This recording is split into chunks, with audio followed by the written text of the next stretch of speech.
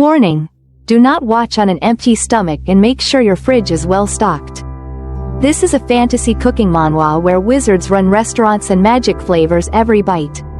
Expect enchanted recipes, mystical ingredients, and chefs who cast spells instead of salt. Let's stir up some sorcery in the kitchen. This is a somewhat familiar tale of time travel, where our young man was once a culinary student dreaming of becoming a renowned chef. But he got whisked away to another world. Welcome to the Empire of Luverne, the alternate realm where our protagonist wakes up after being truck-cooned to death.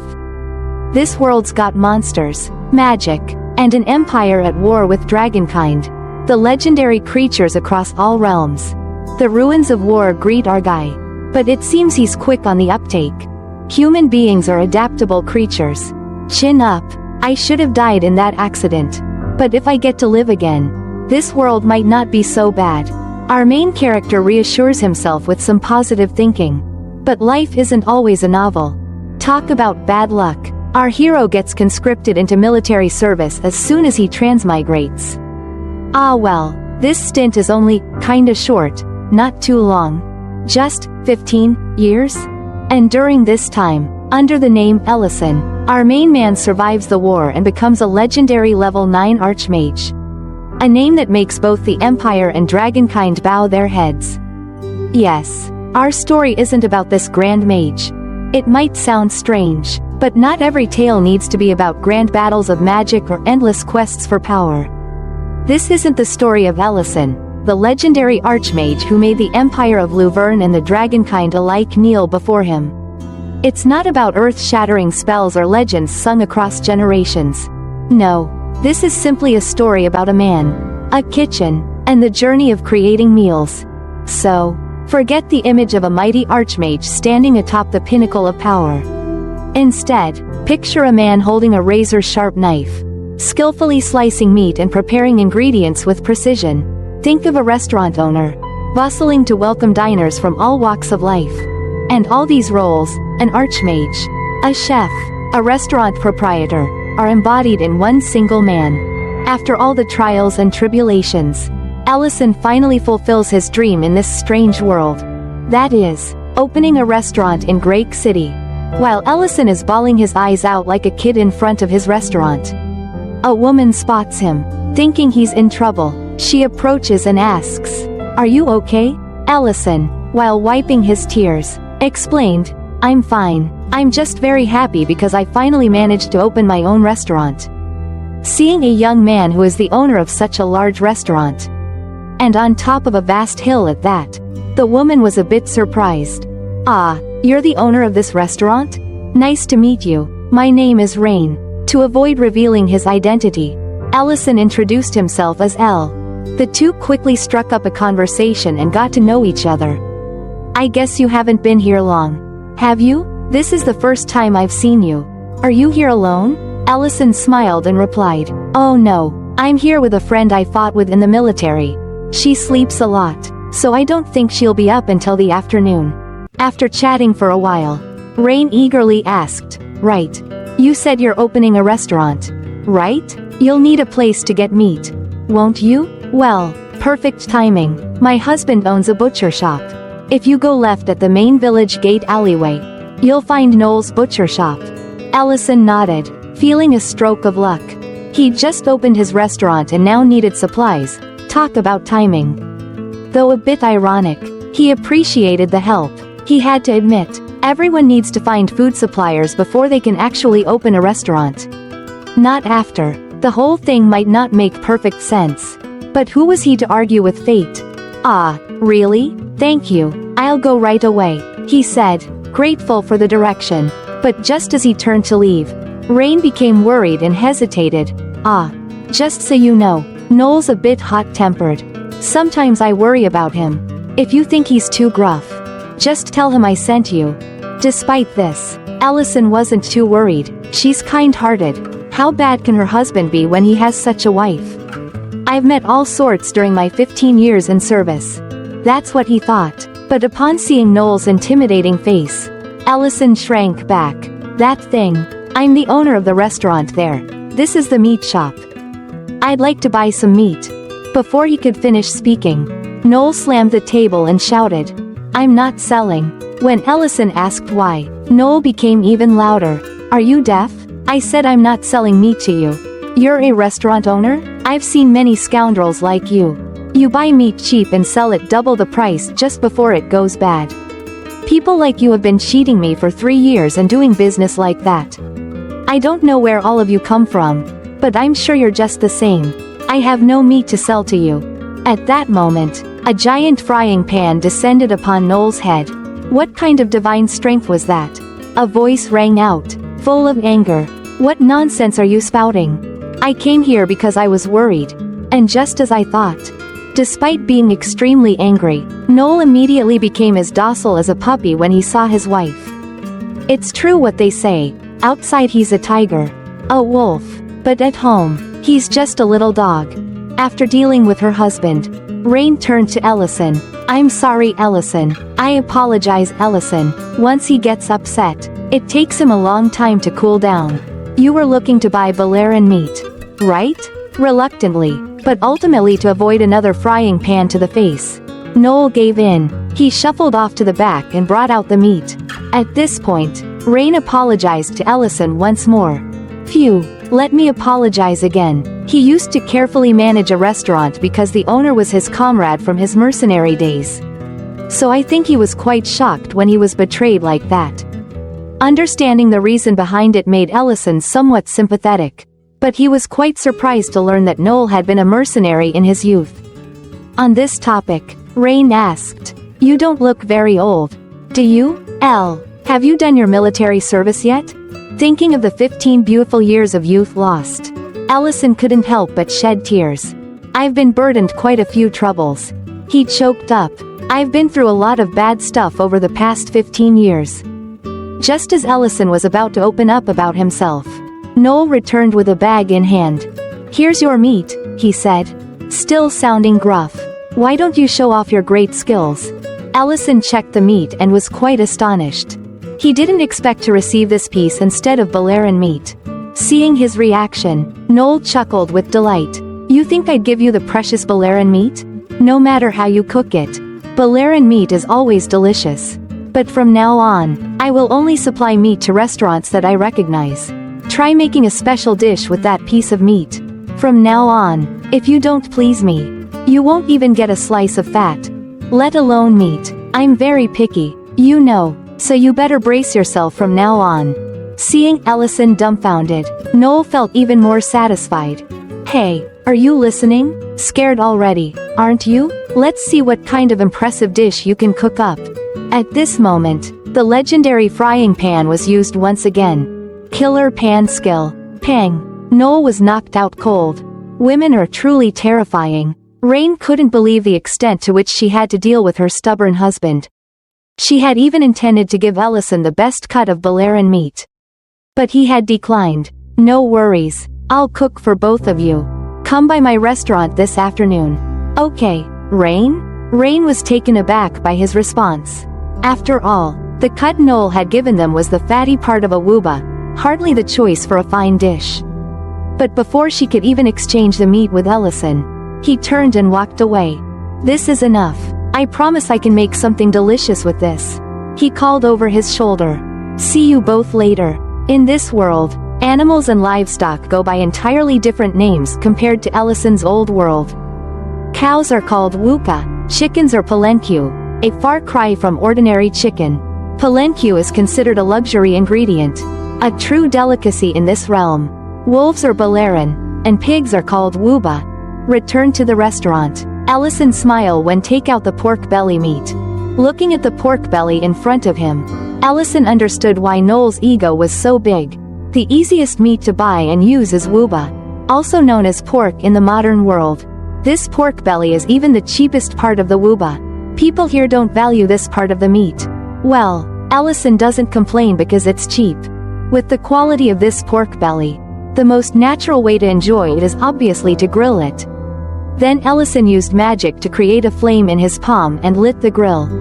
With the abilities of a great mage, he could easily apply magic while cooking. This also made his dishes tastier than usual. As dusk fell, Noel and his wife were on their way to Ellison's restaurant following the invitation from the morning. On their way, Rain kept questioning Noel about his statement of only supplying meat to recognized restaurants. "Didn't you say you'd only supply meat to restaurants you recognize?" Rain asked. "Since when did you come up with that fancy rule? He seems honest and kind." Noel replied. "Can't you be nice to a new resident?" Noel irritably asked his wife. "You just met him today. How can you be so sure?" Rain became even angrier after hearing this. "It's better than being blatantly deceived. Don't you think others' judgment might be more accurate? You didn't even mean it. Testing his cooking skills was just an excuse. What you wanted to see was his sense of responsibility. Right? Living together for so many years. How could Rain not know what her husband was thinking? But neither of them could ever imagine that the person about to cook for them was a great mage. In war, Ellison had won Baronless battles and saved numerous lives with his wonderful magic. And now, that magic was being used to cut meat. Every magic has its own way of being used. This magic made incisions in the meat to help it absorb the seasoning better. Moreover, when grilled, the surface of the meat would lose moisture, making it even crispier. When Ellison finished preparing, it was also when Mr. and Mrs. Noel arrived. As soon as they stepped in, Noel was visibly upset and complained about everything. It wasn't until Rain brought out the legendary frying pan that he finally settled down and waited for the dish. Meanwhile, Ellison was preparing the meal in the kitchen. The first episode of the cooking show is about to begin. Today's chef is none other than our main character, Ellison. When the pan was hot, he poured a little oil in. Since pork belly is quite fatty, just enough to prevent sticking is needed. Place the meat down with the skin side down. Otherwise, the skin will dry out by the time the meat is cooked through, making it less delicious. While grilling, Ellison focused his mind entirely on each movement. For him, the kitchen is a battlefield, and cooking is an art form. Every action must be performed as meticulously as possible. Delicious food can be enhanced by its sound. The sizzling of pork is no exception. Grill the skin until crispy. Then, adjust the temperature to get a nicer color on all sides. After sprinkling some salt, grill the meat to ensure it's cooked from within. Then, cut it into bite-sized pieces. Next, we prepare a salad to accompany the meat dish. Perhaps just eating salty dishes like this isn't quite palatable for the locals here. The variety of vegetables and fragrant dressing will help balance out the richness of the grilled pork belly. Mr. Noel seems so meticulous that it's best to avoid adding unnecessary things. Finally, we decorate beautifully. Grilled pork belly and salad completed. My mouth is watering again. Content about cooking always tortures me. Lately I've been constantly hungry. After completing the dish, Ellison carefully served it to the first two guests of his restaurant. With the first bite, Rain's taste buds suddenly exploded. She felt as if she could envision pigs frolicking in endless fields. "Oh my god, this is so delicious," Rain exclaimed. "Is this wooba belly meat?" "Yes," Ellison smiled. "It's lightly crispy on the outside but juicy inside. The slight tartness of the salad also cuts through the richness of the meat." Rain continued, "I never imagined such a perfect combination." This reaction didn't surprise Ellison much. He had tasted the terrible food of this world in the military, so he could understand why Rain felt that way. "I'm glad you like it," Ellison said. Rain smiled brightly at this moment. "I really like it," she said. "It seems I have to supply the meat to ensure that I can enjoy your cooking again." Ellison was overjoyed to hear this. "Thanks for the compliment," he said. "What about you, Mr. Noel? Does this dish suit your taste?" Ellison turned to Noel, and the sight before him was shocking. His plate was empty, his face grim with drool flowing like a stream. "No way," Ellison exclaimed. "Out of meat already? Bring more meat. I need more meat," Noel roared. Just then, Rain timely intervened with the legendary pan. "Oh, the power of women. If you want more," she said, "ask properly." Noel then laughed loudly. "You've passed," he said. "Honestly, of all the wooba dishes I've tasted, this one is the best." "Deal," Noel said. "Just say what kind of meat you want. I'll supply you with the best meat from the Luverne Empire." Finally, everything went smoothly. Ellison had found a good meat supplier like Noel, which was enough to consider the opening day a success. But just at that moment, someone woke up smelling food. Things are about to get interesting. Late afternoon in the suburbs of Grake. Ellison had easily adapted to his new life. Just a short time after opening, the number of guests was not crowded but stable enough. Everyone who tried Ellison's cooking came back many times afterward. After seeing off the last guests, Ellison prepared to start cleaning up the restaurant after a day's work. At that moment, he realized that he was running out of spices. Sauces and spices. Everyone should know how important these are in cooking. However, in this world, they are both rare and expensive. You can't just use them as you please. Moreover, both their quality and variety are not as good as in the modern world like ours. It's tough living in a world where the cuisine is less diverse. It's boring. You miss out on a lot of life experiences living in places like that. I say this based on my travel experiences to many places. If I have a chance, I will tell you more in other stories. Ellison took out a gold coin and placed it in the magic circle he had drawn beforehand and recited the incantation only he knew. The quickest way to solve the ingredient problem is simply to use this world's summoning spell to summon objects from the modern world here. Actually, Ellison had accidentally created this spell while trying to find a way back to his old world. Magic depends on how you use it. It will have limits on the size and mass of the object. But anyway, it's still useful. This is not a perfect spell because it can't help Ellison return to his old world. He felt guilty about taking things like this, so he also left a gold coin behind. Moreover, unprocessed products like fresh meat, eggs, or vegetables all spoil when summoned here. Prepared products also have an expiration date, but they seem unaffected. Ellison doesn't know why either. And another thing is that it's very energy consuming, using up a lot of mana. Even with the title of Grand Mage, Ellison can only cast the summoning spell once a day. After changing containers for the newly summoned ingredients, Ellison put them in the magic-powered refrigerator. But as soon as he opened the fridge, he was boiling with rage. What the hell? Where's all my beer? Ellison roared. He immediately realized that the culprit was the lowly Rurin and dealt with her right away. Rurin, deep in sleep next to a pile of beer cans, got her head knocked swollen. Why wake me up? What did I do? Rurin sleepily asked while yawning. Ellison held a beer can in his hand and interrogated. Look here, who allowed you to drink all the beer in the fridge? At least clean up after drinking. Rurin was still half asleep but tried to argue back. Who told you not to save delicious food for me last time? Besides, I'm a dragon. Cleaning is for lowly beings only. I won't clean up. Seeing her talk back made Ellison boil with anger. So he gave her another swollen-headed punch and dragged Rurin off to work. Peel that pile of onions. Watching Rurin tear up from chopping onions, which hurt her eyes. She seemed harmless but Ellison was still a bit worried. She is a dragon. After all, even in human form, a dragon is still a dragon. Not to mention this dragon has the bloodline capable of inheriting the Dragon King's throne. So if she goes berserk, it would be quite troublesome. I found her after she lost her mother and home in the war with the Dragon Clan. I couldn't just leave her behind, so I decided to take her in. And we've been living together ever since. Though she's lived for hundreds of years, she's still quite young for a dragon's age. Maybe that's why she's still a bit childish. So this is a legal lowly. Huh? Ah, don't let your thoughts wander off. Those thoughts aren't healthy for you. Unable to bear seeing pitiful Rurin being punished, Ellison relented. I'll make steak for dinner if you finish peeling those onions. So no more crying. This guy knows how to cherish his jewels. As soon as she heard, steak, Rurin's eyes lit up. Steak? You promised. This lowly seems a bit easy to coax. Just then, Noel walked into the shop restlessly. Get me some beer and snacks. Ellison then opened the fridge and prepared the stuff.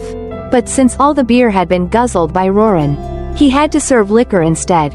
Lucky that you summoned this last time. But to be sure, we need to change to a new bottle.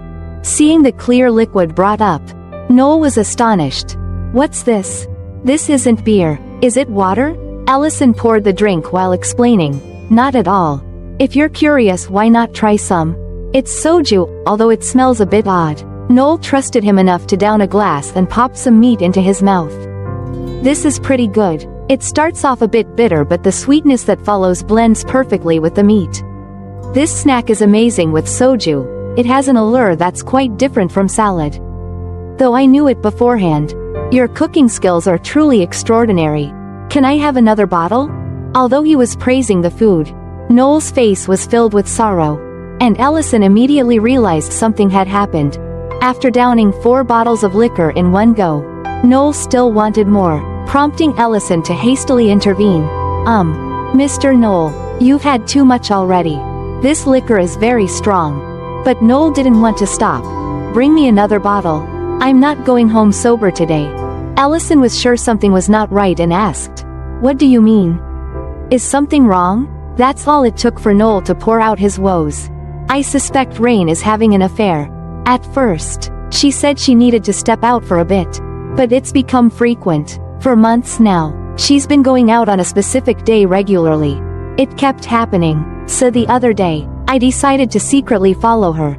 And I saw her meeting an old colleague of mine from my mercenary days. He used to be my best friend. Surely that's why he suddenly disappeared after I opened the meat shop. He must feel ashamed to face me while sneaking around with Rain. And today, she went out again even though it's not her usual day of the month. She probably doesn't care about me anymore." Noel's mood shifted from anger to helpless sorrow. Ellison didn't know what else to do but advise, "First, calm down. Getting drunk won't solve anything. Right?" Noel couldn't stay calm and shouted, "But I can't face the truth. And you know what's funny? I still love Rain. Despite all this, I can't live without Rain. What should I do? Such a lovesick man." That's also why Noel has been enduring for months now. But he's reached his limit. Their marriage will soon crumble if nothing is done. Unable to ignore this scene, Ellison decided to help. "Leave this to me. I haven't known Ms. Rain that long. But I don't think she's the type to do such a thing. You wait here." Ellison then took on the role of detective to investigate this affair. And of course, he couldn't do without his assistant, the lowly Rurin. Rurin was still sobbing while peeling onions. She grumbled, "This is too much. Elle is such an idiot." After getting dressed, Ellison called out to Rurin, "Stop peeling and come out. We have some things to do. Or you can just sit there peeling away." Of course, Rurin immediately chose to escape the tedious and tear-inducing task. No one in their right mind would sit peeling onions all day like that. So a human and a dragon set off to stake out the restaurant Noel had mentioned. Like a couple of thieves from Assassin's Creed. Whoa, look how busy those restaurants are. Not like other places. The other places. Here is none other than Ellison's own restaurant. Ellison could only dream of such a crowd. But the task at hand was to find Rain, Noel's wife. Noel had said the restaurant was around here somewhere. There it is. Rain, dressed elegantly, and a man sitting opposite her in a fancy restaurant. Could he be the colleague Noel had mentioned? After locating their target, it was time for Rurin to shine. "Rurin, do you see that man and woman over there? Eavesdrop on their conversation for me." Of course, Rurin wouldn't do such a thing without proper compensation. "Okay, if I do it, will I get to eat steak without having to help you prep the ingredients?" After Ellison agreed to 2 steaks, the deal was struck. Rurin focused, using her keen dragon senses to listen in on the conversation and relay it to Ellison. "Don't you think it's time to tell my husband?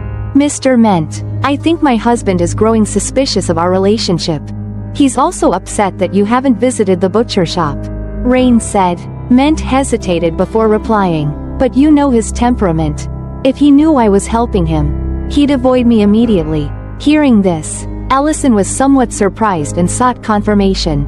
"Is that what the guy named Ment just said?" After confirming with Rurin, Ellison deduced that this didn't seem much like an affair. So he decided not to spy any longer and went down to talk directly with the two. Poor Rurin, once her usefulness was over, got sent straight home to guard the door. Quite bluntly too. Meanwhile, Rain continued her conversation. "I understand why you would think that way. But it's unfair for you to be misunderstood. You're only doing this for our marriage. Ellison popped up out of nowhere. Like a magician in a soap opera. Excuse me. May I join in? As you said, Mr. Knoll has completely misunderstood the two of you. Knoll, snoozing like a bear in winter at the restaurant table, got jolted awake by the grand entrance. The door swung open to reveal, drumroll please, Ment and his wife Rain. Knoll, it's been ages, Ment said. Knoll, shaking like a leaf in a typhoon, retorted, yeah, you two make quite the pair. Rain, in a rush like someone who forgot the stove on, clarified, you've got it twisted. It's not what it looks like. Knoll, fists ready like a boxer before the bell, roared, what's not what it looks like? Anybody else would have been fine. But why him? Ment? I trusted you, you backstabber. Unable to contain himself any longer, Knoll charged forward to punch Ment in the face. But a magical shield prevented things from going too far. Mr. Ment, please clear up this misunderstanding. Why would you let him punch you like that? The problem won't be solved that way. Mr. Knoll might calm down if you tell him that you were the one who lent him money to open his shop. Upon hearing Ellison's words, Knoll sobered up instantly. What did you say? Seeing Knoll calm down, Ellison moved towards the kitchen with a pile of ingredients, saying as he went, let's all sit down and talk first. I'm off to whip up some grub. Ellison had the perfect recipe for this soap opera scene. Mr. Knoll's been hitting the bottle all day, so let's go with a hot soup for the hangover cure. And since Ms. Rain brought me Balearan meat as usual, shabu shabu hot pot it is. Explanation. Shabu shabu is a Japanese nabemono hot pot dish featuring thinly sliced meat and vegetables boiled in broth and served with dipping sauces to taste. I'm not very fond of it because it feels a bit bland to me. I prefer Vietnamese hot pot for its variety of flavors and diverse tastes. And now, back to our regularly scheduled cooking extravaganza. Ellison grabbed his trusty deep pan and got down to business. I've got sauces galore and soy sauce for dunking the meat and got that broth going. He sifted through anchovies and tossed everything into the pot like a culinary wizard. The truth is that he is a magician. Voila! Shabu shabu hot pot is served. Meanwhile, outside, Knoll still couldn't believe what he had just heard and asked his wife again. Rain, what did you just say? Did Ment really lend us money to open our shop? Rain sighed deeply and explained, just like you said. When you were out of money after being scammed, Mr. Ment lent us almost all his savings to invest in our shop. Now that our shop's raking in the dough, I meet him monthly to pay off the debt. That's all, Rain explained. Knoll, sweating like he's in a sauna suit, stammered, but that money must have come from the Lord after they nabbed the scammer. Are you saying it was all a lie? Suddenly, everything Knoll knew turned faker than a $3 bill, leaving him struggling to swallow the truth. Ment chimed in, would you have taken the money if I told you the truth? I'm sorry for not popping champagne at your grand opening. I had no choice. Revealing the truth would have made me look like I conned you. I never knew you hit such a rough patch. Guess I did an oopsie. Ment continued. Knoll, dark as a thundercloud, grilled him, but weren't you planning to be a mercenary post-retirement? Why give me that money then? Just then, Ellison swooped in with the hot pot like a superhero interrupting a villain monologue. Sorry, can't overcook the veggies. Isn't it better to chat over food? And just like that, the tension popped like a soap bubble. As Ment eyed the thin slices of meat with curiosity, Ellison explained, this is Balearan meat from Mr. Knoll's butcher shop. I sliced it paper thin because it's a dish where you dip the meat into the hot pot and eat it right away. Please, everyone, have a taste. After trying a slice, Ment was over the moon about this novel dish. He then ladled out a bowl of soup for Knoll and started reminiscing. Remember the Battle of Perrin? That day, you took a sword for me. I remember it like it was yesterday. We ran out of food because the war dragged on longer than a movie marathon. And all we had left was bland broth. Then I caught a wild Balearan. Even though I passed out right next to you after catching just one. The soup made from that Balearan was bland. The meat tough and smelly. But it tasted better than any gourmet meal. Knoll sipped the soup, memories flooding back, his body shaking like a leaf in a storm. Yes. It was delicious. Ment scooped himself another bowl and added, "Earlier you asked why I helped you despite my retirement plans. Right? I didn't have any plans more important than helping you." Noel finally got it. Tears started streaming down the face of the gruff man. "I'm sorry. I'm really very sorry." Allison stood by, witnessing the old friends resolve their differences and felt happy for them. The friendship of warriors, those ready to sacrifice for their comrades. The sincere friendship of true men. But he had encountered a big problem named Rurin. A promise to a dragon is absolute. But you don't seem to take it seriously at all, Rurin said angrily. Allison quickly tried to appease. "It's not even evening yet. But let me make you a steak." But Rurin was still very angry. "It's already night. How dare you treat me this way when all I asked was for you to do your job as agreed?" Just then, Ment stepped in, so Allison could only gag Rurin and lift her into the air. "Does this Baron is abuse of a few hundred-year-old young dragon?" Ment, although confused by the scene before him, didn't dare ask much and went straight to the point. "I came here because I want to ask you something. Recently, the mercenary troop has been entrusted with escorting a very important person. And we want to organize a party to celebrate. That's why, if it's okay with you, I'd like a dinner at your restaurant before we depart. Is that possible?" This was indeed a great business opportunity, and Allison would certainly not refuse. The next day, Allison went to Noel's meat shop to buy palanque meat, also known as chicken meat. But there was none. If Noel could sell that meat, he'd be rich, Allison thought. "So you don't have it then? You promised you'd sell me any meat I wanted." Where did Noel's confidence go? Noel was annoyed but couldn't do anything about it. "Guy, palanque meat is different? So hard to catch them." "Right. I heard they've been appearing in Limona Forest recently.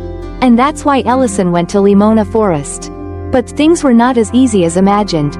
Palanque is a monster that looks like a chicken. However, in this world, their behavior is completely different. They change their habitat periodically, so it's very hard to find them. And they are extremely agile, which makes catching them even harder. That's why palanque meat is a very precious ingredient with high demand."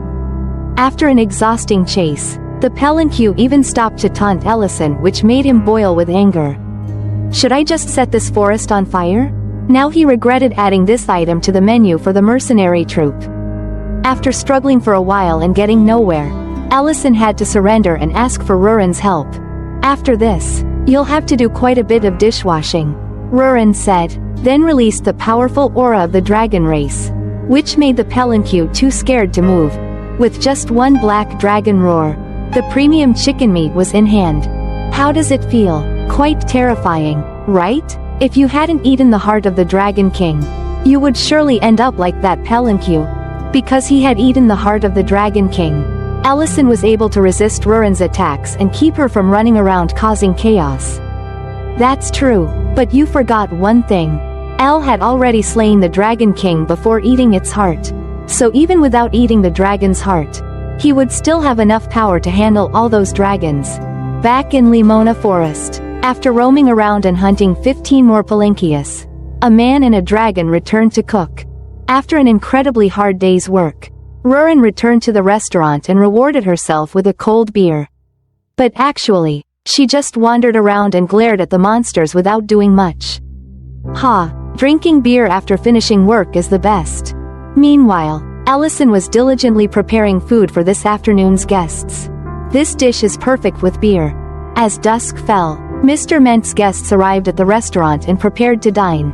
But since this was a new restaurant with no reputation, it was met with skepticism. "Is this the place you talked about? Sir, are you sure the food will be good? I don't trust your taste buds." Ment. Only Miltine, Ment's junior mercenary, always believed unconditionally. People often joked that she would praise anything as delicious even if Ment fed her grass. At that moment, Allison appeared and began serving dishes. Ment took this opportunity to introduce Miltine to Allison. "This guy is my cherished juniors." Miltine was extremely excited. "I've heard so much about you. You don't know how much your senior has praised this restaurant. I'm very eager." Allison, despite being praised to the skies, remained calm. "Well then, I hope today's meal will meet your expectations. The food is ready." Seeing the pile of crispy fried chicken legs and wings before them made all the diners' mouths drop open in amazement. Ellison explained when he saw their reaction. "You know about palanque, right? This is crispy fried palanque." Upon hearing this name, Miltine excitedly stood up and shouted, "Palanque, that's a legendary monster that even professional hunters can't catch." This reaction surprised Ellison a bit. "It's not that legendary. Please eat before it gets cold." For Ellison, this was just a slightly hard to find cooking ingredient. While everyone was whispering and gossiping about it, Elle thought to himself, "Can't believe that a chicken is a legendary monster that even hunters fear." Right, when you have a winged serpent as big as a mountain always by your side. These chickens are nothing, you can catch them whenever you want. The diners who just took their first bite couldn't contain their emotions. "This is really delicious," Ment exclaimed. Unlike his usual self, Miltine, not one for words, grabbed a pile of food and stuffed it all into his mouth, leaving her speechless. Just fried chicken had everyone this excited already. It truly deserved its legendary ingredient status. Due to the crowd, Ellison had to go into the kitchen to seek help from Rurin. "We can't keep up like this, there are too many customers." "Can you help serve?" he asked. "But how can a noble black dragon serve tables? Are you seriously asking a dragon to serve humans?" Rurin retorted. "I am Rurin, who has captured legendary creatures that even professional hunters couldn't," she boasted.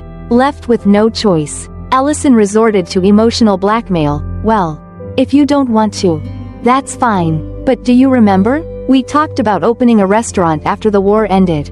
That we would overcome everything together. Dragons' hearts are fickle indeed. I was so happy thinking about it. I can make you go back on your own." Though hundreds of years old, Rurin was still just a child compared to her dragonkin and was easily swayed by these words. "I get it, I've changed my mind. Serving could be a new experience for dragons. I need to bring out the beer, right?" she conceded. And so, Ellison's plan was a resounding success. With the help of the lowly waitress, everything finally settled down smoothly. As a reward for her hard work, Ellison saved some chicken and beer for Rurin. After her strenuous efforts, Rurin enjoyed the pile of chicken on the table heartily. Noticing something amiss around him, Ellison asked, "By the way, I didn't ask you to clean up. What's going on? Have you finally grown up?" Rurin leaned her head on Ellison's shoulder and replied, "Because this is our restaurant. Our very own." Seizing the moment, Ellison wanted to talk about waiving the bet about washing dishes from a month ago. But life isn't like a novel. The fate of the world's strongest level 9 Archmage washing dishes for a month was unavoidable. At that moment, an ominous figure loomed outside the restaurant. Rurin, feeling the menacing aura, instantly scurried behind Ellison for cover. What could instill such dread in a dragon? Ellison was still piecing things together when the restaurant door ominously swung open. Such a bother. Human cities are always such ghastly places to drop by. A voice grumbled with disdain, yet Ellison showed no sign of surprise. "It's been quite some time, hasn't it, Elder Black Dragon Metadana?" Metadana's irritation with Ellison was palpable. "My esteemed title is not for mere humans to use so casually." Ellison rose to confront Metadana, poised for battle at any moment. "What business do you have here?" Metadana advanced slowly. "Isn't it a tad inconvenient to house a dragon in such a puny place?" Rurin barely dared to peek out and whispered. "No, it's not." She was evidently petrified of this so-called Elder Black Dragon. Ellison, usually so genial, now seemed transformed into someone else entirely, ready to engage in combat with anyone, with an icy demeanor. He inquired, "Have you come for Rurin?" "As far as I'm concerned, no one can challenge my guardianship over Rurin. You were condemned to flames last time. Remember?" Mentioning this seemed to unleash a dangerous edge in Metadana. "Your tongue is as sharp as ever, isn't it?" "Indeed, I'm here for Rurin." Rurin, though frightened, summoned her bravery to protest. "I will stay with Ellison." "Why this sudden change? You abandoned me anyway." Metadana's tone dropped to a murmur. "Child, who said I abandoned you? I merely arrived, belatedly, even though your mother committed a grave error against our clan." Ellison interjected firmly. "Let's not dwell on that now. What's important is the promise between us. I'm well aware of how sacred promises are to dragons. Medidana's lips curled into a cunning smile. Correct. I've come to talk about that very promise. Indeed, we agreed to entrust Rurin to you. But there was an accompanying condition to that promise. Shouldn't promises made earlier be honored first? When Ellison inquired about the condition, Medidana replied without hesitation. The age at which a black dragon is deemed mature in our clan is 800 years old. Until then, any dragon without its own lair is under protection and sent to the clan's holy sanctuary. Rurin had been using her mother's lair, but it was destroyed in the recent skirmish. Therefore, Rurin, who will turn 800 next year, must depart and seek her own sacred ground. This is our clan's decree. No one may contravene it. To do so would be seen as an act of war. Ellison sighed after hearing this. As you say. Let's proceed with that. Ellison responded. Medidana, upon hearing this, was infuriated and emitted a terrifying killing intent, but Ellison, far from intimidated, continued, I was just fretting over nothing. Why not? Can't we just do it? Thinking this was a declaration of war. Medidana nearly transformed into his true dragon form. You impudent child. You may have eaten our king's heart, but you underestimate us too much. True to his title as an elder black dragon, his emanating power was indeed fearsome. If he unleashed his full strength, this place would be flattened in an instant. Rurin, sensing the danger, kept urging, Ellison, I'm fine. You can't declare war. Ellison looked bewildered and said, Declare war? I was just talking about making a dragon's lair. Medidana and Rurin were both stunned. This foolish youth almost reignited a war between dragons and humans. Speak clearly, for goodness sake. Why leave things hanging and complicate matters? But wait. Hold on for a second. That lowly dragon is 799 years old already? No way. Could there be a mistake? Ellison then continued. What I mean is we have a whole year.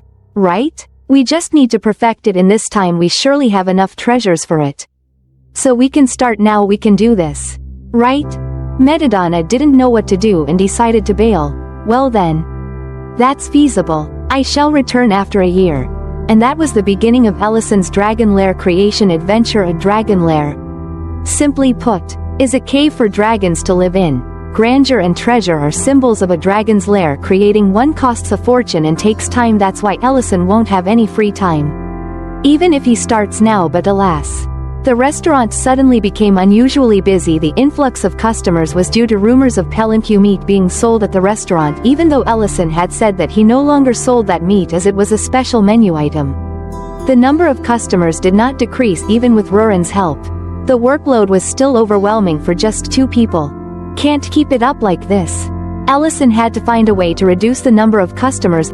I'm stumped. People usually look for ways to increase staff when they have many customers. But this guy is doing the opposite. Reducing the number of customers. Truly, an extraordinary person always has their own path. The next day, Ellison took Noel into the forest to where the Pelinque were. Noel was still clueless about what was going on. What's this? What in the world is this? Ellison explained promptly. Pelinque. What else? I'll supply you with Pelinque. The only one in the empire. You sell Pelinque meat and attract more customers. Noel still couldn't believe it was real. What? How will you catch Pelinque? Even the top hunters of Grake City find it difficult, but it's not hard for me at all. Just bribe Rurin with some meat. He thought to himself, then reassured Noel. You don't have to worry about that. Ment's mercenary troops have already had it once.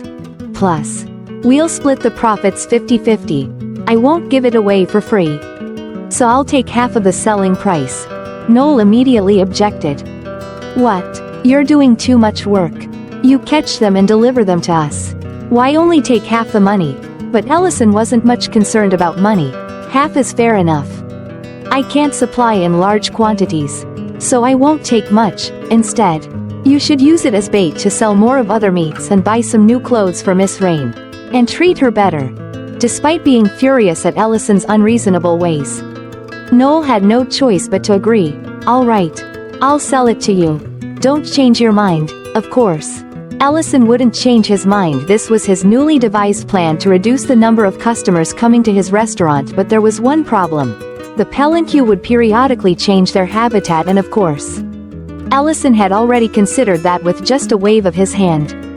He created a massive dome barrier enclosing the palanquin in the forest. Noel witnessed this scene with his mouth agape in astonishment. To create such a barrier is not simple at all. This isn't something you can do after just a few years of learning magic. Allison, who are you really? Allison just gestured for secrecy. Just a retired restaurant owner after the war. Like you, Mr. Noel, so please keep my use of magic a secret. That's how Allison's plan went off without a hitch. The next day, as planned, his restaurant was deserted with not a single customer in sight. This made Rurin wonder if this was indeed a sound business strategy and something to happy about. Allison's tears flowed like two streams, thinking that there would still be a few customers left. But it's okay. At least now they had time to build the dragon's lair. Hearing this, Rurin was very happy. Oh right, the lair, hee. Will you live with me when we finish building the lair? Allison immediately refused. Of course, he would live here, he had worked hard to build up his restaurant. Rurin struggled after hearing this. What? Then I don't need it. Let's declare war on the Black Dragon clan right away. It seems that humanity's fate would not be good with the temperament of this lowly dragon. If it grows up a bit more, there might really be a war. So let's rely on our main character Allison. Allison then had to say that the dragon lair to be built would be nearby for Rurin to finally calm down and listen. And the location of the dragon lair was none other than the hill right below the restaurant. Since the restaurant was located on the outskirts of town, all the surrounding land belonged to Allison. Therefore, they could do whatever they wanted. However, they needed to reinforce the inside of the lair with magic, otherwise, the whole hill would collapse. Rurin was brimming with enthusiasm, ready to start digging the tunnel right away. But at that very moment, Allison decided to slip away. I've got to head back to the restaurant. Keep it up, okay? I mean, I can't leave the place for too long. Right? Allison said, his voice dripping with excuses. Rurin froze in place, stunned, unable to believe her comrade would abandon her just as things were getting started. But Allison lay down on the table, enjoying this rare moment of rest. Just then, someone entered the restaurant. Excuse me, is this the famous restaurant? Allison quickly stood up to greet them. Welcome, famous I don't know, but this is definitely a restaurant. The guest continued, I heard that I could eat legendary palanquin meat here. Allison was immediately discouraged. I'm sorry, but we no longer sell palanquin meat. You should visit Noel's meat shop. But the guest still refused to leave. But can't I have something else? I want to eat anything. Allison asked the guest to wait and went into the kitchen to prepare food. From this person's dress, Allison could guess that he was like a nobleman's son in trouble. And because one should not discriminate against customers, he would serve as usual, then used magic for cooking. The only dish I can make that suits a child's taste is a hamburger because I make it often. For meat, he would use finely chopped wuka steak and shape it with some salt and fry it with butter and bread. Put the meat inside with vegetables and cover it with demi-glace garlic sauce. And finally an egg that I got when catching palanquin. Allison thought about the recipe in his head while cooking. It had become a habit since he started learning to cook until now. Finally, a hamburger that could bribe even dragons was completed. Sparkling beauty, isn't it? Personally, I doesn't fancy American food much, but this hamburger looks truly delicious. I must make one tonight for dinner. Actually, making a hamburger isn't difficult. What matters is frying the meat and making sauce. But luckily in Vietnam we have hundreds of sauces that can be mixed together. It doesn't have to be demi-sauce.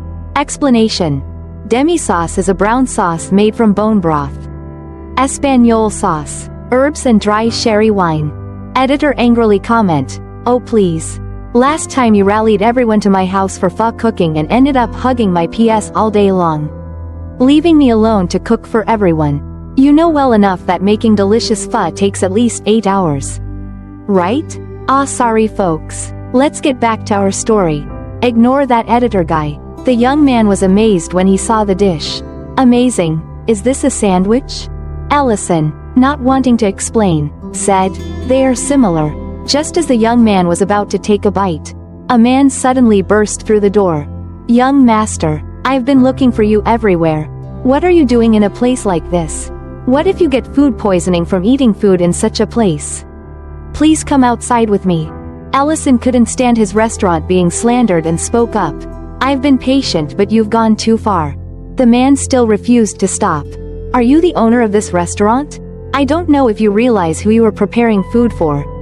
But this is the son of the Lord, the Baron of Grake City. This is the heir of Baron Dirain Grake. But that didn't concern Ellison at all. I don't care whether it's a baron or a duke. The food I serve is for customers. Is there a problem? The two then argued back and forth, neither willing to give in. Dirain, seeing this, hurriedly intervened. Please stop. I'm fine. Feeling guilty, he left a gold coin and then left. But this made Ellison feel even worse. It seems our Ellison is starting to feel something isn't right with this little lord. Could the compassion of the great mage, the strongest person in the world, be awakening? Perhaps we'll have to keep watching to find out. After a while, Rurin came back covered in mud and crying. It's Ellison's turn now. I say it's Ellison's turn. I had to do all the work. I can't do it anymore. My hand hurts so much. But Ellison had changed clothes and was ready to go out. Don't be like that. I'll dig tomorrow. More importantly, I need to go somewhere. Rurin was curious upon hearing this. Where are you going all of a sudden? I'm hungry. Ellison focused on the gold coin in his hand and said, I'll cook something for you when we return. I've taken the money, so I must do it. We have to go to the Lord's castle.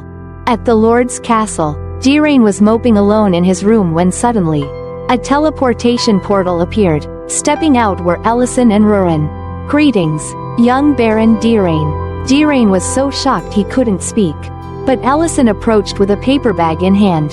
You forgot something. Haven't tried it yet, have you? I've reheated it, so take a bite. Is this an interworld delivery service?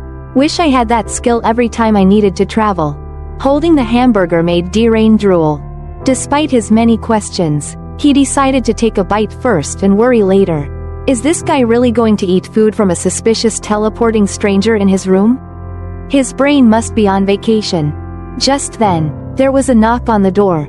Young master, I heard noise from your room. Is everything all right? Ellison's face was the epitome of boredom. He thinks, are you kidding? Let the kid eat his burger. You nuisance. Dirain trembled and looked at Ellison for help. What now? Ellison reminded him. What do you mean, what now? Just tell him everything's fine. You're the heir to the lordship and a baron. They can't disobey you, so chin up. Dirain looked down gloomily. But they've never listened to me before. They always ignore me. With no response, the knocking grew more insistent. Young master, I'm coming in if you don't answer. Unable to take it anymore, Rurin used magic to change her voice and shouted. Nothing's wrong. Go away. I didn't order you to come in. Dirain was amazed at the voice that sounded just like his own, but still worriedly looked at the door since no one ever listened to him.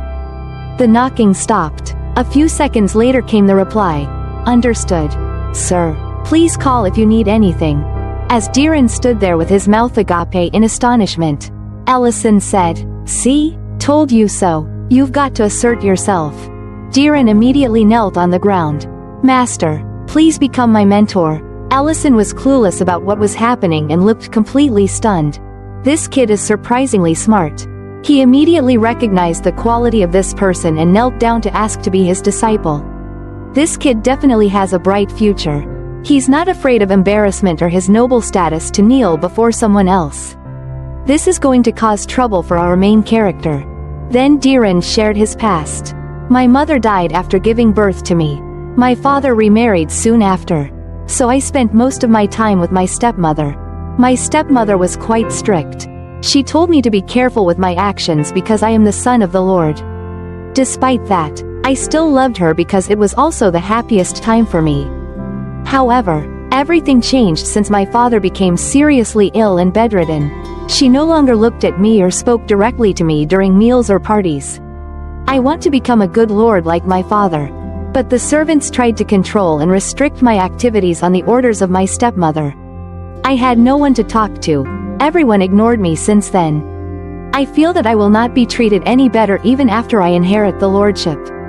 But my thoughts changed after today's incident. Master, please teach me how to become a good lord. Diren's eyes sparkled with fierce hope. But Ellison bluntly replied, that conclusion is a bit odd. Isn't it? How did things turn out this way? I'm just a restaurant owner. Diren explained his reason, but this has never happened before. He would still come in even if I told him to leave. Ellison realized the problem. He lacked confidence. It seems he deliberately threw away his dynamism and became more introverted. Ellison sighed and said, look into people's eyes when you talk to them. You said you want to be a good lord, right? The position of a lord also comes with responsibility. So, you must take responsibility for every word you utter. I'm not telling you to ignore others' words. Make sure you have listened and thought carefully before making a decision that you fully trust in. If it's beneficial, then all will be well. If not, accept it and take responsibility. In my opinion, that's what makes a good lord.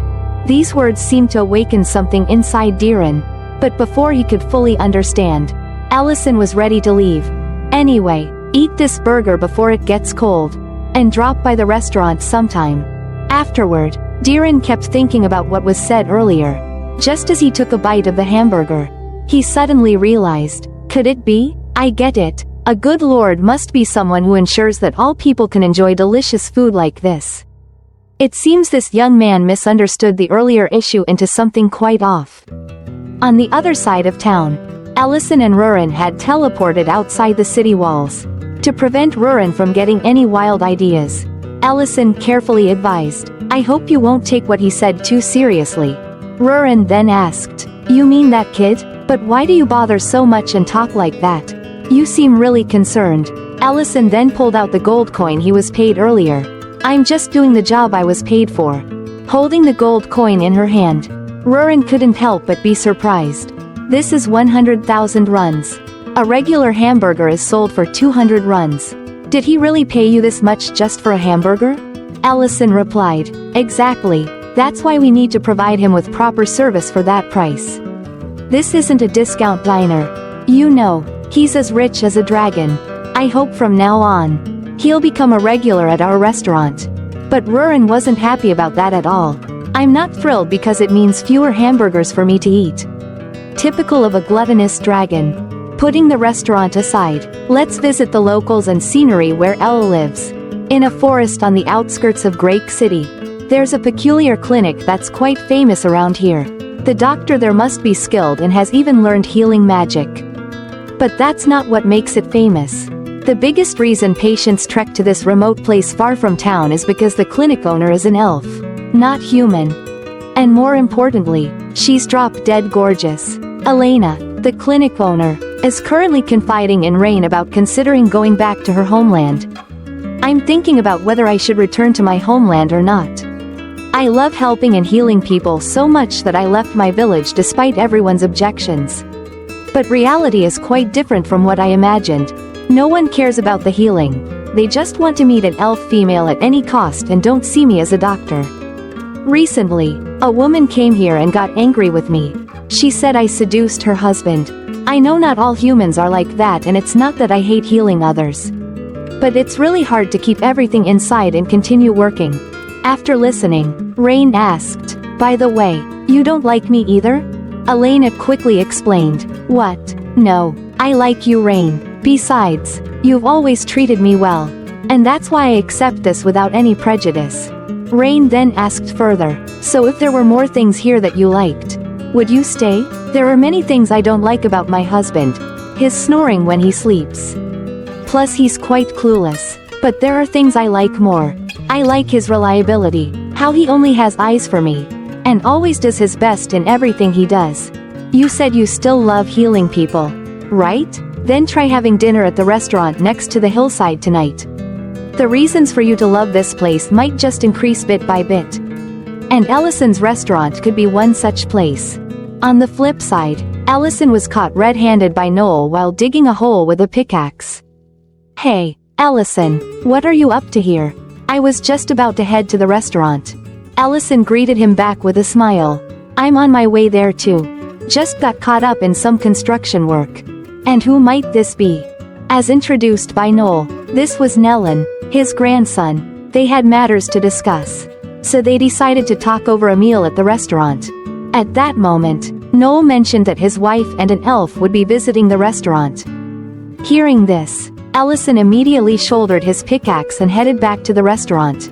On the way, he asked Noel, "Usually, elves don't leave their home forests. That person must be quite famous, right?" This topic seemed to irk Noel. "You don't need to ask me, apparently. All the boys in town have been flocking there even if it's just for a splinter in their finger. It's despicable really. Hearing such things makes me understand why elves despise humans so much." Ellison responded, "Not all elves are like that. You shouldn't stereotype them. I do acknowledge that elves are a very proud race." But before Ellison could retract his statement, he witnessed an astonishing scene. Elena, a noble elf, was kneeling down trembling in fear before Rurin. You are a great being. Please forgive my rudeness." Rurin radiated a menacing aura. "So you realize your rudeness? I'll overlook it if you spend the rest of your life as my servant." Ellison was agape with shock at this scene. Rurin boasted upon seeing Ellison return. "Oh, you're back? I've just acquired a useful elf servant for myself." At this moment, Ellison's hands clenched tightly, engulfed by flames of anger. "What are you doing with our customer? Huh?" Rewinding a few minutes earlier, when Rurin was lounging on the table and Elena pushed the door open. "Is anyone here? Is this Ellison's restaurant?" Rurin stood up to greet her. "Yes, it is, but he's not here right now. More importantly, you're an elf?" Once again being noticed for her race. Elena bowed her head to the ground. "Yes, that's right." Rurin then approached. "The elf race is very beautiful. Indeed, it's no exaggeration." Elena awkwardly replied, "Oh, you are beautiful too, and you look much younger than me." Rurin gave a dangerous smile. "Younger? Are you saying I look young? I may be young compared to my race, but I'm still much older than you. Who allowed you to speak so casually to me?" A terrifying aura was immediately released, causing Elena to kneel trembling on the ground. And this was the scene that Ellison witnessed just now. And of course, our main character immediately took action. After handling the situation, Ellison cheerfully opened the door for customers. "Sorry for the noise. Please come in." After getting a bump on her head, Rurin cried tragically. Elena, witnessing this scene, was wide-eyed in astonishment. "Am I dreaming? Is she really a dragon?" One thing that everyone from children to the elderly knows is never to anger a dragon. Dragons are walking natural disasters that can whimsically burn down entire villages. They are the strongest race, the pinnacle of all species. I've heard legends about dragons since I was a child, so much so that I'm sick of them. However, he is treating that dragon like a child. Who really is he? While Elena was still bewildered, Ellison approached. "I apologize on her behalf for what happened earlier. I really didn't expect such a thing to happen while I was away."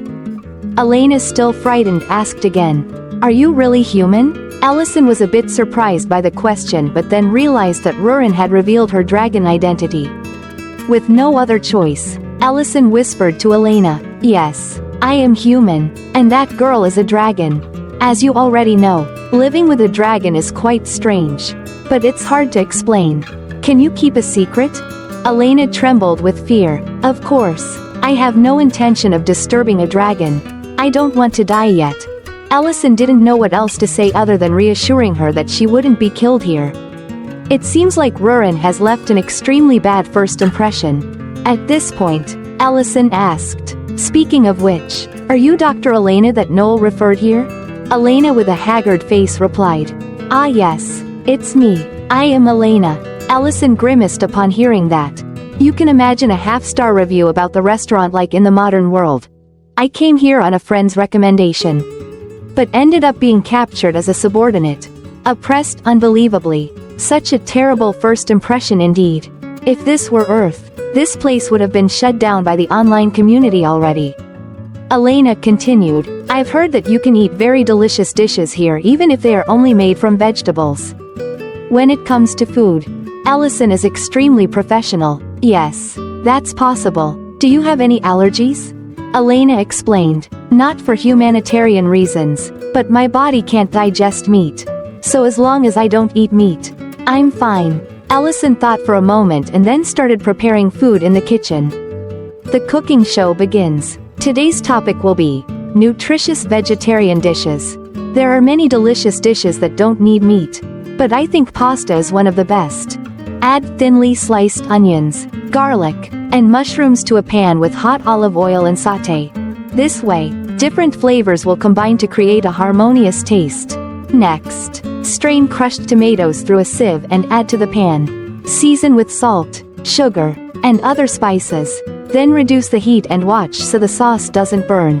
While waiting for the sauce to thicken, boil pasta for 8 minutes. Additional explanation. Pasta comes in many numbers. Each number will have different boiling times. Please pay attention to the packaging.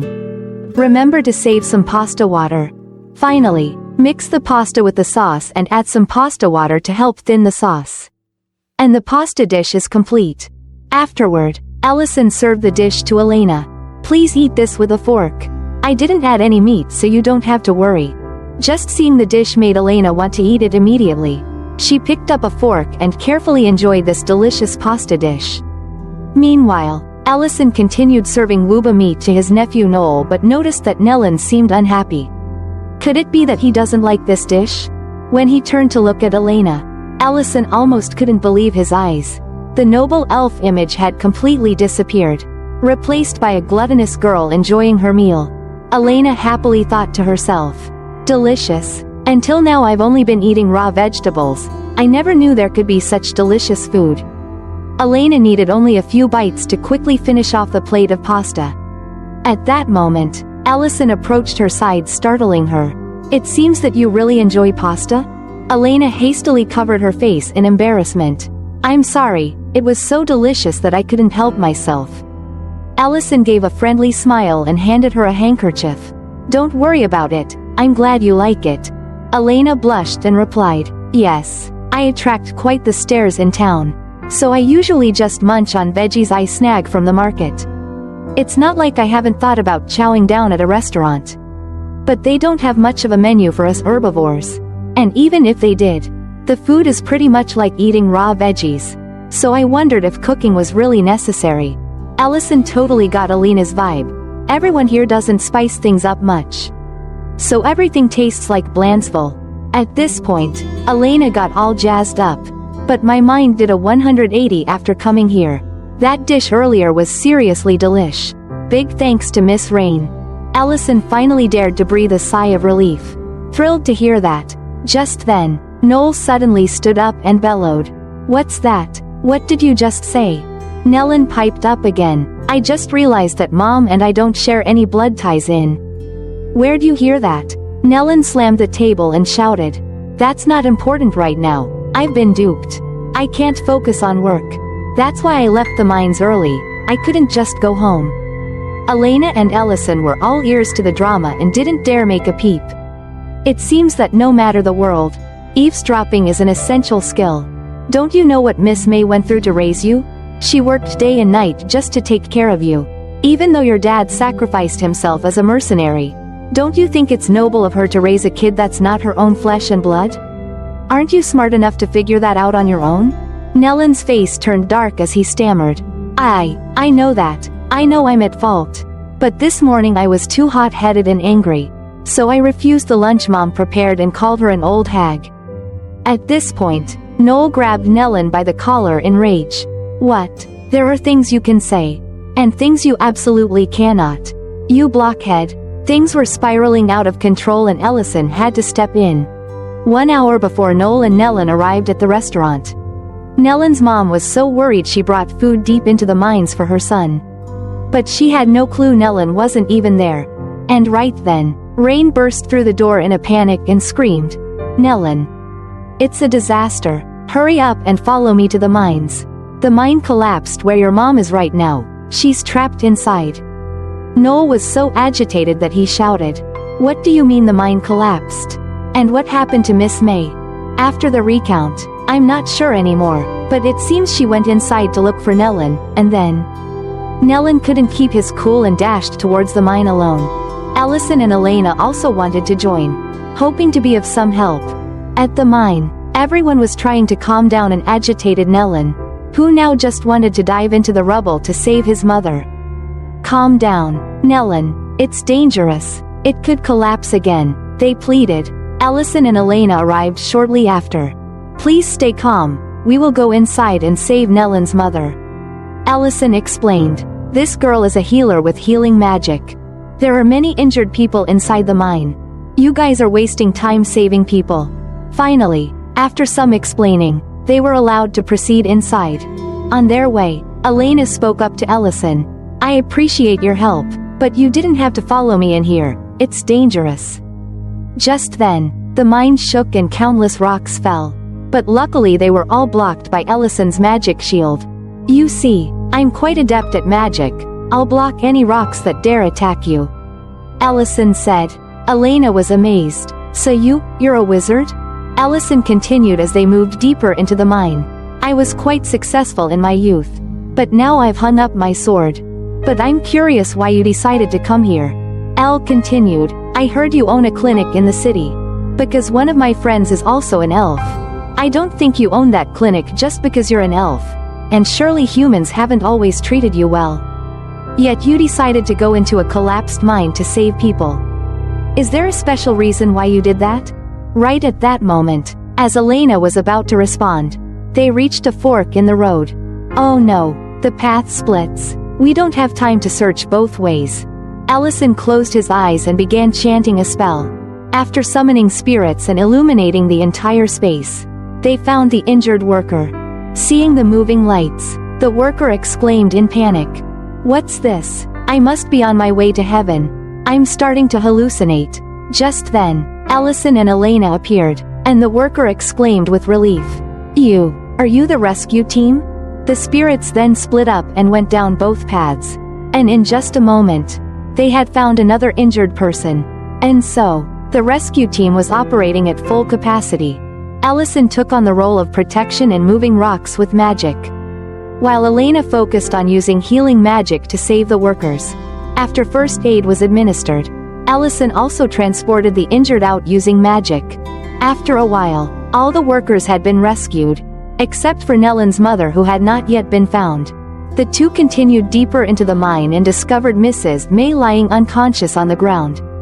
Elena immediately approached and assessed the situation. She is seriously injured. I will use stronger healing magic on her, but I cannot guarantee the outcome. Elena placed her hand in front of her chest and began to chant. A gentle blue light immediately enveloped everything. Rain, unable to do anything at the moment, cried incessantly. Noel stood by, also only knowing how to comfort her. Elena said that magic will work. So don't worry too much. She will definitely wake up. Nellen then opened up the basket next to his mother. It was the breakfast that his mother had painstakingly prepared, but he had harshly rejected with unpleasant words. Now it was too late for regrets. At that moment, Mrs. May's arms suddenly moved. Nellen, is that you? Mother, Nellen choked up. I'm so scared. What if the words I said to you this morning end up being my last words to you? Mrs. May heard this and shed tears. You called me mother again. I'm sorry for making you worry. It's also very fortunate that you weren't inside the mine. Witnessing this scene, Elena couldn't help but be moved. She approached Allison and said, as you said, actually I wanted to close my clinic and return to my homeland already. I was very disappointed in humanity after witnessing the terrible things that happened to me here. But then Miss Rain said this to me. Try to increase what you like here. Perhaps I rushed over here to look for that. The lifespan of humans is shorter than that of elves, but they can freely express their emotions. That's why people are easily disappointed and hurt. I've felt that way before. But ironically, that's also why I opened my clinic. I think there are many things here that I like which make it impossible for me to leave. I like the genuine emotions of humans. And now I know that the food here is very delicious. Today, I've realized many things. Before she could finish speaking, Elena nearly fainted from exhaustion. But fortunately Allison was there in time to support her. The atmosphere suddenly became awkward. That's right. If that female dragon saw this scene, the elf wouldn't get away with just kneeling. Then, Ellison began to transmit magical power through his hand. Elena felt the magic power flowing into her and was extremely astonished. Isn't this the magic power transmission of the elf tribe? Ellison quickly let go of her hand and explained. The friend I mentioned taught me this magic. His name is Beeden. As soon as she heard this name, Elena exclaimed in shock. Beeden? The hero of the elf tribe. Beeden? How did you? Ellison simply explained that he was once a renowned wizard. Meanwhile, on the hill below the restaurant, Rurin was still digging a hole by herself. That damn Elle. He always leaves me alone. How can he tell me to dig because I'm not allowed to use magic in front of others? It's not fair. I just want to recruit a subordinate to help with the restaurant. Just then, a stream of water suddenly burst forth, soaking Rurin completely. Scene change. At this moment Ellison is questioning. You say that water naturally sprang up from the ground? And you want to know where it came from and dug until you ended up like this? Rurin, covered in mud, defiantly proud. Exactly. Ellison did not get angry but held back. Don't get mad. She didn't mean to drive me crazy. Looking at the battlefield rain made on the ground. It seems that Rurin tried to continue digging but found nothing. Perhaps she hit a water vein. She dug quite deep. But even using magic, seeing it from here is impossible. Do you remember what we talked about before? We need to cover the ceiling of the hole with a barrier. Of course, Rurin remembered that. Otherwise this hole would have collapsed long ago. Ellison then emitted a huge amount of magical power and created a magic circle. Rurin at this moment reminded him on the side. Remember to control your power.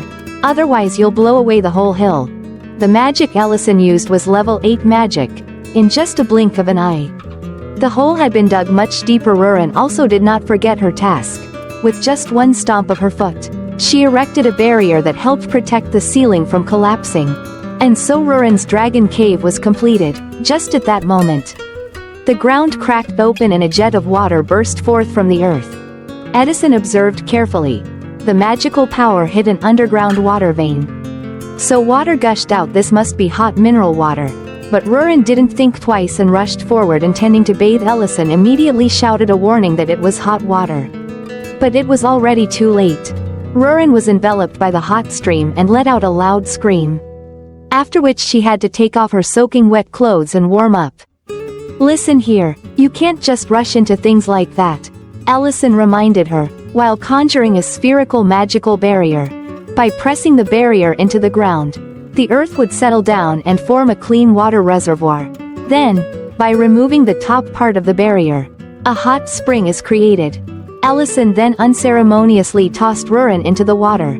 Rurin screamed in terror as she fell in. It's hot. I'm going to be boiled alive. But then she realized the water was just warm. Of course, because Ellison had cooled it down beforehand. Afterward, he took off his outer clothes and joined Rurin in the water. Rurin hesitated for a moment before asking, I saw you disappear somewhere. Where did you go? Ellison replied that there was a mine collapse. So he went there to rescue people.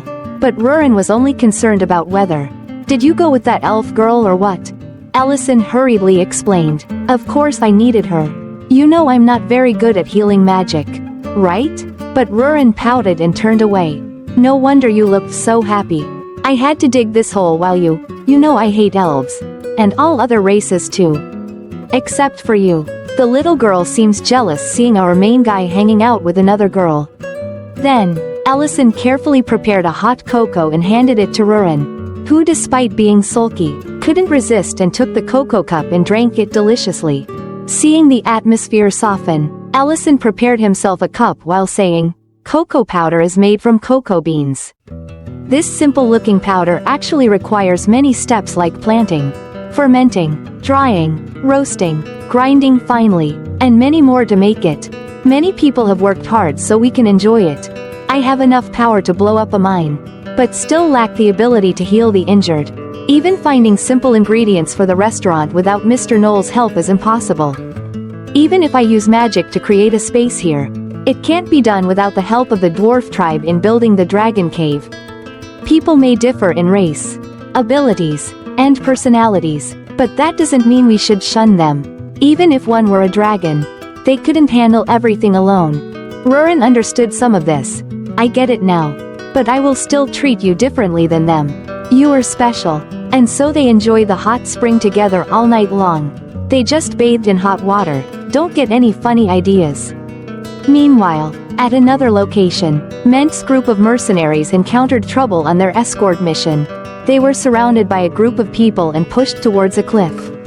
Despite their best efforts to break through, Ment was sent plummeting down the cliff by a treacherous bandit. The next day at ELL's restaurant. Today, Ellison had put up a closed sign to focus on other tasks.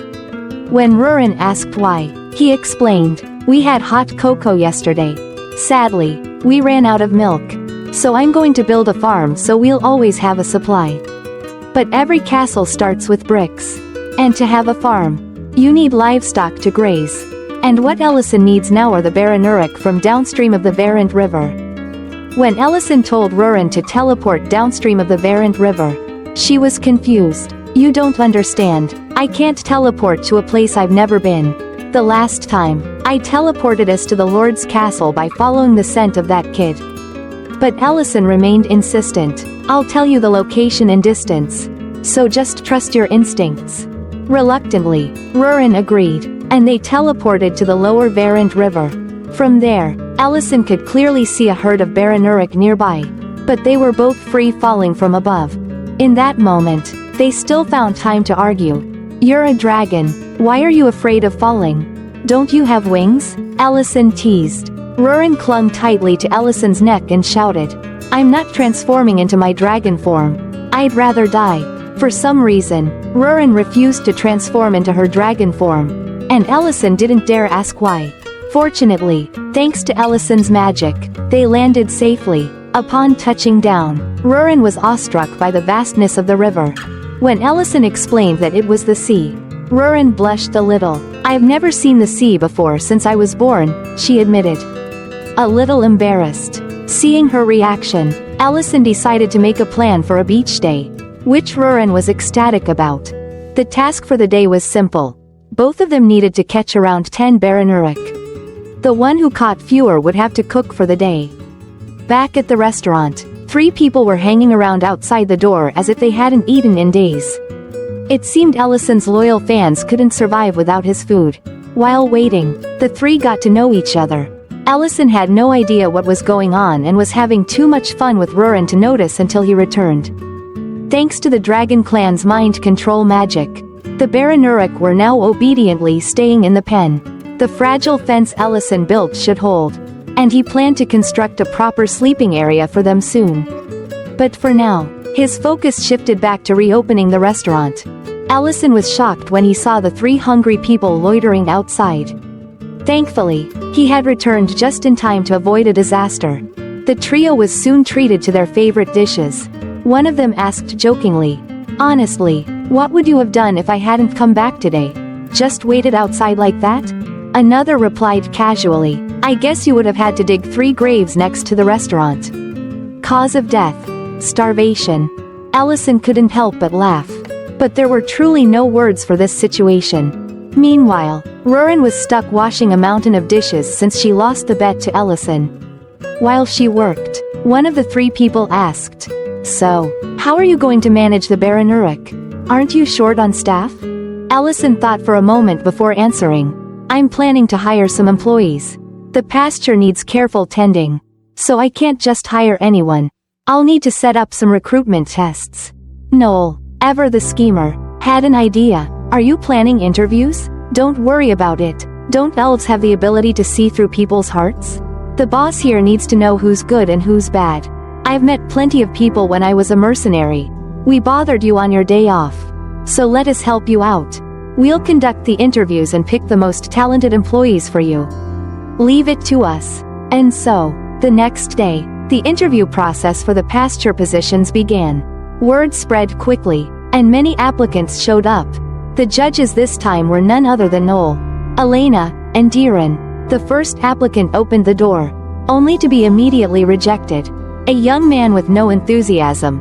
"How could someone like you manage the Baranuric?" Noel grumbled. The next applicant was a handsome young man who seemed enthusiastic, which pleased Noel, but as Elena peered into his heart, she immediately rejected him. His thoughts were full of indecent ideas about her. The next applicant was a middle-aged man with a pipe in his mouth. "I have 35 years of experience. And I'll make this the best pasture in Grake," he declared confidently. This time, it was Diren's turn to ask the questions. "So, what do you think about the comfort of the Baranuric?" The man was completely baffled by the question. But before he could respond, Diren unfurled a scroll filled with detailed writing.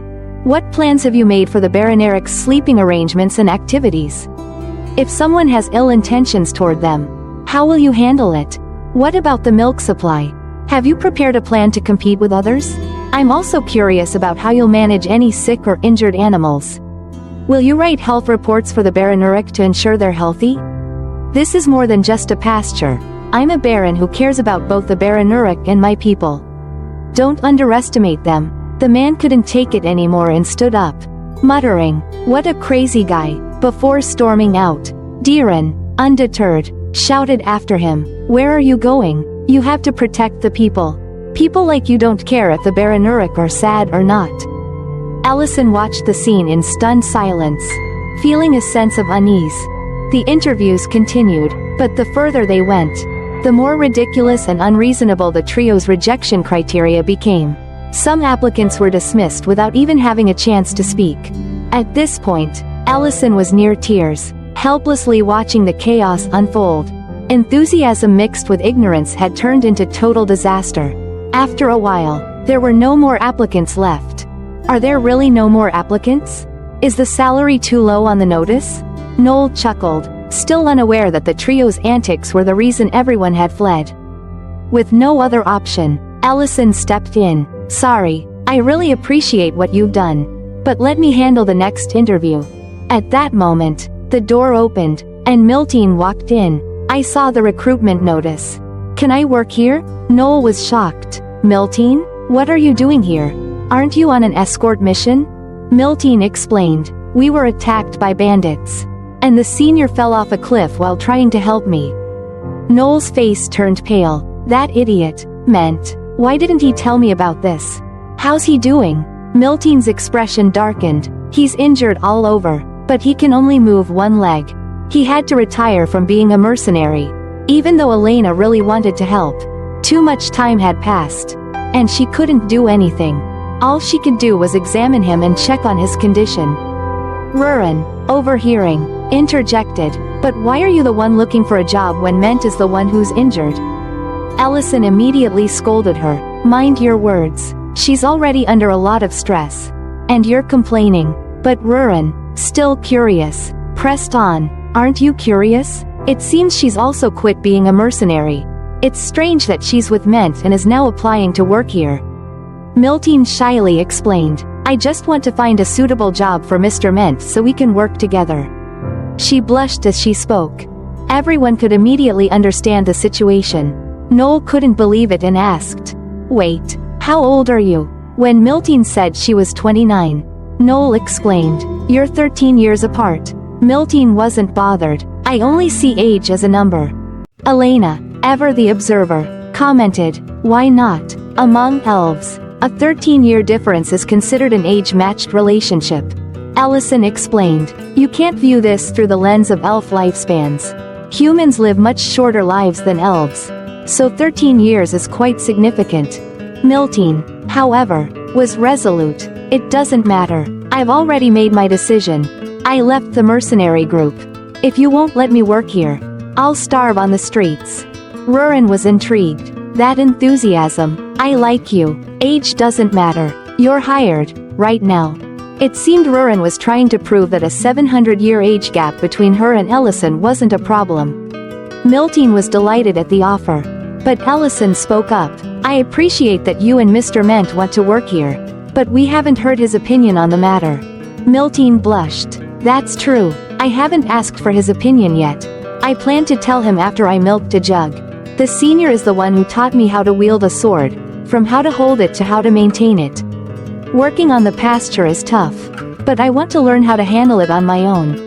Then I want to show him how things are done here." Already thinking about these things before even being hired, impressive. This touching story of love deeply moved Elena. How wonderful. Such determination, such a beautiful longing, but maybe the wording is a bit off. After a brief pause, Allison smiled. When you get that first jug of milk. Ah, I just thought of a perfect dish for when we visit Mr. Ment. I'm looking forward to working with you. And so, the restaurant staff grew by one. The next day, Miltine arrived early, eager to work. Her first task was to lead the Baranuric out so they could graze. Miltine was excited and approached the first Baranuric carefully. She was surprised at how obedient the Baranuric were. I don't know what magic they used, but the Baranuric are incredibly well behaved. There shouldn't be any problems. But things weren't that easy. The Baranuric didn't attack proactively, but even a gentle push was enough to knock Miltine to the ground. Despite using various methods, all Miltine received was their abuse. After struggling to get the Baranuric to the pasture, Allison reluctantly gave her another far from easy task. Wild Baranuric are very active, so their hooves don't need trimming. But since these are domesticated, you need to check their hooves regularly. And of course, Miltine was repeatedly kicked away. The next day, while Miltine was preparing the hay for the end of the day, the Baranuric swarmed around her.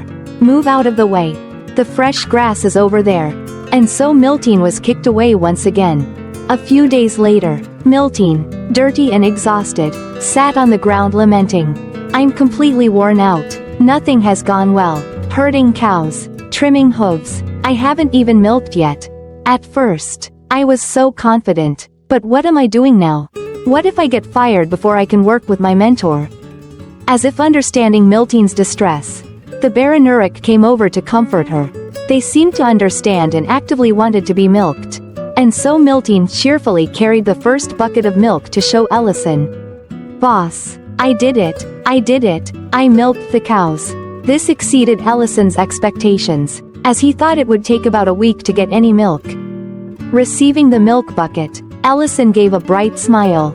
Good job, let's get ready. There's a clean set of clothes over there. Go change. Miltine didn't understand and asked. What are we preparing for? Ellison replied. Of course, it's a special dish for Mr. Ment. A super cheesy pizza. First, pasteurize the milk at a low temperature for 30 minutes. Next, reduce the heat and add vinegar to curdle the milk. Once the milk curdles, scoop out the curds and leave the whey behind. After putting it in brine, knead the curd right after soaking it in warm water. Throughout this process, any remaining air and whey will be removed. And once you mold it, we have mozzarella cheese. Seeing this strange item, Miltine couldn't help but wonder. Is this cheese? It looks different from the cheese I know. Ellison explained. It's just a different type of cheese. We'll place it on top of the bread and bake it. You need a special gift when confessing. Right? Mr. Ment really loves food. So this will be a fitting gift. Don't you think? Mentioning a confession, Miltine blushed shyly. Confess? I haven't even thought about that. No, this could be my chance. Ellison, kneading the dough, boasted. Trust me, when I was young, many women pursued me. Why does this sound so unconvincing?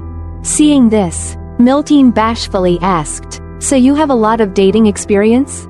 Ellison casually replied that he didn't date at all, which almost made Miltine punch him. Ellison then brought the pizza and continued. However, there's one thing I know for sure. Sincerity always works. So put your sincerity, Miltine, into this dish. Mr. Ment will surely realize it. Love experts always speak with such wisdom. After the preparations were complete, everyone went to Mr. Ment's house to check on his health, while Miltine nervously held the pizza outside. What will her decision be? After a while, Ellison introduced Elena. This is Ms. Elena, who runs a clinic. Ment was very surprised by everyone's visit. Oh, the famous elf? But how did you all know? You couldn't have known unless you were with the mercenary group. At that moment, Miltine blushed as she stepped in. Senior, how are you feeling? Now, Ment understood the reason. Afterward, Elena used healing magic on Ment's leg. Although it couldn't fully heal, she would help with physical therapy. Ment then moved closer to Miltine. Oh, I thought you had something to say? Miltine blushed deeply, sweating all over. This is a big deal.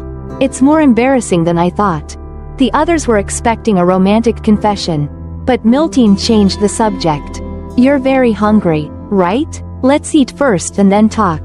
Miltine was shaking. "Calm down. As I was told, sincerity always works. And I will express my sincerity through the food." It turned out Miltine had arranged the sausages on the pizza in the shape of a heart. But Ment still didn't understand.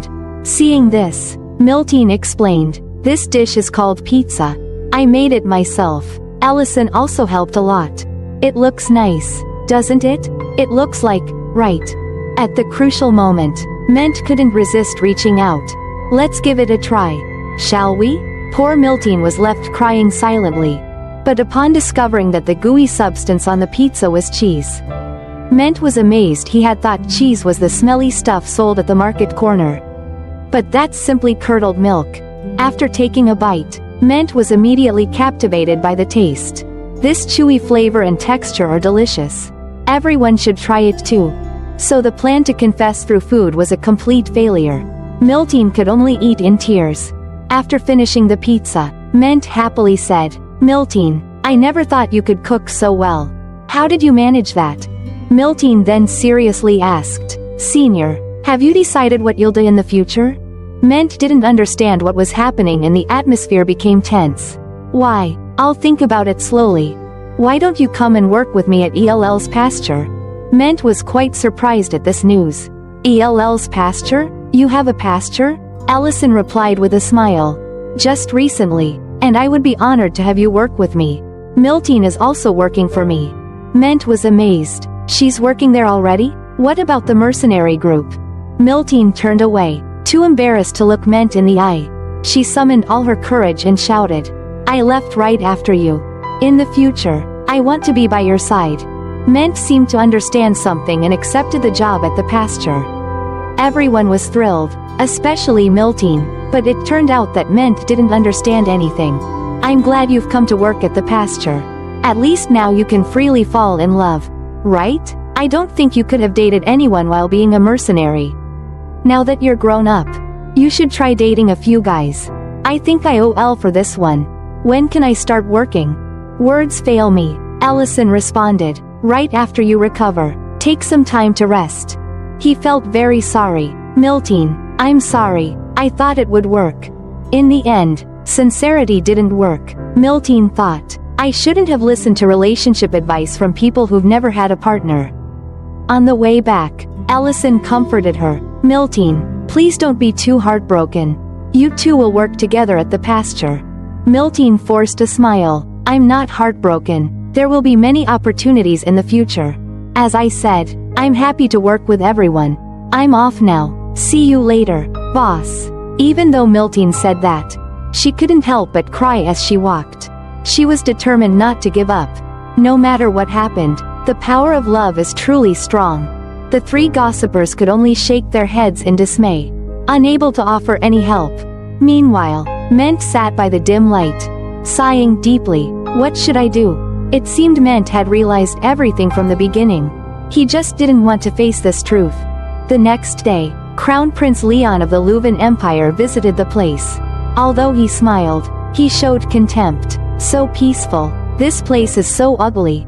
When he saw two beautiful girls standing by the roadside, he didn't hesitate to approach them and invite them both to his room tonight. What a scumbag! Duke Porgo Tamurin saw this and asked the great mage Medrin what the Crown Prince was doing. He wants those two girls to come to the castle tonight. Porgo's face suddenly became extremely dangerous. This is a royal meeting. So rude. Well, let them handle it themselves. I'm tired of looking after the Crown Prince. Meanwhile, Diren was preparing to meet the Crown Prince. Since his mother wasn't well, he had to go alone. Seeing him worried, the butler encouraged him. "After all that has happened lately, you have become a true lord. And every word you say will represent Grake. Please don't forget that." Entering the room, with the Crown Prince and Porgo present, made Diren a little nervous. "Father, please grant me your wisdom." Sitting down at the table, Porgo inquired, "Count Grake's health condition hasn't improved, has it?" Mentioning this, Diren felt a little sad. "Yes, my father is still bedridden." Leon spoke up. "That's unfortunate. If I recall correctly, Count Grake is under Duke Saren. Diren responded. That's true, but it's been a long time since they last spoke. I haven't met him either. He was trying not to say anything wrong that could give them leverage. Leon continued. I suppose so. I've heard Duke Saren isn't doing well either. Porgo immediately chimed in. Then isn't it time for you to change your allegiance? I mean, you should side with me. That way, this territory will receive solid protection. And your position won't be shaken anymore. Don't you think so? Diren thought carefully before replying. That's a very difficult issue to answer immediately. He understood clearly that he shouldn't make any hasty decisions in this sensitive period. Porgo didn't stop there, adding, then let's talk about something else first. With large-scale irrigation and the neighboring kingdom's civil war, many things are happening, which means that Grake, like other territories, will have to pay more taxes. Diren immediately froze. Is that an official request from the Central Royal Authority? Porgo smiled slyly. Does that really matter? Managing the territory is the Count's responsibility. Of course, if you accept my earlier proposal, this issue will be reconsidered. So, even this is hard for you to answer? A Count always has to make choices. Whether it's good or bad, you have to make a decision because doing nothing isn't an option. So what will you decide? Porgo was like a venomous snake tightening its grip on the inexperienced Diren. If nothing is done, Grake will be ruthlessly torn apart by the power struggles. With no other choice, Diren shouted, all right, I'll host a great banquet and then give you my answer. Porgo, thinking, there's nothing delicious in this backwater place, was about to refuse. At this point, Leon interjected, sounds good, just in time. I need something to entertain me until dinner. So, can you bring out a dish that can satisfy me? I'm sick of the dishes in the royal palace. Diren could only force a smile. Of course, because in Grake there is an excellent restaurant. Now, he could only rely on his self-proclaimed mentor, Ellison. At the restaurant, Ellison was serving lunch to his staff. Today's menu had fried rice, and just looking at it made their mouths water. Before eating, Rurin complained, the food I'll eat is decreasing. Truly a gluttonous dragon. Fortunately, Ellison had made plenty, so she could have another plate if she wanted. Actually, if we had it all, our Ellison would cook another dish for this girl to eat right away. What's so special about love? At that moment, the door was kicked open, and a group of knights walked in. You're the owner of this restaurant, right? They didn't know they had messed with the wrong person. Ellison fearlessly stepped forward. Yes, but what is this about? And you, put away your sword. The knight still didn't back down. Who do you think you're ordering around? You've recognized who we are, haven't you? Ellison replied. I know you're members of the Order of the Origin. Meanwhile, Rurin was still focused on eating. She needed to eat quickly to ask for another plate, but she still paid attention to the conversation. What's happening? Ellison assured her that he would handle it, so there was no need to worry. And again, can you put your sword down? People are eating. The knight put his sword to Ellison's neck and threatened. You don't seem to understand the current situation. Kneel. Otherwise, today will be the last day you see the sun. Ellison couldn't take it any longer. This is your last warning. Get out of the restaurant now. He was ready to use magic at any moment. The knight, oblivious to the danger, angrily swung his sword. Looks like there's an action movie coming out soon. Just before the knight almost lost his head for his foolishness, a voice rang out. Stop. What are these idiots doing? Who ordered you to do this? It turned out to be someone Ellison knew. Deputy Commander Duriant, please forgive our rudeness. It's been a long time. Sir Ellison. Afterward, the foolish knights were punished by being made to kneel. Hands in the air, outside the restaurant. I sincerely apologize on behalf of my men. I had ordered them to keep an eye out in case you left again. But I didn't expect them to act like this. Ellison, not one to hold grudges, said, all right, it's okay. Your men are very loyal. How long has it been? Duriant replied that it had been 5 years. Being called a Grand Mage made Ellison a little uncomfortable since he had left the army long ago. Duriant recalled the past. I haven't forgotten that day. Not even for a moment. when the 3rd Regiment was surrounded and nearly wiped out due to my poor command. Grand Mage Ellison broke through the encirclement alone and turned the tide. Ellison smiled. That's because the regiment held its formation to the end. You did that because you fought with everything you had, even risking your life. Drenched. And since then, you kept refusing the reward and wanted to accept punishment. Please, don't do that anymore. Recalling this, Drenched felt a bit embarrassed. Of course, a knight must live and die with honor. At that time, I couldn't believe that a criminal could receive a reward, not knowing that my wife was suffering in extreme poverty because of the war. When I heard, it felt like being slapped in the face. I only thought about my own honor. A knight who couldn't even protect the one he loved. The tense atmosphere was suddenly broken by Drenched. But then I found out that Grand Mage Ellison had secretly sent the reward money I refused to my wife. I can't express how grateful I was to you. I struggled to think of a way to repay you. Here, what can I do to help Grand Mage Ellison? You have already left the army. Then, when I heard you were opening a restaurant, I suddenly had an idea. Let's get rid of all the restaurants in Grake except for this one. Then Grand Mage Ellison's restaurant will become the greatest in Grake. It's a perfect plan. Ellison was stunned after hearing this. Are you out of your mind? And with that, Drenched drew his sword and rushed off to carry out his foolish idea. Truly beyond saving. Elsewhere, Porgo was very worried about Crown Prince Leon's decision to dine at a strange restaurant. Currently, they didn't have an escort with them, and it would be dangerous if anything happened. But Leon didn't care at all. At this moment, countless arrows were shot straight at Leon, but all were blocked by magic. This is precisely why Leon was so confident. The presence of Grand Mage Medrin could overwhelm almost anything. Then the assassins revealed themselves. Hand over the prince. If you do, we'll let the others go. But they would pay dearly with their lives for facing Grand Mage Medrin. Amid screams and cries, the assassins were completely buried under the rubble. Crown Prince Leon, without a scratch, remarked, "Such overwhelming power." Seeing the heavily eroded mountain range ahead, Leon praised, "So this is the Empire's strongest mage. With you here, even dragons are not a concern." Medrin chuckled softly, saying he flattered her. Surprisingly, one assassin survived being buried under the rocks and had enough strength left to gasp. Medrin is a monster, Crown Prince Leon, with a friendly smile but poisonous words, said. Enough. They'll only repeat the same thing over and over again. So this is my order. Leave no one alive. After Medrin's, as you command.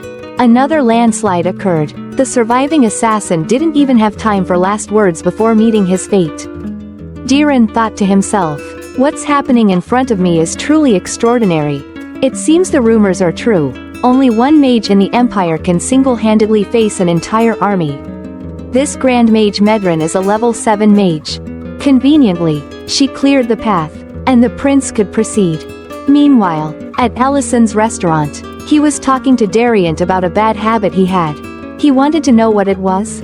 Whenever I get excited, I rush forward without looking around. Drenched admitted honestly. I wonder why a knowledgeable person like you would do that? It reminds me of the old days. Doesn't it? Ellison smiled, but he used magic to tie up Drenched, leaving him stuck with his head in the ground and his rear end in the air. Blood rushing to Drenchd's head made him realize many things. Ellison was reconsidering his friendship with this guy. After Drenched shouted, I'll handle that, Ellison finally allowed him to return to his original position. His head was back in the fresh air above, no longer breathing dirt. Oh God, I'm alive, Ellison loudly criticized Drenched while the soldiers asked, who was that brash guy just now? Who did he point his sword at? How could I know that when I was not alert? We accidentally poked the dragon's den? Over here, Drenched was honestly confessing. He had intended to repay Ellison by going to each restaurant and spreading rumors that their food contained bugs. Wow, this guy is quite creative. But his creativity is used in the wrong place. Drenched was embarrassed and apologized, promising to find another way to repay the favor. At that moment, Drenched saw something that startled him and immediately ordered the knights to stand at attention. The Crown Prince approached. Seeing Drenched, The Crown Prince immediately recognized an acquaintance and assessed that this was no ordinary restaurant. Dariant knelt on the ground to greet. "Your Highness, I'm deeply sorry. I heard you would be staying with Count Grake until the evening. I was planning to, but then I heard about an excellent restaurant, so I decided to check it out for myself. And, of course, I'm not alone." The Crown Prince introduced his attentive entourage. Dariant seemed uneasy to see Medren here. Crown Prince Leon turned to warmly greet Ellison. Ellison greeted him back, but thought to himself, "The Empire's Crown Prince is coming here? So that's why the Order of the Origin Knights is in Grake. And the woman behind the Crown Prince is a familiar face that I don't like. Wait, this uniform is an old royal mage uniform, isn't it?" Prince Leon's sharp eyes quickly noticed Ellison's attire. "So, you served in the mage corps, right? I see you still wear the uniform," he observed. "I wore this because it's comfortable, even though I retired from service a while ago," Ellison replied. Leon was delighted to discover Ellison was a mage. "In that case, you must have heard of Medren over there, a grand mage of the 7th rank. If you've served before, you must have heard of her, right?" Leon enthusiastically introduced his favorite subordinate. Before Ellison could respond, Leon called out loudly, "Medren, come over here for a moment. Your subordinate is here." "Oh, come on, why did he have to call her over?" Ellison thought. Duke Porgo, annoyed, remarked, "This is such a waste of time. In this tiny restaurant, Medren, the prince is calling you." Medren had already heard but was too scared to respond. Her fearful expression gave away her terror as she stared at Ellison standing in front of her. She got even more nervous when her comrades urged her forward. It wasn't until Porgo called her name a second time that Medren reacted. But she was still speechless. "Are you too tired from before? Go see and meet him," the Duke reminded her. Medren apologized and dismounted from her horse. Removing her helmet and approaching the prince, Leon enthusiastically introduced her. "This person here was also a mage. Do you know him?" Medren, sweating nervously, stammered. She recalled the incident when she first met Ellison and had to compose herself. "If I make a mistake, everyone here will get buried along with me," she thought fearfully. At that moment, Ellison smiled. "This is my first time meeting you. I'm Elle." Although it seemed like a simple greeting, this was the warning sign that Ellison gave to Medren. She quickly responded accordingly. "I'm Medren. It's my first time meeting you too." Leon was disappointed to realize they were strangers, missing the fact that Medren was putting all her effort into deciphering Ellison's intentions. Since he was pretending not to know her, he didn't want any trouble. She had to act as naturally as possible. Even if it meant being slightly rude, she would surely be forgiven. Thinking that, she pulled out all her acting skills. "We will be hosting a banquet for the prince in this restaurant. It is a great honor for any chef. So, can you please prepare a splendid meal right away?" Ellison gave her a dark look but agreed to her request. Miltine, working in the meadow, was also interested. Now that the royal family was involved, she couldn't help but wonder who Ellison really was. Leon was praising the restaurant's interior, finding it cleaner than expected. Ellison replied with a smile. "I didn't expect such esteemed guests to visit, so the reception might not be perfect. I hope you can forgive me." Leon laughed heartily, telling Ellison not to worry. The most important thing in a restaurant is the taste of the food. But since the situation had arisen so suddenly, Leon asked, "Can I confirm once more? The restaurant serves dishes that can surprise even the crown prince?" He was enthusiastic.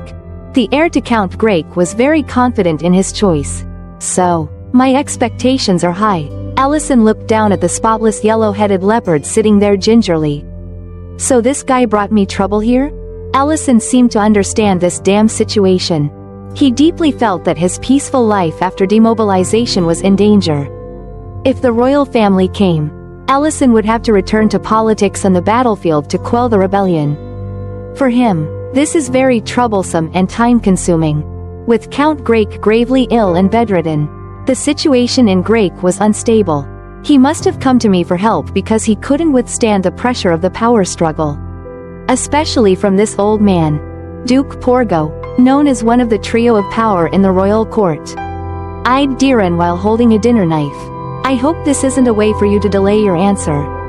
Crown Prince Leon were on the same side as Duke Porgo. Half-jokingly, the prince said, "Look at the man over there. Prepare a feast for him. We have a lot to do tonight." Ellison knew he couldn't let this go on any longer. Just then, the Crown Prince came up with an idea. "Little Grake, we trusted you and traveled to this distant restaurant. So, shouldn't you trust us in return?" Diren didn't immediately understand what the Crown Prince meant. "Let's make a bet," Leon said, smiling but emanating a dark aura. "Can this restaurant serve a dish that will satisfy me? If you lose, you'll have to walk naked around Grake." My god, does this guy have a twisted fetish? He must, Diren thought. Young Grake was pale, startled by the prince's condition. Still, Leon laughed and said, "If you truly trust this restaurant, you have nothing to fear."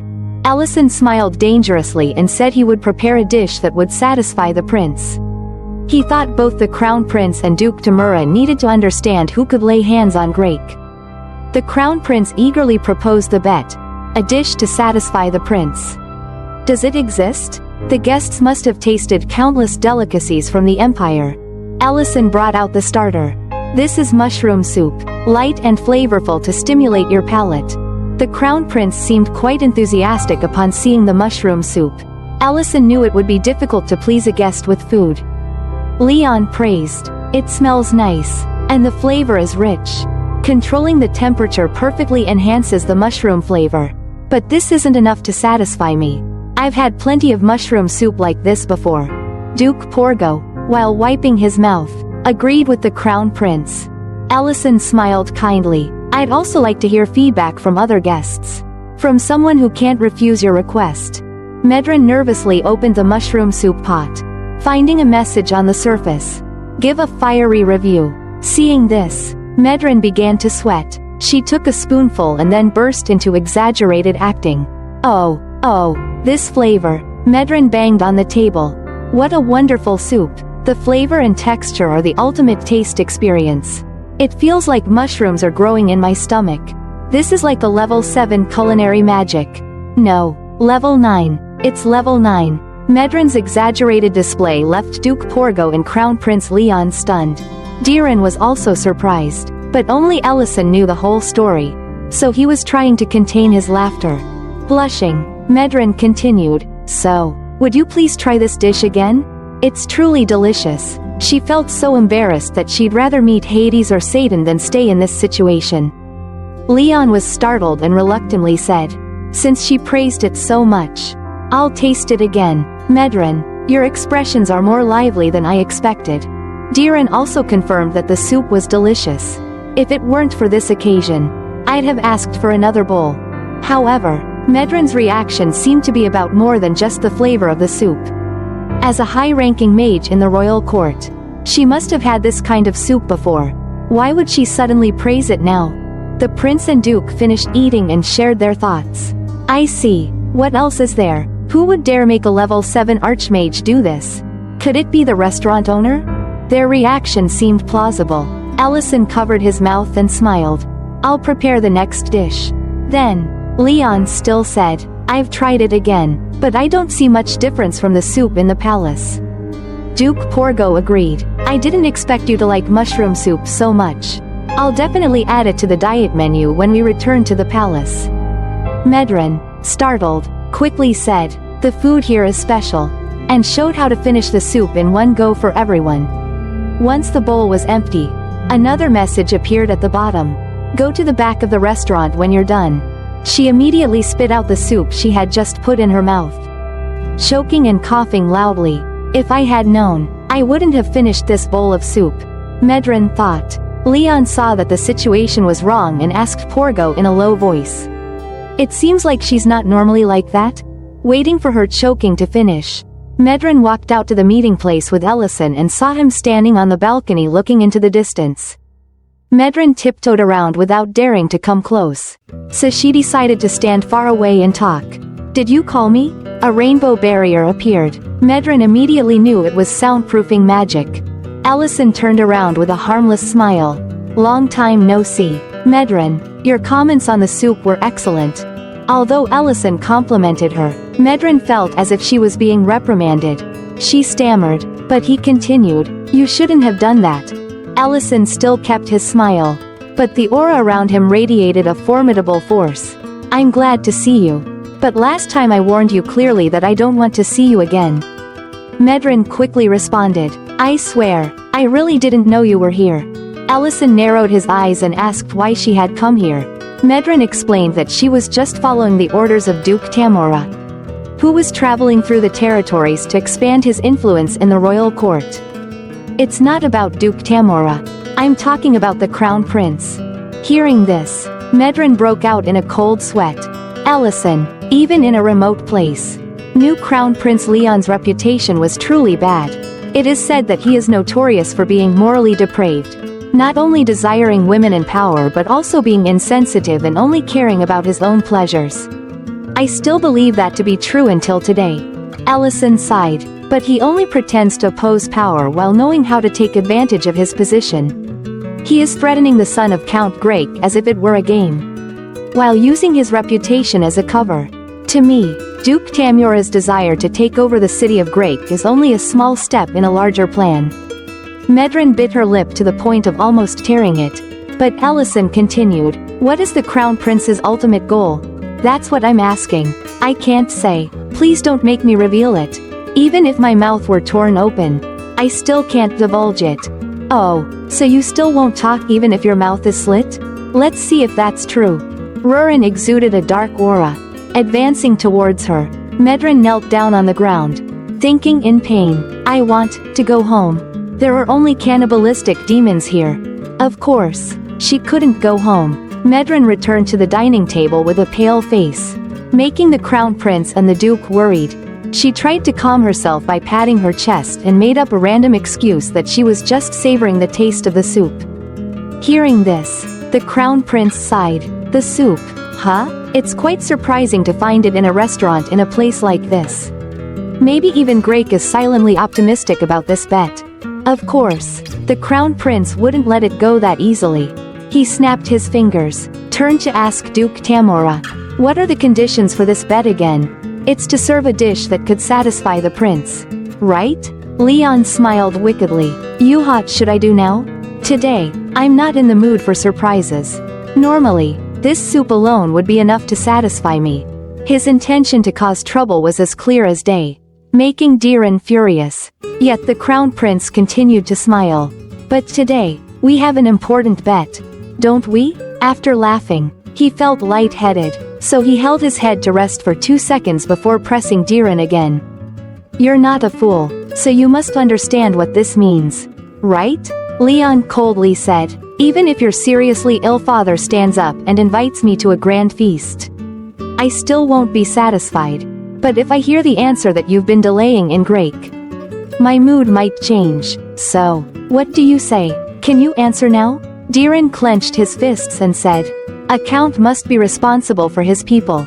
I can bear personal humiliation, but I can't put the lives of the people in danger just to avoid some temporary shame. And above all, I believe in this restaurant. Let's continue the bet, and if I lose, I will walk around Grake naked." Determined, "Huh, kid? But this is definitely not the answer that the Crown Prince wanted to hear. I hope you won't regret your faith." In the sunset, Ellison brought the main course. Seeing the smile on his lips, the Crown Prince Leon could see absolute confidence. Ellison also said, "This dish is significant, so you definitely have to be confident." He lifted the lid, revealing a smoking block of earth. Duke Porgo asked, "What is that?" Ellison calmly replied that it was a grilled mud slab. Porgo clearly showed his disdain. "Mud? Are you really serving us mud now? Are you sure you want us to eat this?" Ellison picked up a hammer and nonchalantly responded, "Of course not." He decisively struck the hammer down, causing the mud block to shatter, revealing the leaves inside, leaving the prince astonished. Unwrapping the leaves, the whole palanque chicken was golden brown. This dish was learned from a guild. In Earth terms, it's called clay-baked chicken. Leon wondered how Ellison got this meat, and Ellison cheerfully replied, "Usually, we don't serve this kind of meat, but we save it for our most esteemed guests." "Explain."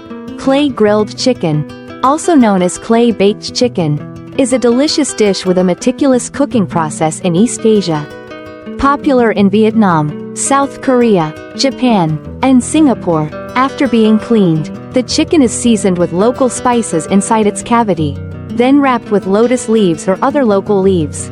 Finally, it's coated in clay and baked. This cooking method gives the chicken a unique flavor, rarely found elsewhere. Just thinking about it is enough to make one's mouth water. Being hungry and having to edit all the food is like torture. Allison helped them carve the chicken, all the while saying, "At first glance, this dish just looks like a worthless block of mud." Those who don't know might point and ask, "What is this?" It can hide its true self once, twice, even 3 times. While speaking, Allison cut the meat and placed it on Leon's plate. He smiled warmly, but that's only because the chefs haven't truly understood the dish's essence.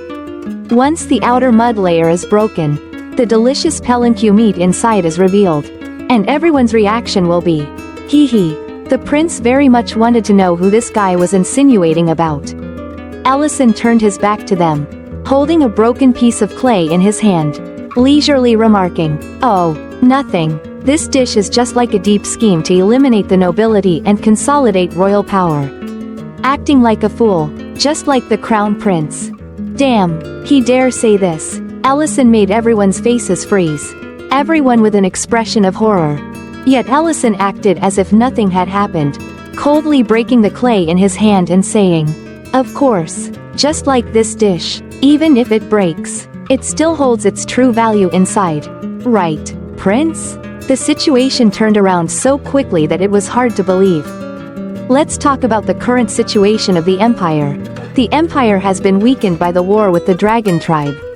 The king is loosely controlling the realm, which has led to counts openly expanding their influence in their territories. Allison held the broken clay and stroked his chin, reasoning like the famous detective Conan. The king's power has hit rock bottom. In the middle of such a situation, the crown prince has to find a way to survive. Allison, despite being in hiding, knows everything, as if he's living under someone's bed. He placed the broken piece of clay on the table and said, "So the most reasonable way is to give up power." The crown prince, struck in his guilty conscience, froze, breaking out in a cold sweat, imagining his future predicament. "Look at me, I don't crave power or anything. I'm completely harmless. Just leave me alone with wine and women." This was the crown prince's intention. Exactly what he had done. A clever ploy to prepare for his grand schemes in the future. This tactic has also been frequently employed by prominent figures throughout history when they hadn't yet secured power but found themselves in the crosshairs of other factions. Under the scrutiny of others, Leon is completely immersed in beauties and wine. Facing Allison's revelations, the prince sat still, like a child waiting for judgment. Allison casually said, "All the above is just my guess." Meanwhile, Duke Porgo looked at him with dangerous eyes. "Are you crazy? Do you understand what you're babbling about?" Allison turned his back to them, calmly saying, "Be patient and listen a little longer. The most surprising part is yet to come." The truth is that the prince's actions are just a charade. The prince is secretly preparing every step to counter the nobles, aiming to regain the lost royal power. Not sure how much of it was true, but the prince trembled as if he had a stroke. Allison smirked. What will happen if this plan is exposed? The assassination plots so far are just child's play. Duke Porgo slammed the table, calling out, "Dariant!" Dariant immediately burst through the door. Deputy Leader Dariant is ready for orders. Porgo looked at Allison as if he would be quartered immediately if he uttered another word. He said, "It's an interesting thought, but don't you understand the current situation? This restaurant will be wiped out today, including its owner." Dariant was extremely worried, not knowing what trouble Lord Ellison had caused that was this serious. "What? You plan to silence me? Do you think it's that easy?" Allison chuckled. This old man is truly a fool. Al could take on all 10 of those dragons, and he even ate the Dragon King's heart. These primal soldiers are nothing. Truly, the deaf do not fear the gun. Porgo saw Ellison's constant mocking and was furious. He said, "You have a sharp tongue." Porgo, enraged, continued to mobilize the available resources. Medrin, make him kneel now. Help. Can I log out of this conversation? Boo-hoo? Medrin was trembling. She was terrified, biting her lips. Make him kneel, please. For the love of God. Don't provoke him any further. She thought. She stammered. I can't do it. Porgo had no idea, but Medrin knew all too well how terrifying Ellison could be. Despite signaling the warning so clearly, her comrades couldn't understand, and now a disaster was about to descend. Porgo was shocked. What are you saying? Unbelievable. Ellison didn't bother hiding his mocking smile anymore and said bluntly, Medrin is the wisest. Medrin giving up didn't mean Porgo would let it slide. He was so angry that his facial features twisted. How dare you, Knights of the Origin, I order you to behead this man now. Before the Knights of the Origin could raise the white flag and lose face. At the critical moment, the prince pierced a piece of chicken and put it in his mouth. He bit into it and used his hand to tear the chicken drumstick apart, causing such a commotion that the other three could only stare. Leon laughed so hard he couldn't see the sun. This dish is super delicious. What are you all still doing? Hurry and try it. He is watching you. Porgo stammered. Prince, I'm sorry, but in the current situation.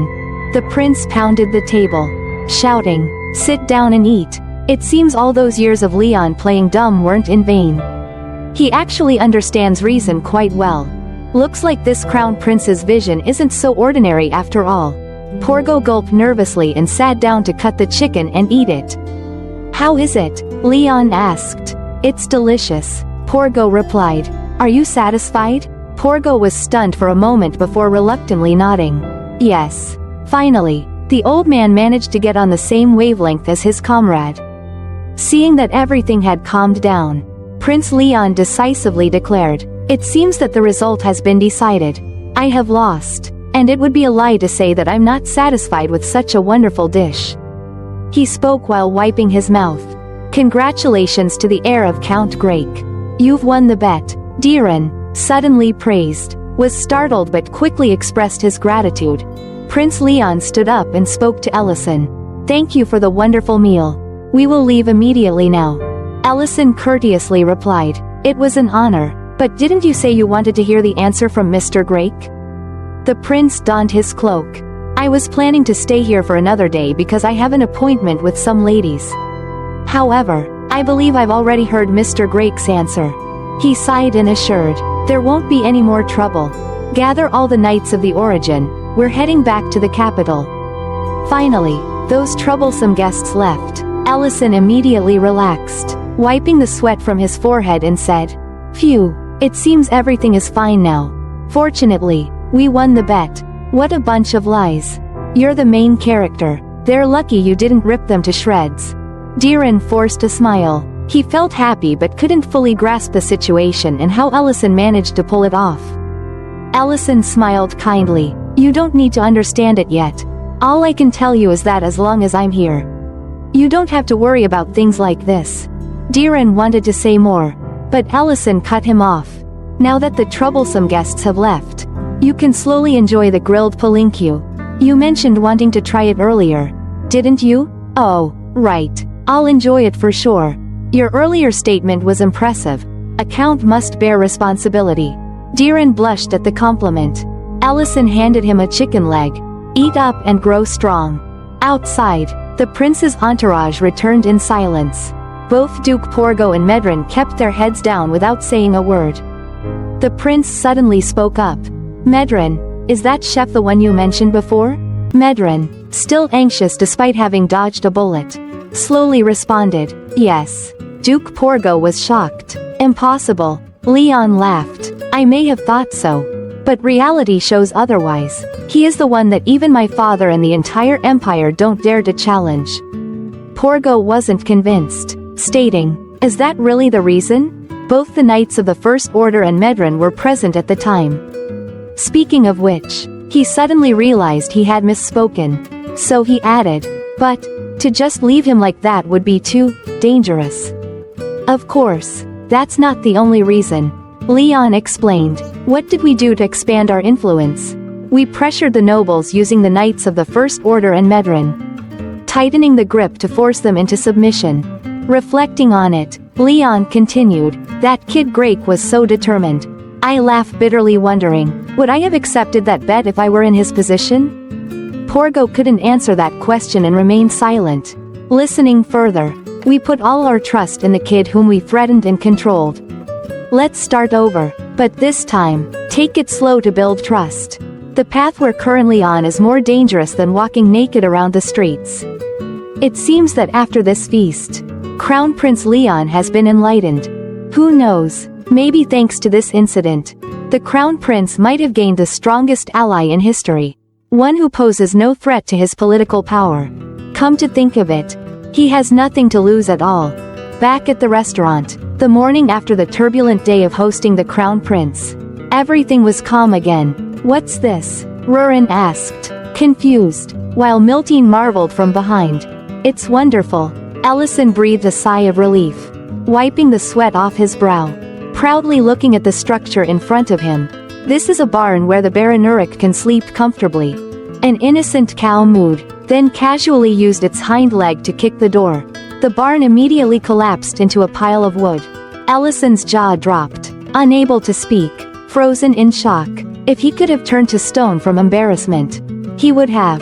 Rurin taunted, "If they slept in there, they would have all died." Ellison hugged the pile of wood fragments, crying out loud. Building a barn without any architectural knowledge was really foolish. Rurin asked, "How did you manage to build the restaurant then? Did you hammer away all day long or what?" Ellison sighed and admitted, feeling a bit ashamed, "I just hung the sign. The restaurant was built by the builders. There are also a few rare cases. Perhaps I need to visit that place." "Where to?" "Of course, to the place with the best architects in the world. Get ready, we're going to see the dwarves." Mount Maloric, a place deep in the mountain ranges, contains a massive amount of money, gold, and all kinds of rare treasures. It looks just like a treasure trove. I sense a familiar aura. An interesting fellow creature. Just when I was bored. "It's quite fun to meet this," said a striking woman with a toned body and abs that would put any gym enthusiast to shame. With fiery red hair, she seems to be the guardian of this place. A red dragon named Serena. Serena smiled mischievously. "Dare to step into my territory. I'll teach you a lesson." "Finally, I can get out," she exclaimed, standing up. "I've been bored because no ordinary human has come here lately. These guys will be perfect targets for me to punish for daring to trespass on the territory of a red dragon without permission." Lost in her own monologue, she carelessly stepped on a golden crown, causing its tip to hit her shin.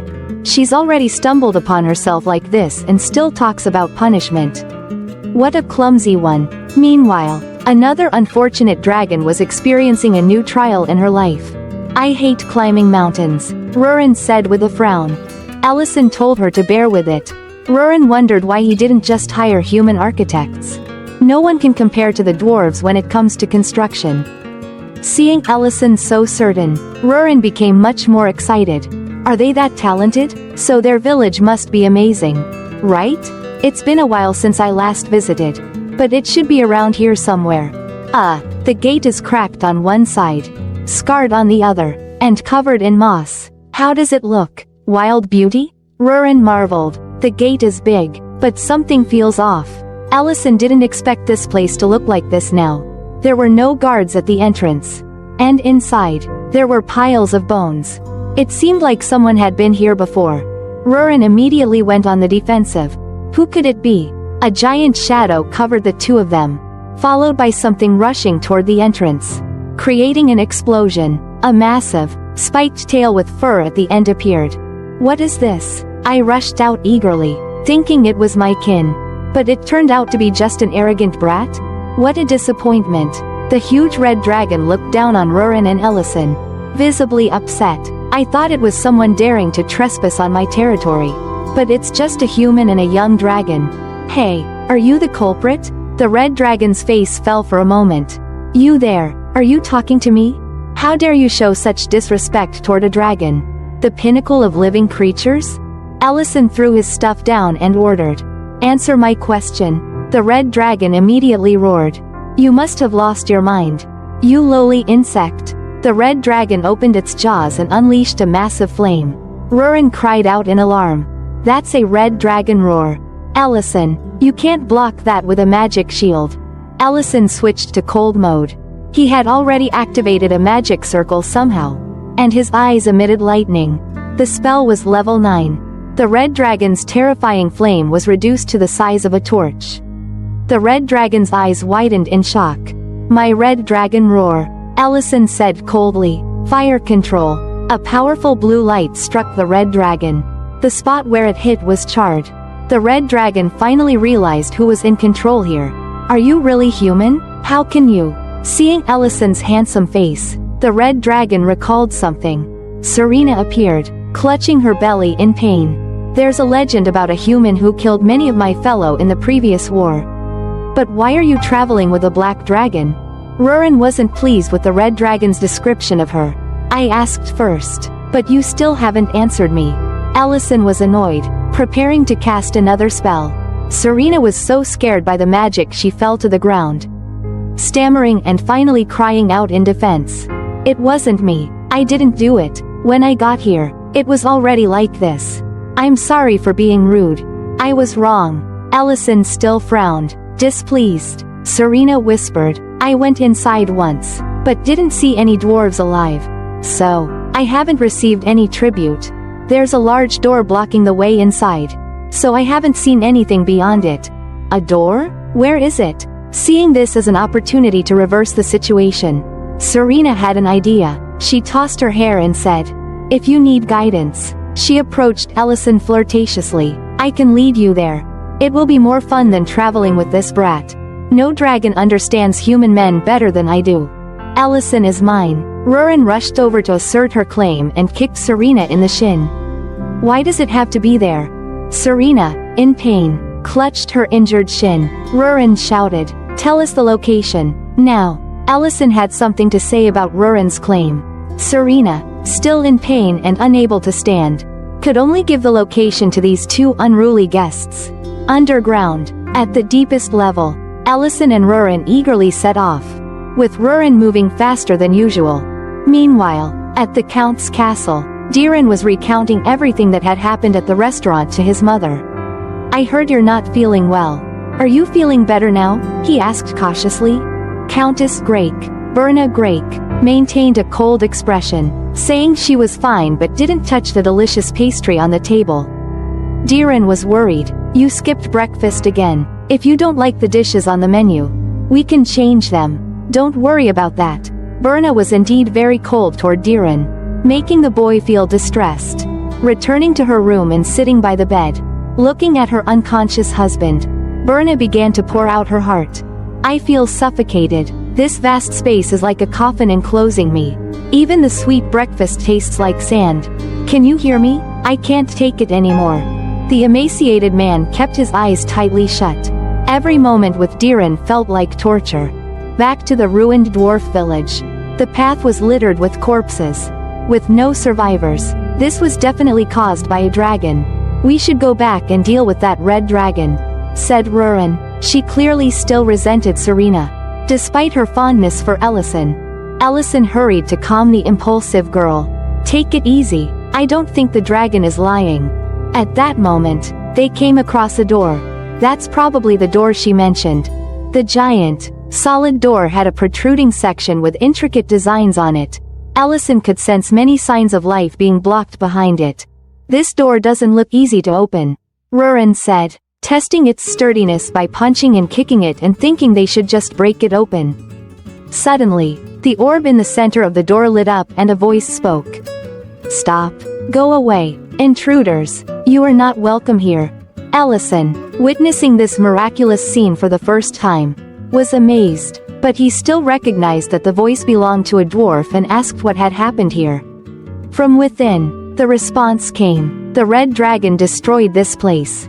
Rurin shouted, "See, I knew it was her. All right, I'll go deal with her. Seriously, this girl has a hot temper. Keeping her is 100 times more troublesome than keeping other species." Allison quickly grabbed the girl to stop her from acting rashly. Wait, let's talk more first. A voice came from inside again. A dragon? Allison said. Calm down. But Rurin still jumped up in anger. Why? It's simple. Just go and break their heads. Then these people will open the door. That's easier said than done. Allison told her. It's not that simple. There are signs of a few dragons on that door. Inside the door, a trembling voice said, No, dragons, the pinnacle of living creatures. Rurin, with hot blood rushing to her head, said loudly, Then let's find another red dragon and crush its head. This girl, if she gets any bigger, probably won't care about anyone. Allison whispered to her, Calm down, I have an idea. What are you going to do now? Calm her down? Peaceful measures are always preferred. Allison smiled cryptically. When it comes to scheming, he doesn't lose to anyone. How long have you been behind this door? Allison asked. Probably about a year. Then it's not surprising if there are a few issues. Such as food. For example, are you really not going to open the door? I say this because I want to help everyone. Why should we trust you? How can you prove you're not a servant of the Red Dragon? Hearing this, Rurin became furious again. How dare you compare us to those minions? We can't be compared. Allison quickly covered her mouth. He sighed. All right, I'll respect your decision. Thank you for understanding us. Allison told Rurin, Go bring the luggage here. Rurin gasped. Allison arranged stones and used magic to create a fire to form a stove. The person inside began to grow curious. What are you doing? Nothing much. We need to get back to the surface. But the journey is quite long. Right? It would be exhausting. So, we need to eat something before we go. Eating right in front of the hungry house is so cruel. Wait, why are you eating here? Go eat somewhere else. The person inside couldn't bear it and ordered them to leave. Allison, with his innocent expression, said, It's a long way out. So we have to eat first. Take it out, Rurin. Rurin immediately pulled out a bunch of sausages. The person inside grew curious again. What's that? This is called sausage. It's made from minced meat, seasoned with various spices, and then stuffed into the intestines for shaping. Allison put the sausages in the pan to fry. The fragrance immediately wafted out, intoxicating to anyone who smelled it. The group that had been fasting for a year began to murmur. Enough. We're underground, so the smell can't reach us here. Allison replied quickly. All right then, we can enjoy the fragrance even longer. The person inside jumped in shock. Do you have no empathy? Why do we need empathy? From inside, there were sounds of bickering. Leader, it really does smell delicious. Let's try a little. Shut up. Allison cheerfully whistled outside. Rurin realized this was his peace-loving idea. He said, Actually, these foods are gifts I brought to ask for a favor from the dwarfs. But seeing the current situation, it doesn't seem like the right time to ask. However, I still want to know what happened here. Could you tell us about that? The person inside still seemed stubborn and unwilling to reveal more. Allison then opened his package. No choice. Time to open the beer. Inside, they reacted. What's that sound? Allison shook the pan of sausages and explained. Actually, these sausages are quite salty to preserve them, so they go perfectly with beer. He and Rurin each grabbed a sausage and a can of beer. Count to 3. Cheer. At this point, the door began to open. Allison smirked. Looks like we're getting results. The large door swung wide open along with a voice full of longing. Just one bite. Hot, crispy fried sausages were laid out in front of them. The 4 dwarves were drooling. Allison noticed that everyone looked so thin, it must be a severe food shortage. He told them to eat slowly, as he had prepared enough for everyone. The white-bearded dwarf took a bite and was moved to tears. One of them sipped the beer and sighed. It's best when combined with beer. I never thought I'd get to eat something this delicious again. Allison thought. Normally you shouldn't give beer to hungry people. But the dwarfs have a high tolerance for alcohol and weren't on the verge of passing out from hunger. Chief, how do you find the taste? The dwarf wearing a helmet was the chief. Although he was worried about being poisoned, he was the first to take a bite. The dwarf chief laughed heartily. This is an exception. We owe you a big favor. I'm glad to hear that. I plan to share some sausages with the other dwarfs too. Is Geltzer here? The dwarf chief was astonished. How do you know him? I've met him before. I have something to discuss. Recognizing that Ellison had connections with higher-ups, the dwarf chief said he would personally lead him to meet whoever he wanted. After eating and drinking to their fill, the dwarves became much more agreeable. Within the dark mines was an entire village, with winding roads. An estimated 20 to 30 dwarves still lived and survived there. Ellison truly didn't understand why things had turned out this way. Soon, they arrived at a room guarded by soldiers outside. The chief called out to the person inside. Lord Geltzer, a human wishes to see you. Meanwhile, Ellison asked, Rurin, have you given out all the sausages? She confidently confirmed, as if I'd forget something like that. Come in. Geltzer let them inside. Long time no see. Geltzer, Ellison greeted as he would an old friend. This old dwarf with silver hair and beard was the chief of the dwarf tribe. I'm sorry to meet you again in this condition, Ellison, and the one beside you must be the mighty one. He said, the dragon with the temper like ice cream. Right? Rurin, having received a compliment, graciously acknowledged. Geltzer is old, but his eyesight is still sharp. Hee, I'm already too familiar with this aura. The dwarf chief wondered who these two were. That even Lord Geltzer would speak so humbly. So, what do you want to talk about? Geltzer asked. You must know. What happened here? How did the dwarf tribe's golden treasure mine decline so? Geltzer grimaced, struggling internally before speaking. It was due to the red dragon's attack. We fought desperately, but it was useless. In the end, only a few survivors remained to guard this place. Ellison immediately asked, was that red dragon with red hair and curved horns? No, it wasn't, he replied. Rurin almost charged at the wrong person. Geltzer continued, we were attacked by a group of red dragons.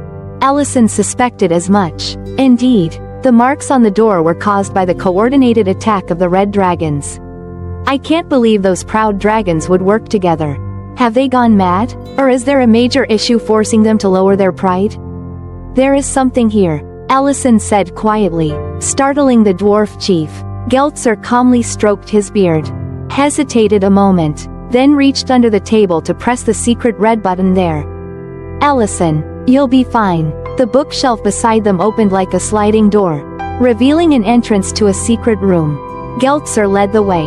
Please come this way. Ellison and Rurin stood dumbfounded at this secret room. There is something I want to show you, Geltzer said. In fact, this isn't the first time we've been attacked by dragons. Geltzer narrated as they walked. This hidden chamber was quite spacious. Maybe it was to demand tribute or just for fun. But our mine has been attacked multiple times in the past. However, we have been able to stay here for so long because we have a guardian. Geltzer dropped the ring that held a gemstone emitting a mysterious blue light, illuminating the entire space inside, revealing a massive skeleton. He introduced, this is their guardian, the noble golden dragon Kulert, the protector god of the dwarf tribe. Ellison was taken aback by the enormous size of the dragon skeleton. With this size, this dragon must have lived at least 5,000 years. Did you offer tributes to this dragon for protection? Geltzer immediately denied it. He never accepted tributes. He simply helped us, protected us from invaders, and imparted wisdom while maintaining his generosity and warmth. But in the end, he could not withstand the passage of time. Ellison and Rurin were momentarily speechless. Geltzer raised the glowing ring and turned back to look at them. You're curious too, Ellison, aren't you? Why did the red dragons attack us? Why do we insist on staying in this dilapidated mine? The glowing ring transformed into a gemstone. Rurin seemed entranced by its light. Geltzer said, it's all because of this. The ancient jewel is the essence of magic, capable of creating a dragon king. Our dwarf tribe must protect it. The dragon king was said to have commanded the dragons. It is said that if the supreme dragons acted like an independent nation, no country or hero could stand in their way. Especially since this embodies the will of all species. This world might be destroyed, and only a few dragons could create the ancient jewel, essential for the birth of a dragon king. Golden Dragon Kulert was one of them. He hid and protected this place to prevent this jewel from being used for evil purposes, as well as to prevent the birth of a new Dragon King. The number of jewels needed to create a Dragon King remains uncertain.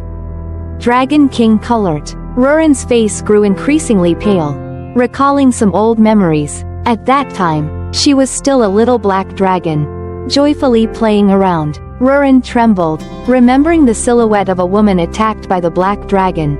Elder Metadonna. That person had previously come to the restaurant, pressing her and Ellison. At this moment, Geltzer mentioned another name, Gatira. This name completely awakened the memories Ruren thought had long been dormant. It was her mother. Ruren remembered being with her mother, lying in her mother's arms and laughing so hard the sun couldn't be seen. Ruren, I told you not to come here. But Ruren just grinned and responded, you always were a fool.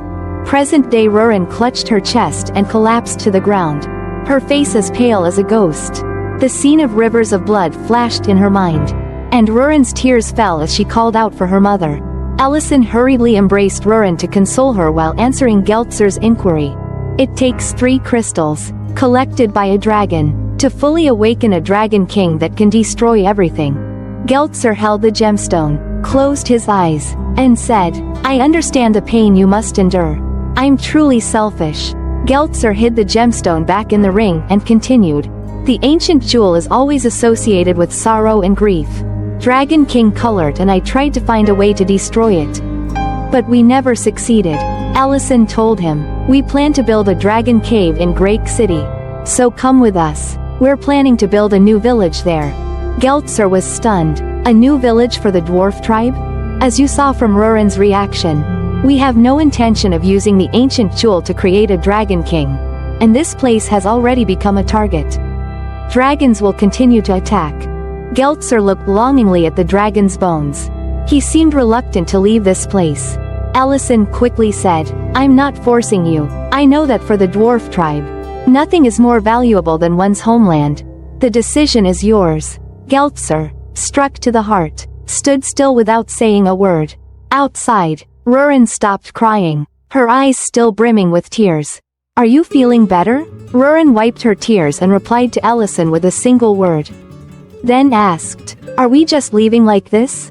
Shouldn't we take the ancient jewel with us? Ellison said, I've set up some magic traps for intruders, so we can provide support if needed.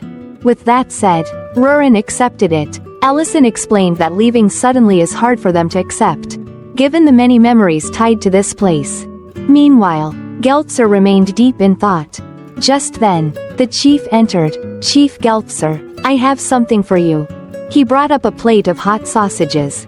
What's this? Geltzer widened his eyes, looking at the sausages as if they were from another planet. This is the food that the human left us. The others have already started enjoying it. I told them to wait a bit, but they couldn't contain their hunger any longer. The chief pulled back the curtain to leave Geltzer outside. The whole dwarf tribe was feasting and celebrating like a party. Geltzer was incredibly amazed and moved to see the smiles on his people's faces. He suddenly realized something and remembered a memory from long ago when he was young. Look, Geltzer, you called for me. Dragon King colored? The frail old dragon said. Isn't living in this cramped and dark place miserable? Geltzer replied firmly, Dragon King colored may see it as cramped, but for us, it's quite spacious. Oh, really? I thought you were here for the ancient jewels. Colored laughed heartily. What are you talking about? We fully understand how important they are. Geltzer was startled by Colored's teasing. Ha ha, now my magic can hide the power of these jewels. But if I do that, the dragons will come searching for them. So, after I'm gone, ensure that the entire dwarf tribe leaves this place. Geltzer was surprised. What? Why would you ask us to abandon both Dragon King Colored and our homeland? Dragon King Colored laughed in a foolish manner. What's left after my time will just be a pile of bones. Please don't say that. The Dragon King became serious. Listen here, if no one remembers me, then both I and this homeland will just become meaningless ashes. So, survive. What is the point of departure if it only eats away at the pain of the living? Eat, grieve, and become happier for the next generation. I'm not here to make you suffer. You What do you mean? You have helped us so much. Geltzer choked up. Colored laughed out loud. I don't expect you to protect the ancient jewels anyway. Lord Colored. It had been a long time since Geltzer last saw his people laugh. I'm sorry, Colored. Geltzer collapsed to the ground. Chief Geltzer. The chief called out in alarm. By this time, Rurin and Ellison had already left the village. Ellison. Suddenly, there was a call. The two turned around and saw someone approaching. Please wait a moment, I was wrong. Ellison had the smile of a victor. The Maloric Mountain Dwarf tribe will help you build the Dragon Cave. Geltzer led his fully packed people, breathlessly saying, please accept us. And so, the dwarf tribe came to live in Grake. With just a few sausages, he managed to recruit an entire tribe to work as builders. Amazing. Upon arrival, the dwarfs immediately began building the Dragon Cave for Rurin. Now there's no need to worry about Elder Black Dragon Metadona coming after them. The problem of Rurin's nest was solved. They may be small, but they work with incredible efficiency. Ellison looked at the construction before him with confidence. Then I'll leave this matter to you. Also had to marvel. They're really fast. Geltzer assured. Leave it to them. But is it alright to start right away? Don't worry. Although they're hungry, everyone is very healthy, but I still want to eat a few more sausages. Ha ha. Don't worry about food. Ellison turned to ask. Rurin, how about it? Looks nice, right? Yeah, I'm really excited. Rurin smiled, utterly satisfied. How could she not be? When she no longer has to dig a muddy nest every day. Now, the remaining issue is this. Ellison held the ancient jewel with hesitation. I trust that you, Ellison, will use it properly. Geltzer smiled with confidence. That's why I trust the future of the dwarf tribe to you. Ellison's face went blank. Rurin will absorb it? Rurin snapped. Don't joke around like that. She extended her hand and gave him a playful punch as Ellison placed the jewel into his pocket. So, I'll have to keep it from now on? He patted Rurin on the head to comfort her as she was in shock. Rurin said grimly, the birth of a new Dragon King will never happen. Ellison agreed. To prevent that, we need to do something. At the same time, someone was crying. What is this? I was so excited to go out and breathe the fresh air. But I'm almost broke because I was defeated by those bastards? Serena held her shin and cried like rain. I get it. I'll never go out again. Suddenly, she noticed something and furrowed her brow, asking, who's there? Don't tell me it's Gyard. Get out of here. I have nothing to say to you. Gyard? Who's that? These two shadows seemed familiar. So, you're hiding something, Ellison said. Serena was startled. No. How did you? Ellison and Rurin exuded a terrifying aura, ready to use brute force. You never accepted tributes, but this nest is filled with treasures. Huh? I came here to ask a few things. But after seeing this, it seems like we don't need to do that anymore. Serena fell headfirst to the ground, looking at the two monsters before her, sobbing. I told you everything I knew last time. Get away from me. Why me? Why are you doing this to me? Poor thing. She had the reputation of being the proudest dragon alive. But now she looked terribly pitiful. After all, Serena is the most unfortunate of them all. Of course, Serena wasn't spared just because of a few tears and a pitiful face. Who is Gyard? From the conversation, it seems like he's one of your kind. Huh? Does that mean you attacked the dwarf tribe's mine with him? No. Serena immediately denied it. She stammered, shyly mumbling. He's my ex. Ellison said. I can't hear what she's saying. Serena blushed and yelled at the top of her lungs. I said he's my ex.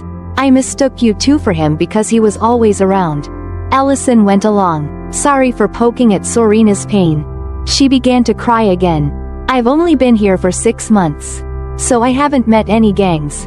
Rurin didn't believe her and kept pressing. So where did all these treasures come from? You said you don't accept tributes? Serena gritted her teeth and snapped her fingers. And the pile of treasures vanished like boiling water.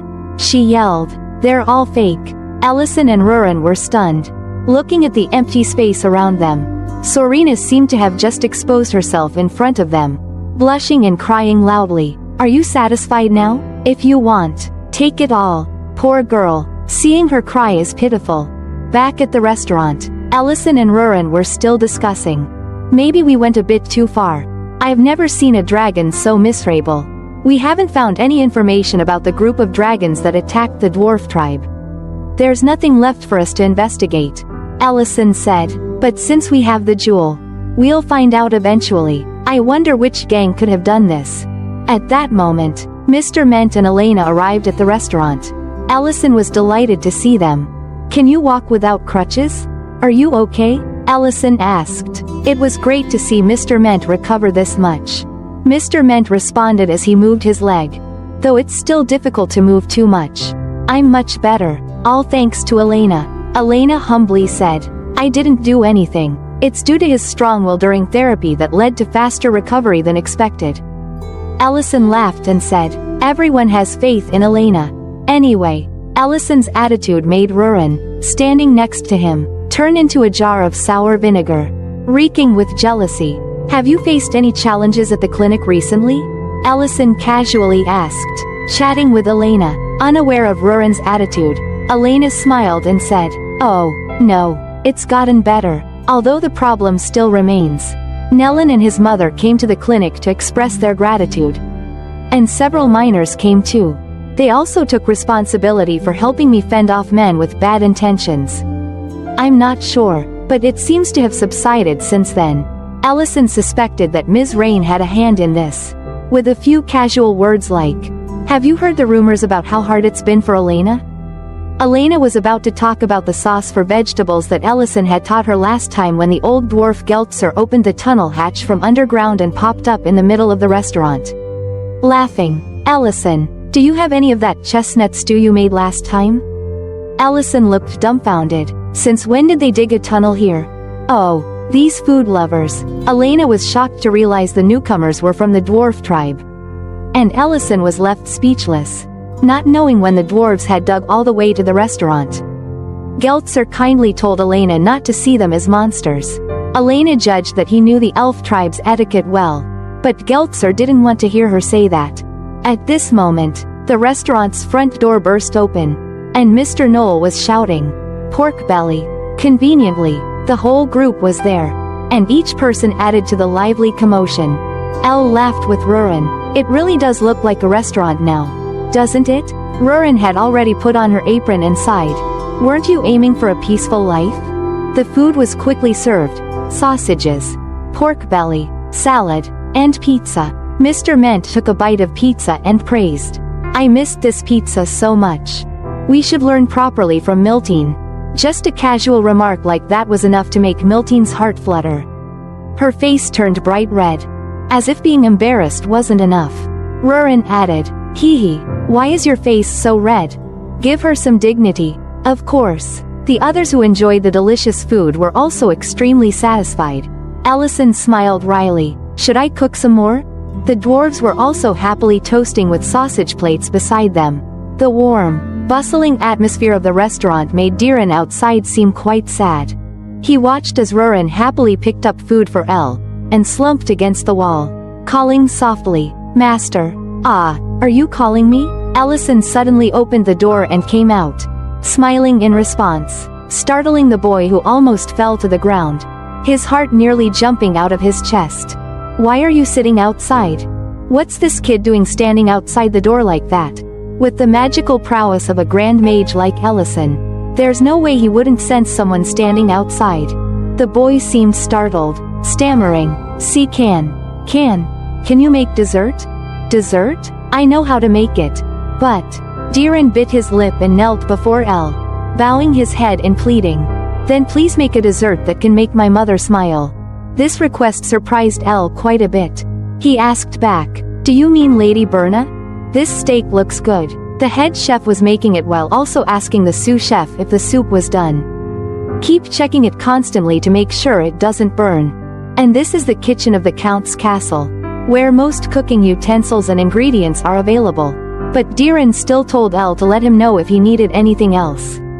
Elle looked at this abundance of ingredients and marveled that the Count's castle was indeed different from his restaurant. These spices can't be found in an ordinary restaurant. It also seemed that everyone here was quite skilled. Just look at the way the chef or sous chef talks. It's overcooked, redo it. I'm sorry, the sous chef replied. At this point, Diren said shyly, the atmosphere here isn't usually this tense. Elle didn't take issue with it. The Count had already stepped into the kitchen. Usually, head chefs don't talk much. Really? Looking at the head chef smiling at the crying staff. It's hard to believe. In any case, with all of this, I think we can make a delicious dessert. Diren eagerly asked. Really? Ellison assured him. That's right. And he told him to wait. At dinner, Lady Berna wiped her mouth and praised the meal but left the delicious-looking cake untouched.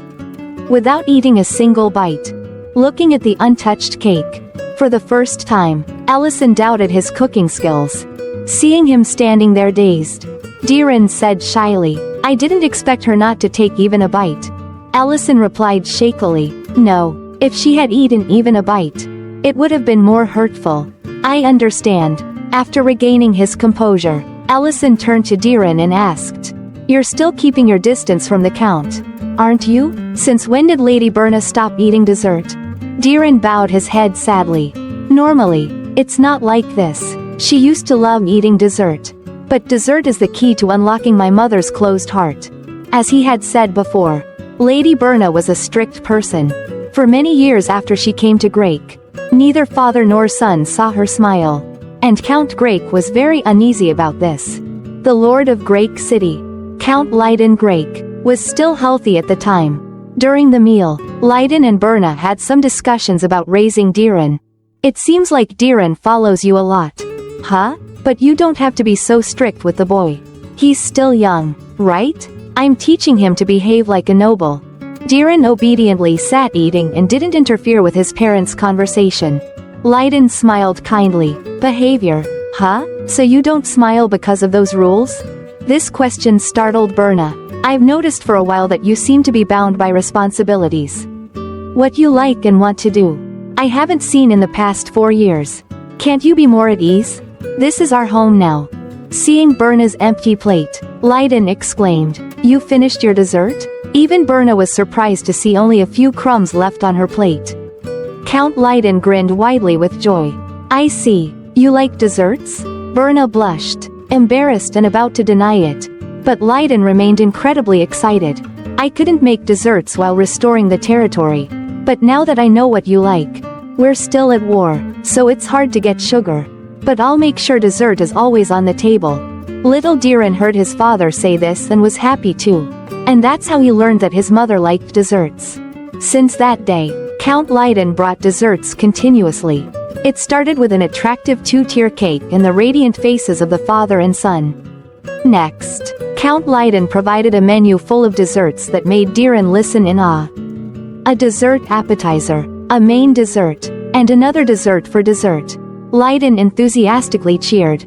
Dad, please calm down. The result of the obsession with desserts was that, after finishing the menu, both father and son looked pale from being too full. However, Leiden still insisted on keeping the menu intact regardless of the risk of diabetes. Lady Berna couldn't hold back her laughter. You can stop now. When he saw her smile, the Count and his son were as happy as if they had found gold. The Countess's smile was truly beautiful. No wonder the Count risked diabetes just to make a full menu of sweet dishes. One day, Diren was walking down the hall when he heard a shout. I can't believe you still haven't had a successor. The boy was startled but quickly witted and stopped to listen at the door. His eavesdropping paid off. The booming voice continued from inside. And it seemed the person inside was extremely angry. It's been 5 years. 5 years? Recently, you haven't even responded to me anymore. What are you doing? Don't test my patience any longer. After that, the person inside opened the door and walked out. Diren couldn't react in time and got hit by the door. His unprofessional eavesdropping led to him getting caught. The man seemed too angry and stormed off without even noticing what he had done. Diren, Berna walked out and was surprised to see her son sitting on the ground. Diren asked his mother awkwardly. Mom, what happened? Berna gently helped her son up and explained. Nothing. I think your grandfather is upset because I haven't replied to him. Grandfather? You mean Count Dedren? The head of the Dedran family? Berna smiled kindly. You don't have to worry. After all, I'm still a part of Grake. Now let's go eat. Berna cheerfully held the hand of her husband's stepson and led him to eat. Young and naive, Diren didn't notice much. In hindsight, he realized something was off. Since then, Diren thought that desserts had changed his mother a lot. For example, during meals, when he made a mess around his mouth, Berna would still frown and remind him, Diren, mind your table manners. He knew that though she remained strict, she now smiled. Proof was that while she scolded him 1 second, in the next she smiled gently and handed Diren a handkerchief. Use this to wipe. Diren was very happy. When Berna played the piano, he and his father would sit and listen, clapping enthusiastically. Only then were they truly a family. But that time was brief. That day, mother and son were learning to bake together. Lady Berna may have been a good pianist, but she certainly wasn't a good baker. You could tell just by looking at the cake. Another failure, Lady Berna lamented. If you're more calm when frosting, you'll get better results. The head chef commented. Berna said she'd try again, but the head chef told her she didn't need to anymore. Berna was determined to do it because she wanted to make a dessert herself. At this moment, Diren excitedly exclaimed, Mom, I did it. Diren held the perfect cake in his hand, which made Berna tear up. The boy comforted his mother. It's all right. Didn't you say that effort always pays off? Yes. I never thought my own words would be used to teach myself. Berna then turned to the household staff angrily. Who dares to run around the castle? The butler, seeing Berna, awkwardly replied, Madam, young master, there you are. You need to hurry. The Lord has lost consciousness. The cause is unknown, was the doctor's diagnosis of Lord Leiden's condition, but there's no sign of poisoning, and the symptoms are rare, so it's hard to diagnose. He's unresponsive and isn't even taking normal meals. Diren cried and called out for his father to wake up, but Leiden couldn't respond to the boy. It was as if his soul had been lost. Little Diren turned to his mother in panic and still remembered the look on Berna's face that day. Her soul seemed to have gone with Leiden, full of sorrow and anger, with no will left. Her eyes looked as if she wanted to give up everything. Since then, Berna no longer touched dessert and kept her distance from me. She only expressed her opinions through the servants, no longer speaking or smiling. Since then, my life has always been controlled. That's why I ran to my master's restaurant. Master, I can only remember up to that time. Ellison remained silent as he listened to Diren recount the story. The boy was still choked up.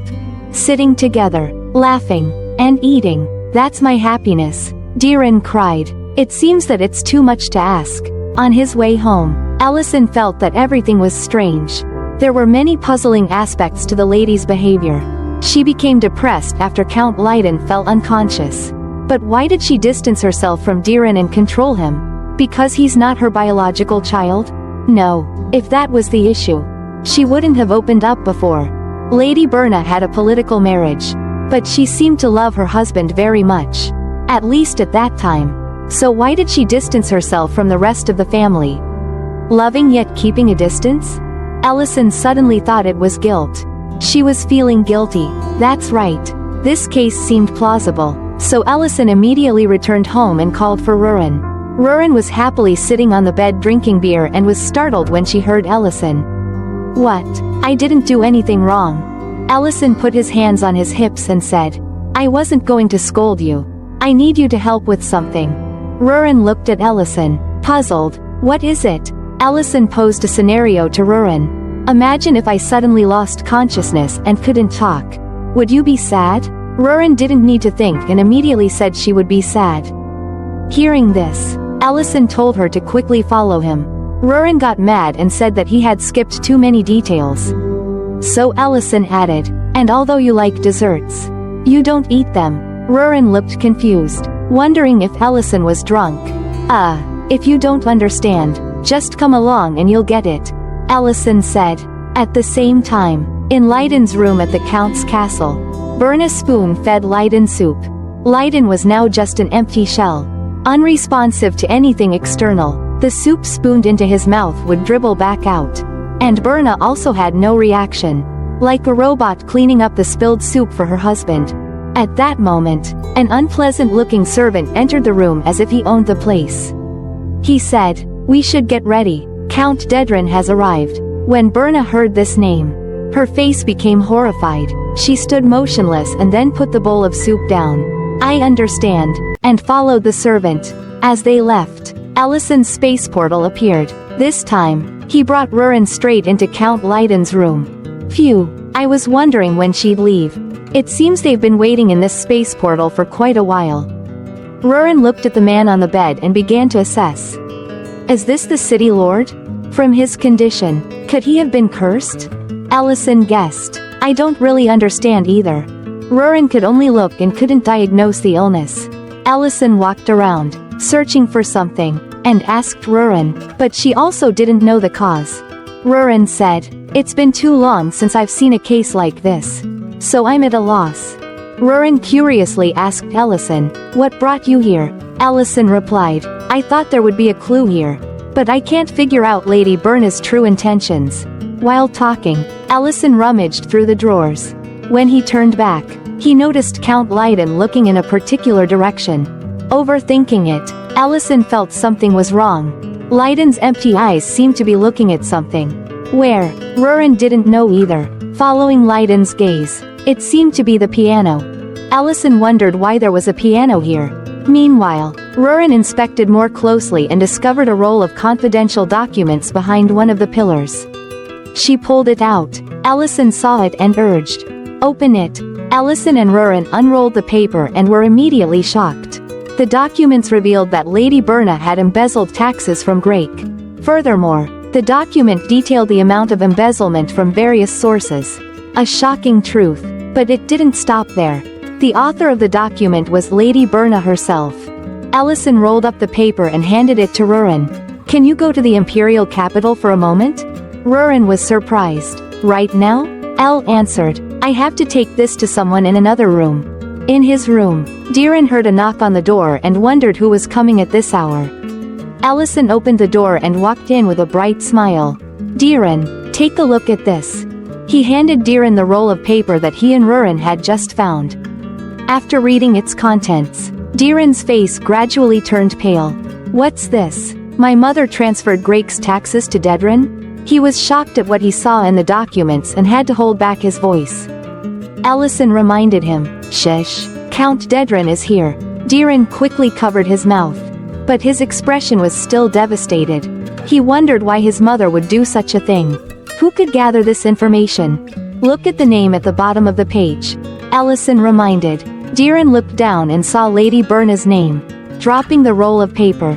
No one else could have collected this kind of information. This is a confession written by Lady Berna herself. The last lines of the scroll read, "With this document, I, Berna Grake, acknowledge all the tax embezzlement in Grake." Diren trembled, confused. Why would my mother confess? Allison decided to use a special magic and said to Diren, "We need to investigate. As you know, Count Dedren is here." In the tense reunion between father and daughter, Berna asked coldly, "Why are you here?" Dedren responded casually, "Do I need permission to see my own daughter?" Berna maintained her indifferent attitude. "Since when have we been this close?" Dedren stroked his mustache and said, "I recently heard some interesting news. The Crown Prince and Duke Temurin came to Grake, and Diren was the one who welcomed them. The boy behaved very well. He's a bit different from what you said, right?" Berna immediately denied it. "I don't know anything." Dedren tapped his head, appearing like a senile old man. "I thought the boy was useless. Has he regained his confidence? What should I do? Should I make him the next Leiden?" This left Berna stunned. In extreme panic, she trembled and asked, "What are you saying?" He laughed maniacally. "Don't you know? It seems I did it without telling you. But it's not that hard to understand. I was the one who poisoned Leiden." Dedren laughed like a monster. "I intend to do the same with Diren." At this moment, Berna couldn't hold back her anger. "You bastard, I won't let you touch Diren. My daughter, I didn't ask for your permission," he said, and the man who had called her here appeared behind Berna with a rope in his hand. What happened next was predictable. Diren and Ellison could hear everything from the other side. Dedren was telling his henchmen to be careful. We can't let Lady Berna get hurt. Ellison frowned upon realizing that Count Dedren had poisoned Leiden. The reason behind Lady Berna's confession also became clear. Meanwhile, Count Dedren continued with his plan. Lock her in the basement where no one can find her. Diren was extremely angry. He banged on the table and demanded that the soldiers from the city lord's castle be summoned immediately. But Ellison tied him up with magic. He shouted, "Master, what are you doing?" Ellison coldly told him, "Observe the situation. Count Dedren's spies have infiltrated deeply enough to poison the city lord's meals and kidnap the lady. Can we trust the soldiers in the castle?" As he said, even the bespectacled butler was stopped by the soldiers. Ellison held Lady Berna's confession and told Diren, "We can catch them with my help. But it's unlikely that Count Dedren has poison with him. Even if we catch him, we don't have any evidence. We can only charge him with kidnapping, not poisoning the city lord. Are you planning to use this document as evidence? This way, we can lock up both the Count and Lady Berna." Diren asked helplessly, "So what should I do?" Ellison offered a plan. "We need to create a situation with solid evidence, executed by someone of high standing." At that moment, Rurin appeared, bringing someone of high status. In the middle of the night, Medren was brought here tied up. She didn't understand what was happening. Poor girl, she's been having a run of bad luck since getting involved with Ellison. She has no idea what's happening. One minute she was minding her own business. The next she's ambushed and brought here. "Is this the person?" a shocked Diren asked. Ellison smiled. "I have an idea." He looked at Diren. "Can you act a little?" The long night passed, and a new day arrived at Count Dedren's castle. Berna's head was uncovered. She was tied up and gagged. Count Dedren acted like a concerned father. "Daughter, are you all right? It's already daylight outside, but it's still dark in here. There's a place we need to go. Follow me." Berna hadn't recovered from the shock her father had caused the night before. Once freed, she shouted, "Why? Embezzling Grake's taxes and constantly controlling Diren's every move. You have everything you want. So why are you targeting Diren?" He laughed as if he had heard a joke. "I told you, I can't stand his behavior. By the way, I originally planned to poison Diren first. And after ensuring an heir, I intended to take over all of Grake. Is it because the Count has changed? Or because you're not charming enough?" he said, leading Berna out of the basement. Dedren suddenly turned back and yanked Berna's hair hard. "This is my judgment. You know I'm the one who poisoned him, right? Aren't you surprised?" Berna was in pain, her forehead bleeding. She pleaded in anguish, "Please, I'm begging you, spare Diren." Dedren grinned. "Even if you say that, I've already poisoned his breakfast." He eagerly opened the door to the room to show Berna his handiwork. Inside, Diren had a face just like Count Leiden's. Dedren mocked as he saw Berna's stunned expression. "But don't worry too much. You'll never know what I can do." Berna cried, "You're a monster. It's disgusting to share blood with you." She sobbed uncontrollably, repeatedly calling out Diren's name. Dedren showed a look of pity but was smiling. At that moment, a guard pulled out a scroll. "Count, what is this?" Dedren was quite surprised to see it. This was found in Count Leiden's room. The guard continued, "The lady collected evidence of tax embezzlement in Grake under your orders, Count Dedren." Count Dedren was stunned as he read the contents of the scroll. Berna saw it and lost all hope. No way. She wanted to rush to seize the scroll. But the guards stopped her. Count Dedren laughed maniacally. "Is this what you're relying on? My dear daughter, it's over." Dedren burned the scroll containing the evidence. Berna froze as she watched the fire consume the scroll. He was delivering the conclusion to this story. After her husband was poisoned, all she had left was her son. And when her son became like her husband, she ended them both and herself. A perfect story. He trembled with admiration for his own storytelling skills. Meanwhile, the guard holding Berna leaned in and whispered to her, "It's all right." Count Dedren wanted to quickly finish off Diren, sending him to the afterlife with praise. "You've done well, Diren." The guard removed his helmet, revealing a handsome face and a charming smile. "A perfect story, but not like that. Ellison used magic to block Count Dedren's blow, destroying his weapon. Dedren clutched his hand, not understanding what had happened to him. At that moment, Medren charged in. Count Dedren, I accuse you of attempting to murder the Grake family. Medren, the mage captain? His face turned pale at the sight of her. Game over, Count Dedren, Medren declared. Lady Berna trembled uncontrollably when she saw that her son was unharmed. Unable to contain her emotions, tears streaming down like a broken dam, Diren, Countess Berna, still tied up and deeply worried for her son, felt a surge of gratitude as if a savior had appeared. Tears still fresh on her face, she stammered, Thank you, sir. Truly, thank you so much. This is nothing for this master, self-proclaimed. How could he let his disciples' family fall into trouble? But, at this moment, Diren looked angry, while Dedren still didn't understand why his plan had failed. He didn't understand how Diren was still alive. Medren frowned. Don't resist anymore, Count Dedren. Follow the Empire's orders. Dedren gritted his teeth, knelt down, and said, What are you talking about? This dagger was just for self-defense. I accidentally dropped it. I swear I didn't intend to harm Diren. Medren responded coldly. And you didn't intend to kill the Grake family either? Isn't Count Leiden Grake currently sick?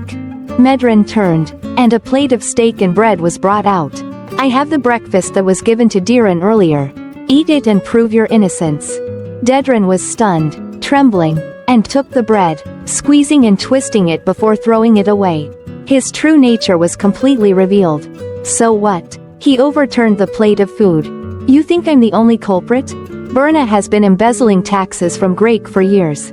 If you want to talk about crime, lock her up first. Lady Berna didn't know what else to say except to cry. It was hard to believe the evil man in front of her was her biological father. I don't know what you're talking about. Diren picked up the roll of paper that had contained all the evidence that Dedren had burned minutes ago and asked. Where's your evidence? Driven to the edge by his own actions, Dedren cursed Diren. You've been watching this whole time, haven't you? He roared. Guard? The guards heard this and chanted, Obey the Count. They were loyal but couldn't last long against Medren's magic. She angrily summoned earth and stones to punish the guards and Dedren. There are beings in this world you shouldn't provoke. Not even the royal knights, the dukes, or even the emperor of this empire would dare. A lowly noble like you dares to act recklessly? Below, a fluttering cloak and a familiar voice rang out. Knights, heed my order. Quickly remove the traitor who has infiltrated Grake. It was the knight captain, Dariant. The knights quickly advanced into the castle, overpowering the treacherous soldiers and those following Count Dedren's orders. All were tightly bound and terrified. Dedren laughed maniacally, shouting at them for daring to do so, even though he himself was tightly bound by Medren's magic. Watching this scene through the window, Ellison smiled with relief, as everything seemed to have been resolved. He turned back to untie Lady Berna and said with a smile, I should leave now. I'm so glad you're safe. Wait a minute, who are you? Lady Berna was still wondering about Ellison's identity when she heard Diren call out, Mother, emotionally. He approached her with concern. Are you all right, Mother? You're hurt.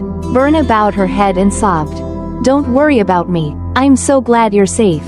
Diren knelt down in front of his mother, not too happy that everything was over. Why won't you look me in the eye? Because I'm a criminal, Lady Berna admitted. I made Count Grake like this. Not to mention the tax embezzlement from Grake. I've lived in this castle knowing Count Dedren is the culprit, putting you in danger. I just feel guilty for being alive. Diren didn't know what to say after hearing these words. Mother, you've always lived under the burden of guilt. Why would you use the word, forgive? It's all Count Dedren's fault, not yours. Diren covered his face and cried. I and Father too. We'll always be with you. Because that's what family is. So raise your head. Lady Berna reached out and hugged him. I'm sorry. Diren, I'm so sorry. I've been so foolish. I won't do that again. The mother and son hugged each other and cried until the evening. Count Dedren was imprisoned in a cage and transported to the city lord's castle in Dedren. Even now, he hadn't repented, and was even more aggressive. Let me out. Do these fools know who I am? The two soldiers in charge of transporting him ignored him, talking about moving things in the city lord's castle. Dedren gritted his teeth. You made a big mistake. You think I don't have connections in the Empire? When I'm released, I'll finish you off first. Ellison arrived sometime earlier and, hearing Dedren's words, became angry. Who do you think you are to say that? Dedren looked at him, sweating, but still defiant. Who are you? Are you a mage of the Empire? Ellison didn't answer, just glared at Dedren and said, to have such a large land and castle. You meddled with Grake. Watch closely. Ellison coldly used magic, shaking the magnificent castle and the surrounding fertile land as if in an earthquake. Count Dedren trembled with fear. What are you doing? Impossible. Nothing is impossible, Ellison replied. Once I act, no one can stop it. The power of the Archmage Ellison, the living legend, was demonstrated just like that. Diren sat at the dining table, full of excitement, and Lady Berna, with half her head bandaged, looked at him and asked, Diren, what's this? Diren, yearning for a family dinner after a long time, had prepared meticulously. A large table was set outdoors, adorned with exquisite decorations. I've prepared a whole table of desserts for you, Mother, Diren said to Lady Berna. Diren had also invited acquaintances to join the celebration, mostly Ellison's friends. The guests chatted animatedly. Goodness, so many sweets. Are we supposed to eat all of this? I guess so. Miss Rain's eyes sparkled at the sight of the desserts, while Mr. Knoll reminded her that eating too much would lead to weight gain. He was immediately rewarded with a punch to the head from his wife. Another bump appeared on Mr. Knoll's head. Oh, the woes of this well-meaning but tactless man. Meanwhile, Medren stood by the tree and shouted, Everyone, pay attention. Look toward the city lord Dedren's castle. There will be a special show for tonight's party. Diren eagerly turned Count Leiden's chair in the indicated direction. Berna was startled, not knowing what was happening, while Dedren, who was imprisoned in the cage, was crying and begging for it to stop. The city lord's castle in Dedren was uprooted, flying into the air, surrounded by a strange light. The castle began to explode from the inside, and in the blink of an eye, a tremendous explosion occurred. Count Dedren sat in the cage crying, Stop. It's my castle, but that was impossible. Ellison smiled in satisfaction. You will no longer see the light. Enjoy it while you can. Diren watched the fireworks in awe and asked his mother, What do you think? Lady Berna, with sparkling eyes, picked up a cream puff, trembling as she ate it, tears streaming down. It's wonderful. After finishing eating, the moon was already high in the sky. Lady Berna stood by the window, looking at the moon excitedly, then turned to feed Leiden, still chattering. You don't need to worry about Diren. I've realized how foolish I was. No matter what happens in the future, I won't hide from it anymore. Count Leiden seemed to be responding better and took the food. Lady Berna gently wiped her husband's mouth. I, Berna Grake, love my husband, Leiden Grake, very much and always will. Diren stood outside the door, listening and smiling contentedly. Meanwhile, Count Dedren was brought to the street, where people threw vegetables, rotten eggs, and harsh insults at him. Count Dedren was just confused, muttering regrets about his castle. Not far from there, Dariant and Ellison stood watching the scene of celebration. We've caught many spies, but we shouldn't let our guard down. You should be careful, Dariant reminded. Ellison put his hands on his hips and praised his friend for doing a good job.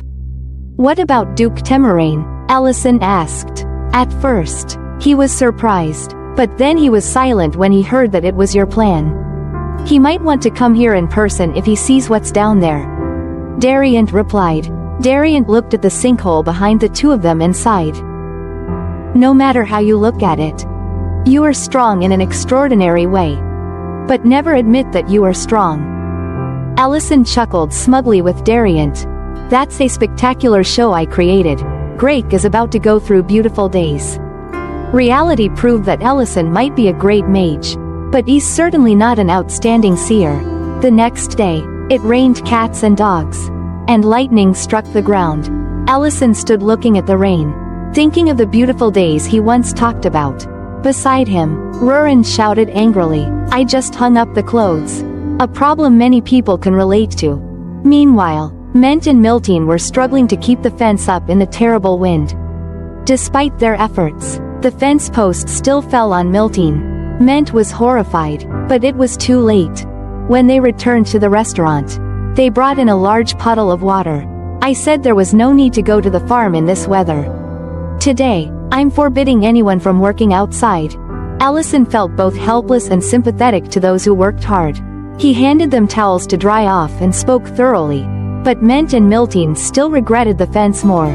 Rurin was still upset about the clothes. Instead of struggling with the harsh weather, Allison suggested that they help him serve the customers. The restaurant was quite lively today. Allison worriedly put a towel on Rurin's head. "Dry yourself off first, or you'll catch a cold."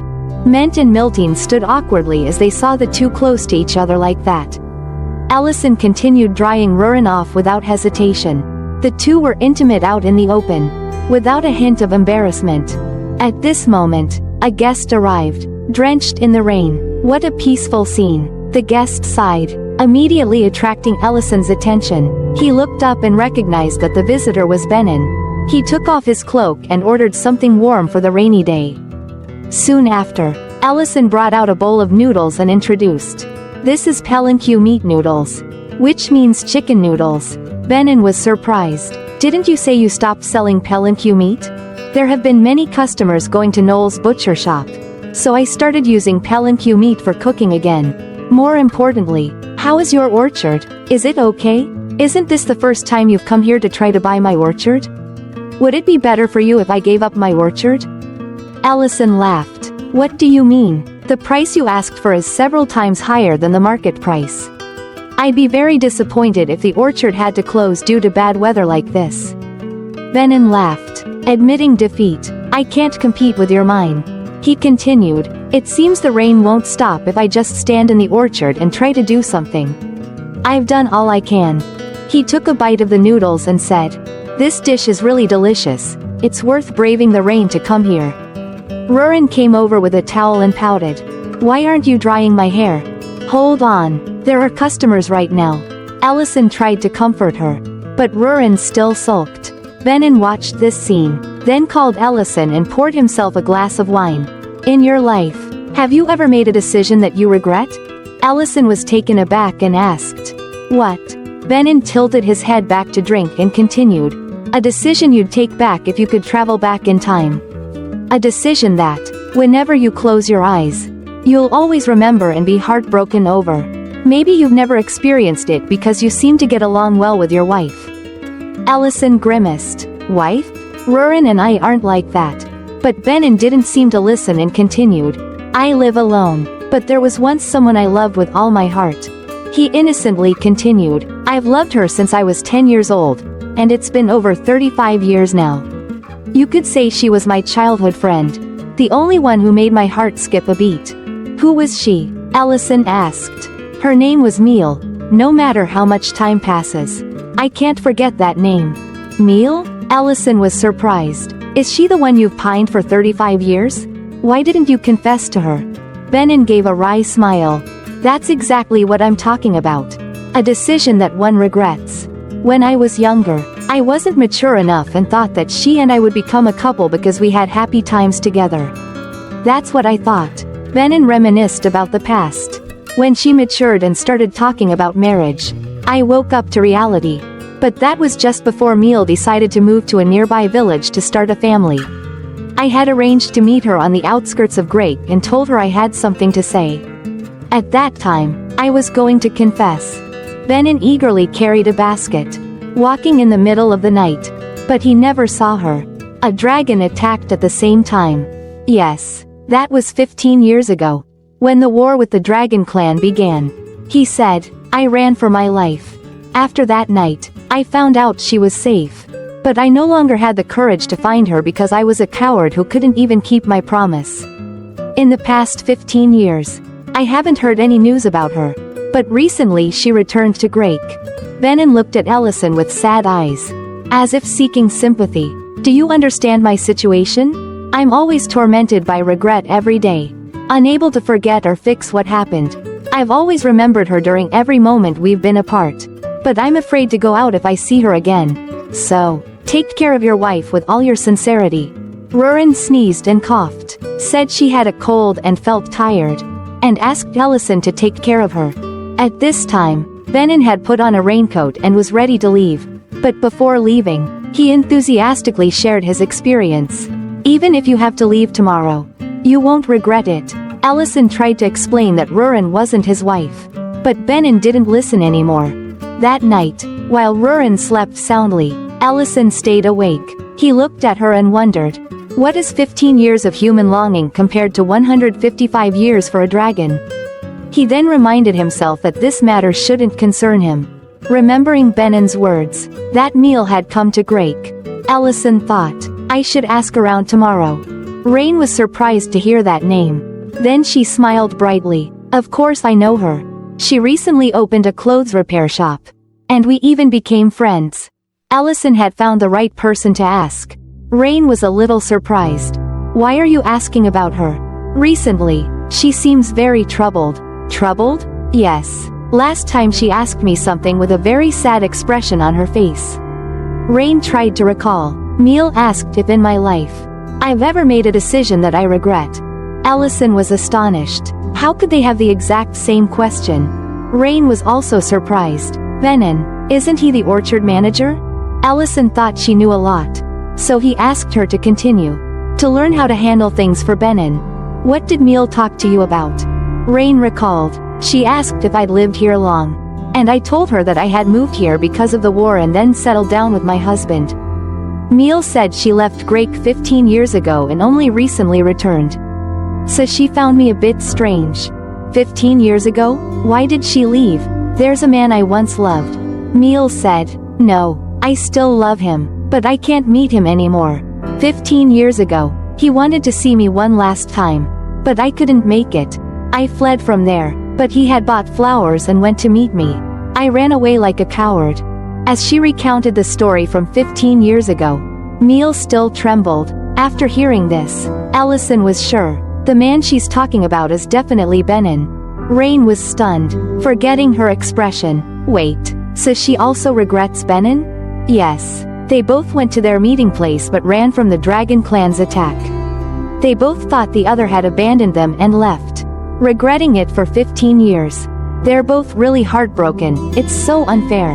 Rain was touched. Meal has lived alone since then and rejected every proposal her father forced on her. She chose to live alone for so long because of a misunderstanding. Don't worry, Ellison smiled. Can you tell Meal about this? Ellison brought Benin a box. While he was harvesting apples. Here's a pair of reading glasses as a gift. Meal said her eyesight has been declining recently. If she feels eye strain while using them, you can bring them to me for adjustment. A gift for Meal? Ellison smiled mysteriously at Benin. Tonight, Meal will be waiting for you on the outskirts of Grake. You can give it to her. Benin was stunned, his eyes widening. What are you saying? I can't meet her. Didn't you say that was the decision you regretted? Ellison said, I believe everyone has made mistakes. No one wants to make mistakes. And no one can predict the future. But worrying about the same problem just creates more problems. You know what to do. In the evening, Benin walked on the old path, feeling like his feet were heavy as lead. After a few steps, he had already thought of countless scenarios. Will she be angry with me? What if she calls me a coward? It's been 15 years, but what if she doesn't come? I miss her so much. He told himself. But before dying of longing, our Benin might be done in by overthinking. Seeing the familiar figure of the girl under the tree, Benin burst into tears. He was still the same person as before. Meal turned back. Benin? Benin was stunned. Is it really you, Meal? He gripped the box tightly, blaming himself for nearly running away. He shouldn't do that. Meal was also emotional. I have something to tell you about that day. Benin bit his lip, startled, his heart finally letting go. And he laughed in agreement. So do I. Benin thought that even if Meal scolded or blamed him, it would be okay because the biggest regret of his life was not apologizing to her about that day. I'm sorry I didn't make it to the meeting place 15 years ago. I'm sorry I didn't make it to the meeting place 15 years ago. Neil also said. They both shouted in unison, tears in their eyes. Then, they froze. Venin forgot to cry. Neil stopped her tears. We both. Then they both burst out laughing. My God, there are two crazy people here. Rain was thrilled. She and Ellison had found a nice spot to watch the lovers' reunion. She looked at Ellison, puzzled. Why didn't you tell them the truth earlier? Ellison smiled. It's something they needed to solve themselves. We couldn't tell them beforehand, otherwise. We wouldn't have such a good story to watch. But don't you think it's unfair that they were alone for so long because of a small misunderstanding? Isn't it better that the misunderstanding has been resolved? Ellison looked at the results of his intervention. And they have found each other again. Venin gave Neil the glasses. And they walked hand in hand, not letting go for the entire journey back. A few days later, Venin and Neil stopped by Ellison's restaurant. They came to discuss the sale of the orchard that Venin had tended for years. This time, Venin resolutely sold the land, determined to use the money to build a house in the heart of Grake, where he and Neil could start a new life together. He gently took Neil's hand, pressed a kiss upon it, and said, his voice brimming with emotion, I've hesitated for 15 years, but I won't hesitate any longer. Neil lowered her gaze, her cheeks flushed, a shy smile blooming on her lips. After purchasing Venin's orchard, Ellison became a real estate tycoon. The vast area around the restaurant was all his land. But he still lamented, although the land around the restaurant is mine, there's no room to build Dwarf's village. Fortunately, I found a place to build it. Rurin agreed with Ellison's plan as she gnawed on an apple. She didn't like the idea of the dwarf people living in the dragon's lair, as that was her space and she didn't want anyone else living there. Except for one person. Rurin was sad. Even though you'll be at the restaurant, the cave is still very spacious. Ellison looked at her sadness and remembered Venin's advice. Blushing, should I live in the dragon's lair after it's finished? Rurin was initially stunned, then her eyes lit up like car headlights. And she grinned ear to ear before springing up to hug Ellison like a spring. Really?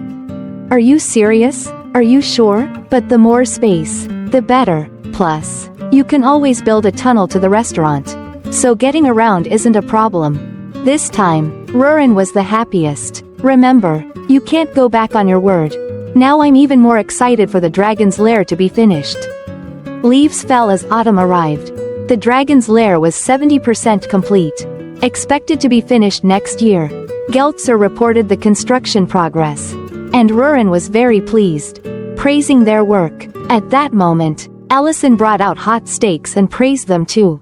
Geltzer smiled broadly. They haven't finished paying their debt, and Ellison already found land for them to build the village.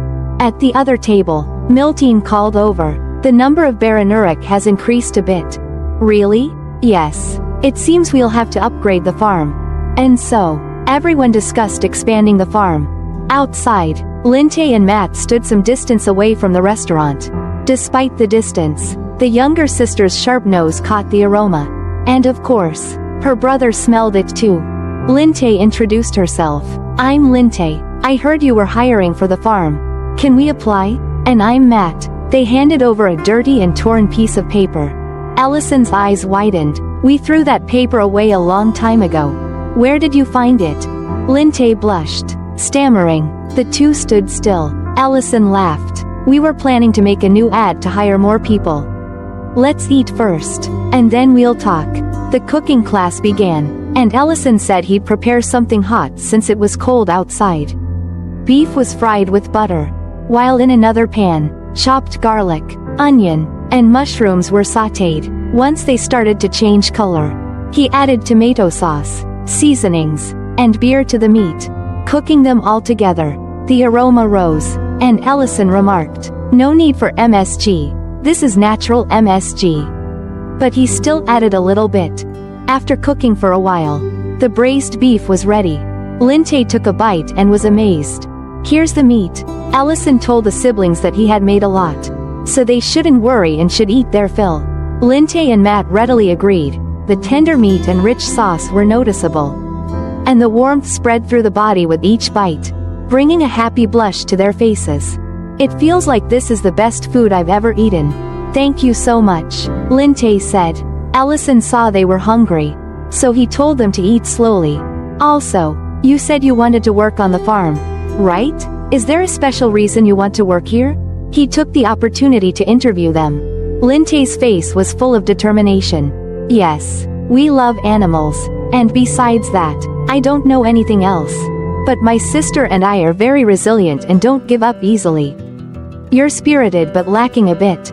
Allison called Elena over to check. He's telling the truth about their resilience, but they're hiding an important fact. The siblings' faces turned pale. Linte clenched his bandaged wrist tightly. Allison smiled coldly. I'm sorry, can I take a look at your wrist? Linte gritted his teeth and removed the bandage. Both siblings had fresh red marks on their wrists. Ment appeared immediately. Those are handcuff marks. Are you criminals? Allison asked sharply. Matt wanted to explain but was loudly stopped by Linte. He bowed his head. I'm sorry for hiding the truth. But please believe me, we mean no harm, and I understand that we've asked too much of you. After saying this, Linte got up and left immediately. Matt wanted to hold him back, but his brother rushed out of the restaurant. What are you doing? They seem like good people. At least we should explain the misunderstanding. Linte wrapped the cuff marks on his wrist again and told Matt that, regardless of the reason, a criminal is still a criminal, and he didn't want to talk about what happened. Matt was saddened and had tears in his eyes. Linte patted his sister's head. However, I don't regret my actions. Don't you regret not finishing the food? Well, would it be embarrassing if I said yes? But we couldn't finish the food in that atmosphere. In the evening, the whole village dispersed after finishing their meals. Allison was washing dishes, and Rurin stood beside him, asking, so the interview didn't go well? They have their own issues. But if they won't explain, there's nothing I can do. You should also think about how that will make Miltine and Mr. Ment feel. Rurin acknowledged that finding good subordinates was very difficult. Allison thought they needed to make a new ad. Looking up at the kitchen shelf, he noticed that the restaurant had run out of seasonings again, probably because of the recent influx of customers. He still used the old trick of buying supplies from the modern world. After summoning, Allison grimaced with dizziness. Is it exhaustion? Summoning is the only magic that leaves you this exhausted. Rurin said. This spell should have been impossible because I haven't absorbed the Dragon King's heart yet. Suddenly Allison felt strange, and he swayed, making Rurin worried. Allison was panting, his eyes hollowed. This feels different than usual. I can't absorb any more mana. Hey, what's wrong? Rurin asked anxiously. Allison collapsed to the ground, unconscious. If I had known this would happen, I would have listened to you. His blurred vision gradually cleared, and Rurin, with tears in her eyes, called Allison. His face was red as if he had been roasted, and he was sweating profusely. Are you okay? This little dragon really is something. Looking and not realizing what's wrong and still asking, Allison replied, I'm fine, don't worry, it's just that I'm out of mana. Out of mana? You're a level 9 mage. Allison comforted her. I just need to rest. And I'll recover. Just stay calm. Is there anything I can do to help? Just let me know, and I'll take care of you today. Rurin declared boldly, surprising even the exhausted Allison.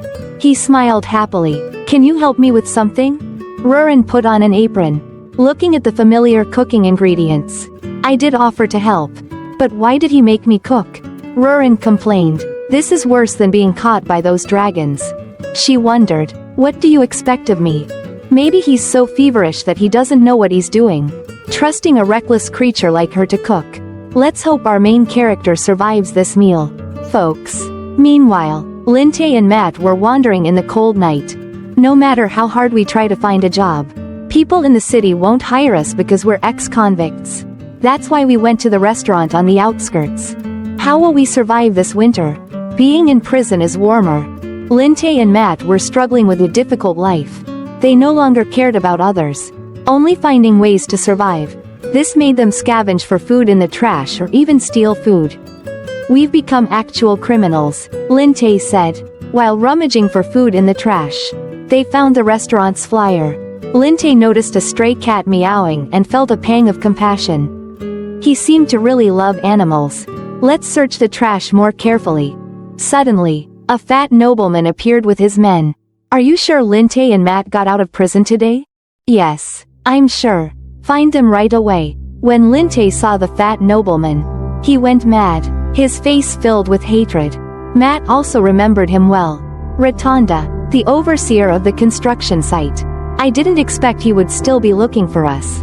Linte gritted his teeth in anger. Unable to endure it anymore, he never stopped his wrongdoings. He stood up, but Matt held him back. Brother, we have to be patient. This time it won't be just 2 years. 2 years ago, in a room, there were inappropriate sounds. The fat Rotunda had pinned a woman against the wall. Ignoring her crying, he laughed indecently. Does it make sense to kick me out while the construction site is operating? He reached out to caress her cheek. Think of your husband, he's working hard without getting paid. It must be tough. The woman bit her lip. Not saying a word, Rotunda continued, I'm more of a man than you think. Don't worry. At that moment, outside the door, Linte and Matt rushed in, urgently calling for him. They were both bleeding. The scaffolding in Area 3 collapsed, injuring many people. We need medical attention. Hearing about Area 3, the crying woman in Rotunda's grasp ran away. He couldn't stop her in time, so he vented his anger on Linte and Matt. These idiots, they didn't help at all but caused this mess. His face, when angry, looked like a deformed piece of fat. We followed the plan, but the scaffolding suddenly collapsed. He muttered, then turned and had someone restrain Linte. What are you trying to say? That I'm embezzling the construction funds? Rotunda kicked Linte hard in the chest, beating him continuously. I even take in orphans and give them jobs. You'll be fired, and the damages from the accident will be deducted from your wages. Converted into debt, Matt saw her brother getting beaten so badly. She cried and begged, I'm sorry, Lord Rotunda, please forgive us. The lecherous fat man, having just lost his prey, then set his sights on Matt. He smirked, lifting her face. It seems you have another way to make money. Many nobles have strange tastes. What do you think? Linte flew into a rage upon seeing his sister insulted. He broke free in Rantada's astonishment. Linte charged at him, landing a punch straight to the fat man's face, making his nose bleed and knocking out a few teeth. The fat man was beaten to tears. Rotunda's 2 henchmen rushed to stop Linte but couldn't. Linte fought fiercely, taking on all 3 alone. After the fight, Linte and Matt went hand in hand to prison. In prison, Linte was always fighting with other inmates and getting injured. Matt held his brother's hand, trembling. I don't want to see you like this anymore. Linte thought about it too. If he ended up in prison again, how would he ever get married? So he admitted that he had been too impulsive and gave up on the idea of dealing with Rotunda. Before they catch us, we should run away. Meanwhile, Rotunda was grinding his teeth. Those bastards think that after 2 years in prison, it's all over? Find them for me now. The henchman with the headscarf hesitated. Lord Rotunda, you know Lord Dedran was transferred to the capital. Making a big fuss won't help. What did you just say? Rotunda swung his arm, slapping the henchman in the face. Do you think I won't do anything without someone backing me up? The henchman, with a scarf on his head, felt the sting of the blow but only dared glare at him. Rotunda continued to grumble. If I don't intervene, then... At that moment, he spotted Elena. Ma'am, what are you doing here at night? He sneered, immediately rushing towards Elena. Ellison took out the gem. He understood why he couldn't accumulate mana. It was due to the side effects of this gem. Sitting on the ground, he tried to absorb energy from the gem. He struggled to crawl back to his bed, thinking that he shouldn't have absorbed the gem. Rurin was busy in the kitchen, preparing food for Ellison. She worried about him, knowing he was exhausted but unsure how to help. Meanwhile, Elena had been captured by the henchmen. She was frightened and begged for mercy. Rotunda stroked his chin, assessing. Elves are always so beautiful. I visited the clinic a few times, do you remember me? He patted Elena on the shoulder and licked his lips. If you answer well, you can go. If not, I'm really looking forward to it. Do you know where Linte and Matt are? Elena froze upon hearing those names. Didn't they just come to Ellison's restaurant to apply for a job? But she couldn't say that. Elena silently chanted a spell and then shouted, "I won't tell you." A blinding light burst out, temporarily blinding those bastards. Elena used that brief opportunity to escape. Rotunda gritted his teeth. "Elena, how dare a lowly creature like you try to escape?" Elena turned back to see his hand very close. How can he be so fast despite being fat? At that moment, Linte intervened again. Just like last time, he aimed a punch right at Rotunda, sending the fat man flying like a sandbag. Linte couldn't hold back any longer, gritting his teeth in anger. Matt didn't blame her brother, instead grabbing a stick to fight back, saying with a smile, "It's okay, brother, I'm glad you did that. Now we can live peacefully through the winter." Elena, still kneeling on the ground, trembling, asked, "Why are you two here? Leave here, this bastard came looking for us." Matt answered, turning around. Linte clenched his fist tightly and said angrily, "This trash is really going after people unrelated to us? Let me remind you of the story from 2 years ago." But Rotunda, still on the ground, calmly took out a whistle, blew it, then sat up calmly and said, "Hee hee, you want to talk about 2 years ago? Huh?" Matt and Linte's faces were filled with fear as they heard the whistle. He continued, "You think I came here unprepared? You're about to die. Damn it, this bastard." As soon as he finished speaking, footsteps could be heard, and a bunch of handsome, scarred young men approached. "Oh God, our client is in trouble. Are these the people you want us to take care of?" asked Roman Horde, the gang leader in Grake. The scene changed, and someone was knocking on Rain and Noel's door in the middle of the night. Rain got up groggily. "I think someone's knocking." Who could it be?" Rain opened the door and asked, "Who is it?" "Who else but our little dragon Rurin." Rurin stammered apologetically, "I'm sorry, this is the closest place where I can smell it. Can you show me where the clinic is?" Back at the unfortunate siblings, Linte was being brutally beaten by Grake's thugs. He was trying his best to resist, but Roman Horde's overwhelming strength was undeniable. Meanwhile, Linte swung a stick from behind Horde, saying, "How dare you?" But Roman easily caught the stick with one hand, looking uninterested. "This is no joke," then tightened his grip around Matt's neck and threw her to his men. Rotunda, his face bruised, said, "Hee hee, don't think of Roman as an ordinary person. He's an experienced mercenary." Roman asked, "Should we continue torturing them?"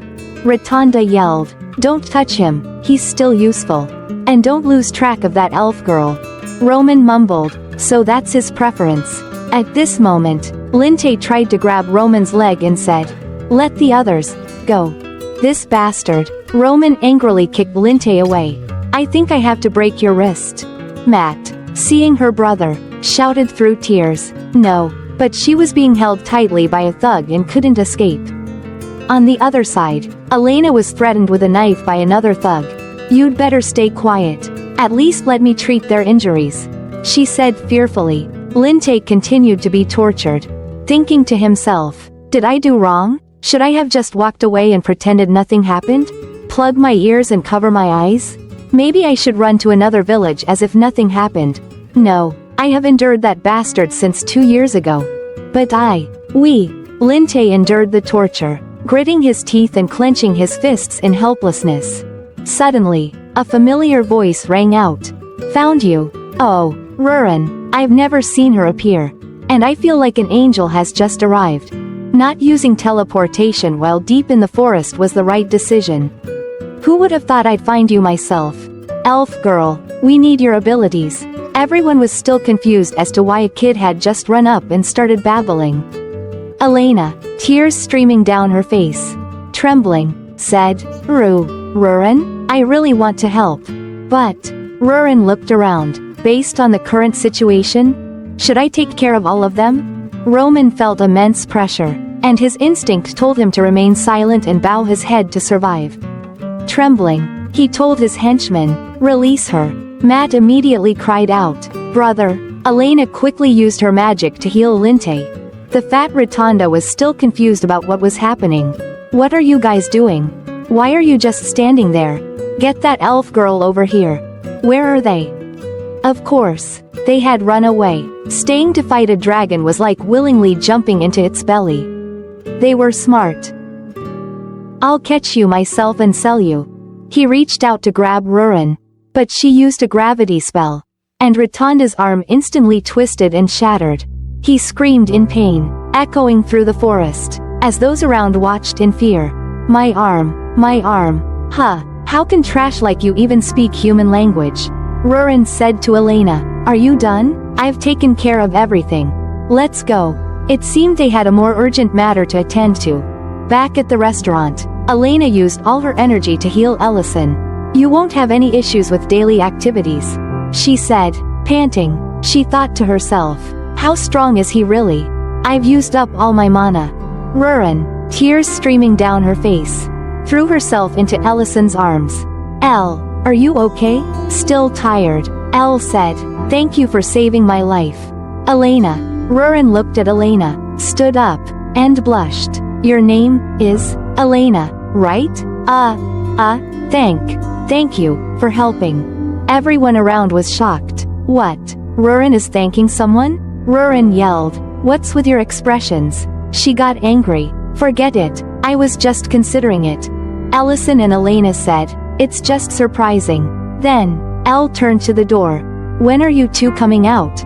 Matt and Linte, hiding outside, came in and said, you knew we were here? We just wanted to thank her for saving us. What do you mean? Didn't you two save Elena? That construction supervisor. His name is Rotonda, right? Was it him? No. Rotonda initially came here for us. We caused trouble for unrelated people. Ellison comforted them, saying Rotonda was already notorious, and asked why they didn't tell him the truth when they first arrived. Linte cautiously replied, if it had been 2 years ago, I would have done so. I don't want to lie about my sins. Elle smiled, took out a gold coin, and said, do you two not have a place to sleep tonight? If not, this will be useful. Linte and Matt stared in amazement at the gold coin in Ellison's hand, realizing it could cover their expenses for months. Why did you choose to give this to us? What do you mean? Because from tomorrow, both of you will be working on my farm. The two were stunned. But you know we're criminals. Ellison exhaled lightly and calmly said, we pay our people, and we know who to criticize. I think there will be no problem. Ellison thought differently beside him. I'm about to have new subordinates. Linte and Matt were shocked, and they knelt down and shouted, I will serve you for life. I will also follow you for life. Just call me the manager. These two siblings are smart, they know how to choose their master. If they didn't, with their personality, dying on the streets was a sure thing. So everything ended peacefully on a calm moonlit night. Once again, from today, we will assist with the work at the farm here. Today is the first day Linte and Matt started working at the farm that Ellison, our great mage, built. Linte spoke up. We are delighted to work with the seniors. Seniors, that's right, I'm a senior now. Miltine laughed happily and said, I'm also glad to work with you too. Linte seemed unsure, while Mr. Ment looked at the two with a scrutinizing gaze. It was Manager Ellison's decision, so I have no objections. But I don't fully trust you two yet. Yes. The siblings stood stiffly, responding nervously. Mr. Ment continued, however, if it were me, I would definitely beat that Rotonda guy black and blue. Mr. Ment then guided Linte and Matt in their tasks, starting by showing them how to stack hay for the cows. Hopefully, they will work diligently on the farm. At the same time, the magic orb of the Dragon King was glowing. Ellison was holding the orb and thought, my mana is about to recover. There probably won't be any side effects when using magic anymore. Now I remember, there's only a few days left. I wonder if what I requested has arrived. This time, huh? Our little dragon was looking out the door with a strange look. Ellison was quite surprised, wondering what she was thinking. What are you doing? Observing. Customers? Ellison asked again. I see many strangers. Wow, this girl is paying attention to other beings? What's going on? Last time, she even thanked Elena. What's been happening to her lately? She's not acting normal at all. Rurin was still attentively watching the customers enjoying their meals in the restaurant. The women seemed happy, adorned with shiny jewelry. Rurin wondered, why do human women wear so many shiny things? Well, maybe because they look pretty. Ellison replied, don't dragonfolk also fill their caves with jewels and trinkets? Rurin responded, I don't know much about that. But my mother's cave didn't have such things. Ellison asked, have you ever wanted to receive things like that? Meanwhile, Venin was planning something else. He was gifting Meal a beautiful necklace. And they both seemed very happy. Watching that, Rurin felt uneasy. I don't know. Just then, the restaurant door opened, and a new customer entered. Oh, it's Ellison's silly disciple. The young man was holding a scroll as he entered, shouting, Master, great news. This morning, we caught Rotunda lying in the hospital. He confessed to all his crimes. Tax evasion, harassment, human trafficking, assault. He's been charged with so many crimes. He will never see the light of day again. Ellison replied, he's worse than I thought. His closest associates betrayed him along with the information about him. It turns out the one backing Rotunda was Count Dedran. Although Count Dedran has been captured, Rotunda kept acting recklessly without considering his position. It's surprising that not all of Count Dedran's accomplices were in the castle. Catching one brings more. Diran sighed. Ellison placed a hamburger in front of Diran. But you're still doing great. Do you have free time 3 days from now? Oh, if it's an invitation from you, I'll arrange it right away. Ellison whispered something in Diran's ear. What are these two planning? Diran shouted with joy. Awesome, I'm in. Both of them grinned. And one night, then another, and another passed. 3 days later, Geltzer, the dwarf leader, sat pensively. Ellison, you came right on time. On the other side, Ellison slowly sat down in the dark. Geltzer spoke first. What I want to say is. But Ellison waved his hand. Present the items first. I've completed them. Very good. Ellison looked into the bag with a sly grin. Meanwhile, Geltzer continued. I've gathered everything. Nothing is missing. But what is going on? It was just a bag full of sausages and beer. The other dwarfs were gathering around, cheerfully eating sausages and drinking beer. Geltzer asked, is this much theatrics necessary? Elle said. I just wanted to try it out. It would be great if everyone could join. But since the project is in its final stages, I understand. Tonight was a night full of shimmering moonlight and stars over the city of Grake. Noel and Rain, a married couple, were heading to a restaurant. This is the first time we've received an invitation like this. Rain replied, yes, but I'm really excited about it. Linte was talking to Miltine. Can we join too? Of course. The boss said all the employees at the farm should participate as well. Oh, what is little Matt doing with that cow? Is she planning to become a Spanish bullfighter? Scene changed to the restaurant. Wow, a very elegant platter was placed on the table. Is it European cuisine today? Rurin asked. What's this? Elle turned around. Oh, you don't know what today is? Then he turned to all the guests in the restaurant. Everyone, I'm so glad you all could make it. To show our appreciation, we've prepared a little event. Rurin was surprised. Oh, a restaurant event? Elle continued. The name of the game is, What's in Your Mouth? The rules are very simple. Put on a blindfold. Taste the food, and guess what it is. Anyone who guesses correctly will receive a prize. And the first participant is Miss Miltine. Me first? Miltine put on the blindfold and got ready for the game. Is this even edible? Elle said. Everything here is edible. It just depends on how you perceive it. Here's the food. Miltine, sweating nervously, opened her mouth to receive the unknown food. The atmosphere around her grew darker. This thing is hot and soft. What is it? I've never encountered anything like this. There's something slimy inside. She suddenly felt shocked and immediately spat everything out. Meanwhile, Elle was laughing heartily. Miss Miltine is out. What you just ate is called a marshmallow. It's made of sugar and is something you won't find anywhere around here. Because it comes from a very faraway place. Elle thought to himself. Miltine screamed. How could I guess that? Even after eating it, I couldn't tell what it was. At this moment, Mr. Ment unexpectedly grabbed the food and popped it into his mouth, saying, but it's really delicious. Miltine, crying while eating, said, "The blindfold scared me so much I couldn't taste its sweetness." Next up was Mr. Knoll, who seemed very confident with the encouragement of his wife, Rain. But just a second later, Knoll was spitting fire out of his mouth. Whoa, so spicy. Oh god, our main guy is quite the trickster, making Mr. Knoll eat nothing but chili peppers.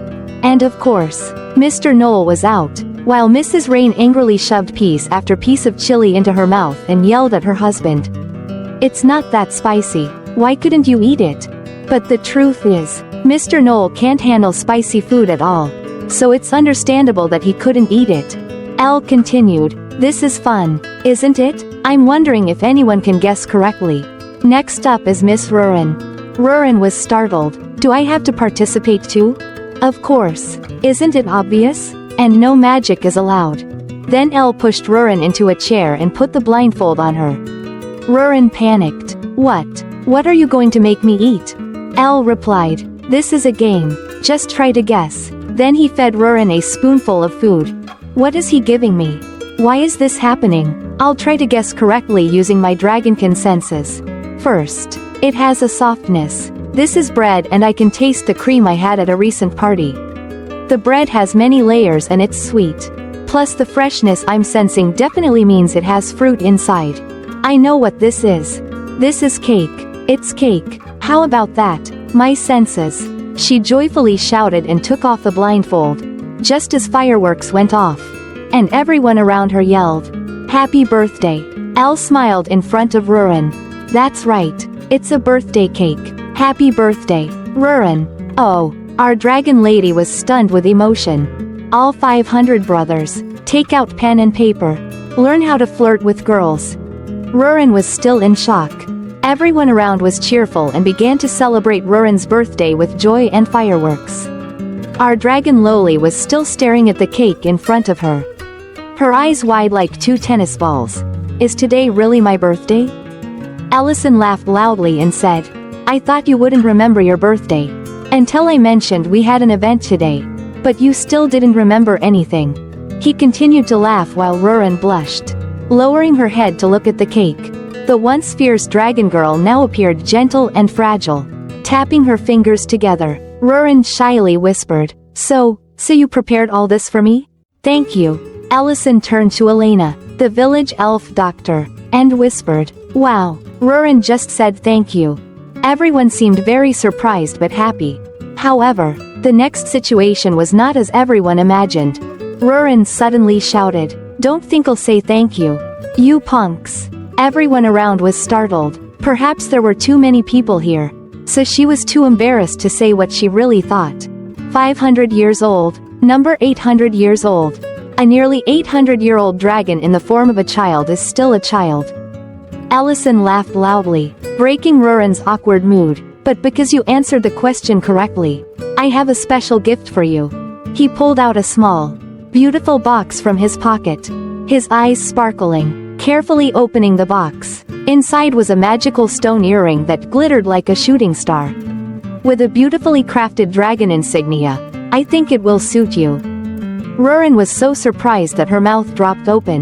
Her big round eyes sparkled like crystals. This, you made it for me?" Her voice trembled. Ellison nodded, smiling. "Actually, I had the talented dwarves make it. They worked day and night, forgetting to eat and sleep, but not forgetting to drink, to create this piece." He leaned in and whispered in Rurin's ear, "How they made it doesn't matter. What matters is that I didn't forget your birthday." With a small magic spell, Ellison gently put the earring on Rurin. "There, it's okay. Just a little pinch." Rurin looked at herself in the mirror, her eyes shining. "It's beautiful," she whispered, her face blushing. Editor comments, "See, giving gifts like this makes any girl swoon." Now, 300 guys watching the video, take notes. Giving gifts isn't enough. You have to know how to surprise them so they'll give you their heart. Words must be accompanied by actions. Love starts from a girl's stomach and unexpected gifts while eating. Remember that. Okay, back to the story. Rurin was still blushing shyly, turning away, gently touching the earring and whispering, "It's really beautiful. I'll wear it forever." She recalled moments of seeing Benin give a necklace to his lover in the restaurant. They looked so happy, and she wanted to feel that way too. And now, it had come true. Rurin smiled happily like any girl in love. It's beautiful. Elle laughed loudly and continued the party program. Let's move on to the next player. Lady Rain, the kind woman, one of the best in the village, put on a blindfold, excitedly trying to guess the food prepared for her. It tastes a bit crunchy, but at that moment, Noel, the muscular butcher and Rain's husband, stammered, "Huck huck, but that's a worm." As soon as Rain heard that, she spat out all the food in her mouth. Ellison laughed loudly. Disqualified. What Rain ate was just crispy fried shrimp.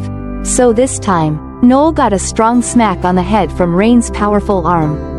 Unfortunately, it wasn't her legendary frying pan, or we would have had another spectacular scene. "You made me fail," Rain growled. Noel whimpered.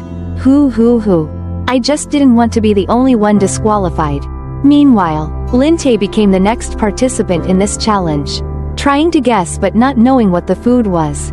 "I don't know what it is either, folks." The author deliberately drew the dish looking purple, emitting black smoke, looking indescribably disgusting, while Linte was trying to guess what it was. Matt stood beside cheering for his brother.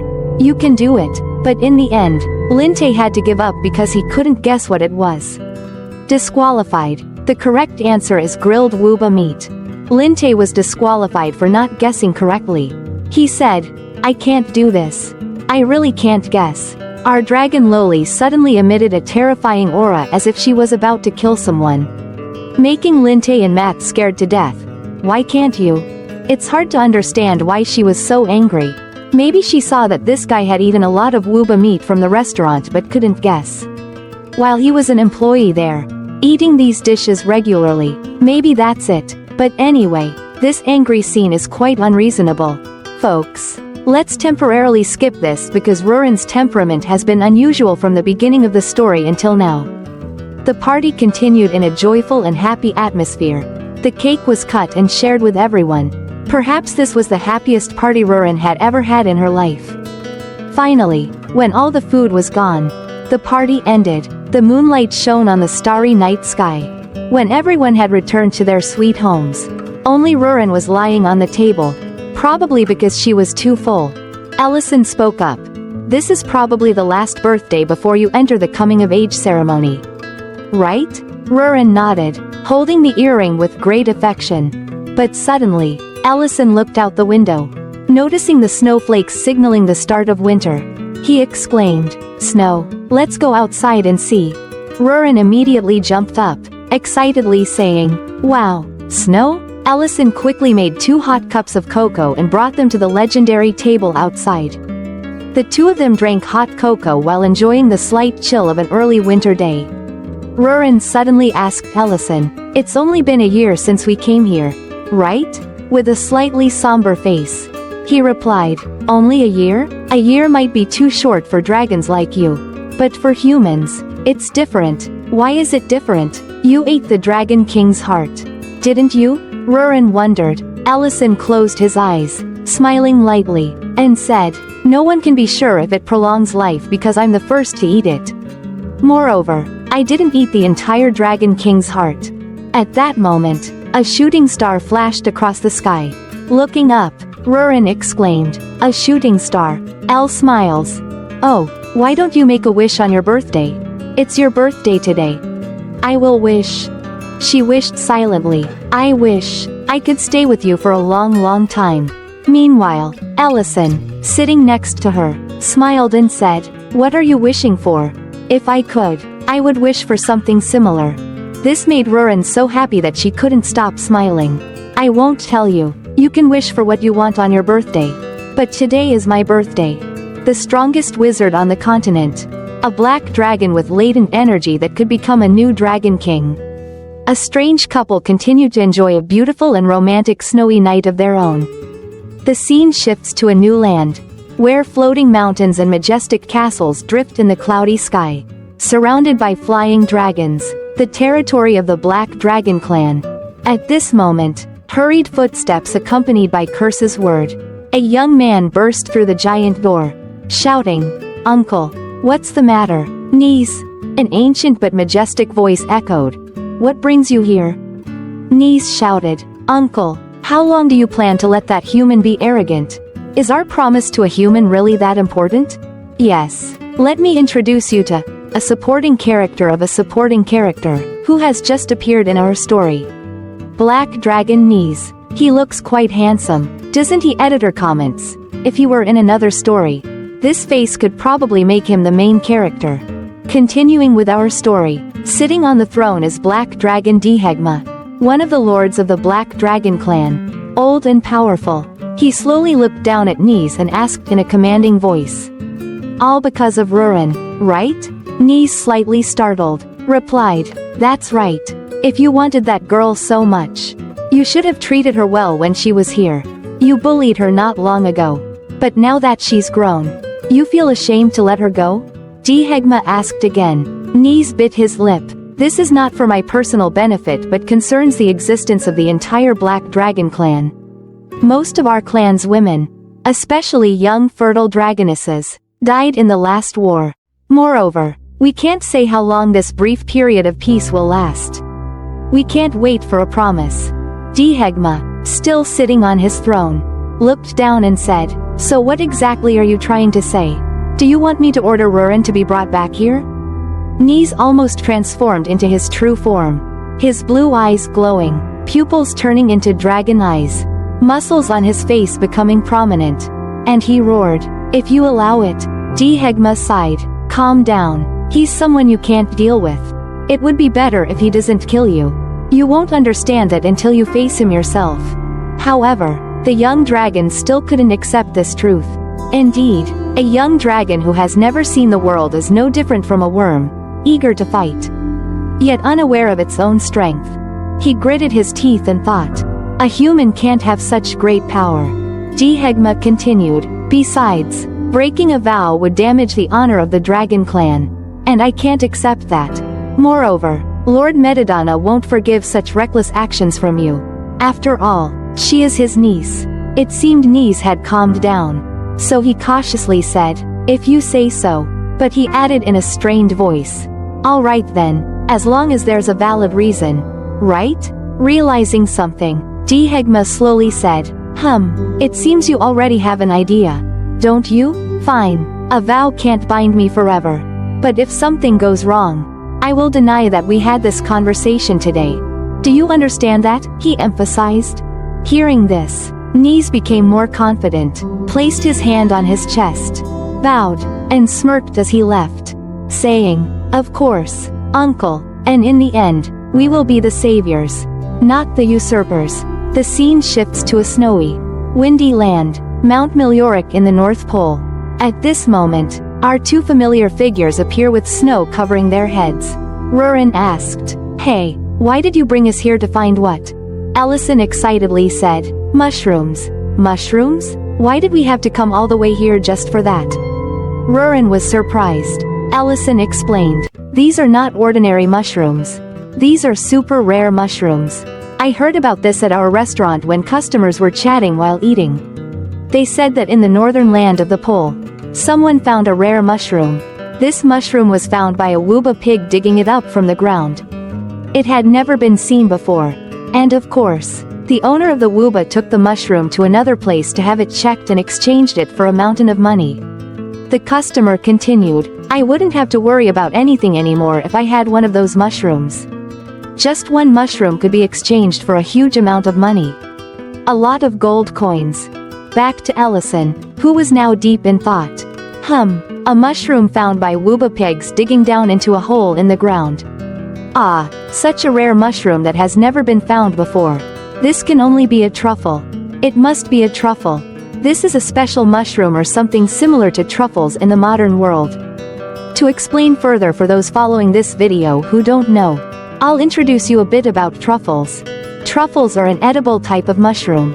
But unlike other mushrooms, truffles don't grow on the ground but deep underground, usually parasitizing the roots of oak trees.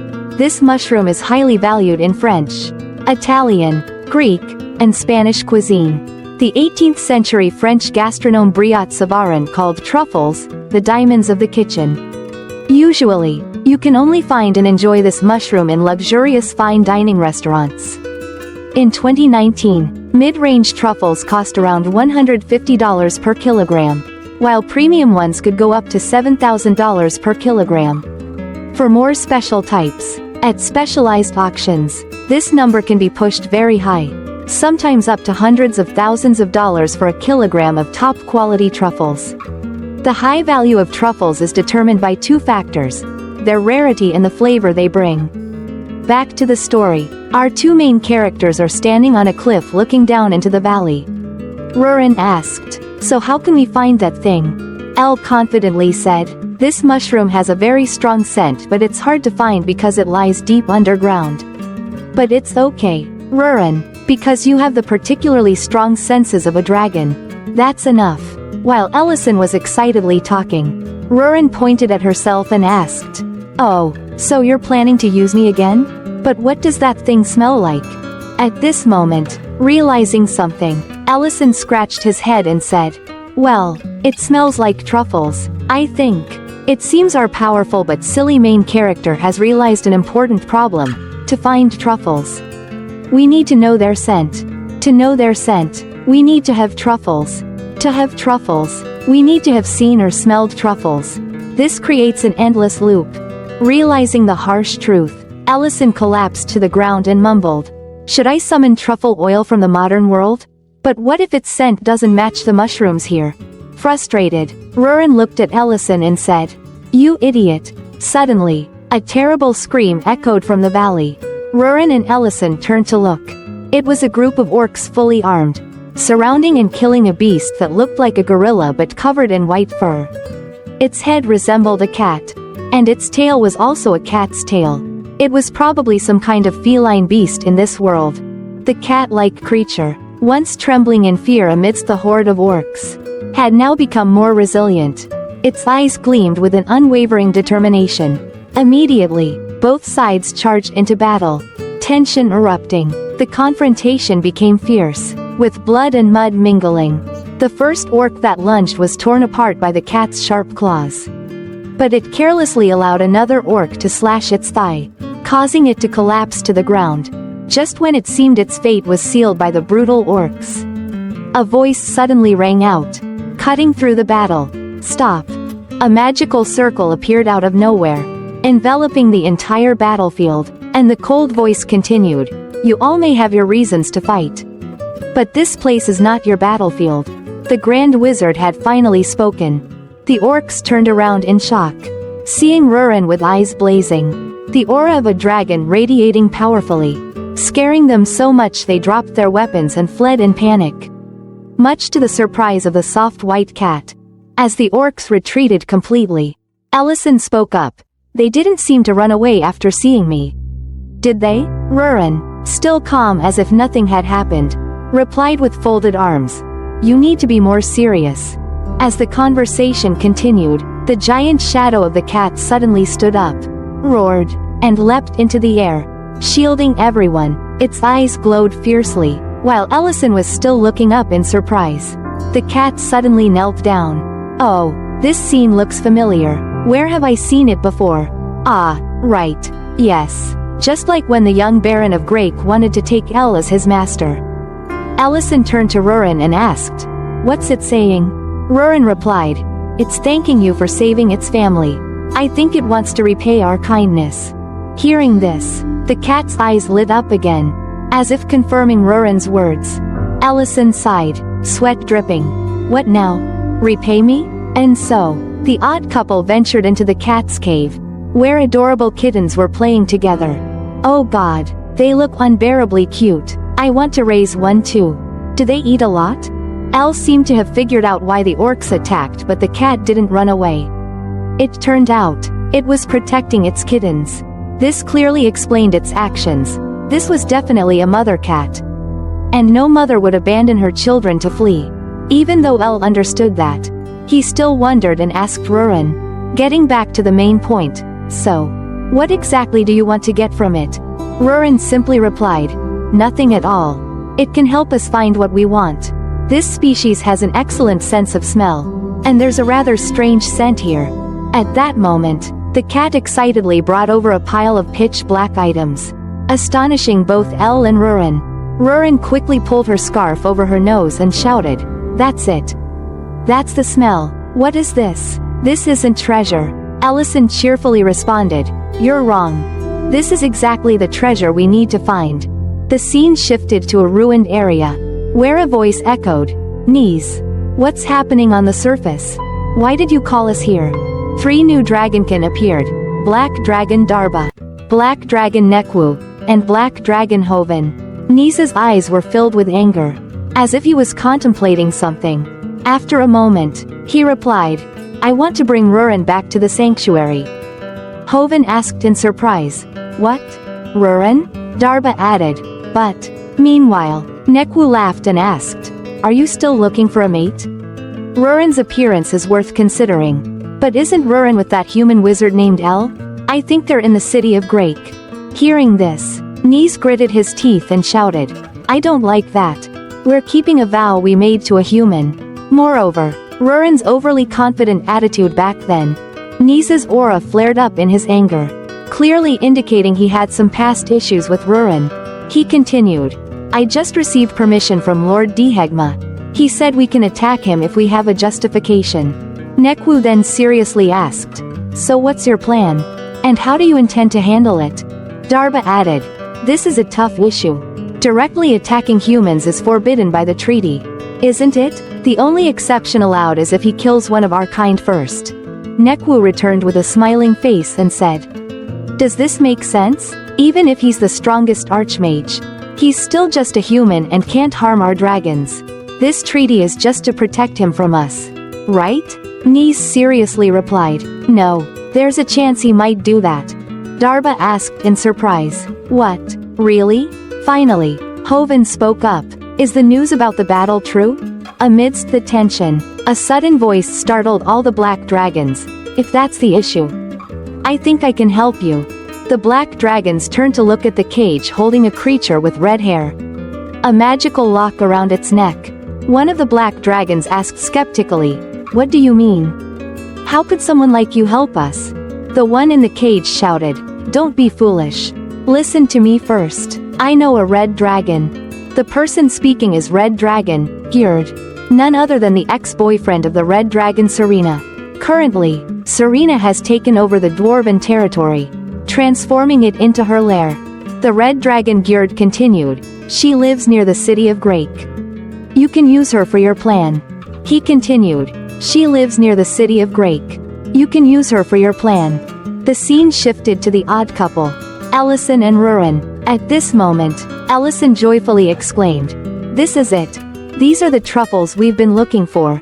Rurin asked in surprise, "They're called truffles?" Their cat seemed to sigh, but was actually very excited because these people really liked the gift it had found. Ellison continued to explain, "Yes. These are the mushrooms they eat.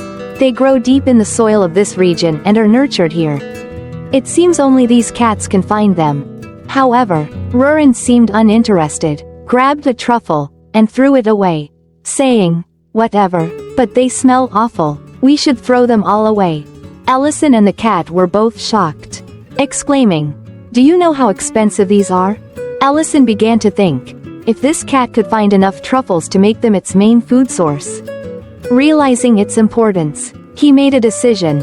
"Rurin, translate everything I say and convey it to the cat. I want to say, thank you for repaying me. I can't just stand here after receiving this wonderful gift. I propose you become the guardian of the dragon lair. What do you think about leaving this dangerous land for a more peaceful village?" Rurin, while translating for the cat, turned to Ellison in surprise and thought, "What is this silly guy planning now?" Suddenly, she shouted, "Wait, what did you say? You want to recruit it?" Ellison confirmed, "Yes, a guardian is necessary for the dragon lair." The cat, though surprised, couldn't hide its joy. However, its surprise was greater than its joy. Rurin looked at Ellison and reluctantly agreed, despite being baffled by his strange thinking. "Okay. I don't know why you said that, but everything will be fine." Hearing this, The cat happily knelt down to thank the two of them, while the two kittens continued to play innocently. But at that moment, Rurin's shout rang out again. But isn't the lair supposed to be just for you and me? Editor comments. Clearly, Rurin's possessiveness towards Ellison hasn't changed. She always wants to be by Ellison's side. Just Ellison, no one else. The scene shifted to the domain of the red dragon Serena. Serena sat on her tiny throne, her face full of contemplation. She was recalling the conversation with Ellison and Rurin that had happened earlier.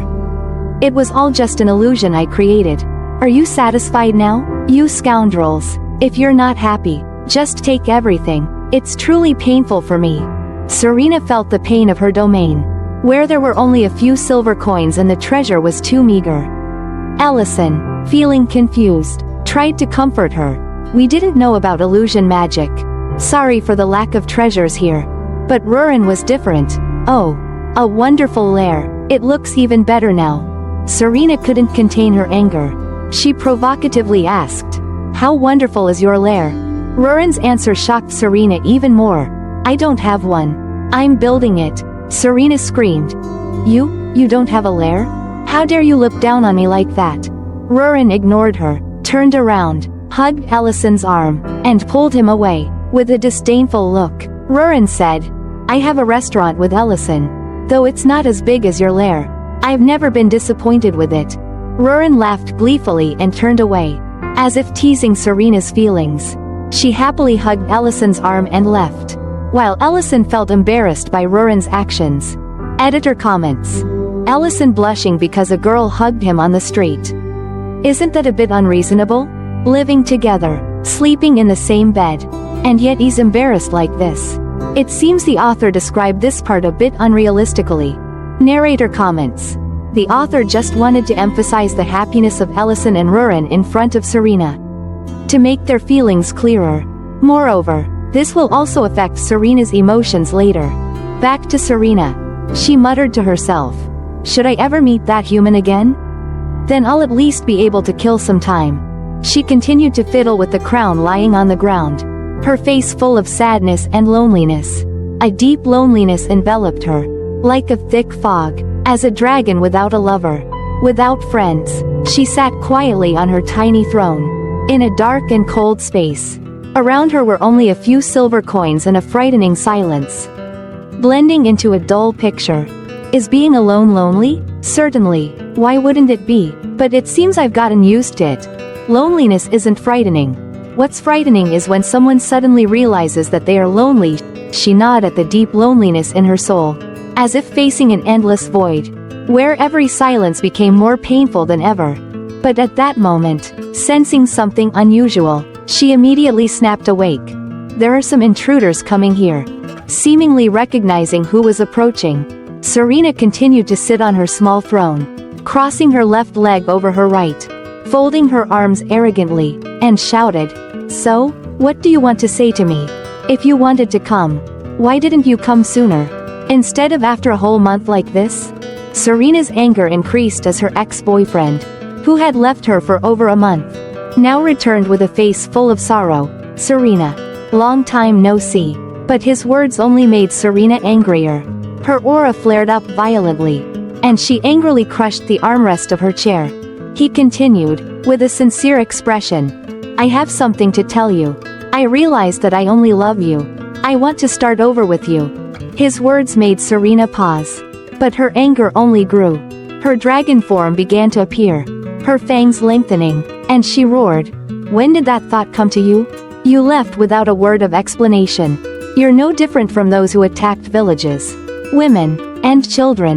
Serena fully transformed into a large and mighty red dragon. She continued, "You didn't come here alone, did you?" Caught off guard, he laughed coldly and replied, "As always. Your assessment skills are still sharp." Before he could finish, the ceiling of the domain echoed with loud explosions. Large holes appeared due to magic, and 3 black dragons appeared, ready to unleash their magic. Gjord shouted, "Now is the time. Everyone attack."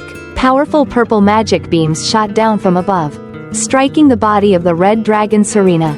She looked up in panic at her injured wings, then bent down to the ground, shouting, You bastards, don't you know about the treaty? Are you sure you can handle the consequences of this? However, the 3 black dragons ignored her words. The scoundrel Gjerd, standing to the side, was casting a control spell on Serena. A magical collar had locked tightly around her neck. He continued. Everyone here knows exactly what you're talking about. Serena, furious, tried to muster her strength to break the magical collar around her neck. She shouted, Gjerd, how dare you use such cowardly magic on me? No one noticed that Nis was focusing his magical power into a point right in front of his chest. Behind Serena, by the time Serena sensed it and turned around, it was too late. Nis had attacked her with a powerful blow. Magical light enveloped the area, and no one knew what was happening. The scene shifted to Rurin's happy domain, where Elder Geltzer of the dwarf clan was sweating and asking in surprise, So, you just said that this creature will be the guardian of the domain? The white cat and its 2 kittens were happily playing, their faces rosy and eyes sparkling, while Ellison laughed and said, Yes.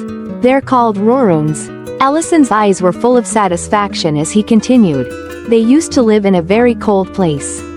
So make sure their room is always kept at a low temperature. While the big cat Rorun was conversing with Elder Gart, Rurin, sweating, stood next to Ellison and said, We brought them here for these mushrooms. Right? So what do we do with these truffles now? Ellison laughed and said, It's a very interesting job. These mushrooms have a very strong aroma. They can change the flavor of any dish they're added to, turning them into completely different delicious dishes. Rurin still seemed surprised by Ellison's words, which was understandable since she had never eaten these mushrooms before. Ellison continued, Aren't you curious about the customers' reactions when we serve these new dishes? The wonderful dishes with new flavors were brought to the diners' tables. And unsurprisingly, everyone enjoyed them in amazement. Wow. This is really delicious. Is this a mushroom? I've never tasted anything like this before. Oh, this flavor? Everyone kept eating, saying, It's really too delicious. Of course, truffles. In real life, truffles are a luxury food, and ordinary people rarely have the chance to know about them, let alone eat them. I bet most of you watching this video have never tried truffles. And not everyone has heard of them either. Oh, maybe some of you already know about them because in the previous episode, I introduced truffles to you.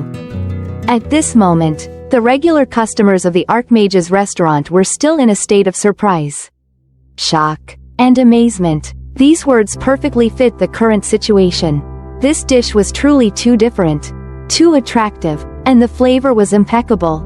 However, there was one person who didn't participate in any conversation, just focused on eating, and that was Noel, the burly butcher, strong as an ox, big as a bear, our legendary, wife-fearing man. He was eating voraciously, as was his daily habit. His way of enjoying food hadn't changed at all. Ellison stood observing, seemingly regretting seeing everyone's reactions. He thought to himself, maybe I shouldn't put these dishes on the daily menu. Editor comments. Exactly. Genius. This is a luxury dish. And you put it on the daily menu? Who can afford that? In real life, eating just a slice of truffle costs a fortune. Back to the story in the restaurant. Ellison watched Elena and Rurin arguing until they were sweating, and thought, maybe truffles should only be served to special customers. Elena, with sparkling eyes, completely losing her usual noble elf beauty, turned to Rurin and asked, Do you have any more of these wonderful things? Do you have any left? Rurin snapped back, Go back to the regular menu. Back to the daily dishes. Putting aside the cheerful story in the restaurant, let's return to the desolate scene in Serena's domain. I didn't realize she could use teleportation magic at the last moment. Nis looked at the spinning magic circle in the air in front of him. A teleportation magic circle being destroyed by another type of magic. This was the trace left by the magic. The other black dragons were whispering about the magic that had just been cast. Its rapid speed made them think she had prepared in advance to escape if there was an incident in the domain. At this moment, the scoundrel Gjerd shouted, trying to justify his mistake of letting Serena escape. It wasn't here before, he stammered, but it seemed Nis didn't care about his words. You don't need to worry, Nis said coldly. I've placed a tracking spell around this domain. The tracking magic indicates that she has moved to the city of Grake. Nekwu, one of the black dragons, immediately asked, "So what do we do now?" Nis smirked and replied, "That spell only leads to Grake. But it seems we don't need to go there ourselves." He turned to stare at Gjerd and asked, "Are you sure that dragon has fled and won't find any help?" "Right?" Gjerd, panicking, quickly replied, "I'm sure she can't teleport to the castle.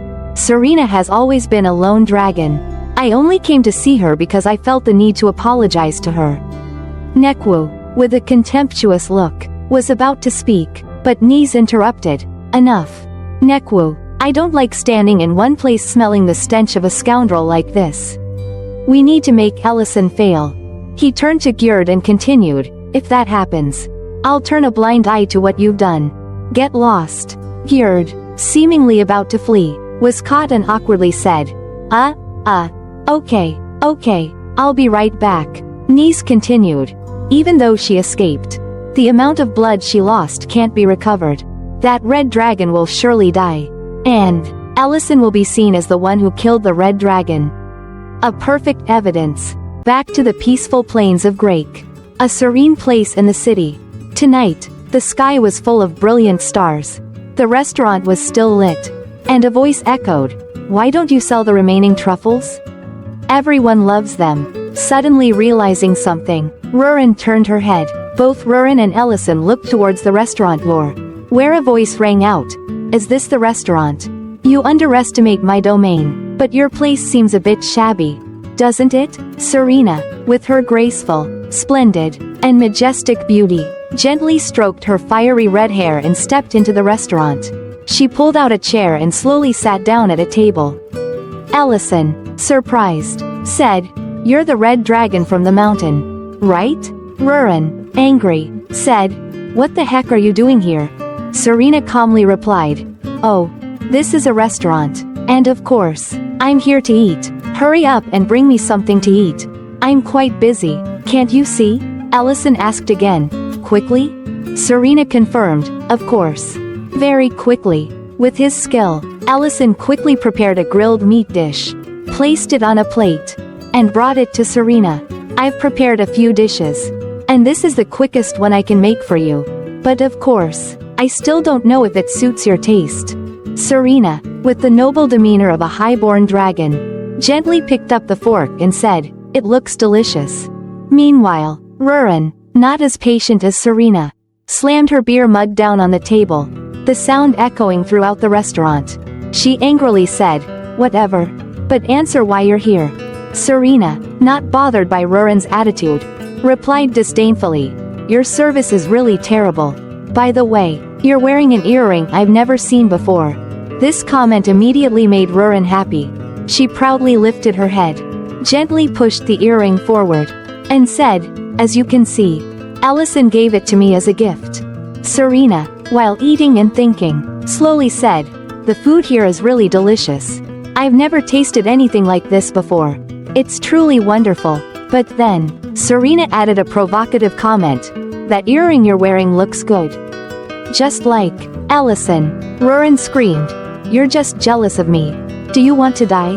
Ellison had to hold Rurin tightly, pulling her back. "Calm down. Calm down." How could she calm down? The lowly dragon always screamed whenever someone touched Ellison, like poking a hornet's nest. "Dare to touch my husband, I'll fight you to the death." Rurin continued to shout, "You'll never understand how I feel wearing something like this." At this moment, fatigue began to show clearly on Serena's face. Her eyes gradually lost their vibrancy, becoming dark and dull. She sighed, her voice weak. "You're absolutely right. Although I don't have much time left. The food here is really delicious. It's perfectly fitting for my last meal." Both Rurin and Ellison were stunned, surprised by Serena's words. "What? Last meal?" they both asked in shock. Serena tried to stay calm, but sweat began to pour out, her hands trembling as she held the fork to stab the food. "You know, I never knew what it felt like to be sincere with someone. I always wanted to truly love. Does love exist, or is it just a moment of emotion? Because of that, I dated countless dragons, elves, even humans. As I told you before, no dragon understands humans better than I do. Serena continued, her trembling hand preparing to snap her fingers to cast some kind of spell. Her voice grew weaker, but thinking back now, all those things were just a waste of time. Really, I always dated because I felt too lonely. Tears slowly welled up on Serena's face. Her eyes filled with tears. I did those things because I didn't want to be alone. I didn't want to be by myself. And in the end, I was betrayed by one of my own kind, forced to flee with nowhere to escape. As she spoke, magical beams suddenly burst from Serena's back, revealing the wounds she had suffered in the previous battle. It seemed that all this time, Serena had been using illusion magic to hide her worsening condition. Realizing something was wrong, Ellison shouted, "Wait, what's with the wounds on your back?" Serena continued to speak, even as her body slowly collapsed. Should I have these strange hobbies? There are so many things out there I could accomplish instead of always searching for love. Yes, I could. Cooking is a hobby. Serena fell from her chair, collapsing in a pool of blood. Her lifeless eyes seemed to no longer perceive anything. Ellison and Rurin were horrified. "Hey, wake up," Rurin shouted. Rurin spoke seriously. "Her wounds are too deep. I can see her bones. Even as a dragon, she can't heal such a wound. She will die soon," Ellison added, his voice full of doubt. "She hid the wounds with illusion magic. Who could have done this to her?" At that moment, outside the restaurant, a teleportation magic circle appeared, signaling the arrival of uninvited guests. A voice shouted from outside, "Grand Mage Ellison, you are surrounded. How dare you kill a red dragon of our clan?" Inside, Rurin spoke tensely, "There are many people outside." Ellison nodded, replying, "Yes, I can sense that too. And they are all dragons. Their timing is too precise. Too coincidental with what's happening." Ellison's face returned to its usual cold and calm demeanor. "Rurin. This red dragon said she was betrayed before she passed out. Maybe she knows something important. We must save her. Take her to Elena." Rurin immediately created a teleportation magic circle and replied, "All right. I remembered her location from our last meeting. What about you?" Ellison donned his legendary magical cloak, his face cold and determined like the great war mage he was. "I have to welcome these guests first." "Wow, that's so cool. Pretty awesome, right? Looks like these dragons are done for. Of all people to mess with, they chose the strongest in the world." The restaurant door slowly opened, and of course, our Grand Mage appeared, but not as everyone expected. Ellison stepped out with an indescribably goofy expression, smiling gently. "All these important people have visited my restaurant. Why'd I have such an honor?" But responding to Ellison's goofy face were threatening voices, along with magic ready in the hands of the red dragon Vaint. A magic circle was immediately summoned to track the traces of their kin. The light from Vaint's magic spread everywhere, and immediately, a corresponding light emitted from inside Ellison's restaurant. It was the trace of blood. The blood that Serena left when she collapsed. Ellison, still keeping his goofy face, spoke up, "Why don't we discuss this over a few cups of tea?" The red dragons outside could no longer keep their composure. They shouted angrily, You scoundrel, I'll kill you, Ellison."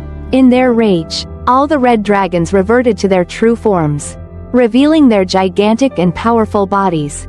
They cast powerful magic, ready to attack, but it seemed that the Grand Mage Ellison didn't care at all.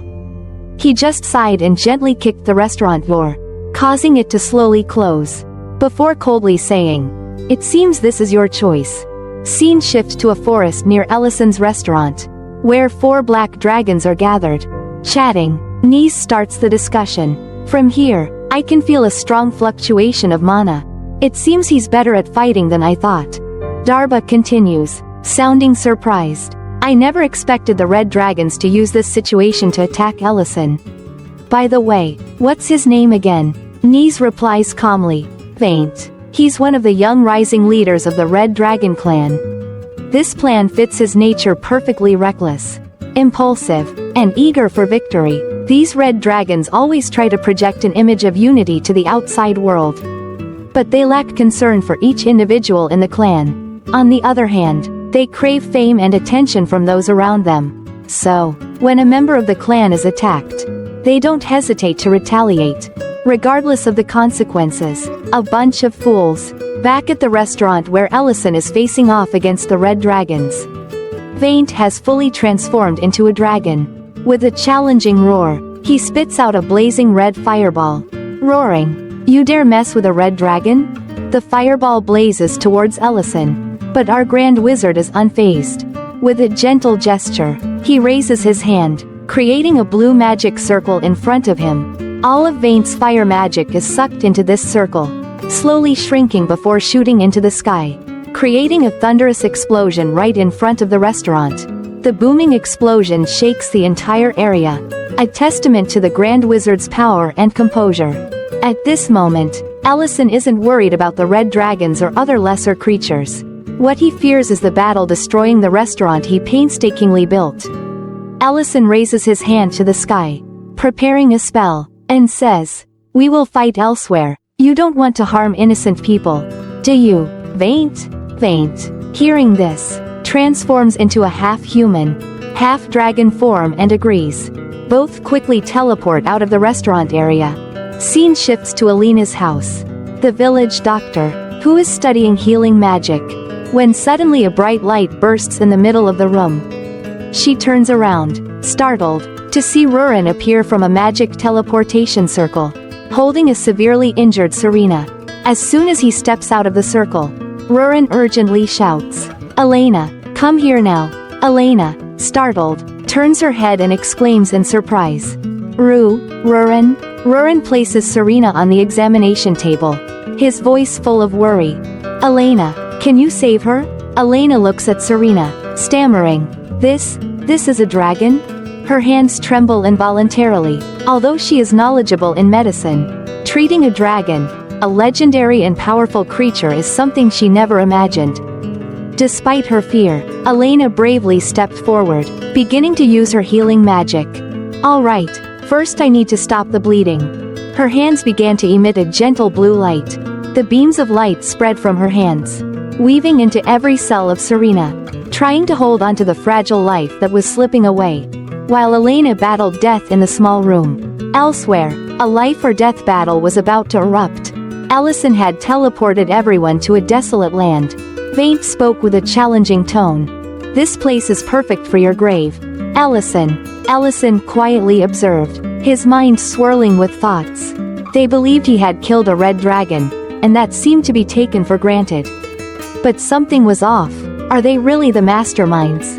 Or just puppets controlled by someone else? If it's the latter, I can still talk to them. Everyone, please calm down. The blood in my restaurant is..." Ellison began. But before he could finish, Vaint angrily interrupted him. "You bastard, do you think you can fool me? That's clearly red dragon blood." Vaint roared. Ellison calmly replied, "I never denied that. Yes, it's red dragon blood. Indeed, a red dragon came to my restaurant. But she was already injured, and I didn't harm her. In fact, at that time, I was trying to save her." Vaint, startled, shouted, "She's still alive? We must see her immediately." Ellison gently stroked his chin, calmly saying, "I'm afraid you won't be able to do that." He spoke, but internally he was pondering some conspiracy simmering behind everything. Could they also be pawns in this plan? Then Ellison continued, "She was severely injured and panicked. Before passing out, she revealed that she was betrayed."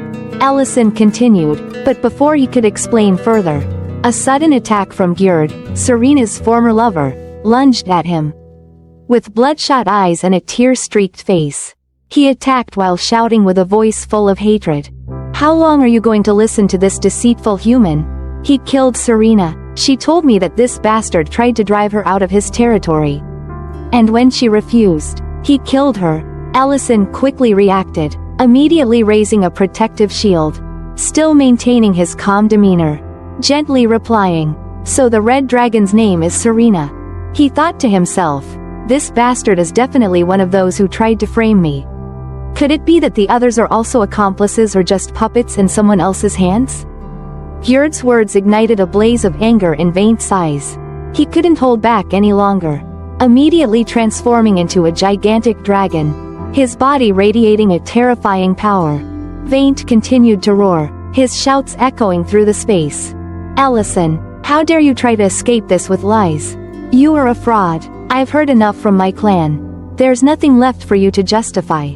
Prepare to die. This time, a flicker of anger began to show on Ellison's face. He looked straight at Gyurt, while using his magic to prepare for battle with the dragons in the sky, and spoke coldly. Is your clan really that important to you? If you truly cared about her, you wouldn't have let her leave your territory in such a condition that she could be severely injured.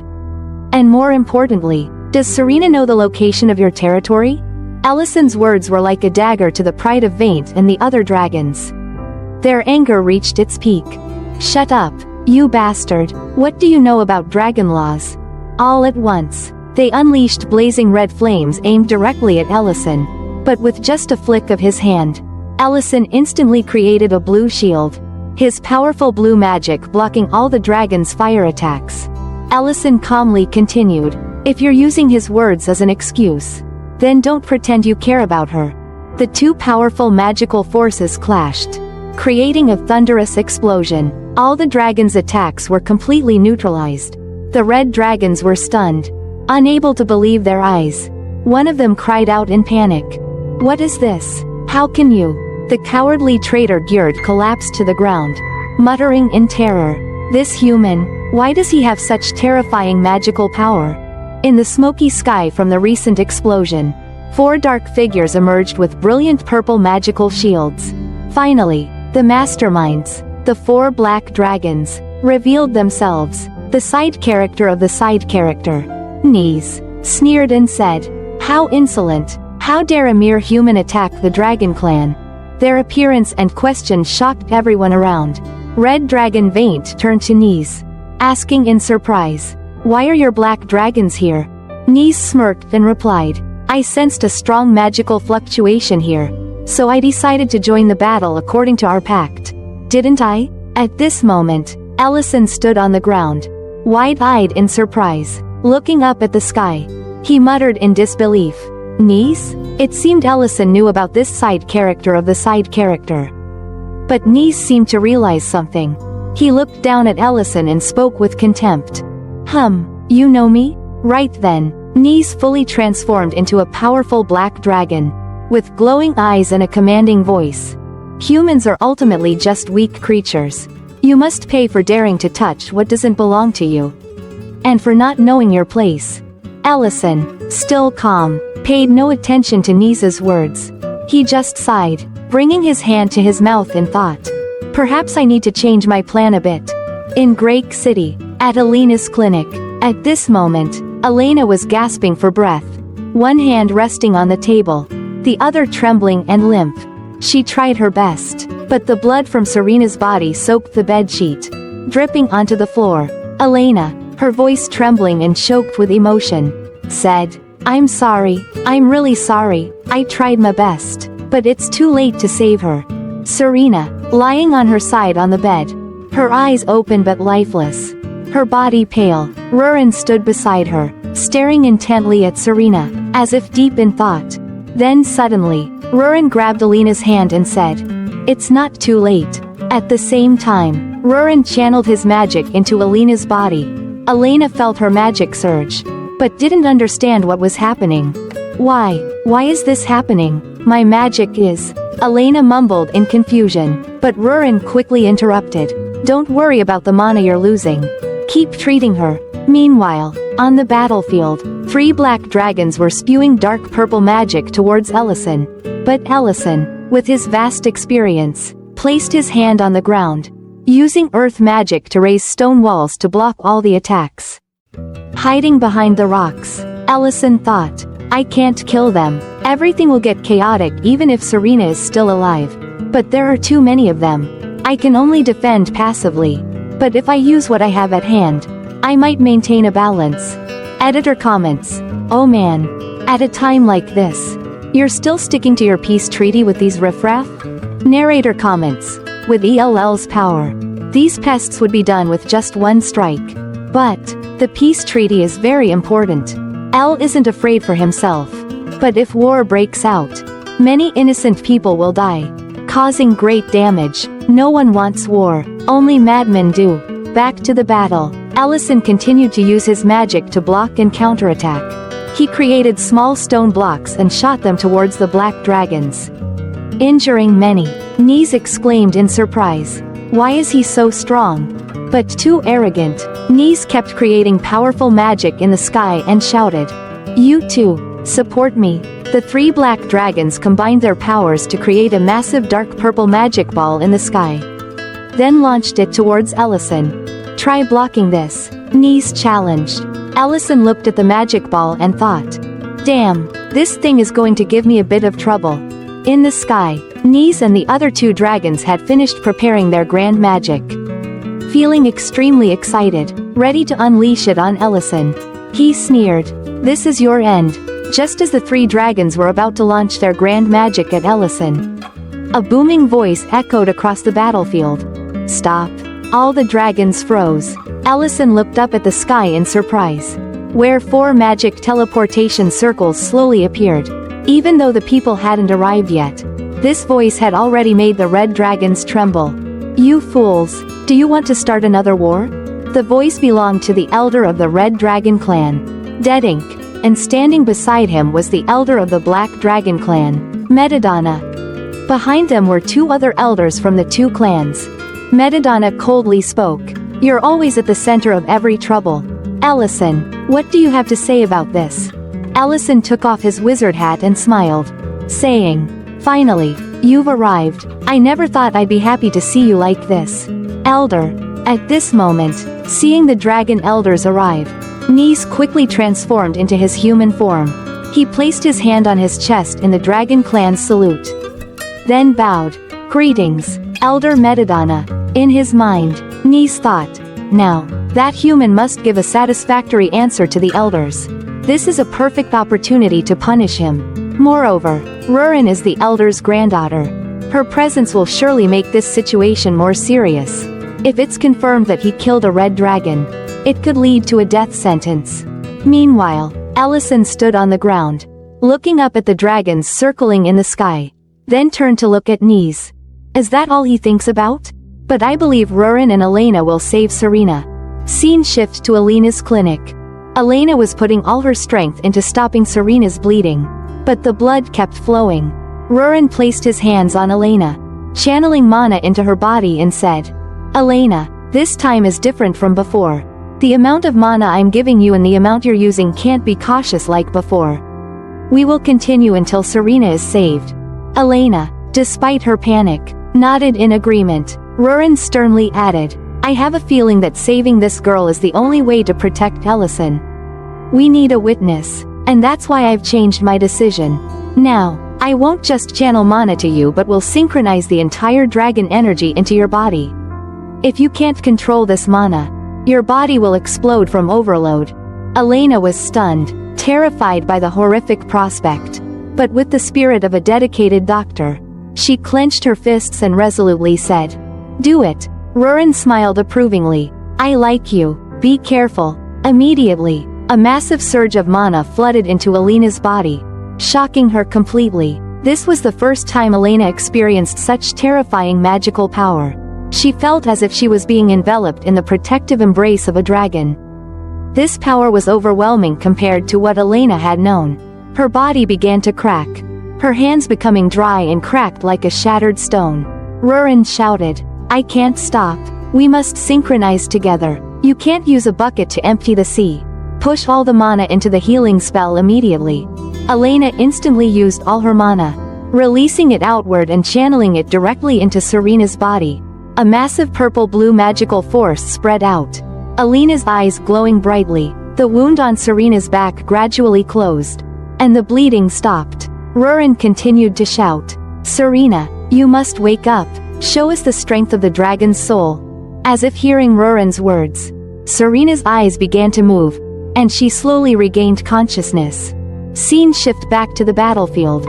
Elder Metadonna coldly spoke, "So, Ellison killed a red dragon named Serena, and you are punishing him, correct?" He turned to the black dragons and continued, "You discovered the red dragons being attacked and helped them according to the dragon pact?" Nis bowed his head and replied, "Yes, Elder." Suddenly, Vaint roared angrily, "Elder, why hesitate? Serena's blood is everywhere. If it were any other person, I wouldn't doubt it, but he is a dragon slayer.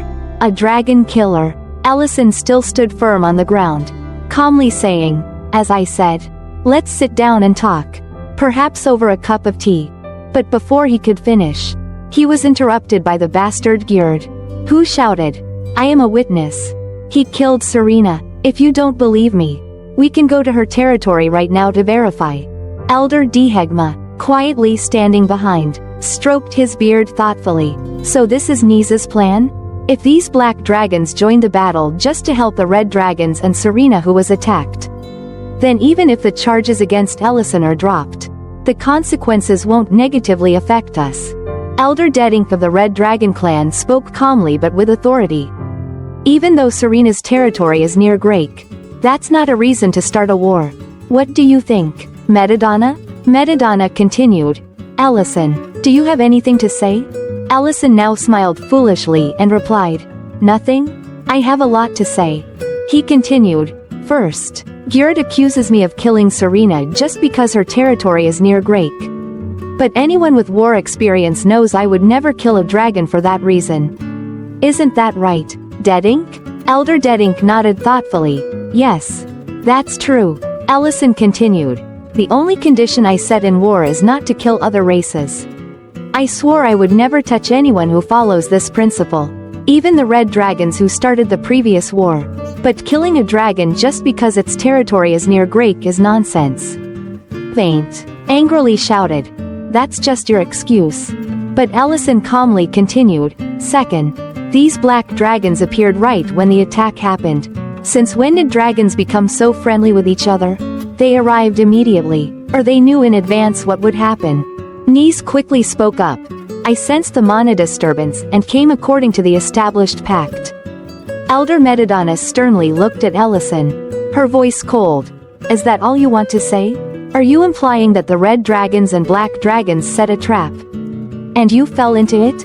Ellison put on his goofy face, smiled slightly, gave a thumbs up, and said, "Exactly, Elder." Unable to endure any longer, Elder Dedink of the Red Dragon clan unleashed a terrifying surge of mana. Roaring, "I can't let this pass easily. Do you have proof?" Ellison smirked and replied, "Proof?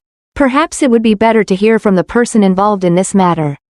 Right? As soon as he finished speaking, a teleportation portal gradually appeared behind Ellison.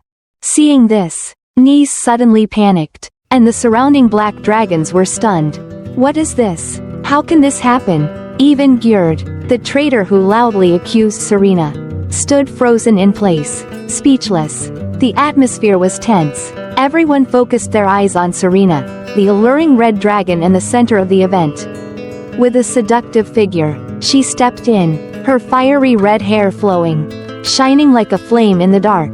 She gently brushed her hair, smiled mysteriously, and said teasingly, "Oh, it seems like I see a lot of familiar faces today. Everyone looks particularly special." The space became strangely quiet. Serena's words left everyone stunned, as if drawn into the vortex of her dangerous allure. Ellison gently turned to Elena, softly praising, "You did it, Elena." But Elena, a shy elf, couldn't keep her composure, her face pale, her eyes wandering in invisible fear. She mumbled in panic, "Dragon nobles, dragons, dragon nobles. 1, 2, how many?" She began to count, her voice breaking. 1, 2, 3. Meanwhile, Rurin turned to Ellison and said, "I tried to use a type of energy transfer magic called synchronization.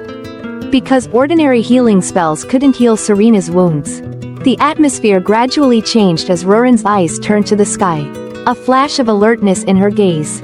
She noticed the appearance of Nis, a minor character of a minor character, an old enemy. His face was pale, fear evident in every feature. Ellison bent down, whispering seriously and coldly into Rurin's ear, "You see him too, right? Wait a moment, I have a plan."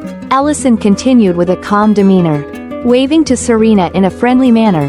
Serena, are you okay? Serena turned back, a bright smile on her face. Of course.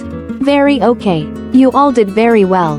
But, before we talk, how do you know my name? Before Serena could get an answer, a punch came out of nowhere, knocking her down, a large bump forming on her head. She looked up, eyes brimming with tears. Why did you hit me? Ellison stood there, his fist still clenched, smiling coldly. Why? Don't you recognize this situation? Thanks for bringing trouble to my restaurant. Splattering blood everywhere. Cleaning up isn't easy. Now, quickly explain. Serena, eyes still teary from the pain, then casually pointed to those standing in the distance. All right, those guys. 4 black dragons and that bastard Gjerd. Where did he run off to? Of course he ran. Standing here is just asking to die. So he'll definitely sneak away as fast as he can. Serena continued, her voice becoming more serious. All 5 of them broke into my territory. Ambushed me. Then, this black dragon and an elf treated me. They are the ones who saved my life. Not enemies. The 2 great elders of the 2 clans behind broke out in cold sweat. Observing the situation with dark eyes, Serena turned back to Ellison, asking softly, is that enough? Ellison stroked his chin, thinking for a moment, then nodded. All right. Rurin standing beside didn't forget to remind. You should praise and thank me more. Suddenly, a shout came from afar. Ellison. The red dragon Vaint swooped down from above, eyes blazing as he stared at Ellison. He knelt before Ellison, shouting, I'm sorry, I did terrible things to you. I accept any punishment you give me. Ellison looked down at Vaint, his face showing boredom. Your apology is as quick as when you attack others. Huh? All right, fine, but for those liars, that's a different story. The black dragons roared. Elder. We were just following orders. Metadonna, one of the elders, roared in anger. Silence. The only thing I want to hear now is not excuses. Tell me why you dared to do this when you knew it would break the pact. Knees, standing quietly in the distance, cold sweat pouring down his face, eyes full of panic, he gasped, his mind in turmoil. Clearly, this wound can't be healed. The internal organs are all burned. No. The problem isn't just there. We've spent too much time trying to kill this wizard. Why is everything ending like this? Fear took over Nisa's mind, his eyes becoming increasingly crazed. He's a human with terrifying power, and Rurin too. This is too much for an ordinary human. In a fit of rage, Nis hissed, claws extending, channeling all his magic into his hands. Then shooting straight at Ellison. Know your place. Inferior human. A massive energy beam shot straight at Ellison, exploding in a blinding light, engulfing the entire scene. Everything seemed to drown in light. No one could know what was happening. In the blinding light of the attack, Ellison only had time to push Rurin aside and take the full force of Nisa's powerful magic on his back. Pain spread throughout his body, and Nis couldn't hide his satisfaction as he saw Ellison collapse, leaving a pool of blood. Rurin, panicked, looked at the scene in front of her and screamed. Why did you push me aside? Your blood is flowing. This can't be happening. Everyone around was stunned. Elena, terrified and shocked, looked at the fallen Grand Mage, trembling, not knowing what to do. Meanwhile, the red dragon Vaint roared. Nis, attacking from behind? Do you have any honor left? Do you think everything you do can fix your mistakes? Nis screamed, madly. I am the only one trying to save the Dragon Clan. Why do we have to follow the terms of the pact so foolishly? That's why the Lord can't be born. Can't stop creatures with great power.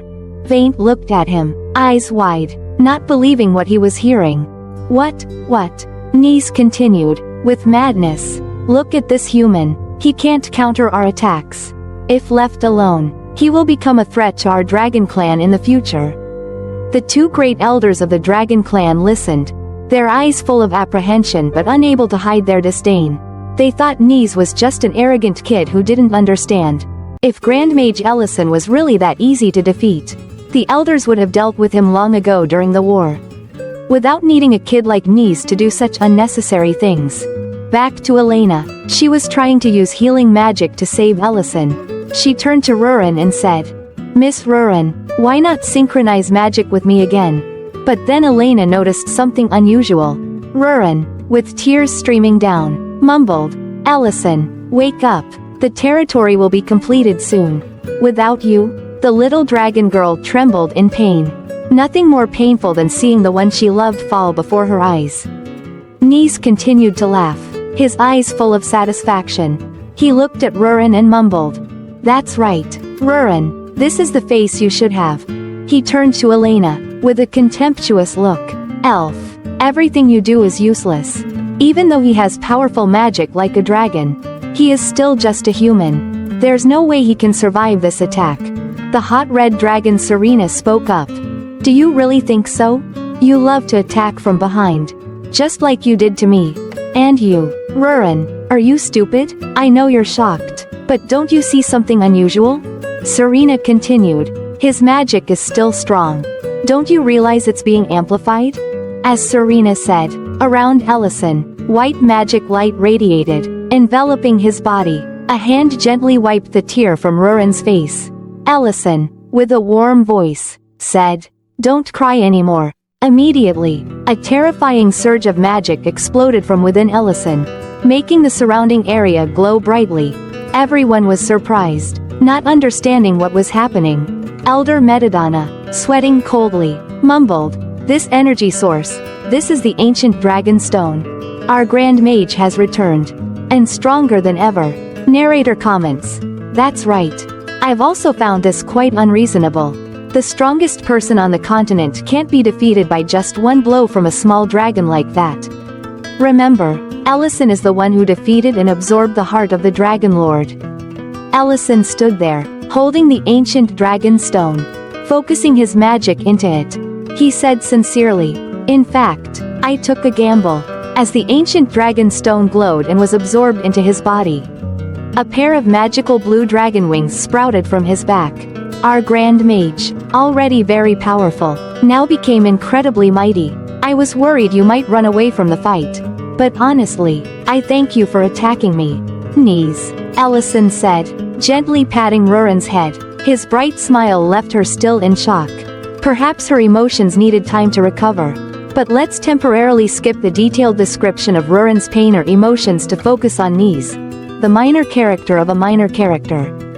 At this moment, Nis was stunned, sweating profusely, not understanding what was happening.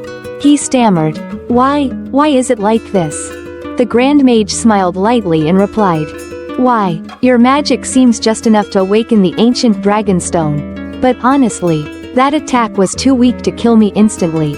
Nis gritted his teeth, beginning to transform into his dragon form.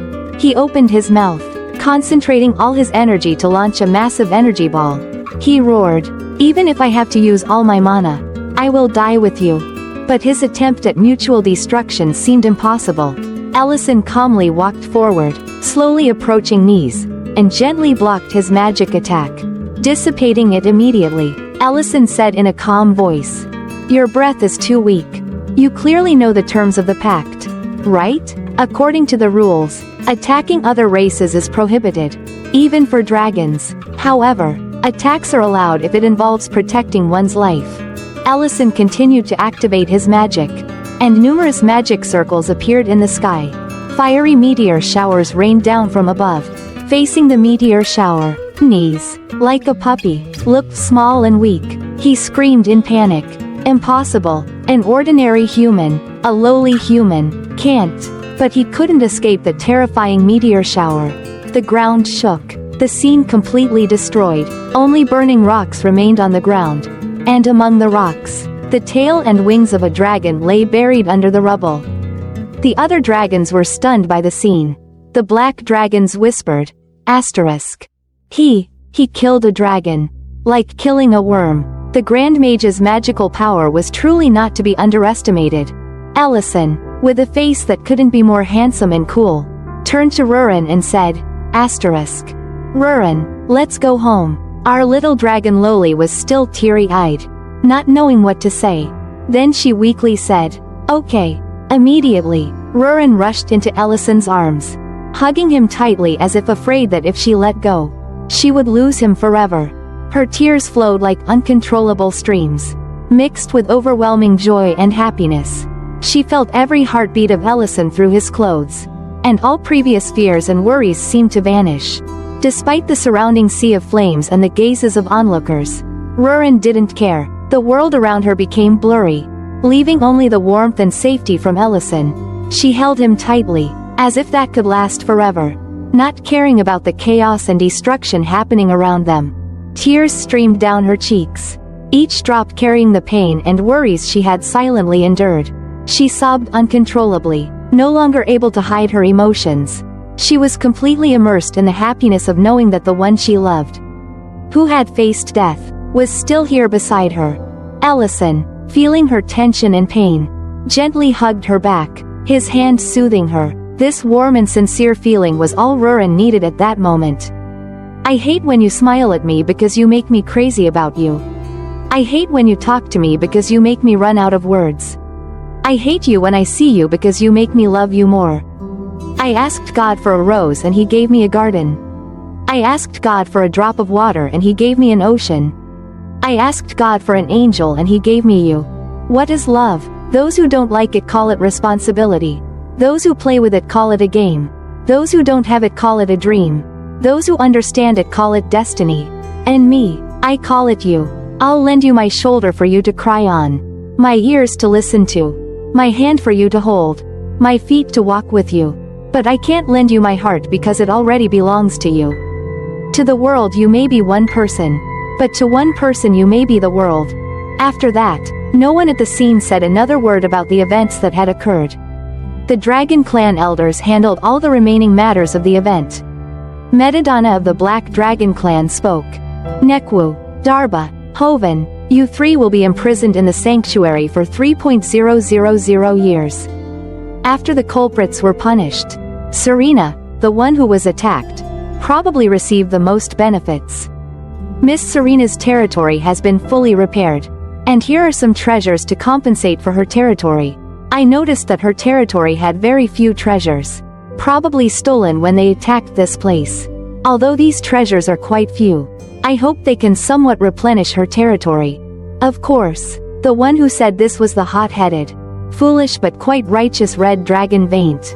Serena looked at the pile of treasures filling her territory, her eyes sparkling. Her territory was originally miserably poor, and of course, she wasn't foolish enough to refuse such a windfall.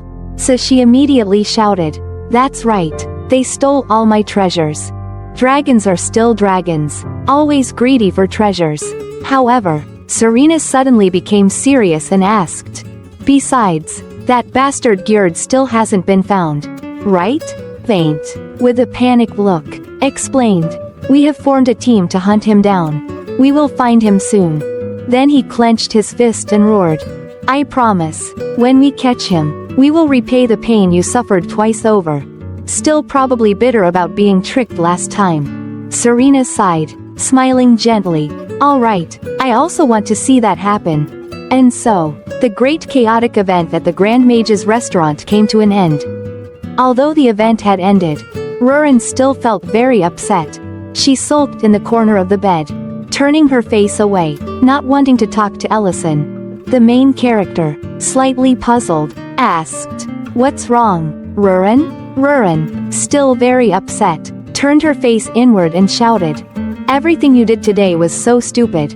If knees had been a bit stronger, you could have died before the ancient dragon stone awakened. I thought about the worst thing that could happen to you." Ellison could only stand there, speechless and sweating. He stepped forward, gently hugging Rurin from behind.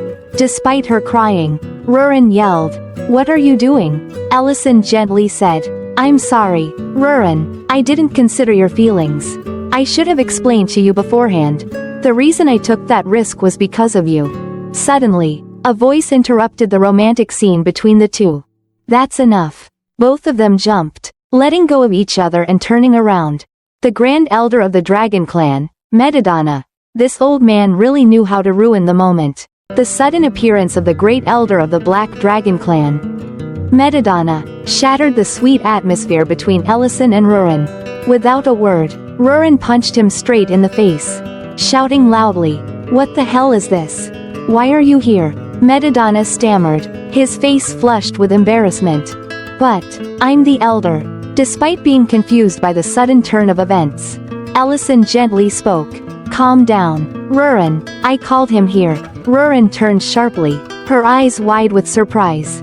"What? It was you?" Metadonna, now regaining his composure, asked in a more serious tone.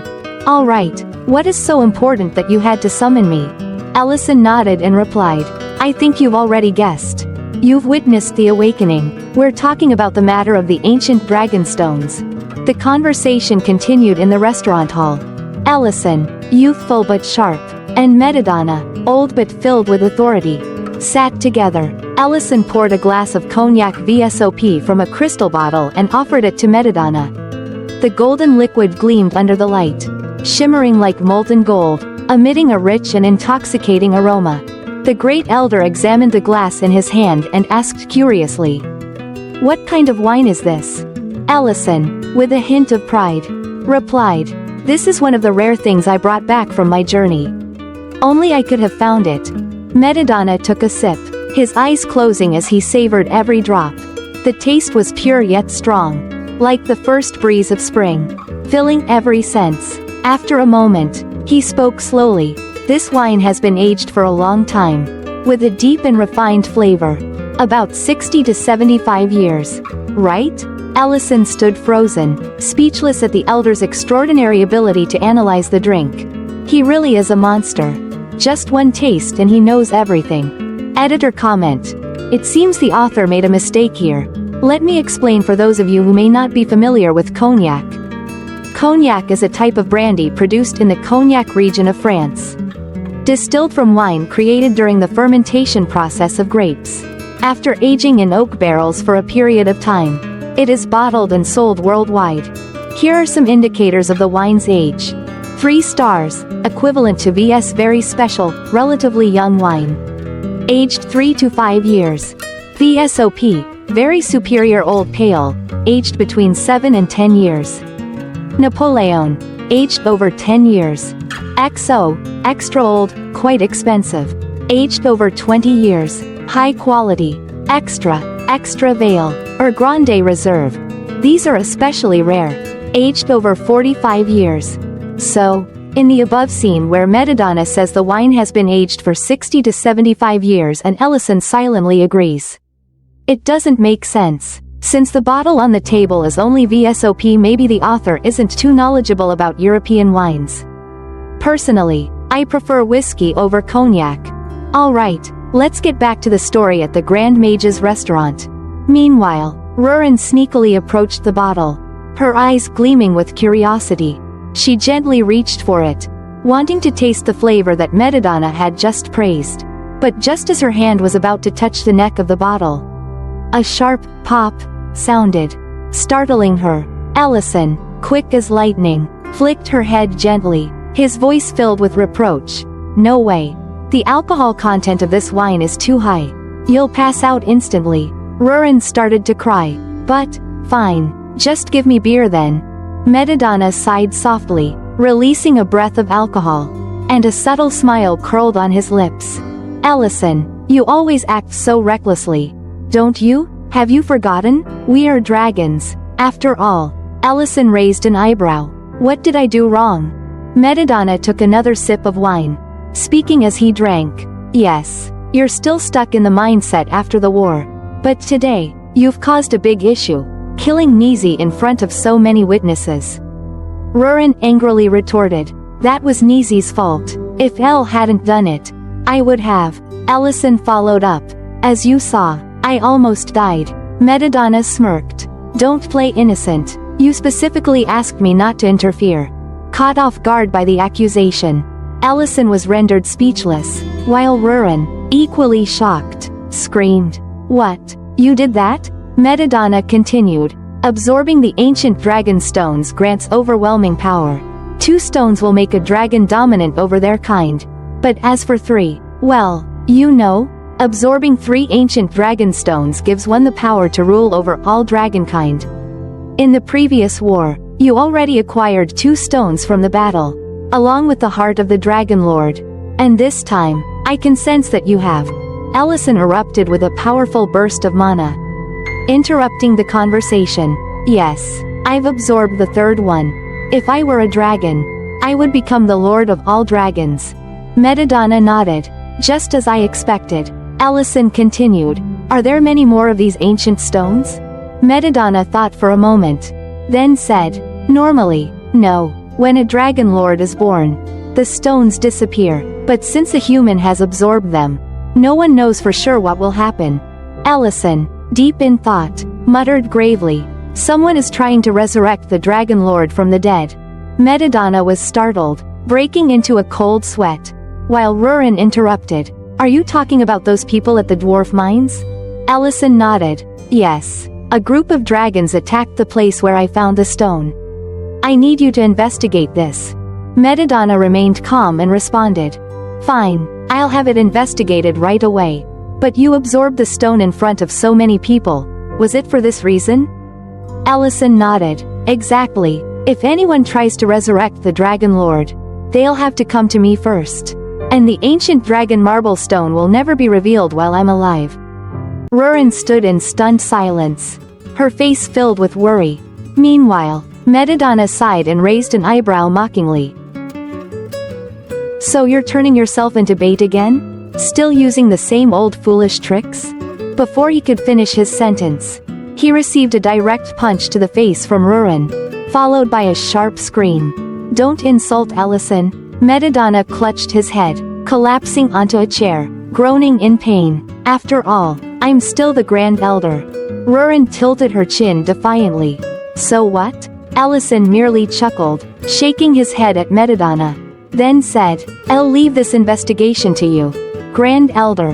The scene shifted to Alina's apothecary, a charming little house with a green roof nestled under an ancient tree, glistening in the morning sunlight. The narrator couldn't help but marvel. What a beautiful home. I'd love to have a place like this, small, cozy, and in harmony with nature. In an age filled with urban noise and pollution, finding such a peaceful place is truly rare. Elena, just back from foraging, held bundles of fresh herbs. Suddenly, a cold voice echoed from behind her. What took you so long? Startled, Elena turned pale and screamed in fear, before falling to the ground. It was Serena, an imposing red dragon, who had appeared without her noticing. Serena sneered. Why are you so jumpy? I like this place, and I'll stay here for a while longer. Still stammering, Elena replied in surprise. But I heard your domain has already been repaired. Serena casually responded. That place is too vast. And I'm still a patient. You can't kick me out. With that, Serena immediately flopped down on the bed, pretending to be a real patient. Elena, flustered, tried to protest, but Serena swiftly grabbed her hand and pulled her onto the bed. If you teach me how to channel mana, I'll help you heal everyone, Serena said confidently. Elena hesitated. But I'm a vegetarian and you might not like this kind of food. Serena interrupted, dismissing her concerns. I can eat at a restaurant, it's not a problem. The scene shifted again to a dark forest. Gerd, Serena's former lover, was running for his life. He panted heavily, his terrified eyes glancing behind him. Where Sydney, a seductive yet deadly red dragon, stood, smoking a pipe. Sydney smirked, asking disdainfully, What should I do with you? She continued, her voice icy. We tasked you with attacking the dwarf mines. But you failed, you couldn't even breach the entrance. Then, you let the black dragons capture you when attacking the human village. You allowed them to exploit your weakness. So, tell me, should I let you live? Gerd, trembling, screamed in desperation. Wait, Ellison has absorbed 3 of the ancient dragon stones. If we capture him, the plan will succeed. Sydney raised an eyebrow in surprise. But without hesitation, she slashed her hand, summoning a blade of wind that cut straight through Gerd's neck. He collapsed, eyes wide with horror, before drawing his last breath. Good information, but not enough to save your life, Sydney said coldly, looking down at Gerd's lifeless body. The story returned to Ellison's restaurant. After the guests had left, Allison and Rurin began cleaning up. Rurin asked, her voice full of concern, "Do you plan to keep running this restaurant like before?" Allison chuckled softly and replied, "I've left the investigation to the Grand Elder. For now, there's nothing else for us to do." Suddenly, a cheerful voice rang out from the door. "I've returned with a gift for you." It was Nellin, a young man working in the mines. Holding a bright, pinkish stone, Allison glanced at the stone and smiled. "Ah, that's rock salt." Nellin was surprised. "Rock salt? Oh, so that's why my elders thought you'd like it." Allison looked at the stone, recalling his distant past as a young, inexperienced recruit. Meanwhile, Rurin curiously picked up a small piece of the rock, popped it into her mouth, and immediately screamed, "Ah, so salty." The scene then transitioned to 15 years ago, when Ellison was a timid teenager who had just been transported to this world and forcibly conscripted into the Empire's army during a war with the dragons. As he stepped into the training camp to register, his Korean name was too difficult to pronounce, so the commanding officer changed his name to Ellison, a name that would later become legendary. The officer handed the future Grand Wizard a slip of paper and coldly said, "Take this and head to the next building to collect your basic supplies." When Ellison first joined the military, he felt as though he had been thrown into an entirely foreign world. Everything here overwhelmed him, from the strict orders to the tense atmosphere. Even something as simple as lifting his luggage became an impossible task. He struggled, but the baggage was too heavy, causing the commander to look at him with disappointment while his fellow recruits showed their disdain. In this new environment, all faces were unfamiliar, and orders rang out relentlessly: sleep on time, wake up on time, and under no circumstances make noise. When the door to the sleeping quarters slammed shut, the room was filled with the sobbing of exhausted recruits and the painful groans of the wounded. Ellison lay on his bed, tossing and turning, thinking non-stop, "I wish tomorrow wouldn't come." He pulled the blanket over his head, trying to hide his emotions. Silent tears rolled down his face, but he dared not cry out loud, fearing that even the slightest sound would break the strict discipline. But the most terrifying thing, the thing that scared him more than the ironclad rules or the numerous injuries, was the food. Ellison swallowed hard, staring at the meal in front of him. Seriously, who could eat this? Ellison sat staring blankly at the people around him. Everyone was eating naturally, showing no discomfort with the food in front of them. But in his mind, countless tangled questions popped up. Impossible to understand. What the hell is going on? Is everyone really okay with having just one menu for 2 weeks of training? We have to eat this every day, and no one gets bored? Or, am I the weird one here? As this thought crossed his mind, Ellison suddenly felt uneasy. He began to worry, wondering if he was the only one who found this situation odd. Am I different from them? Am I missing something? These chaotic thoughts kept spinning in his head, refusing to stop. Suddenly, he decided to try a bite. As soon as he put the food in his mouth, Ellison felt his whole body go numb. The taste was so horrible that he collapsed onto the table. He closed his eyes, trying to endure it, but in the end, he couldn't hold it in. This stuff is unbearable, just a pinch of salt. And it could taste so much better. Ellison groaned silently in his mind, feeling both miserable and powerless. He glanced around. There's no way I'm the only one noticing this. In fact, a few other recruits had begun to look uncomfortable, whispering quietly to each other. The food here is really bad. What do you think? Another person responded reluctantly. Yeah, it's not great. But at least it's edible.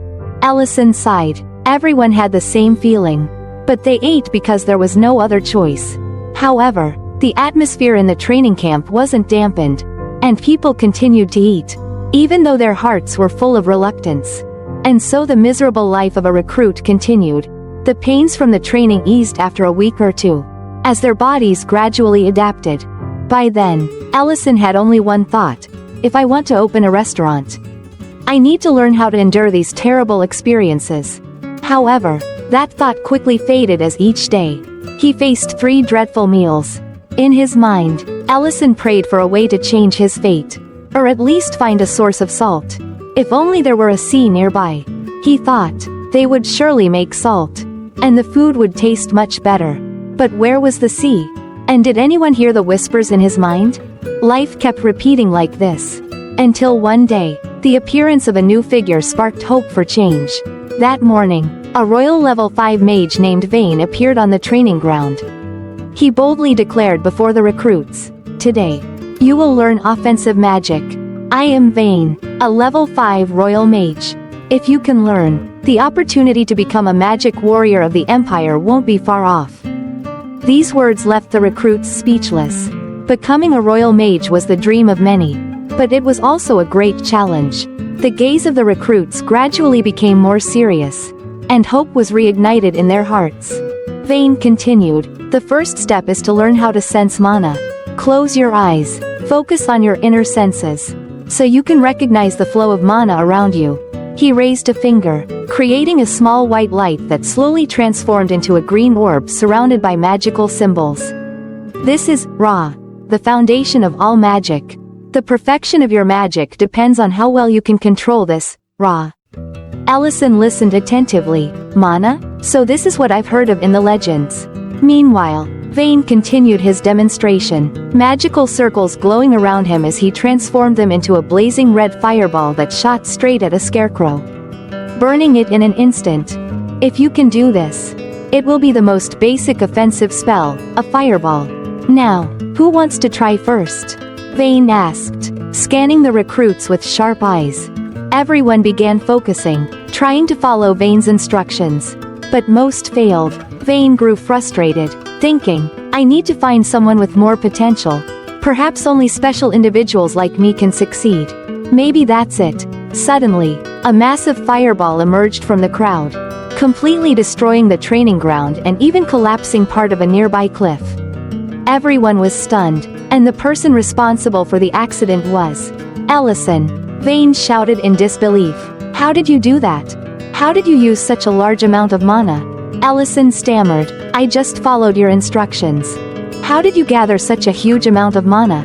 Vane asked again, still in shock. Allison hesitated. Isn't everything around us just mana?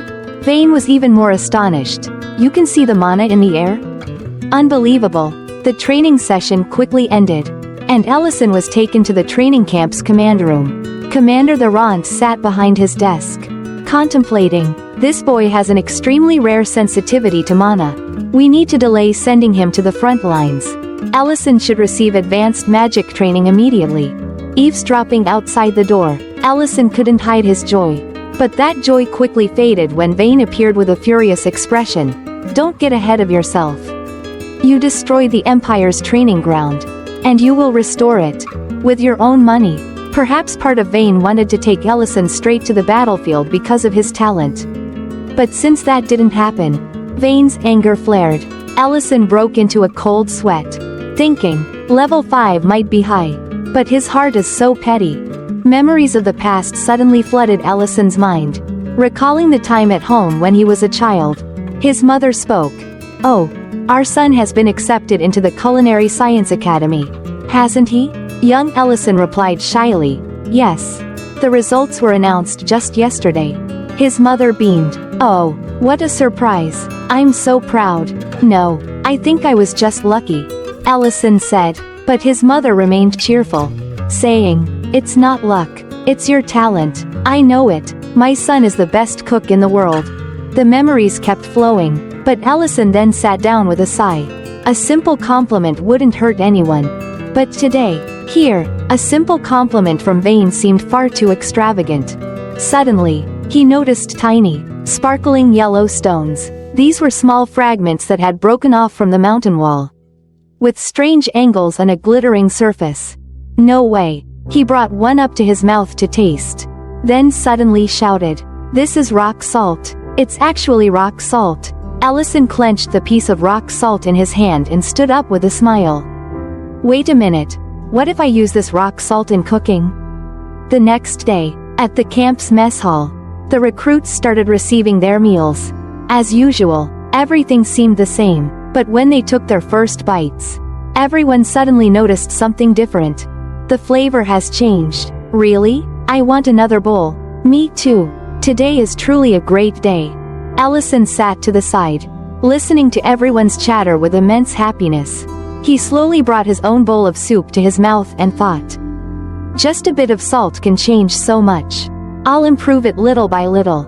At that moment, the commander, who was sitting nearby, spoke to the camp's instructor. Instructor, did we change the chef? Today's meal is really delicious. The instructor replied, the chef hasn't changed, but today's meal is definitely good. Could it be that they added salt? But where would we get salt around here? The commander looked down at the bowl of soup in his hand, lost in thought. From that day forward, Ellison began gradually improving everyone's meals. These guys didn't even wash the potatoes. It's ridiculous, he sighed. While peeling potatoes, Ellison accidentally cut his hand because it was so dark. But even so, his passion for cooking remained undeterred. Eventually, a beautiful golden bowl of potato soup was completed. However, Ellison continued to experiment and create new recipes each night. He tirelessly chopped vegetables, sliced onions, and added seasonings to the camp's meals. A perfect bowl of soup, complete with all the ingredients, sat in Ellison's hands. In that moment, tears streamed down his face. Finally, I've made the dish I've been aiming for.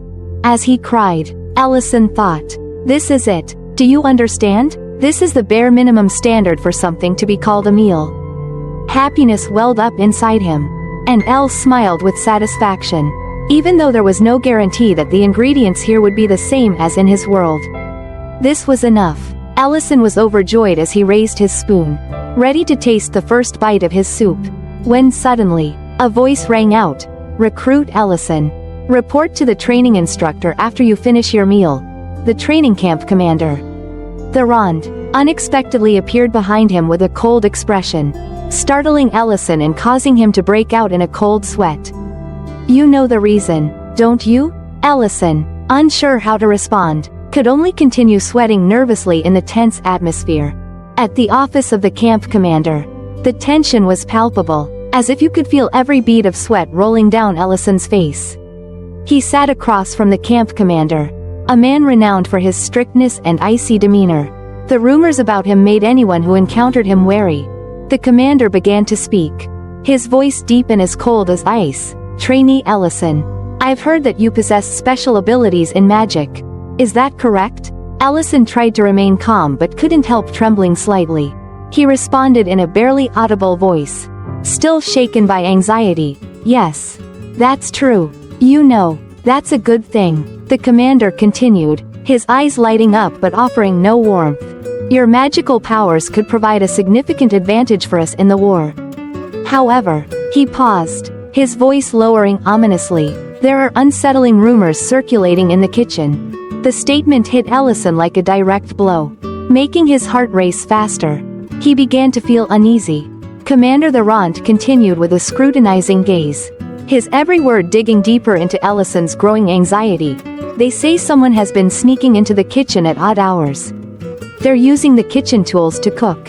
And the frightening part is, if they leave before 5 a.m., we won't be able to catch them. But if they're caught, the punishment will be severe. Each word pierced through Ellison's mind like a sharp blade, causing his sweat to pour even more. He bit his lip, his thoughts spinning wildly, unsure how to respond to the situation. But the commander of the Elven Forest suddenly burst into laughter, though his smile offered no comfort, only adding to the confusion. But that's not the reason I called you here.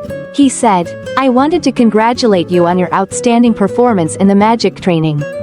However, his voice dropped lower, as he extended a scroll to Ellison. Could you destroy this on your way out?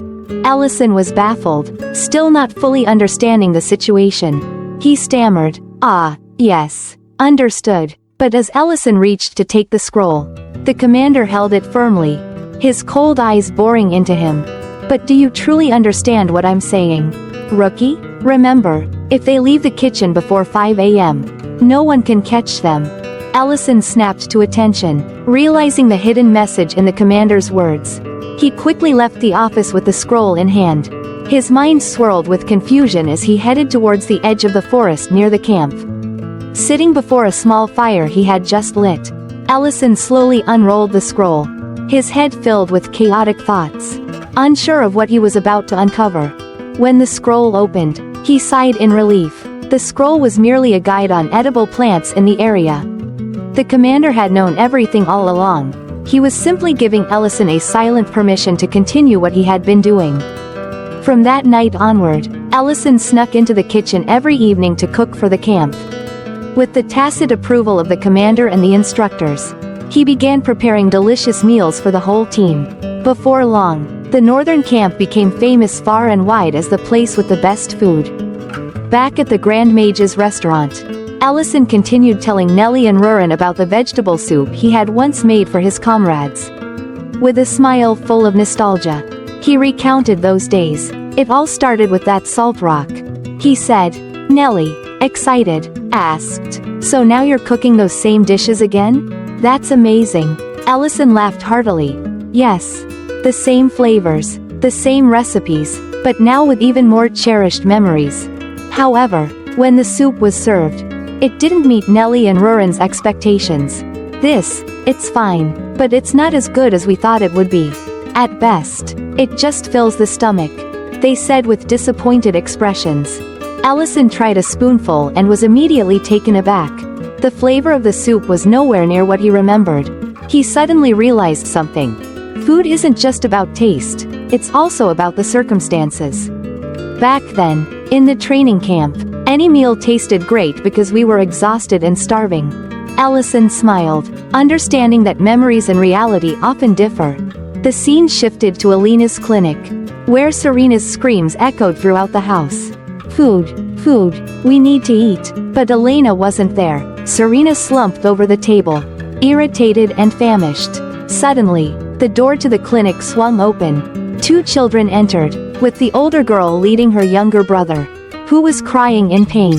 The older girl spoke, her voice filled with worry. "Excuse me, is Elena here? My little brother fell and he's in a lot of pain."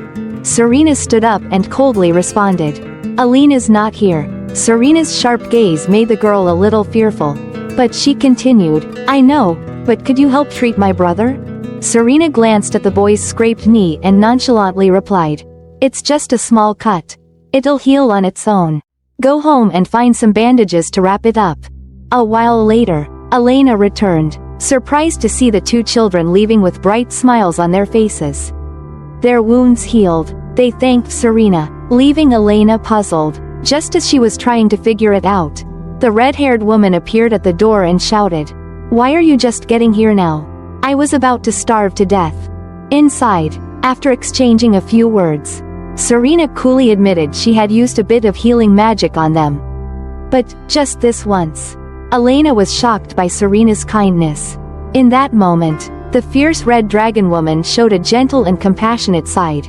However, Serena couldn't stand being praised. When Elena called her kind, Serena's face and body turned bright red in embarrassment. She turned away, trying to hide her awkwardness, and shouted angrily, "Don't be ridiculous, I'm not kind at all." Immediately after, the conversation took a more serious turn. Elena explained that she had just returned from the Lord's castle, where someone had fallen into a coma due to a rare toxin that had affected their brain. Serena, hearing this, began to ponder, recalling that there was someone who had extensively studied toxins and brain-related issues. But unfortunately, Serena couldn't remember the person's name, leaving Elena disappointed. Just then, an unusual bird flew in from the elf forest, bringing a letter from Elena's homeland. The letter made her tremble in disbelief as she read it. The elf forest, her home, was in danger of being destroyed by a dragon, and the only solution was for her to become the dragon's bride, to save the forest. Elena, tearful and panicking, didn't know what to do when faced with the reality that she might have to marry a dragon to protect her homeland. Seeing Elena's distress, Serena simply scoffed and sighed in relief.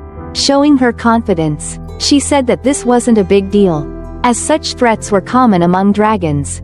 The fierce red dragon woman boldly declared that she would help Elena deal with the dragon. Sitting down with an aura of power, Serena, full of fire and resolve, said, "Take me to the elf forest. I'll teach that dragon some manners." The story continues with the peaceful scenery of the elf forest. as the messenger bird flies gracefully through the green leaves, carrying important news from afar. The morning light filtered through the gaps in the leaves, casting warm golden rays on the damp earth. Inside a house, the leader of the elf tribe, Neria, sat in deep thought. An elf girl entered, her eyes filled with worry. "Lady Neria, I just received the news. The letter has been safely delivered." Neria exhaled a breath of relief, though a hint of anxiety remained. "We weren't sure if the letter would make it out of the forest. But hearing this news eases my heart." The elf girl stood silently for a moment, then cautiously continued, "But, Lady Neria, were we too reckless in writing such a detailed letter? And Elena, will she really return with the threat of that dragon looming?" Neria frowned, the concern on her face deepening, and she sighed softly, her gaze distant. "Elena will return. She may be timid, but she has a kind heart. However, I'm not sure if she is strong enough to face that dragon." The scene shifts to Grake City. Elena, with her small frame and a confused look on her face, felt slightly shaky as Serena stood before her, visibly furious. Serena's voice boomed like thunder. "Elena, do you not trust me? I tried so hard to look cool and intimidating. Why did you bring them here?" Them referred to Ellison and Rurin, who were both standing there. Elle, with a blank expression, remarked, "The restaurant is closed today." Meanwhile, Rurin chimed in, annoyed, "What's your problem with that?" Serena, still fuming, glared at Elena with fiery eyes. The red dragoness's threatening voice continued, "Do you know how much I've endured to protect you? And now you bring along these people?" Elena trembled with fear, her voice barely a whisper. I don't mean to doubt you, Serena, but they're here to help us. I just want to make sure everything is well prepared." Ellison, in a mockingly thoughtful tone, said, "That's right. If Serena goes alone, she might end up with a few holes in her back like last time. And then Elena will have to endure the pain to heal her again." Rurin quipped to Elena, "She's such a nuisance." Serena growled, her fists clenched, but she couldn't deny the truth in their words. Last time, she had been ambushed and severely wounded. Her voice was filled with anger but also a hint of resignation. "Last time, they caught me off guard in numbers." Ellison laughed heartily. "Even so, we should go meet the candidate for Elena's husband." Elena blushed furiously, crying out in embarrassment, "Please stop joking." And so, an odd group of 3 powerful friends and 1 healer set out from the city, heading toward the elf forest. The scene shifts to the forest. The sky had begun to darken, thick clouds covering the horizon, casting a gloomy and heavy atmosphere. In the midst of the ancient elf forest, a massive dragon stood towering on the hill. Its eyes glowed blood red, its entire body covered in tough, gleaming scales that reflected the flashes of distant lightning. It opened its massive jaws and let out a deafening roar that shook the forest. "Surrender now, or all of you will perish." Its roar echoed through the space, and the very ground seemed to tremble. After a long journey, or rather, a flight, the group of 4 finally arrived at the land of the elves. As soon as they landed, Elena, the doctor of the group, spoke up. "I apologize, Ellison, but this land has a mechanism to disable teleportation." Ellison just nodded, not too bothered. He had experienced something similar in the dwarven mines earlier, so this was nothing new. As they were about to go deeper, they were suddenly stopped by a commanding voice. A barrage of arrows from the elf archers aimed straight at them. The leader of the archer group, Lilinia, spoke up. "Who are you, and why dare you invade the elf forest?" Recognizing Lilinia, Elena quickly replied, "Lilinia, lower your bow. It's me, Elena. These people are..." Before she could finish, Lilinia interrupted. "Lady Elena, I don't doubt you, but I still need to confirm the identity of those with you. Who are they and what is their purpose here?" Ellison, noticing the strange light in Lilinia's eyes, something he recognized as the eye of truth, capable of reading people's thoughts and intentions, calmly replied, "I am Ellison, of the human race, here to assist Lady Elena." Lilinia nodded in confirmation, then turned to Serena, the red-haired woman. "Next, you, state your race and purpose." Serena replied indifferently, It's obvious. I'm a dragon. Ellison was startled and quickly tried to interject Serena's introduction. Oh, right. I forgot to introduce myself. I'm Ellison. I live in the city of Grake and manage a small restaurant. If you have the chance, you can come visit. But Lilinia cut in, ignoring his embarrassment. I'm not asking you. I'm asking the red-haired woman.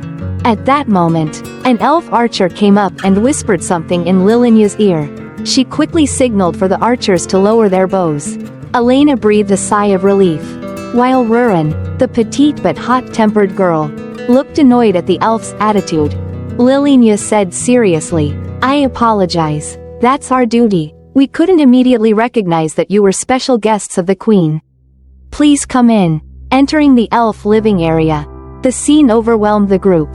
Tall tree houses, sparkling fountains, and breathtaking natural landscapes made everyone gasp. If only there was a space like this today to build a house and run a homestay business. They would surely make a fortune. In the main hall, Queen Nerea welcomed the group, apologizing for the incident at the entrance. After a round of greetings, Ellison, tired of the noble's greeting style, replied briefly and indifferently, It's nothing. Thank you, Princess Nerea. Elena was surprised to learn that Ellison seemed to know Queen Nerea. However, thinking back to what he had shown in the battle with the Black Dragon, she was not surprised. After a few apologies for the incident at the entrance, Nerea turned to Elena. Elena, I know it wasn't easy for you to come here. I'm so sorry for putting such a heavy burden on you. Elena replied shyly. You mean about being the bride, right? At that moment, Serena interjected, her tone nonchalant. About that, who in their right mind would want to marry her? Serena's words startled Nerea. What did you say? Who in their right mind? What if he hears that? Hearing this, Rurin and Serena, the two noble dragons, immediately erupted with a powerful aura around them. They both said in unison, without any restraint, So what? We're dragons, and our job here is to kick that hypocrite's ass to the moon. Nerea was stunned, unable to believe what she had just heard. Excuse me, what? It seemed that Nerea still didn't believe what she had heard. So Ellison spoke up to explain. Oh, about this. I was going to say this too. This is a long story, and yes, they are indeed noble dragons. Hearing this, Nerea was even more horrified, sweat dripping down her face. Her whole body trembled, then she screamed, echoing through the forest. What? The scene shifted to another, darker place. A large claw was scratching on the cliff, accompanied by a growl. You're running out of time. An ugly, fat, yellow dragon was roaring. It seemed that he was threatening to kill the elf people for not fulfilling something of his. And here, let me introduce you to a new supporting character of a supporting character. A dragon with the face of a pig. Eromantium. This dragon had been tributed by the elves for generations. Nerea, the leader of the elves, trembled and continued. About this, well. Rurin, looking annoyed. Such a noble, more like a beggar. Nerea continued. For over 100 years, he refused to accept gifts and tributes. However, recently he has started demanding that I find an elf to be his bride. Nerea, trembling with fear, knelt and recounted the entire incident, saying that she had tried to be the bride herself to protect her tribe. But the dragon rejected her simply because he didn't like her hairstyle. Other elves were also rejected for ridiculous reasons like big ankles, big noses, or big hands. The whole elf village was shocked to hear that even Nerea, the most beautiful queen, had been rejected. There was no other way. She had to ask Elena. This made Elena feel embarrassed and she asked again. What if I get rejected too? Rurin didn't care much, even angrily said. If that guy hurts you, be proud and cheer up. And led me to his lair. Serena, when she heard the name Eromantium, became thoughtful. She suddenly realized something and shouted. That's right, I remember him. He's a dragon who specializes in studying the brains of different races. He could even heal the Lord of Grake Castle. Hearing this, everyone was stunned. The direction of the story had changed. Instead of chasing the dragon away, they switched to a plan to capture him alive. The doors of the Great Hall burst open, and an elf warrior ran in and shouted, "Princess Nuria, Eromantium is coming." Nuria was worried, but still reminded that the dragon was very strange. Although he had asked for tributes for generations, he always avoided other dragons. She thought it would be very difficult to catch him. Hearing that, everyone began to make plans, their faces filled with cunning. A voice rang out, "Then we just need something to attract him. A decoy so he won't pay attention to anything else." Then, everyone looked at Elena with unkind eyes. This made her very panicked. "What's wrong? Everyone calm down. Aren't we here to do the opposite?" Elena said fearfully, seeming to have realized everyone's eyes and thoughts. The scene shifted to the edge of the elf forest, where Eromantium had appeared, causing all the elf guards to panic and be on guard. "I order you all to form a formation," the pig-faced dragon roared. "You damned elves, dare you do something wrong to me?" He was angry, opened his mouth wide, and focused his energy to prepare to spit out a dragon's breath to attack all the elves. But at that moment, a voice rang out, "Stop. Your Excellency Eromantium, we apologize for the delay. She is the most beautiful of all the elves. So it took time to prepare for her." Queen Nuria of the elves spoke. Following her was a bride in a white veil. Nuria quickly lifted the veil, revealing a perfect body, with perfect curves, big where it needed to be big, and small where it needed to be small. Very sexy. Elena appeared with a shy face, bowed her head and stood there, slowly saying, I'm Elena."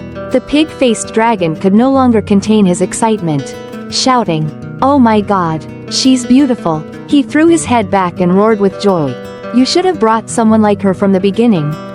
While he was madly rejoicing, 3 figures silently appeared in the sky thanks to the invisibility spell. It was Ellison, Rurin, and Serena, stood high up, watching, and realized that the pig-faced dragon was completely mesmerized by Elena's beauty.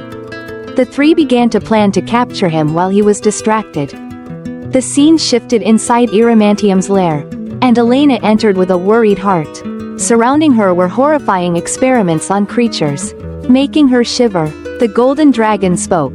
"Your name is Elena, isn't it?" She replied nervously, "Yes, sir." However, he didn't seem very interested and said softly, "Don't call me that."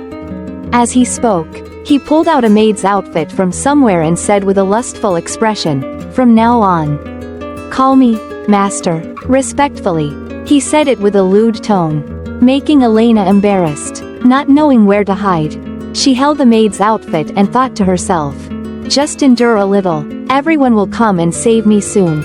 A moment later, Elena had changed into the maid outfit the pig-faced dragon had given her. She tried her best to speak, "Sir, Master," but the chubby dragon didn't seem to care much. He was focused on finding something. He said, Elena, what happened? I told you not to enter my lab." Elena tried to give a friendly smile, mixed with shyness and a little seduction. "But, the office is so dirty. It's really very dirty. I hope I can help you clean up. Can you, go out for a while?" The pig-faced dragon got angry, showing his authoritative expression. "No, it's not like that." This made Elena panic, not knowing what she had done wrong. She kept apologizing. The dragon, or rather the pig, became even angrier, yelling, "Be extremely careful and stop apologizing immediately. Now, repeat after me." He looked up at the sky and began to lecture. It seems like we can't be separated because of the unique body of the master. And after being cold to me, you will gradually warm up to my kindness." It seemed that the dragon had some very perverted hobbies, which made Elena shudder. She tried to hide her disgust and said, "Oh, yes." However, her face full of disgust made the dragon even more interested. He laughed gleefully. "That's right. That's the look. Oh, it's so strange. That's right. Keep looking at me with that hateful look." The pig-faced dragon became more and more perverted, while our 3 powerful characters, Ellison, Rurin, and Serena, were silently lurking above, watching. The scene before them made them unable to help but laugh. They planned to hide in the cave and wait for the right moment. But it seemed that no one wanted to act immediately but was just watching the drama. Elena, who was trying to seek help from them at that time, felt extremely angry. Where the hell are you guys? On the other side, the three were still laughing at the scene they had just witnessed. This made Elena really angry.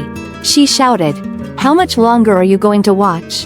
It seemed that Elena's shout caught the pig-faced dragon's attention. He turned around and discovered the group hiding. He panicked and shouted, "Who are you? Do you know Elena?" Immediately, our three formidable characters emitted a terrible aura energy. Preparing for a battle, Allison shouted, "Get him!" Realizing the danger, the pig-faced dragon flapped its wings and flew away, while not forgetting to shout, "Damn! They're not human! They're not human!" Before he could fly far, a magic circle appeared in front of him, controlling the space, preventing his teleportation spell from working. In a panic, he tried to change direction and fly towards the main entrance of the cave. But Rurin and Serena quickly fired two other magic circles. Along with Ellison's circle, the three magic circles combined successfully controlled and captured the dragon with the face of a pig. Serena spoke first. "You're not going anywhere. Stop right there." The pig-faced dragon roared angrily, "You bastards! Do you think you've just made a big mistake? Capturing a dragon in its own territory is a serious violation of the law.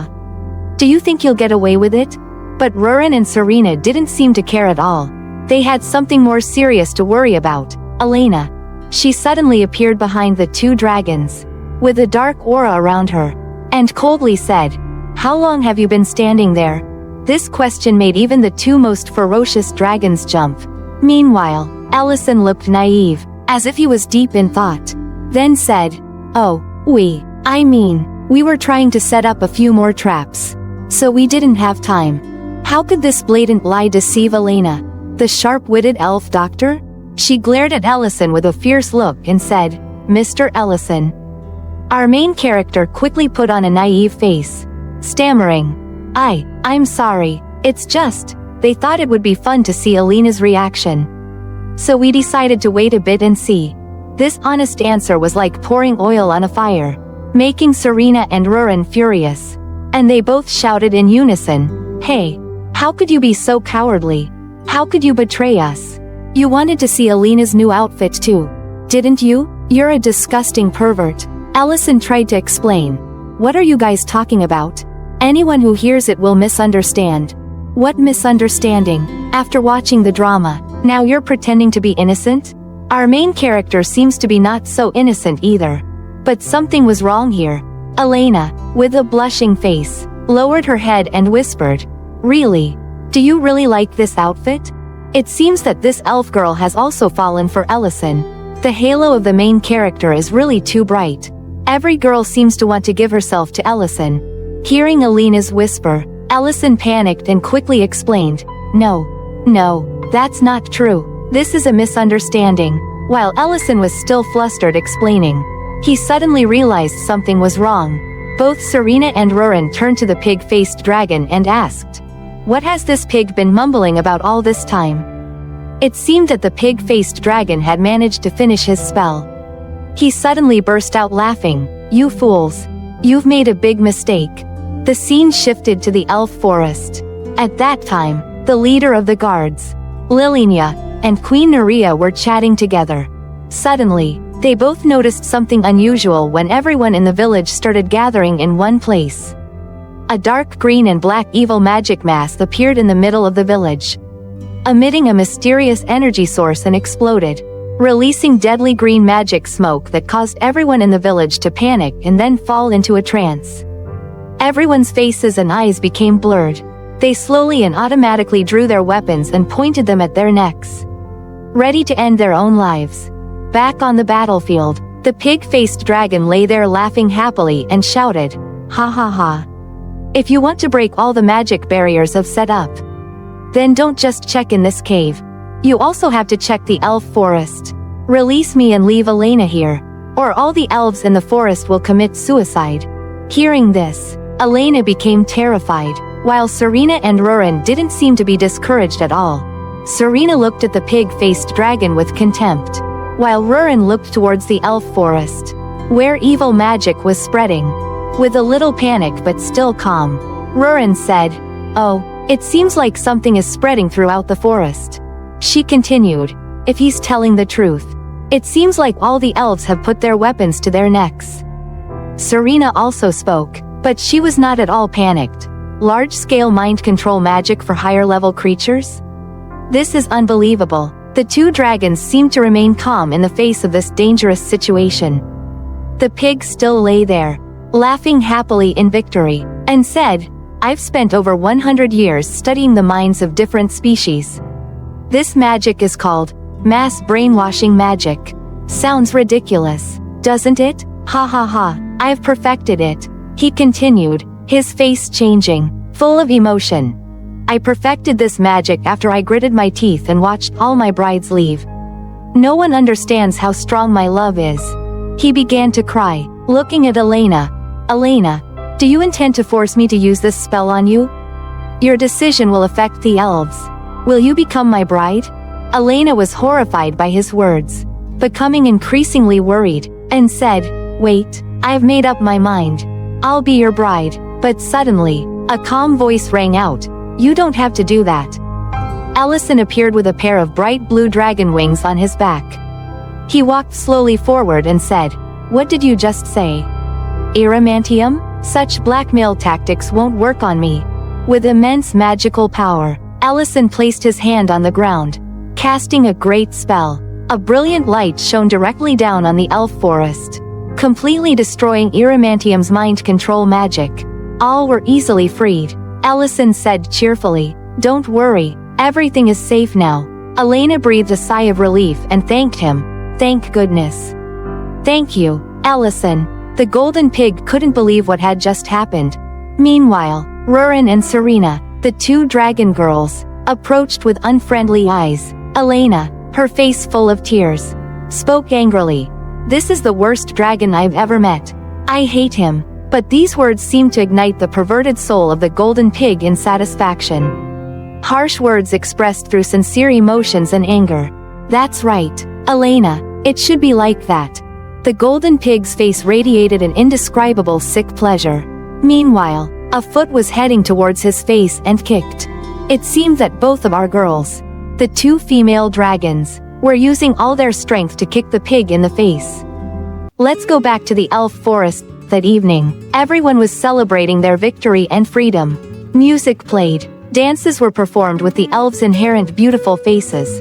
Radiant, happy, moved, and joyful faces. Beside the bonfire, at the party, there was someone even happier. Adamantium, although his face was bruised from the beating by Rurin and Serena. He still smiled in satisfied pleasure. He felt great being trampled by two beautiful women. I wonder why the author created such a perverted supporting character? Back at the party, it seemed that the seductive Serena was having trouble with vegetables. Meanwhile, Rurin was holding a bottle of sauce, pouring it into her bowl, mixing it up, and starting to eat with great enjoyment. This tastes amazing, she said. Curious, Serena asked. What is that? Rurin replied. This is the sauce that Yusin gave me. It makes the food taste better. Hearing this, Serena couldn't help but be envious, lunging forward to grab the sauce bottle. If there's something as good as that, why can only you use it? While trying to hold onto her sauce bottle, Rurin still shouted to reply, Make your own, don't take mine. This is Ellison's gift to me. The two argued and fought over it constantly, the sauce spilling everywhere without realizing that someone was approaching, the queen of the elves. She walked over and bowed respectfully, thanking the two dragons for helping them defeat and capture the perverted golden dragon. The queen still thought that these two powerful dragon ladies were the benefactors of the entire elf race. This surprised the two beautiful girls, who looked up and said, There seems to be a misunderstanding here. We only helped defeat that lump of meat. The one who saved you is Ellison. I think you already know about him. We don't have such powerful magic powers. Only he can do that. Hearing this, Queen Nuria was shocked and stunned, unable to believe what she had just heard. In Nuria's eyes, Ellison was just a human, not a dragon. Oh, what a fatal mistake. How could such a naive girl climb up to sit on the queen's chair? The scene shifted to Ellison, who was now introducing his magical sauce to all the other members of the elf race. He poured the sauce into everyone's bowl with delight, making the atmosphere of the party more and more lively.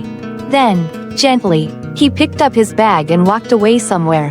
Yes, the place he went to was the statue commemorating a friend in battle. The elf hero Venin, lost in memories and sentimentality. Allison began to speak. Honestly, I think you're even better looking than this statue. Years of fighting came flooding back. A hand slapped Allison on the back of the head, accompanied by a shout. Hey.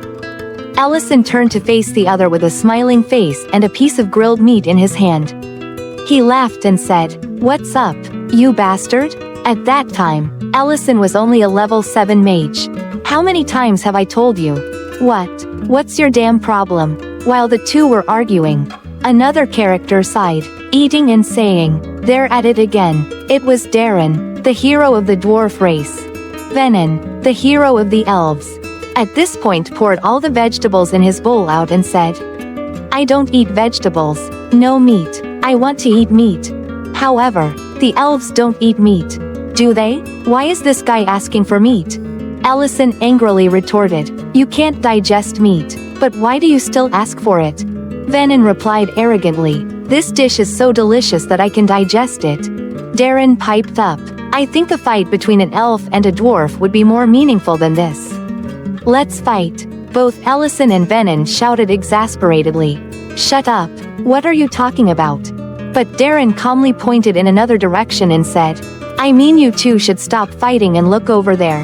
It was the trolls. 3 huge, monstrous trolls were baring their claws at the fleeing villagers. They wanted to capture them for food. Our 3 heroes, seeing the refugees being attacked, stopped eating and arguing, then stood up and said, "The refugees are being attacked. I don't even have time to eat. Let's go." At this moment, a troll had caught a person and was about to open its mouth to eat him. While the person was still panicking, a huge blow suddenly struck the troll's face, sending it flying far away. At the same time, the other 2 trolls were continuously hit by arrows with bright red energy, causing damage to their arms. Injured, they roared madly, trying to attack the surrounding refugees but couldn't take another step because in front of them, the players had created a magical protective barrier. Realizing something, the villagers cheered, "Oh, it's the 3 war heroes. We're saved." At this time, Darren shouted loudly, "From now on, you trolls will be forbidden to kill, kidnap, and attack other races. If you violate this rule, we will have no choice but to attack you." Venin stood beside him and added, "Hey, you should also tell them that counter-attacking when your life is in danger is okay." Allison immediately objected, "Don't dampen the mood like that." Darren didn't seem to care much and just said those words according to the principles of war. He continued to shout, "Okay, add that in." Then he turned to the trolls and shouted, "If you don't want to die, get out of here immediately." It turned out that the origin of the terms in the peace treaty after the war with the dragon race that Ellison mentioned in the battle with the black dragon Nizi before had been born just from a few random words of these 2 guys. Returning to the present, Ellison placed all his offerings in front of Venin's statue. He sat down and began to talk to himself. "I've been following that rule ever since. Until now, I've brought a little offering to you. Or maybe you don't want me to do this." Ellison looked at the bowls full of offerings, remembering his vegetarian elf friend. At that moment, someone approached, but it seemed that Ellison had noticed it beforehand and said, "What do you think? You don't hate me, do you?" Queen Nerea spoke up. "Venin would never do that." "You think so too?" Ellison continued. "Princess Nerea, what do you think? 2 years ago, when I brought Venin's body back, didn't you hate me?" Princess Nerea's hands trembled as she clasped them together. She replied, "Lord Venin once held my hand and promised me that he would return. No matter what happened." The elf queen's tear-filled eyes were filled with the emotions of the past. Tears rolling down her cheeks, glistening like dewdrops flowing down, wetting her chest. She continued, "You ensured that he could keep his promise. So how could I hate you? Lord Ellison, you saved all the elves today. Do you think Lord Venin played a small role in all the power you possess today?" Ellison was silent, slowly taking out a bottle of wine from his clean basket and filling 2 glass cups. He spoke softly, "It's not just a small part. I not only owe Venin this power but also my whole life. So, the one who saved the elves is not me." As he spoke, Ellison handed the glass of wine to Princess Nerea and said, "A toast to our hero, Venin." The next morning, as dawn broke, the bright light gently shone throughout the elf forest. Everyone came to bid farewell to the 4 heroes who had saved them from disaster with gratitude and respect. While Elena continued to greet everyone to set off with our lovely characters. Rurin also spoke up, "Don't worry about this guy. I guarantee he won't be able to return to his lair here." The golden pig, who was tightly locked by a magic circle around his neck, was floating in the air, panic-stricken, and asked, "Where are you taking me?" Serena, with an angry face, replied, "Shut up, you'll know when we get there." As they walked, Rurin asked Ellison, "Your conversation with the leader last night seemed quite long, didn't it?" Ellison turned and said, "Your ears are still very good, aren't they? Did you hear the whole conversation?" Elena suddenly perked up her ears and thought about Ellison's conversation with Princess Nerea. Rurin continued, "Come to think of it, she knows that you absorbed the Dragon Lord's heart, right? That's a secret to everyone." Ellison replied softly. These words made both Elena and Serena jump in shock. The dragon with the face of a pig was no less worried. The 3 of them were now immersed in shock, panic, and surprise. All those emotions flooded them. What? He ate the Dragon Lord's heart? No wonder he's so incredibly powerful. Yes, no wonder at all. While the 3 creatures were discussing Ellison's power, Rurin continued, "And then, Serena and Elena also saw you absorb an ancient dragon marble, right?" "Well, I guess so," Ellison replied. "Lady Nerea shouldn't realize this. Should she? Do you think she will understand these things from what happened in the forest?" Rurin continued, "Oh, it's because you demonstrated that kind of magic, right?" Elle replied, "Anyway, we came here to help Elena. But in the end, I received a gift that I could never have expected. A dragon with the face of a pig that has healing abilities." The golden dragon, pig, was still staring fixedly at Ellison with a terrified face and kept mumbling, "He ate the Lord's heart. He ate the Lord's heart." The scene shifted to Lord Grake's castle. Ellison's reluctant disciple cheerfully opened the door to greet his master. "Please don't be like that," Ellison replied cheerfully. The nominal master and disciple met happily, while the disciple was very surprised that Ellison visited the castle so late at night. The mage replied that he had an important reason to visit. Entering the castle, Elena and Serena were chatting with each other about the effectiveness of using the dragon with a pig's face to examine and treat with the dragon's magical power. They wondered if it was capable enough to heal the injury in Lord Grake's brain. In the next room, the Lord and his wife were in the room. The lady was taking care of her husband lying on the bed. Noticing the door open, she said, "Deerin, do we have a guest?" "Yes, Mother, this is the one who helped us a lot," Deerin replied. Ellison introduced himself with a confused face. "My name is Elle." Suddenly realizing the handsome hero who had saved life, the lady quickly got up and ran over, saying, "I've been looking for you for a long time."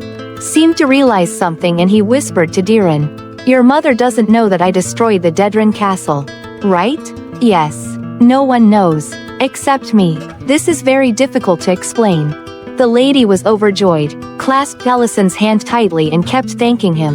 But Ellison quickly pulled his hand away from the lady's hand and coldly said, "Don't thank me now. There's still one person I haven't been able to save."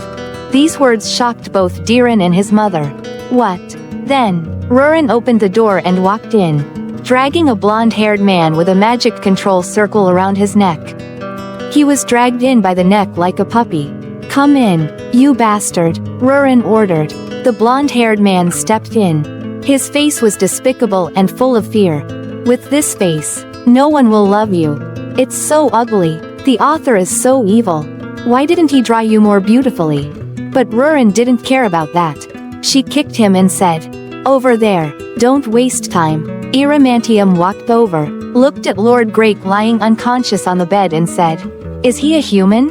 He was about to use his magic to heal when Diren panicked and stepped forward, saying, "Wait, I don't know who this person is." But Ellison put his hand on Diren's shoulder to reassure the boy and said, "Just watch. It's okay." Iramantium placed his hand on Lord Grake's head and said, "His brain is severely damaged. I don't know who did this, but this is an extremely harmful poison." He opened his mouth, exhaled a yellow breath that covered the Lord's face. Then, the magic circles formed began to activate. After a while, Lord Grake slowly opened his eyes in the emotional eyes of Diren and his mother. Both could not hold back their emotions. "My lady," the Baron spoke up. The mother and son could no longer hold back their tears. Their emotions overflowed, and they rushed to the Baron's side, shouting emotionally, "My husband! Father! Happiness!" Finally, the Baron's family was reunited. Ellison smiled contentedly, quietly recalling his moment with his mother in the past. Before being transported to this world, he pursed his lips to keep his tears from falling as he thought of his only relative. At this time, Rurin broke the magic circle controlling Iramantium to set him free. With a threat, "If I hear anything strange about you, I will never forgive you again. Understand?" Iramantium quickly replied, "Yes, yes." Ellison put his hand on Rurin's shoulder and said, "Rurin, let's go. You healed the Baron without taking any reward?" Rurin asked. "We already had a lot of money. Besides, how can we ruin their happy moment like this?" "That's right. There's no happier moment than when a whole family is reunited. A man has returned to his wife and children. A wife has found her husband after so many days. A son burst into tears when he saved his father. All those emotions burst into tears of happiness. Finally, they returned to the familiar hilltop restaurant, where the great mage's restaurant was located. On a starry night, sounds came from inside the restaurant. "Should we go to sleep after preparing everything for tomorrow's business?" "Of course," Ellison replied, while putting a coin into his summoning magic.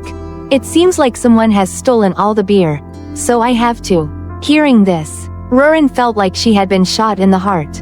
Startled and speechless. In this restaurant, it's obvious that there's only one person who steals beer. You guys know that too, right? There's only one drunk in this restaurant. And that's... Back to Ellison. He was trying his best to concentrate on casting the summoning magic. It seems like this time he had to summon more beer to sell. The coin in the magic circle kept jumping as Ellison's mana was transmitted. But suddenly, at this moment, the summoning magic was not like before. Something terrible was about to happen. After receiving energy from Ellison, the summoning circle immediately activated, creating a huge energy circle that continuously expanded, covering everything around Ellison. He only had time to say, "What is this?" The surrounding space instantly turned dark, obscuring everything. There was nothing to see. It was all like a dream. Ellison was now standing sleepily in a modern space, feeling extremely tired, mumbling to himself as if he had just woken up from a long sleep. "I'm so sleepy. I was just going to process some materials. But now it's dark." In front of him, a girl was rummaging through the purse of a beaten-up young man. He shouted, "Rurin, what are you doing there?" Rurin, dressed in modern world clothes, turned to look at Ellison, raised an eyebrow. "You're saying Rurin? What does that mean? Who are you?" Ellison was stunned, not knowing how to react. The space was now falling into chaos. Everything around was becoming blurry and illusory, with the lights of modern buildings. He thought he was hallucinating and wondered, why could Rurin wear this uniform here? The voice of that Rurin still rang in his ears. "Who are you?" Ellison continued to sink into confusion. Why, he realized he was here again. A place he had clearly been to before. This was where he had been before moving to the magical world. And he would never forget that moment. This was where he wanted to return. At this moment, Rurin shouted loudly, covering her face and slapping Ellison's cheek. "Wake up. Fully wake up," Ellison said. "Rurin, what is this? Where exactly are we?" Rurin in panic kept asking. "What is this? Where are we?" Ellison was no less surprised. He looked around and realized this was not a dream. It seemed that our great mage had summoned himself by magic. The power obtained from the dragon's orb and the dragon lord's heart had been fully absorbed. So the magic circle had turned into a teleportation spell across the universe. Amazingly, the protagonist's power was now powerful enough to traverse worlds. At this moment, a girl in office attire said, "Excuse me, is anyone hurt? I'll call an ambulance." Rurin wondered, "What is an ambulance?" Then Ellison quickly covered her mouth and said loudly, "Oh, we're fine, no one is hurt. Sorry everyone." He quickly hugged Rurin, carried her on his shoulders and ran away as the girl in office attire looked on in bewilderment. Rurin was now panicked and surprised. "What is this? Is this your hometown? There are so many strange things. Like those iron boxes and those tall buildings." Ellison replied gently, "Yes. It's been a long time since I've been back. So I feel a little overwhelmed. I really didn't think I could come back here. A modern, luxurious city with tall buildings and bright lights. Completely different from Rurin's peaceful world." Rurin wondered if this was Ellison's hometown. He must know this place well. But it seemed that so much time had passed that he didn't even recognize it.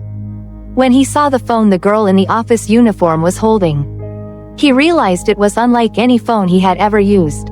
The cars and buildings running on the road were also very strange. Unlike anything he had ever seen. Maybe a lot of time has passed in this world. Ellison thought to himself. It's been 15 years. You know, if that world and this world are synchronized in time, then 15 years have made a huge difference. 15 years ago, we were still using Nokia-style button phones. But now we've switched to smartphones like iPhones or Samsung. The world is changing very fast. Ellison suddenly thought. Even if the buildings change, the road structure is unlikely to change quickly.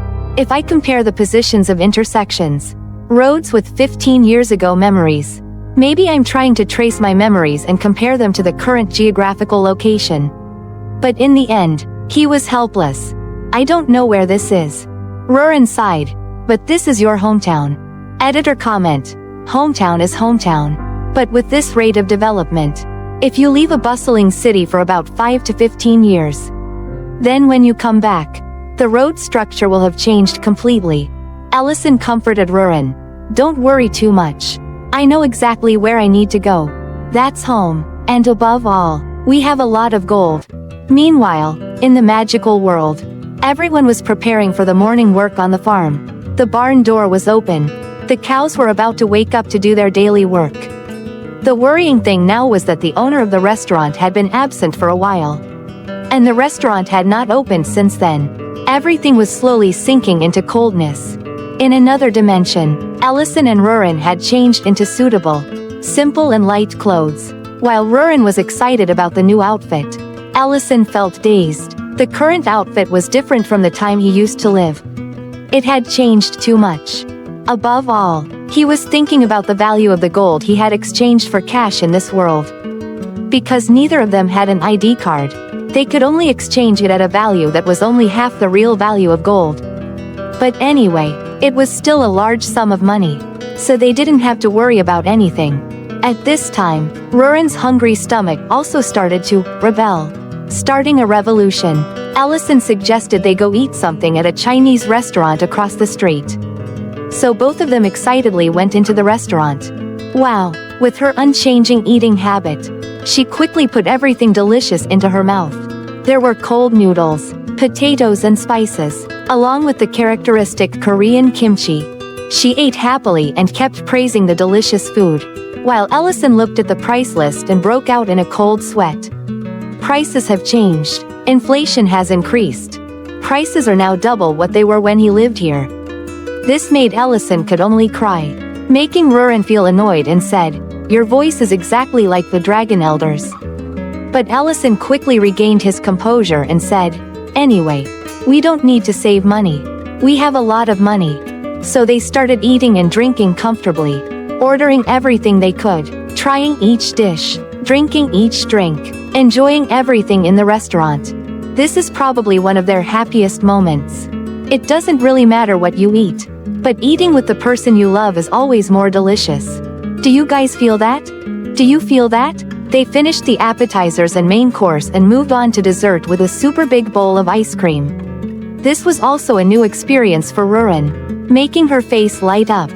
After that, they started to experience Korean street food, passing by a photo shop. Rurin still thought it was a place to eat, so she pointed to it to eat more. But Ellison said that wasn't a place to eat. Cut to the magical world. All the hungry ghosts were gathered in front of the restaurant.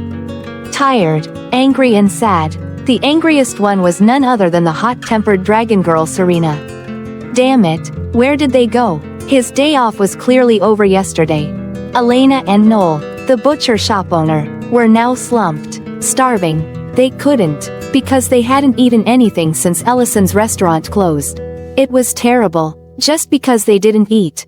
They starved. Huh? Noel spoke up and asked Mr. Ment.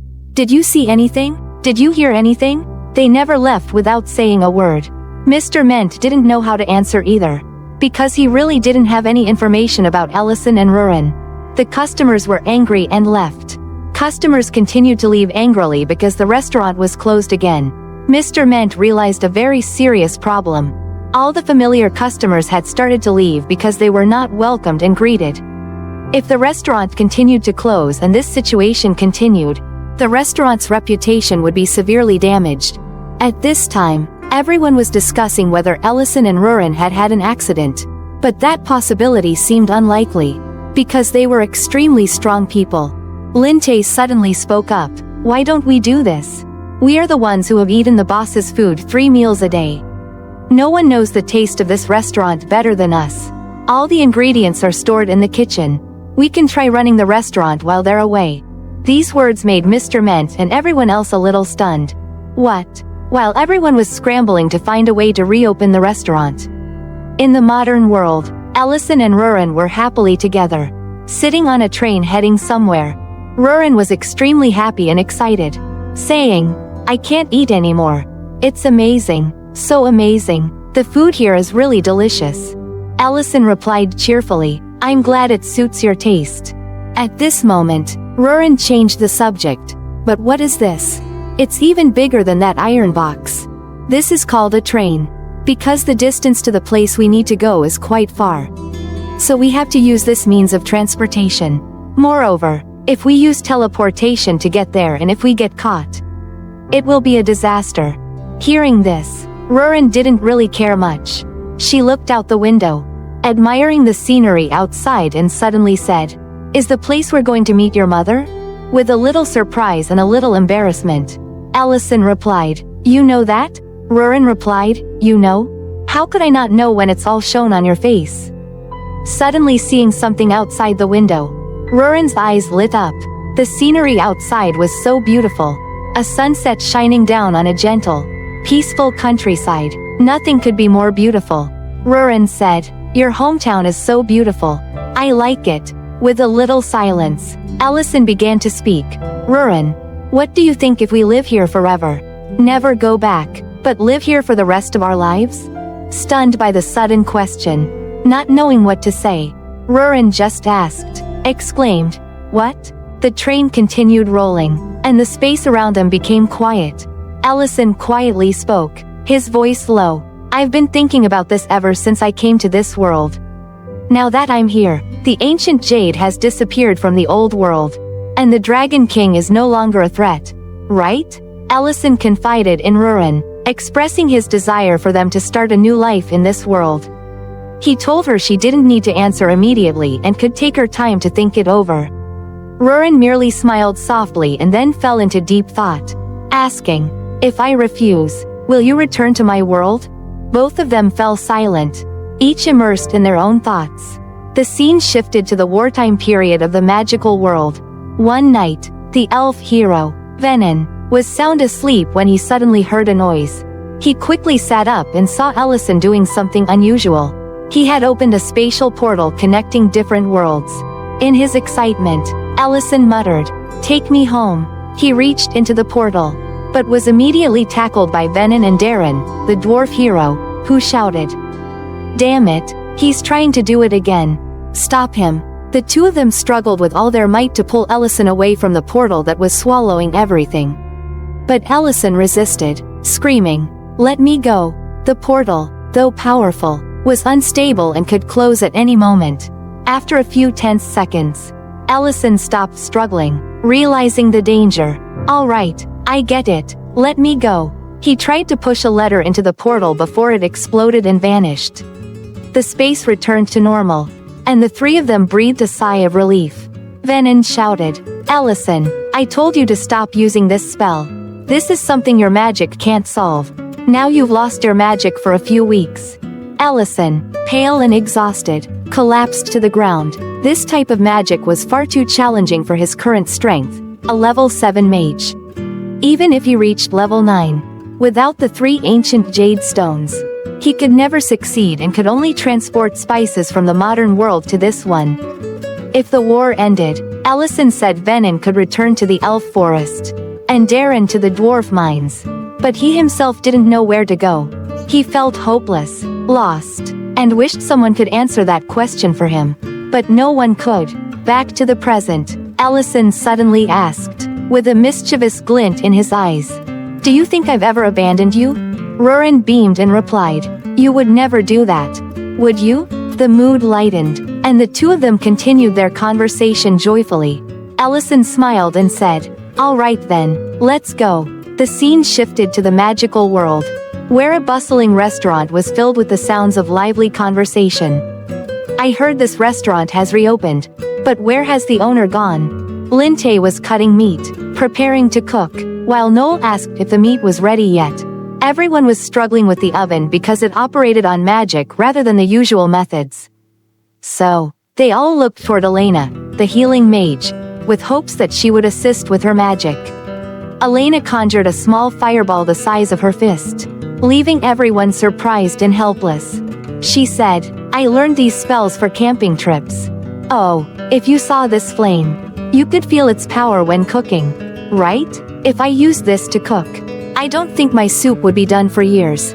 But never mind them, let's continue the story."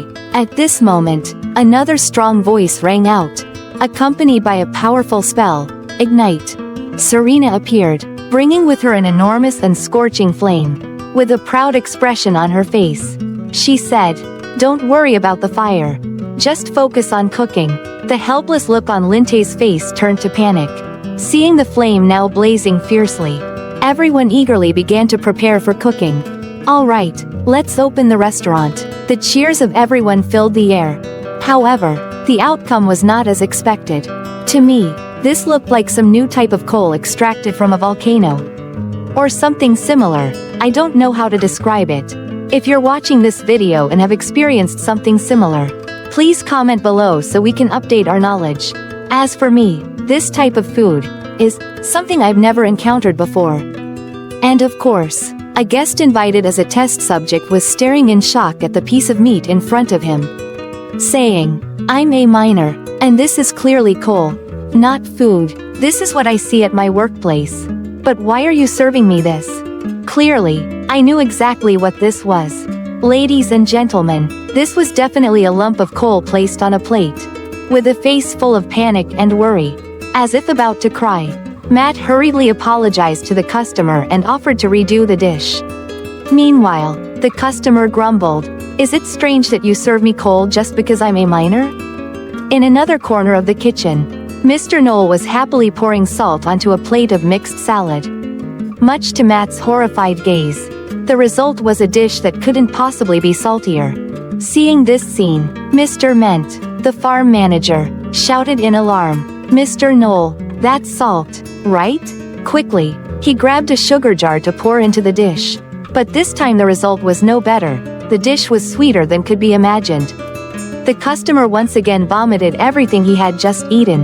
Honestly, I'm starting to feel sorry for these customers. This is not dining, it's clearly torture. A tragic scene in the restaurant. All the customers chimed in unison. "Do it again. Bring the boss out. I want a refund." In the kitchen, Linte was nervously handling the meat with trembling hands, sweat pouring down his face, unsure of what to do. If this situation continued, the restaurant would go bankrupt before the owner, Ellison, returned. He was trying to figure out how to deal with the fire. The issue was that the magical flame was too powerful. If the meat went in, it would instantly turn to ash. Meanwhile, Serena seemed uninterested in reducing the fire, as it was her pride. And she was thrilled about it. Oh dear, this restaurant really has some strange people. At this moment, Linte kept thinking, and suddenly a light bulb went off in his head as he looked toward the corner of the kitchen. There was a very large pot there. You might remember that this was the pot Ellison had used to cook soup with rock salt last time. A confident expression emerged on Linte's face. Scene shift to the modern world. At this moment, on a bustling street in the evening, Rurin and Ellison were taking a walk together, their conversation lively. We haven't gotten lost since we arrived, have we? Of course not, though the buildings have changed. Some things never do, even after 15 or 30 years. I wouldn't get lost in my hometown, Ellison replied while looking at the scenery around him.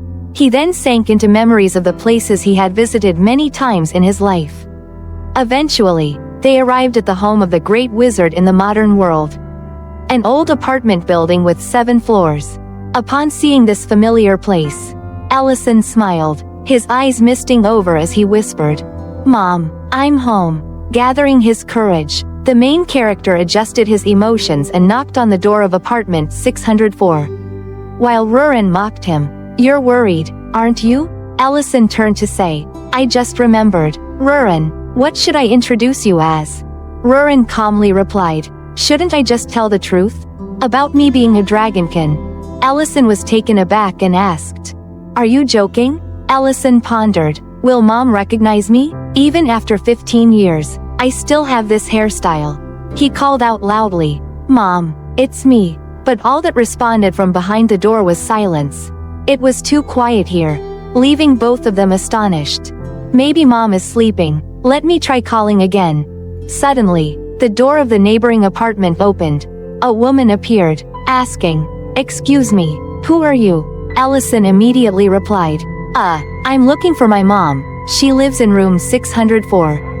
Hearing this, the woman froze. "Oh my god, you're Ms. Junghwa's son?" Ellison hurriedly asked. "Yes. Do you know where my mom is?" The woman looked worried, adjusted her glasses, and said, "She doesn't live here anymore. Come with me." On the way, she shared that 5 years ago, when she had just moved in, Ellison's mother had helped her a lot. They became close, and his mother often talked about her son who was far from home. Ellison felt something was off and asked, "Where are we going?" The woman paused for a moment before answering, "Your mom missed you very much. I advised her to look for you, but she refused. She led him to a grave and sighed. You should have come back sooner." Staring at the grave, Ellison was stunned, unable to believe what was before his eyes. Ellison remained in shock, unable to believe what was happening before his eyes. The woman continued speaking, taking offerings out of her basket. "Before we met, she had to fight against stomach cancer. In the end, she had to undergo surgery to remove her stomach, so she couldn't eat comfortably anymore."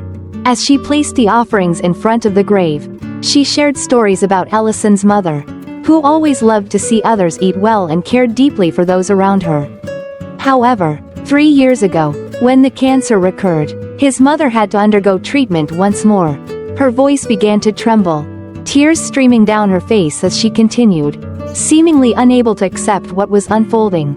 Ellison was engulfed in emotion. Childhood memories flooding back, recalled his mother standing in the kitchen, always asking him when he came home from school, "Come sit down, sweetheart. You must be hungry. Let's have lunch together." Her face would light up with a happy smile upon seeing her son.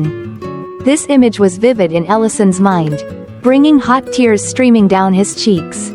He was lost in panic and pain, unable to accept that this was reality. This was not the farewell he had hoped for upon his return. The woman wiped her tears and continued, "Honestly, I'm not curious about what you've been doing all these years. It's all too late now. Even if you explained, she can't come back." Her words pierced Ellison's heart, leaving him in deep anguish.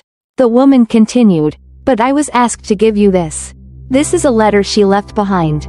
She took an old, crumpled letter from her basket and handed it to Ellison, saying, "She said this letter accidentally fell into your house.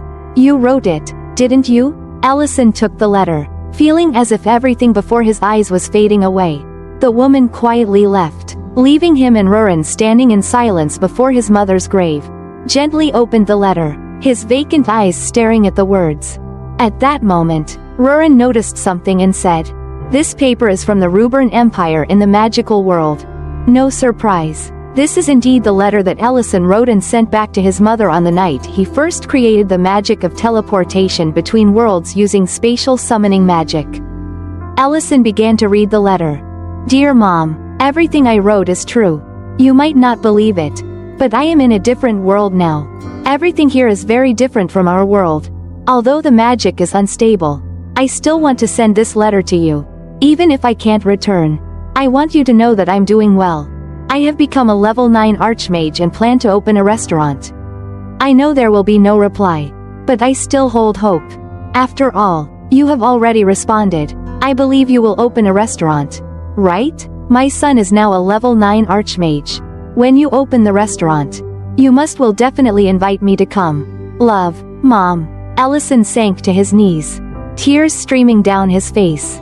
Soaking the letter, he realized how foolish he had been. After absorbing the ancient stone of the Dragon Clan and being able to use summoning magic, why hadn't he immediately looked for the letters he had sent to his mother? Or at least sent another letter?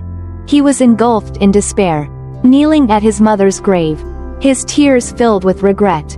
Rurin didn't know how to comfort him, so she quietly embraced Ellison, kneeling beside him. The scene shifted to the magical world. The Archmage's restaurant was bustling with activity. Laughter and chatter filled the air, and a long line of customers awaited to enjoy the food. "This is delicious. I'll have another portion." Positive feedback echoed continuously. In the kitchen, even though everyone was tired, they were full of energy. Linte had created an incredibly tasty and visually appealing stew, combining meat and vegetables. Red Dragon, Serena and Healer Mage Elena were excited because their fire magic had helped create wonderful dishes. They felt proud of their achievements. Mr. Ment opened the lid of the soup pot, his eyes thoughtful, but the corners of his mouth curved into a smile. "Now we don't have to worry about the customers anymore. We just need to wait for Boss Ellison to return." Back in the modern world, one night had passed, and dawn had broken. Ellison and Rurin were still sitting there.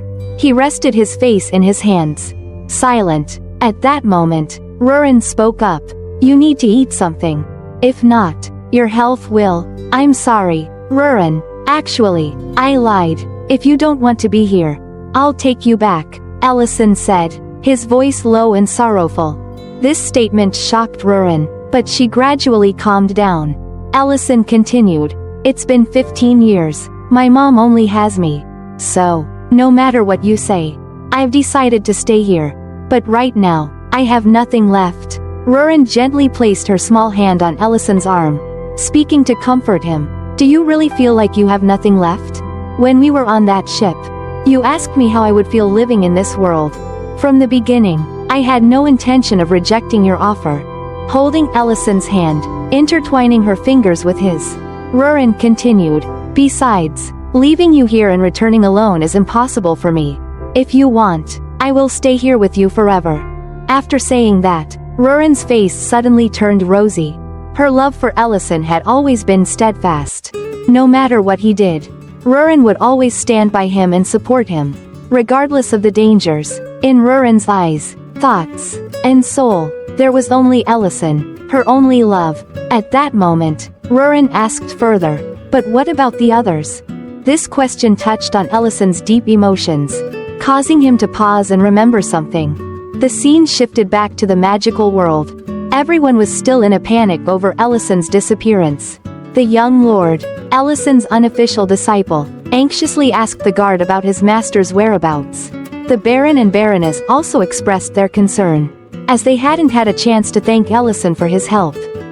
News continued to spread to the construction site of Rurin's territory.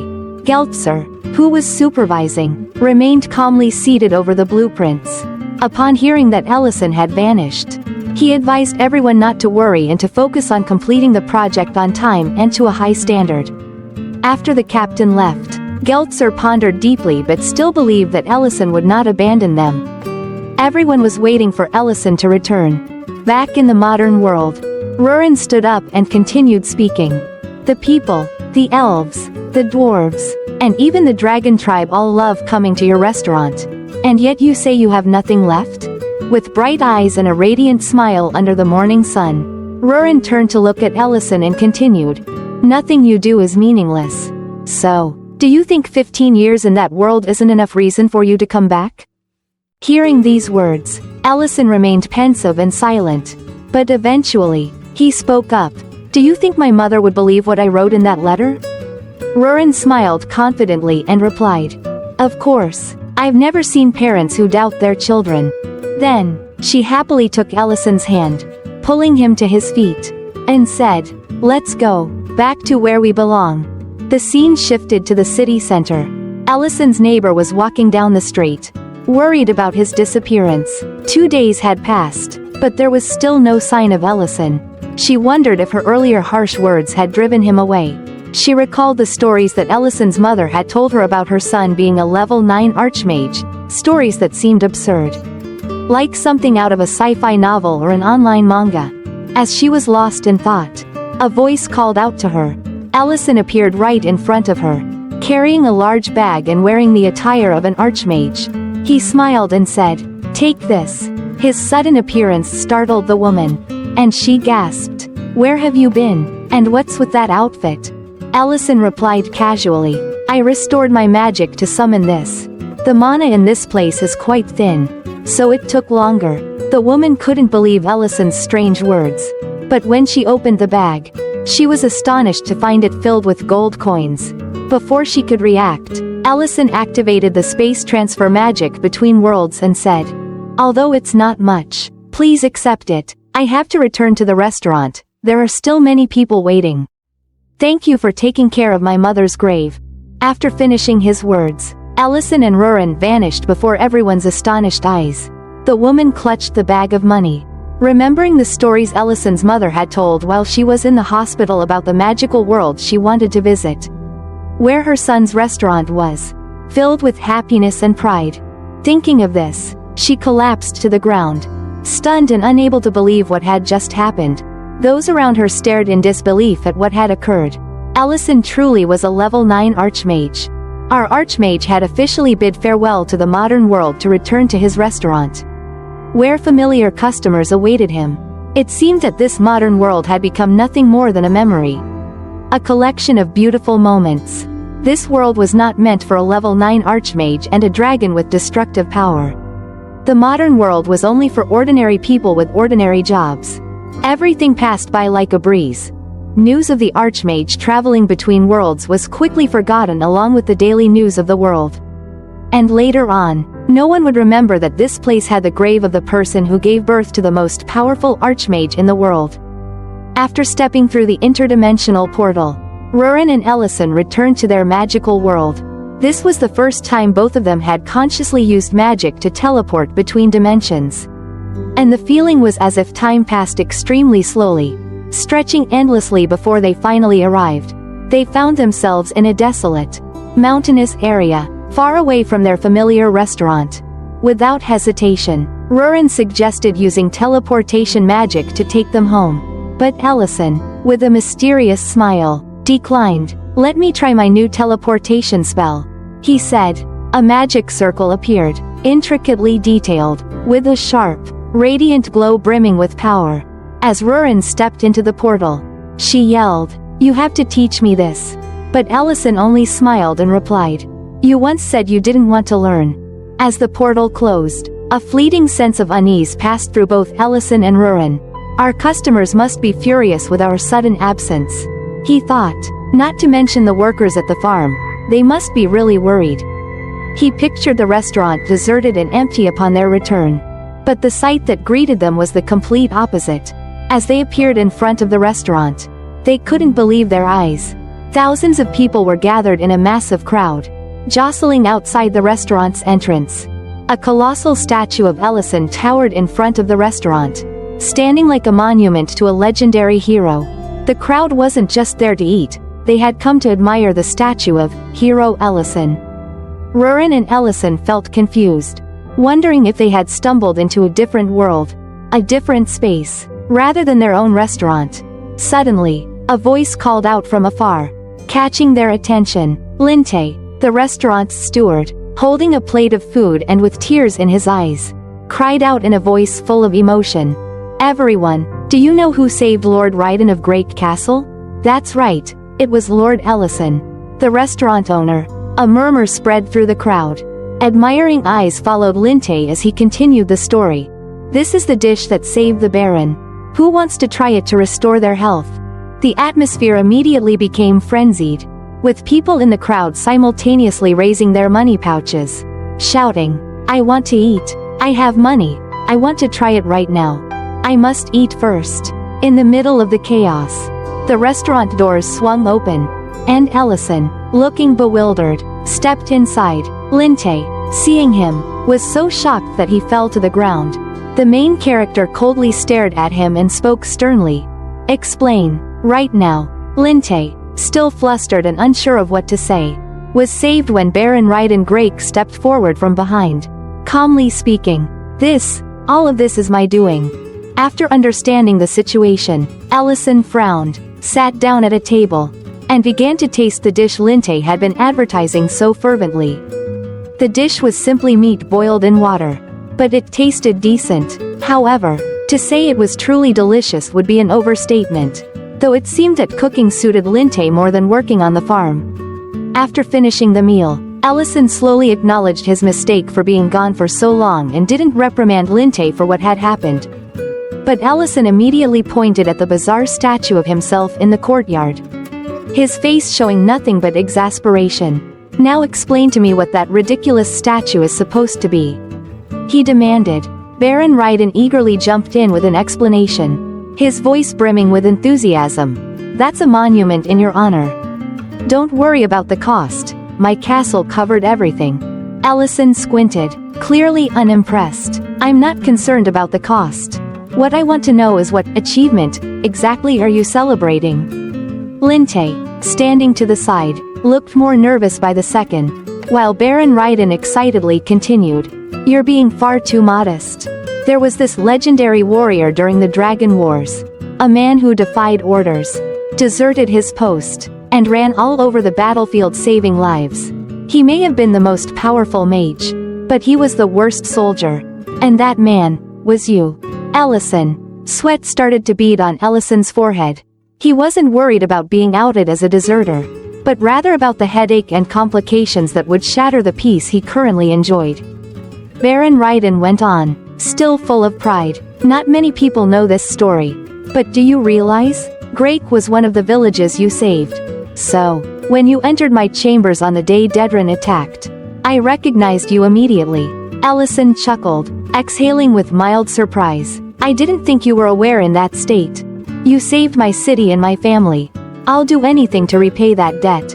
That's why I've pledged my full support to you. Ellison, Baron Raiden said solemnly. Now, do you understand what I'm saying?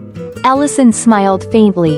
Then, without warning, he extended his hand toward the door and unleashed a surge of powerful magic. No, he said, I don't. In an instant, the enormous statue of the hero Ellison, in front of the restaurant shattered into pieces. As the debris settled, Ellison warned, I don't want people associating my restaurant with anything but the food. The statue of Ellison, the war hero and grand mage, was reduced to rubble in the blink of an eye, leaving Baron Raiden stunned. After a moment of shock, the Baron awkwardly chuckled. Right, that statue. Yes, it was a bit much, wasn't it? I might have gone overboard. Ellison pressed further. You'll also clear up the rumors about my food having miraculous healing powers, won't you? Baron Raiden, still embarrassed, nodded hastily. Of course, I'll explain the truth to everyone. And just like that, the once revered statue of the great hero Ellison that people had flocked to see for days was now nothing but a memory. By tomorrow, not a trace of it would remain. Meanwhile, at the Imperial Magic Academy, students were bustling through the hallways, excited for their upcoming lessons. A powerful mage walking by accidentally bumped into a female student, causing all her books to fall to the ground. Flustered, she quickly apologized for not noticing the mage's presence. In that moment, A delicate flow of magic lifted the scattered books into the air and neatly returned them to the student's arms. The mage responsible for the spell was none other than Medrin, a 7th-level sorceress. You might recall, Medrin was the very same sorceress who had accompanied the crown prince and suffered greatly at the hands of both Rurin and Ellison during one of their encounters. Though she never dared voice her frustration. As Medrin walked away, 2 female students continued their conversation with renewed excitement. "Oh my goodness, Medrin just spoke to me. She's amazing," one of them squealed. The other girl replied, "Did you see her speed with magic? I didn't even have time to realize it. Do you believe those rumors about her? They must be made up." "Yeah, I don't believe it. There's no way Medrin could be kidnapped, tied up, and crying like that. Who would spread such ridiculous rumors?" These words pierced right into Medrin's ears as she walked ahead. She clenched her fists, trembling with anger and embarrassment. Medrin gritted her teeth, thinking, "That's right. I wish it were just a rumor. Once I find out who did this, I will." Lost in thought, as she approached her room, Medrin suddenly sensed something was off. Someone was in her room. Her room was a place only Duke Tamura could enter without permission. But currently, the Duke was not in the capital, so the only other person who could be in there had to be someone else. Not a human, but a dragon, a terrifying, monstrous dragon, who might be cruel but perhaps only to Medrin. Summoning all her courage, Medrin flung the door open and shouted, I will go with you right now. So please, this time don't tie me up and drag me along. The rumors have spread all over the city, please. Be gentle with me this time." It seemed the incident of being tied up and dragged off by Rurin in the middle of the night was still a haunting nightmare for Medrin. She cried and screamed, pleading in fear, but when she entered, the figure waiting was not Rurin, but the charming prince of the kingdom, sitting there with a look of surprise. The prince seemed to have no idea what Medrin was talking about and only asked, "Medrin, what are you talking about?" Oh no, this scene was even more embarrassing and shameful than being kidnapped and tied up in the middle of the night. Once the tension eased, the prince and Medrin began discussing the increasing crime rate in Dedran and its impact on neighboring cities. However, they struggled to mobilize personnel to handle the situation. As the prince continued to speak, Medrin was still blushing, lowering her head in embarrassment. She couldn't hear a single word from the prince, only stammering, "Why did you come without telling me first?" The prince seemed to realize Medrin's awkwardness, but he didn't mention it and continued, "Dedran is in serious trouble, right? How many people have been mobilized to die already?" Medrin tried to recall and replied, 3. The prince continued, "In such a short time? Doesn't anyone else want to go?" Medrin, after calming down, said, "I can go in their place." But the prince immediately interrupted, "No, if a stubborn person like you goes, they will run away. If that's the case, we won't be able to find out who created this poison." As he spoke, the prince took a vial of medicine from his chest. The two continued discussing the inability to mobilize additional personnel to Dedran. Suddenly, the prince smiled and suggested someone who seemed very ordinary, but in reality was a terrifying monster. This made Medrin feel anxious because she knew exactly who that was. And we all know who that is. Everyone set off for the town of Grake, where there was a high hill. On that hill stood a restaurant. And inside that restaurant, a great Archmage was happily serving dishes and chatting with his customers. In the restaurant of the great mage, Ellison was bustling about, preparing a seemingly mouth-watering dish, wuba fried rice, which is actually beef, folks. Fresh wasabi was being grated, and this natural wasabi was anything but cheap.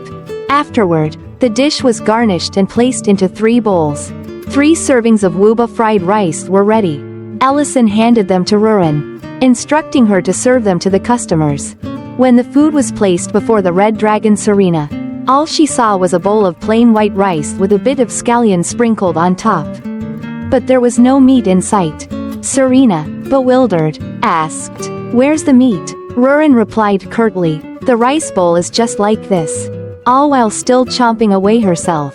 The 2 dragons began growling, quarreling with each other. "Are you trying to trick me? Just eat it, you're getting too mouthy." It seemed that Rurin had already devoured all the meat before delivering the dish to Serena. Meanwhile, at the next table, the Duchess of Grake was delicately savoring her wuba fried rice. From the look on her face, everyone could tell just how delicious the dish was. After tasting it, she turned to Ellison and asked, "Has Diran been coming here on his own frequently?" Ellison cheerfully responded, "He's a regular at our place." Still as flustered as ever. It appeared that the Baroness was still trying to explain and apologize for previous events. But Ellison, long accustomed to this, simply said, "There's no need to bring that up anymore. The Baron has already explained everything each time he's visited." The conversation was interrupted as two unfamiliar diners entered the restaurant and inquired about dessert. Another customer chimed in, "I'll take 2 more of that dish." With a quick glance, Ellison immediately recognized who these 2 guests were and calmly responded, "All right, give me a moment." 2 more servings of wuba fried rice were swiftly served. The blonde guest took the first spoonful, and, after tasting it, both diners were astonished by the dish's flavor. Ellison, however, was not surprised at all and simply asked, "Why are you so shocked? You're not the type to be easily impressed." This question made the blonde guest freeze. Trying to mask his embarrassment, he responded, "So, you've recognized me, huh? But I'm in disguise." The guest beside him also chimed in. Nothing gets past Ellison. These 2 guests were none other than Crown Prince Leon and the great mage Medrin. Ellison shouted, "What kind of disguise is this?" Medrin tried to defend herself. "But the lady at the table next to us didn't recognize me." "Of course not. How could she when she's too busy enjoying the amazing food?" The story continued as Ellison asked why everyone had to be in disguise. The Crown Prince calmly explained that there were 2 reasons. First, they wanted to enjoy the delicious food here. And second, it was about the poison they had with them. A poison capable of destroying the human brain. This was the same poison that had left Count Raiden Grake bedridden for years. It seemed that this poison was spreading throughout the empire. And as it ravaged the land, a miracle had occurred. The Baron of Grake had awakened. Not everyone was so fortunate, as this poison was extremely difficult to detect, leaving no trace on its victims. As the Crown Prince was explaining this, the restaurant door was suddenly kicked open, and 2 robbers burst in. "Hand over all the money and food." Where did these 2 even come from? Robbing this restaurant was like walking into a police station and demanding money from the officers. The robbers' shout left the Baroness gasping in shock. Oh no. Robbers. Even the 2 dragons, who had been fighting, froze in place, clearly just as scared. For those of you watching this video, do you see everyone in the restaurant, from Ellison to the Crown Prince, wide-eyed and seemingly terrified?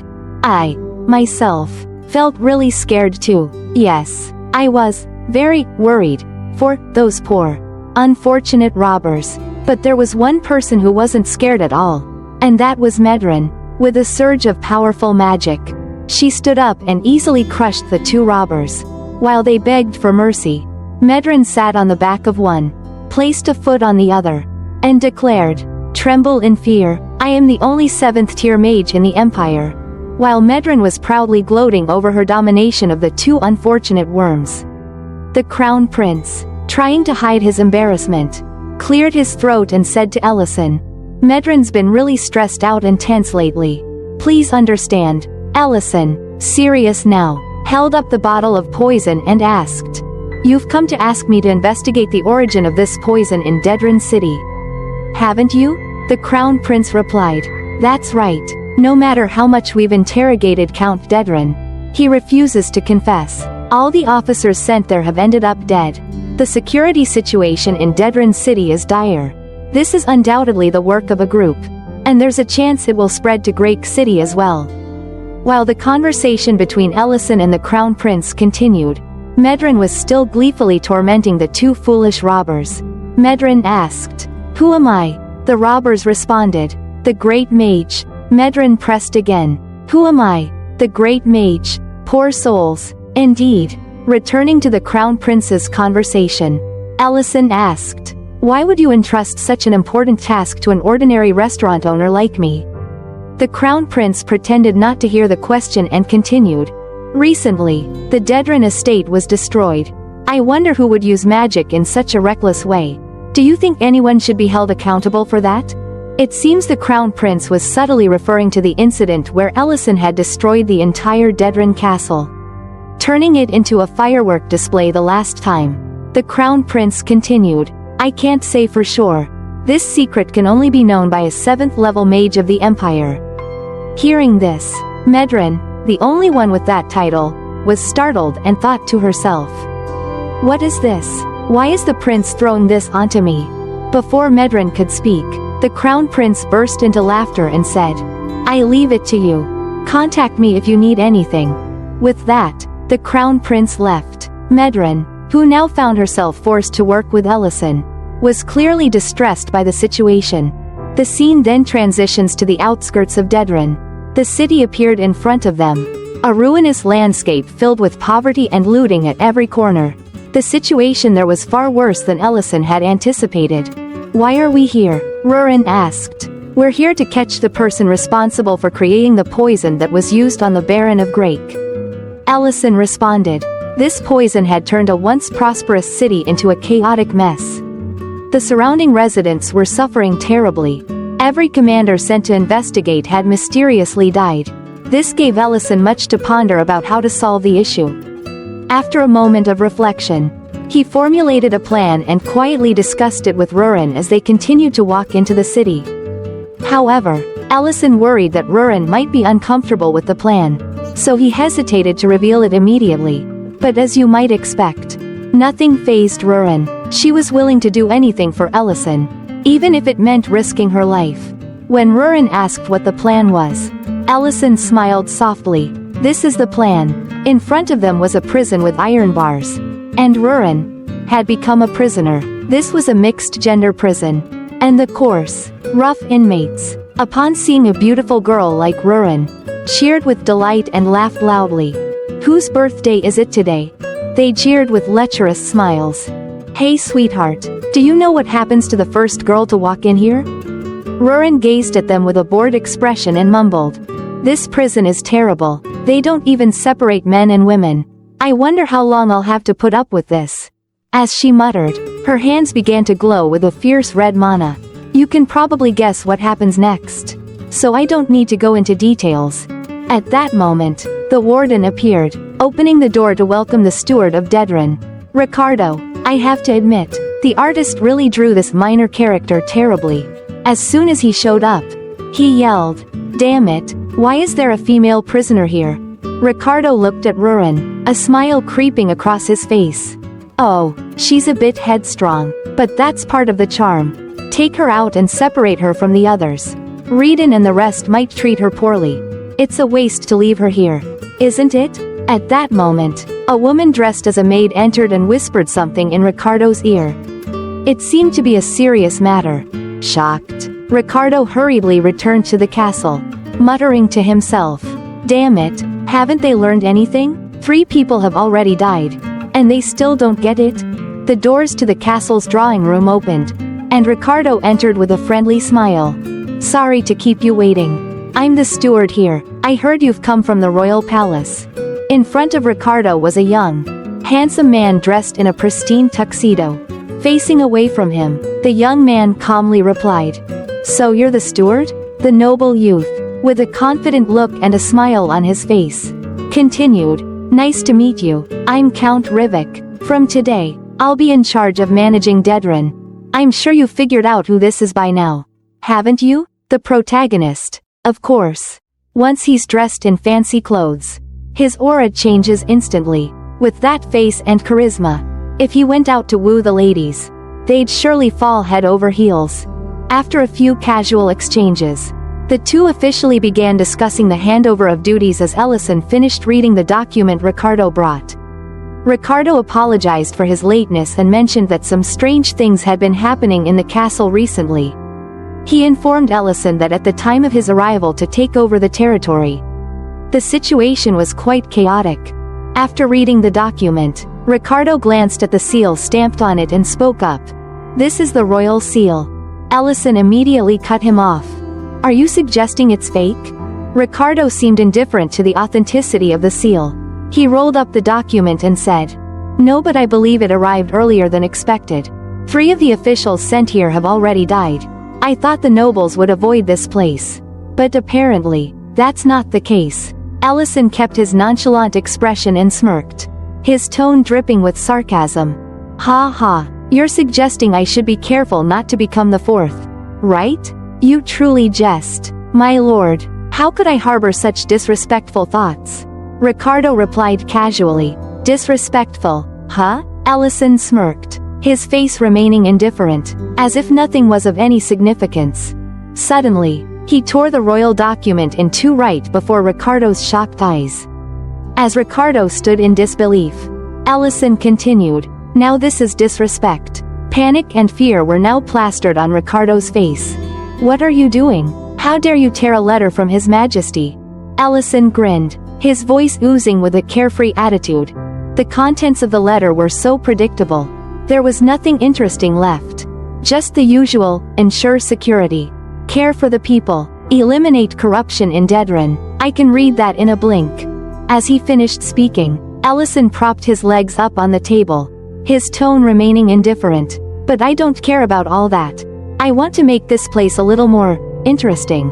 Ricardo could only remain silent in the face of Ellison's provocations, his expression betraying his nervousness. Ellison continued speaking, rubbing his fingers together as if hinting at something. "I think you wouldn't want to see the officials here being replaced constantly. Right? After all, don't we have some mutual benefits?" It seemed Ellison's psychological tactics had completely seized the upper hand. Ricardo was lost in thought, unsure of how to respond. The scene then shifted to the castle's dungeon. The prison warden led Rurin out of her cell. She was bound, hands tied, with a furious expression on her face. If it hadn't been for Ellison's plan, all the prisoners would probably already be dead by her hands. Ellison's exact words were, "If you become a criminal in this city, you'll find out the origin of the poison. So, endure the jail time for now. All right?" Such a grand plan, sending his lover straight into prison. As Rurin stepped out of the dungeon with the warden, the other prisoners began to mock her. "You're leaving already? Let me tell you something, you'll be begging to come back here soon. This place is a paradise compared to where you're headed. If I were you, I'd bite my tongue and die now." Rurin suddenly realized something but remained silent. The warden shouted angrily, "Shut up, Ricardo," observing from a distance, was lost in thought. The newly arrived Count Ellison seemed different from the gentle officials that had come before. He couldn't keep killing every official sent here, as it was too dangerous. But for someone as opportunistic as Ricardo, Ellison might actually be a suitable ally. Ricardo reached inside his coat, pulling out a vial of poison and smirking as he thought to himself, "It might be worth the risk. Let's see if he's truly as brave as he acts or if he's just putting on a show to avoid death." That same night, in the Lord's castle in Dedran, Ellison stared at the vial of poison. He was also deep in thought about Ricardo. He didn't react at all. People don't usually make this kind of poison themselves. So if it's real, he must have connections to the underworld. I've been playing the role of a corrupt official, but maybe I've come off too knowledgeable. If I mention the poison outright, he'll definitely play dumb. Now I just have to hope nothing goes wrong with Rurin's side of things. Suddenly, there was a knock on the door, and a servant entered, a woman who had previously met with Ricardo in the dungeon. She brought with her a cup of tea, specially sent by the butler. "Ricardo." Despite Ellison instructing her to leave the tea on the table, the servant insisted. "The butler has requested that I confirm you take a sip before I am allowed to leave. He calls it a sign of trust." The servant added upon hearing this. Ellison was momentarily stunned, unable to believe that Ricardo would be so bold as to openly attempt to poison a government official. Did he really expect Ellison to drink this tea to prove his trust? If Ellison used his position as count to refuse, the butler might never reveal his true intentions again. Gazing at the cup of tea in the servant's hands, Ellison fell into deep contemplation. He lifted the cup, still weighing his options. If the tea was poisoned, he would stop the charade immediately and use the situation to threaten Ricardo. If it wasn't, He'd continue to play the role of Count Rivik. Poisoned or not, it didn't matter much to Ellison now. With the power of a god at his disposal, he could traverse worlds with ease with absolute confidence. Ellison raised the cup to his lips and drained it in one gulp. As he swallowed, the servant smiled, her face glowing with satisfaction upon seeing Ellison complete the test. The familiar aristocratic charade unfolded, and Ellison nodded, saying, "This tea is excellent, surely a high-grade blend."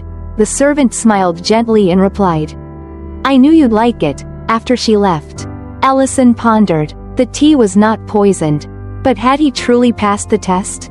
Before exiting the room, the servant turned back and added, "One more thing. The butler Ricardo has prepared a gift for you after passing this test." Ellison had no time to question further before a female slave appeared, leaving him both stunned and uncomfortable. The situation was becoming increasingly complex. Rurin, her name popped into his mind, causing a wave of unease. It wasn't the gift that Ellison feared, but the thought of what Rurin might do if she found out about it. Another issue dawned on him. Slaves existed in this city, something strictly forbidden in the Empire. Additionally, the girl appeared to be under some form of hypnosis before he could process everything. The girl suddenly pushed Ellison to the ground, straddling him. The scene shifts to the outskirts of Dedran City. Here, a gang leader is sitting in front of two bruised and battered subordinates. Their faces are covered in wounds, and they are tightly bound. The leader asks, "So, you broke into an empty house, and then a woman showed up and started fighting you. But why does your face look like this?" The two kneeling men shout, "She's strong." "Yes, she's not like an ordinary person." The leader doesn't seem very interested. He continues speaking, "I told you to lay low. I just killed a bunch of officials. So if you can't avoid getting into fights, the least you can do is not get caught. You should have managed to do at least one of those things." He then turns to the guard beside him, "Venardo, take them to the training room." Upon hearing this, the two injured men kneeling on the ground are utterly shocked and begin begging for mercy. Meanwhile, the guard, Venardo, casually drags them away, ignoring their tearful pleas for one last chance. As if remembering something, the guard adds, "Lord Ricardo wants another slave." At this point, we learn the leader's name is Reedon, a human trafficker managing the slave trade in Dedran City. It's still unclear if this character is powerful, or if he's a minior character or just a minior character of a minior character. Upon hearing Ricardo's request, Reedon coldly responds, "Doesn't that guy ever get tired? He should know his place." As he spoke, Reedon thought to himself, attracting more attention could be dangerous. Should I just take care of him now? But then, recalling something, Reedon thinks, Ricardo just sent a prisoner today, a female prisoner. And she's charged with assault. After thinking about the assault charge, it seems that the person who defeated Reedon's men is likely this female prisoner, who is currently in the sorting area. The scene shifts to the prisoner sorting area, where Rurin is standing. Everyone is lining up, waiting to be sorted into the area where they will be assigned. She is surprised because slavery is illegal in this empire. Yet there's a large-scale human trafficking operation going on here. This is certainly unusual. After being assigned to a private cell, Rurin is unsure if the people here are connected to the ones who manufactured the poison. She wants to speak to Ellison about what she has seen, so she casts a spatial magic spell to communicate. "Ellison, can you hear me? This is bigger than we thought." As Rurin whispers into the space magic circle, she suddenly freezes at the sight before her. Ellison lying on the floor with a girl, seemingly under a spell, sitting on top of him. With a terrified look on his face, Ellison exclaims, "It's a misunderstanding. It's just a misunderstanding." On the other side, Rurin, with a cold, emotionless expression, asks, "A misunderstanding, you say?" Before Ellison can respond, the slave girl speaks again, causing Ellison to break out in a cold sweat. "Master, please give me an order." Glancing at the girl and then back at Rurin, Ellison stammers, Whatever you're thinking, it's all a misunderstanding." But of course, Rurin is someone who understands things well, so her hands have already transformed into dragon claws. The chains on her hands instantly shattered. Her eyes turned into those of a dragon. And she began growling. You know what I'm thinking, don't you? It seems this time, our protagonist might not make it out alive. Seeing Rurin begin to transform into a dragon, Ellison hastily yelled. It's a misunderstanding. Really? She was already tied up like this from the start. I didn't do it. Besides, if we keep talking like this, aren't you worried we'll get discovered? All our efforts to infiltrate this place will go to waste. Hearing Ellison's shout, Rurin seemed to realize the gravity of the situation. Understanding what was more important at the moment, she remained silent for a bit, then growled. Investigate the cultivation room. We'll talk about this later. And you better be ready. With that, the communication magic abruptly ended. Ellison, witnessing this, sighed in relief as if a great burden had been lifted, narrowly escaping disaster for now. However, Rurin's magical fluctuation had alerted a nearby guard. He approached and shouted, "What are you doing in there?" Still facing the wall, Rurin focused on erasing the magic circle she had just created. Then, she slowly turned around and replied, "Nothing. The handcuffs broke. I need a new pair." With a face full of irritation, she added. The guard, puzzled as to how Rurin had shattered the cuffs, received her cold response. They were defective, not my doing. This conversation caught the attention of two figures observing from above, Reedon and Venarto. Venarto suggested, "Shall we interrogate her?" But Reedon dismissed it. "No need. And tell the guard not to provoke her anymore. She's not human." After some contemplation, Reedon still couldn't figure out Rurin's purpose. Yet, the presence of such a powerful being could interfere with his plans. So he decided to set it aside and focus on more pressing matters. After a turbulent night, dawn broke over the city of Dedran. Ricardo, with the calm and cheerful demeanor of a loyal butler, opened the door and greeted Ellison, inquiring about the gift he had sent the previous day. Though Ellison responded politely, he was still somewhat annoyed, feeling slightly betrayed by the test.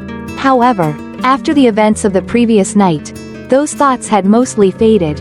Deep down, though, Ellison harbored lingering anger toward Ricardo for nearly causing a grave misunderstanding that he wasn't sure how he would resolve once he returned home.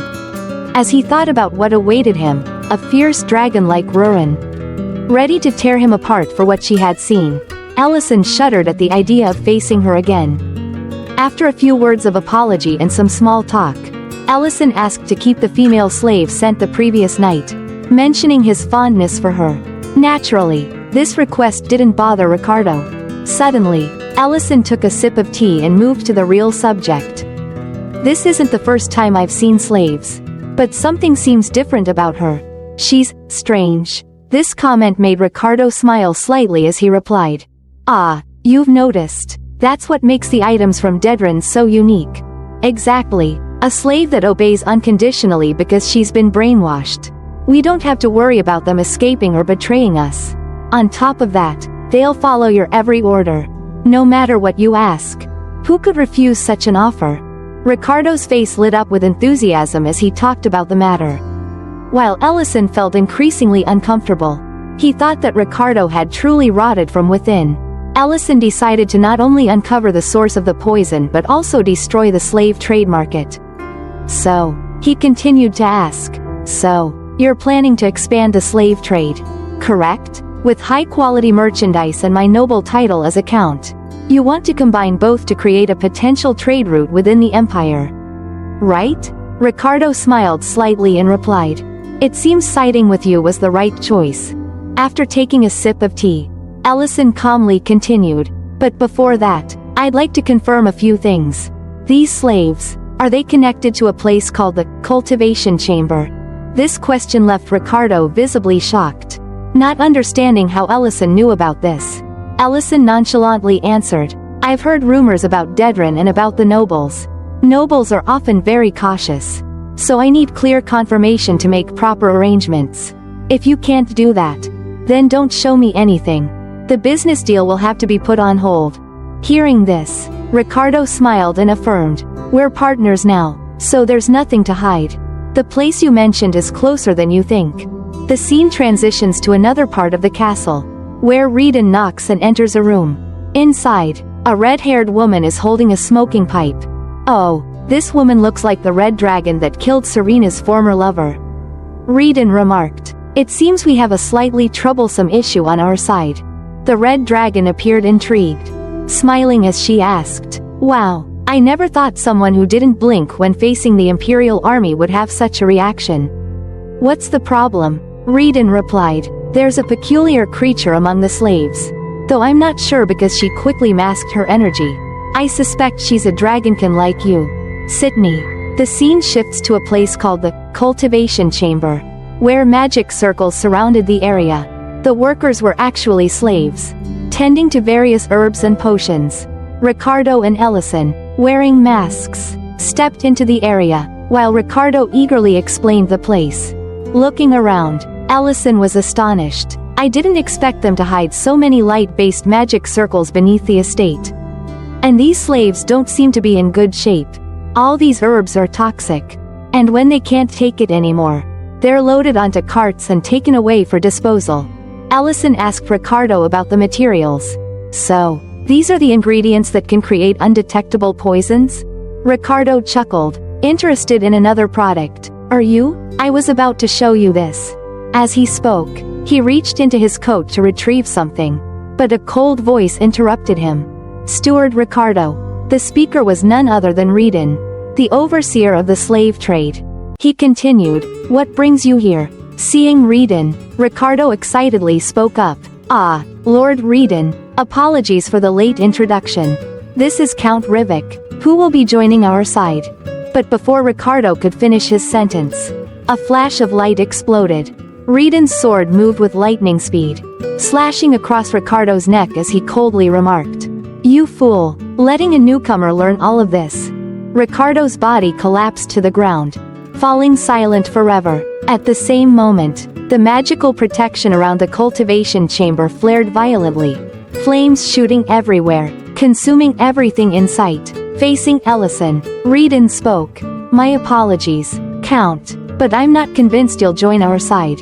Perhaps killing you first would be the safer option." Ellison forcefully removed his mask and replied, "Your suspicion is correct." In another underground area, where Rurin was being held captive, she was lost in thought about the events that had transpired when a voice suddenly rang out.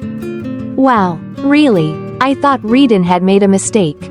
A dragonkin slave, looks like I've struck gold." The voice belonged to a woman just as strikingly beautiful as Serena.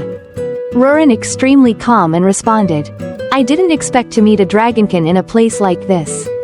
"Who are you? You don't know me, but I know all about you." Sydney answered. "Rurin, daughter of Varen." Hearing her mother's name, Rurin was visibly shocked and asked, "How do you know my mother's name?" Sydney sneered and replied, "I don't just know your mother's name, I know exactly when she took her last breath." As she spoke, Sydney licked her lips with a ravenous expression. This statement seemed to strike a deep, forbidden chord within Rurin. She slowly stood up and muttered, "Good thing Ellison isn't here. If he were, he'd probably try to convince me to give you a chance to survive." As she spoke, Rurin's body erupted with massive magical power. Dragon wings sprouted from her back. Light engulfed the area, and the prison bars shattered. Rurin had fully transformed. Yes, folks, our girl, who had refused to appear in her dragon form for some unknown reason, has finally broken her own rule. She reverted to her true form, a ferocious, powerful black dragon. "I'm going to tear you apart, piece by piece, and leave only your mouth intact. Let's see if you can regenerate after that." But instead of panicking in the face of Rurin's fearsome transformation, Sydney remained unfazed. She too began to transform, smiling as she replied, "Why don't you give it a try? And for the record, your mother did talk quite a bit, I mean, before she died." Upon hearing this, Rurin's rage boiled over. She roared, "Shut up!" as a massive dragon's breath erupted from her mouth, surging straight towards Sydney. After Rurin unleashed her dragon's breath, a brilliant light enveloped the entire area. Its destructive force bored a massive, deep hole into the corner of the underground chamber, engulfing it in magical flames. The terrified guards fell back, screaming in panic. When they looked again, they finally realized the truth and shouted, "A dragon! Run for your lives!" Everyone fled in a frenzy. For the legendary creature that had caused catastrophe during the last war had truly appeared. As Rurin remained enraged, a voice echoed, "Angry now? How arrogant! A mere slave dares to act recklessly in here?" Along with the voice came a blazing red light from above the chamber, crashing down with immense power. Rurin quickly spread her wings and dodged. Above her, Sydney had fully transformed into a crimson dragon. Facing Rurin from above, "Why are you wandering around here? Shouldn't you be back in Grake? Playing house with that man you brought along? Why didn't you just keep living that peaceful little life?" Rurin raised her head and roared in fury, "Because your stench reeked all the way here." Then, she charged upwards toward Sydney. The two dragons clashed, lunging at each other in a fierce battle. On the battlefield, flames from the protective magic circles had set the herbs ablaze. The guards screamed, "Fire! Put out the fire!" But Reedon coolly and indifferently remarked, "No need, let's go." At that moment, Ellison unexpectedly conjured an ice spell that blanketed the entire area, extinguishing the flames completely. "If it all burns, we'll lose the evidence," Ellison remarked. Reedon wasn't surprised, replying softly, "Just as I thought. You're not an official, you're a mage. I knew there was something unusual about you." Ellison casually scratched his ear and said, "Are you talking about me?" As he spoke, he summoned a magical shield, deflecting the sword aura that Reedon had sent his way. Impressed by Ellison's shield, Reedon commented, "Your shield is quite impressive." Ellison replied, "When you suddenly attacked me, I recognized from your second strike that you're using the swordsmanship of the First Knight's Order." This statement made Reedon freeze for a moment. Ellison continued, "You're from the royal palace, aren't you?" Reedon responded, "You're becoming more interesting, but also far too dangerous." As he spoke, Reedon swiftly drew his sword, unleashing a powerful wave of sword aura aimed directly at Ellison's protective magic circle. But Ellison had already created 3 high-level magical circles to bind Reedon. However, Reedon easily evaded the binding magic and said, "This kind of binding spell is easy to dodge if you can see the flow of magic." Reedon advanced while Ellison continued to retreat. The two circled each other, Reedon launching sword auras, and Ellison blocking with strong magic. Their powers clashed repeatedly, but neither gained the upper hand. Reedon suddenly crouched, preparing to unleash a more powerful sword technique, firing it directly at Ellison and causing a massive explosion. Yet, when the light of the explosion faded, Ellison stood unharmed, protected by an incredibly sturdy magical shield. As he defended himself, Ellison thought, "This isn't the skill level of a first-class knight." Meanwhile, Reedon pressed his attack, saying, "The wider a defensive spell, the weaker it becomes, especially when you focus all your attacks on a single point." His eyes glowed, and he gripped his sword tighter, channeling energy to unleash a fierce sword aura that struck directly at Ellison's magical shield. At last, a large crack appeared in the shield, but inside, Ellison calmly responded, "Theoretically, you're right. You certainly know how to kill a mage. But, this ends here." Ellison burst out of the magical circle, conjuring a powerful purple spell, launching it straight at Reedon's abdomen with such speed that he couldn't react in time. Reedon was sent flying, crashing hard onto the ground, his clothes torn to shreds.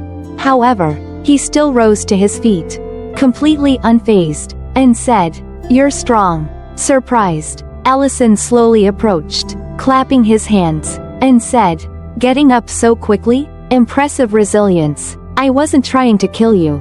But, what are you?" As Ellison got a clearer view of Reedon's form, he was stunned. "What are you?" At that moment, Reedon's eyes had turned completely black, no longer resembling those of a human. His body was without a single scratch.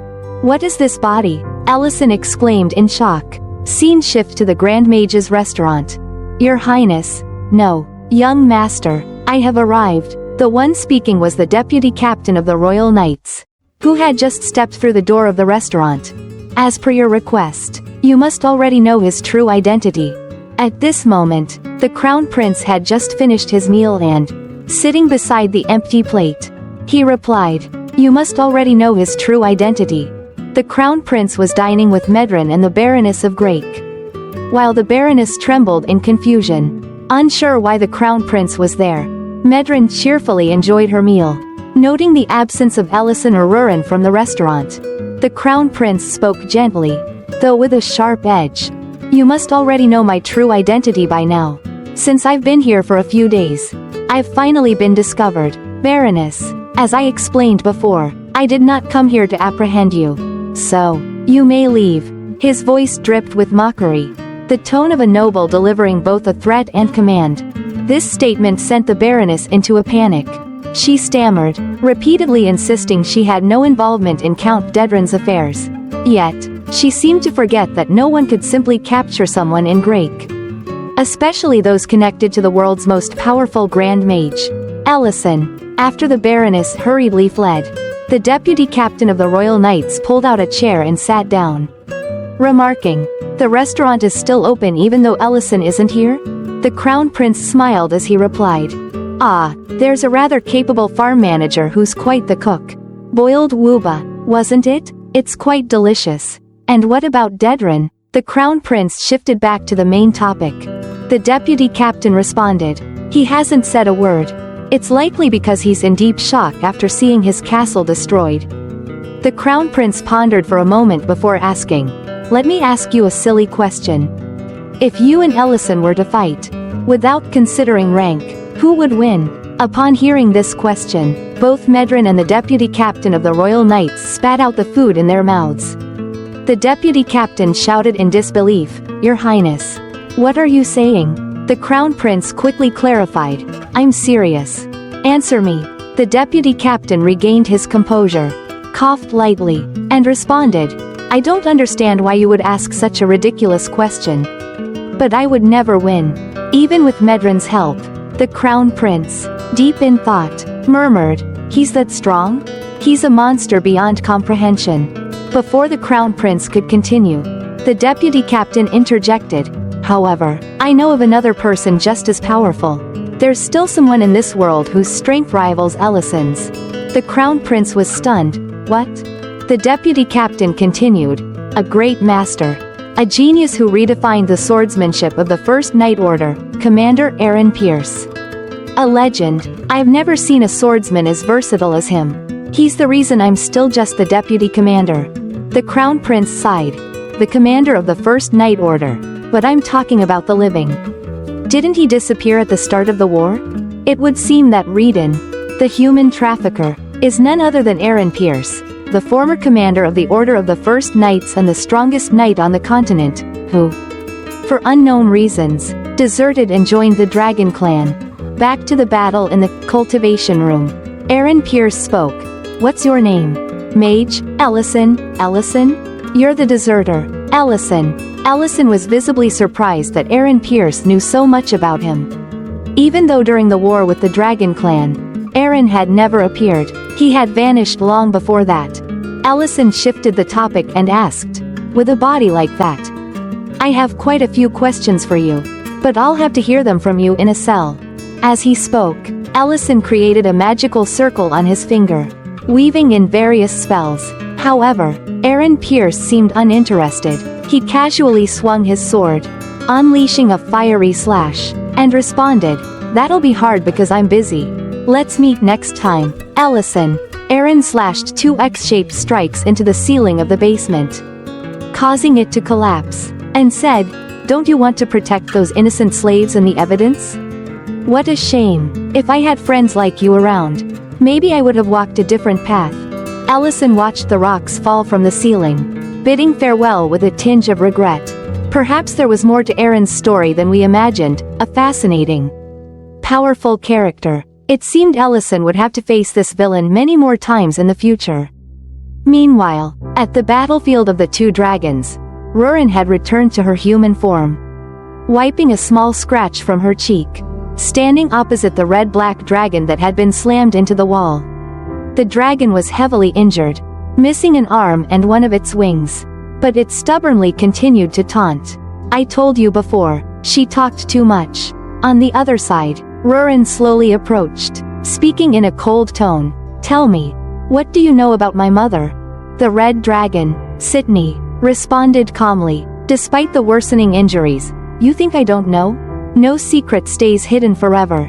For example, your mother created the ancient dragonstone and was imprisoned for it. Oh, and she died horribly in that cell, with no one coming to her aid. In the end, the ancient stone is... Before Sydney could finish, a powerful blue spell shot straight into her head.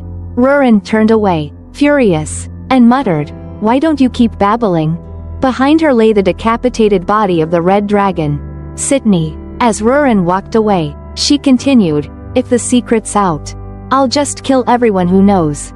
It seems the previous discussion between Elder Metadonna of the Dragon Clan, Rurin, and Ellison about the possibility of other ancient dragonstones, besides the 3 that Ellison had absorbed, was not far from the truth. Because Ellison is human, this theory still holds. There's also speculation that Rurin might have absorbed an ancient dragonstone herself, which could allow her to become a new dragon lord. Thus, there are now around 4 ancient dragonstones in existence, 3 held by Ellison and 1 potentially by Rurin. However, Rurin's possession of a stone remains a theory for now. Let's continue following the story to uncover the truth. After the fierce battle between Ellison and Raiden in the basement, Ellison immediately cast a protective barrier to prevent the entire structure from collapsing. The shield enveloped the entire basement, suspending debris in mid-air, safeguarding everyone trapped inside. The workers below, still in a state of panic, mistook Ellison for Lord Rivik and began to thank him profusely. Despite the misunderstanding, Ellison simply smiled and encouraged them, advising them to leave the dangerous area as quickly as possible. As the group began evacuating, they stumbled upon the corpse of Ricardo, the man they had long despised. Their long-repressed anger exploded, and they rushed forward, trampling his body while cursing and venting their hatred. Then, one of them suddenly remembered Ellison's presence and paused, feeling a bit guilty about acting so violently in front of their savior. However, Ellison, with his usual innocent expression, nodded and said, "Do as you please, it's fine." His unexpected remark brought laughter to the group, lightening the mood, and they quickly continued toward the exit before the basement collapsed. The scene shifted to the Lord's castle.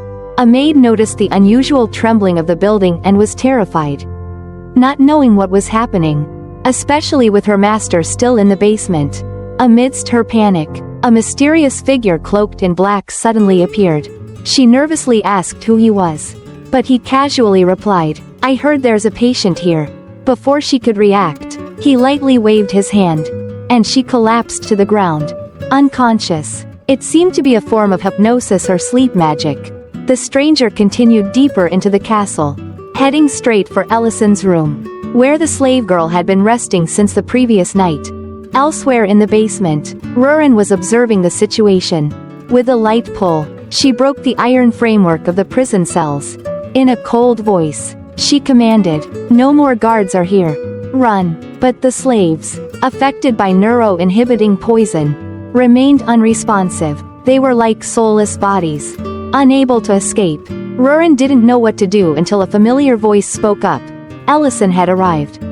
Though slightly uneasy about their earlier misunderstanding, he teased, "You said there was an intruder, but it seems like you've already destroyed everything here, haven't you?" Rurin coldly retorted, "I had no choice. A dragon found out who I am, and it's lying over there."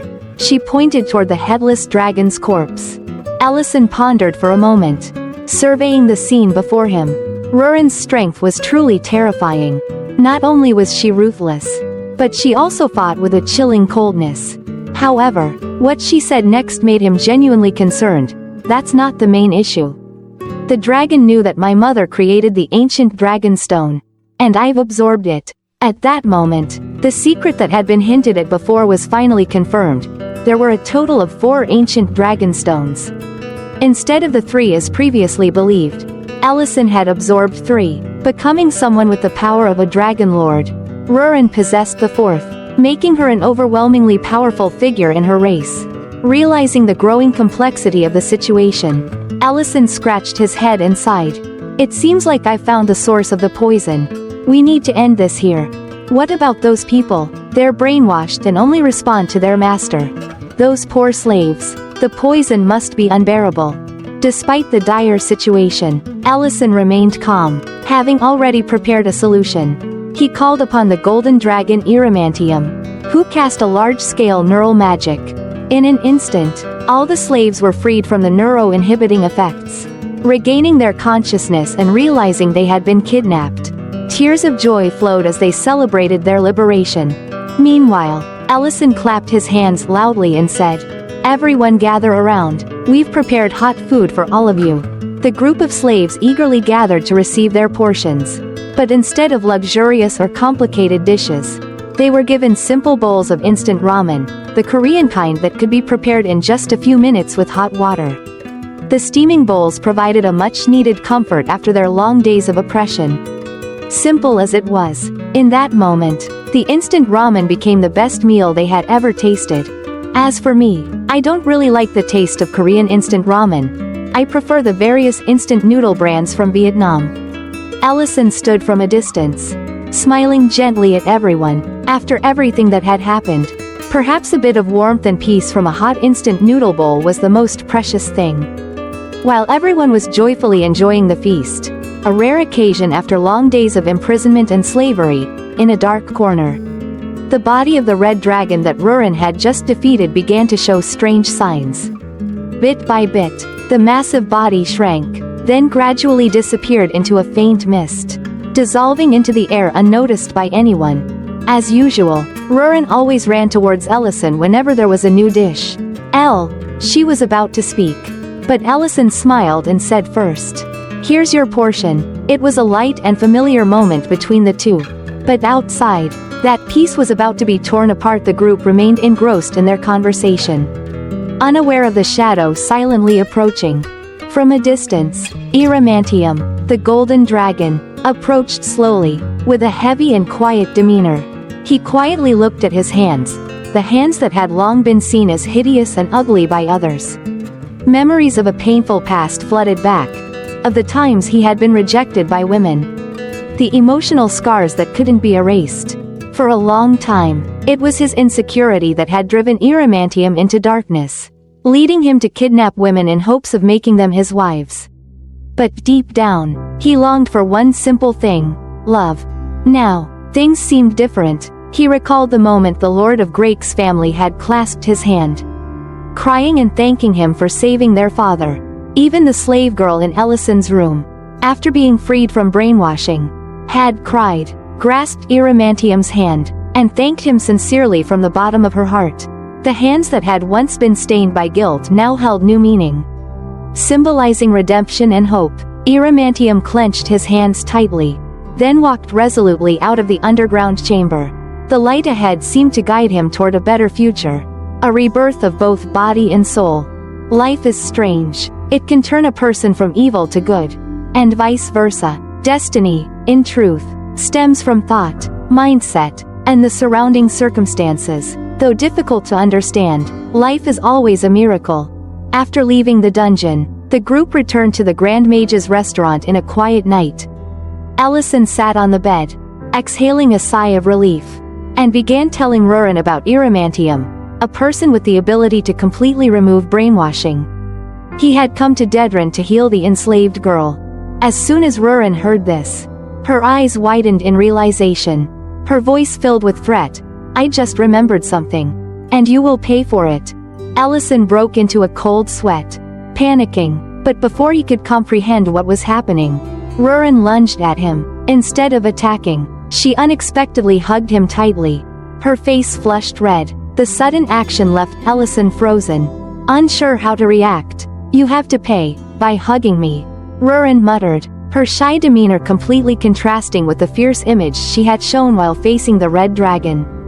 Rurin didn't want to attack Ellison, she only wanted to hold him close, ensuring that no other girl could capture his heart. To her, Ellison was everything. Ellison smiled, hurriedly embracing her and said, all right. The small dragon girl, blushing, added shyly, "Don't do that again." Ellison, with a mischievous grin, half-joked, "If this is punishment, I wouldn't mind receiving it a few more times." Immediately, anger flared up again on Rurin's face. But before she could react, Ellison quickly diverted her attention. He asked Rurin about the red dragon's body, wondering if she had taken care of it to keep the crown prince from seeing it. Rurin, surprised, replied, "I didn't do that." Rurin, clearly astonished, responded that she had never done such a thing. This made Ellison begin to feel uneasy, as his instincts warned him that something was wrong, that a dangerous storm was approaching. And he was right. In a distant place within the city of Dedran, a figure stood tall amidst the shadows, Sydney, the red dragon, the true form of the creature that Rurin had defeated earlier. In Sydney's hand, a swirling red mana was gathering, slowly converging from the remnants of the clone she had lost. That clone, after being decapitated in the battle, had dissolved into a faint mist and returned to its master. As she recovered her mana, Sydney pondered, "Is this the limit of a clone that only used half my power?" In a cold tone, Sydney addressed Raiden Pierce, the captain of the First Order of Knights, who stood behind her. "And what about you, Raiden?" Raiden, with a calm expression, replied, "My apologies, Ellison is too strong." Hearing this, Sydney burst into loud, raspy laughter that echoed through the dark night. "This is the first time I've heard someone call a human strong." How amusing. However, there was no surprise in Sydney's eyes. In truth, her cunning nature had already anticipated part of this. "Forget it," Sydney said, her gaze fixed on the distant horizon where her plans were slowly unfolding. "You should have told me about Ellison sooner. It seems we'll need to adjust our grand plan." In Sydney's mind, fleeting thoughts of a greater scheme flickered. The grand plan. A plan that the Red Dragon clan had been quietly preparing for a long time. The slavery plot was merely a small part, a minor link in a much larger picture. The Red Dragon clan is preparing to stir this world once again. Back at the Grand Mage's restaurant, the Crown Prince and the Deputy Captain of the First Order Knights were sitting together, drinking tea and discussing the recent events. The Deputy Captain spoke first.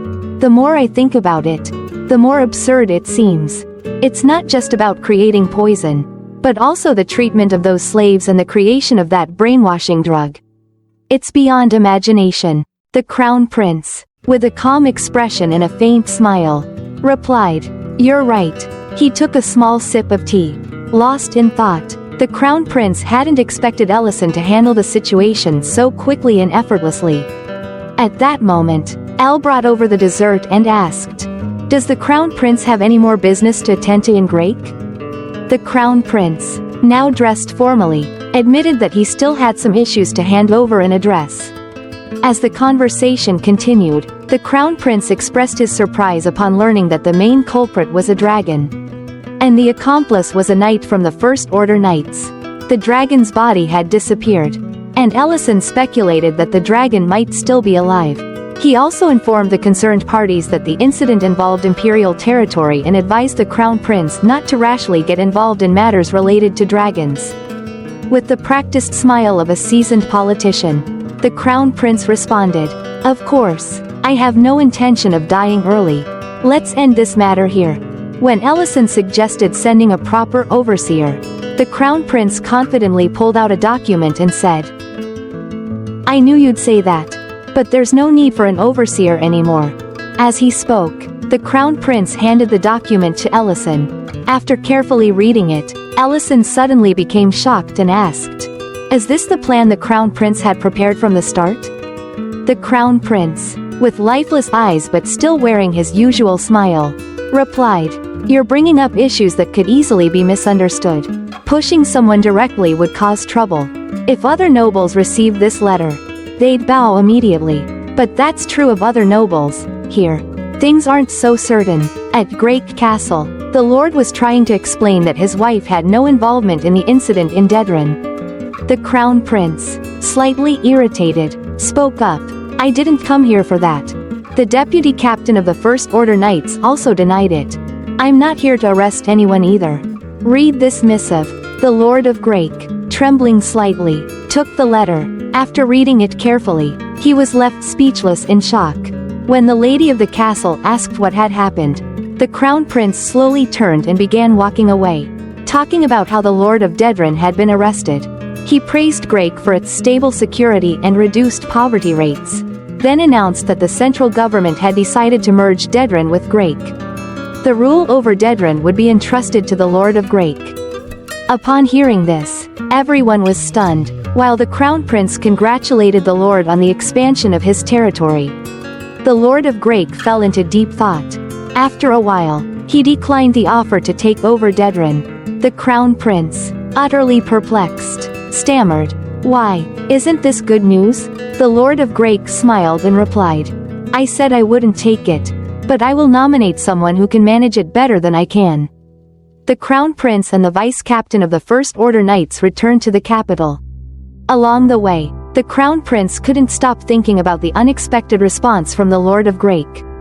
He had hoped that with the recent document, he could strengthen his relationship with the Lord, but the plan had taken a different turn. Nevertheless, the Crown Prince had achieved his necessary goal, as the person taking over Dedren was none other than Diren, the pseudo-disciple of Ellison, the strongest Archmage in the world. This outcome was far more advantageous than giving Dedren to the Lord of Grake, as it would significantly strengthen ties with Ellison. At this moment, the young Diren entered his father's room, smiling brightly as he greeted him. "Father, did you call me?" The Lord of Grake smiled, inviting his son inside while still holding a plate of sweets, a dessert he had been preparing for his wife. The two of them sat down, eating and chatting about the Lord's health, and they didn't forget to express their gratitude to Elena, the elf doctor from the village. The conversation eventually shifted to the good news Diren had heard, that Dedren would be merged into Grake. Upon hearing his son mention this, the Lord fell silent for a moment, then unexpectedly asked about Diren's age. It turned out that the boy was already 17. Of course, when Ellison had arrived, Diren was still a 15-year-old boy, crying his eyes out, but within just 2 years, he had become a young man. The Lord continued, 17 already. For a noble, this is the age to get married. Have you found anyone you like yet? You should start preparing for marriage. This statement caused Diren's face to flush red, and he stammered, "Is something serious happening, Father?" The Lord calmly replied, "I think it's time for an heir. I've already sent a notice to the palace. Now, you will be in charge of managing Dedren." This sudden announcement left Diren utterly stunned. Why had the conversation shifted from marriage to governing a vast territory? Nobles and politicians always loved to talk in circles. Before Diren could regain his composure, the Lord continued, "While I was bedridden, you visited my room and expressed many concerns for the domain. Those weren't just idealistic dreams, they were practical and effective ideas. I heard everything." Hearing his father's praise, Diren bowed his head in embarrassment, insisting that they were just minor things. Lord Raiden Grake took his son's hand, smiling kindly, and said gently, "From now on, as the legitimate Lord of Dedren, you will be able to carry out all the ideas you've had." Diren was still in shock at the sudden and weighty responsibility. The Lord added, "Diren, I'm certain you'll be a much better lord than I ever could be." His father's encouraging words affirmed Diren's talent and ability. Now, he could no longer be called the boy, but rather, the Lord of Dedren. Overcome with emotion at his father's words, Diren bit his lip, his eyes welling with tears. However, he quickly wiped them away, returning to his confident demeanor. Placing a hand over his heart, he responded firmly, "I understand, Father. I will ensure that Dedren flourishes with my own hands." The scene then shifted to Dedren City. It was a gloomy night, with dilapidated houses and streets filled with dark, shadowy patches. Everything was in disrepair. At that moment, Diren, along with his steward and bodyguard, arrived at Dedren. Seeing the condition of the place, Diren was taken aback, while the steward unrolled a parchment to report the situation. "The security is terrible, and compared to Grake, this place is like a garbage heap. Although the largest criminal organization has been disbanded, many other groups are trying to take its place, and the situation is reverting to its previous state. The military isn't even patrolling." The steward pointed ahead and said, "You should see for yourself." When they entered the barracks, the sight before them was unbelievable. Soldiers were drinking, gambling, and lazing around inside, without a care that someone had opened the door. Only the captain made a half-hearted excuse that this didn't usually happen. But even he rushed to kick over the gambling soldiers, ordering them to clean up. Seeing the chaos and lack of discipline, Diren was utterly dismayed. He had no idea where to start or what to do to address these massive problems. The next morning, the dawn light filtered through the clouds and shone directly into the windows of the Archmage's restaurant. Cheers rang out. "It's done. Doesn't it look great?" Linte, now wearing a chef's outfit, placed a steak on a plate, excitedly shouting as he served it to Ellison and Ruren to taste. The steak was indeed very good. The colors and cooking were perfect. Ellison couldn't help but marvel at Linte's cooking skills. It's clear that Linte is more suited for cooking than farming. Ruren, on the other hand, stared at the steak and confidently declared, "I can cook just as well as this." Linte and Ellison both paused, knowing full well Ruren's cooking abilities. Ellison bluntly stated, "No, you can't." This made Ruren furious, and she yelled, "Have you even tasted my cooking?" Ellison calmly replied, "Linte has. Surely, you remember Ruren's cooking disaster when she had to take over the kitchen while Ellison was sick. It was nothing short of catastrophic." While the two argued in the kitchen, out in the dining hall, people were discussing the arrival of young Lord Diren to take over Dedren. Mr. Knoll, the butcher shop owner, chewed on some meat and said, "The young lord has really made a name for himself. But it seems like he's in for a tough time." No surprise. Just look at the state of Dedren. Just as the conversation was unfolding, the door of the restaurant suddenly swung open. The young lord of Dedren stumbled in. His body weary, he dragged himself to a table, collapsing under the surprised gaze of everyone present. In the kitchen, Ellison asked Ruren, "Who ordered the hamburger?" Ruren flatly replied, "A dead man." "What?" Ellison asked again, confused when the hamburger was brought out. Diren immediately snatched it up, shoving it into his mouth and devouring it ravenously. Clearly, he was both starving and exhausted. Ignoring all the usual noble decorum and eating messily. "This is delicious. Really hits the spot," he said between bites. Those around him began to worry as they watched their young lord act so strangely. Ellison asked Diren about his work, noticing how his complexion reflected the overwhelming stress and difficulty he was dealing with. He offered, "Is there anything I can do to help you?" At this, Diren's eyes suddenly brightened. He started to eat more slowly and began to recount his story. But before he could utter a word, he hesitated, reminding himself that he couldn't always rely on his master to solve every problem. He had to handle things on his own. Ellison, with his keen insight, immediately sensed that something was wrong but patiently waited for Diren's answer. The young man, lost in thought, tried to say, "I'm fine, I just came by because I was craving the food here." But his mouth betrayed him, blurting out, "Yes, I'm dying here, please, help me."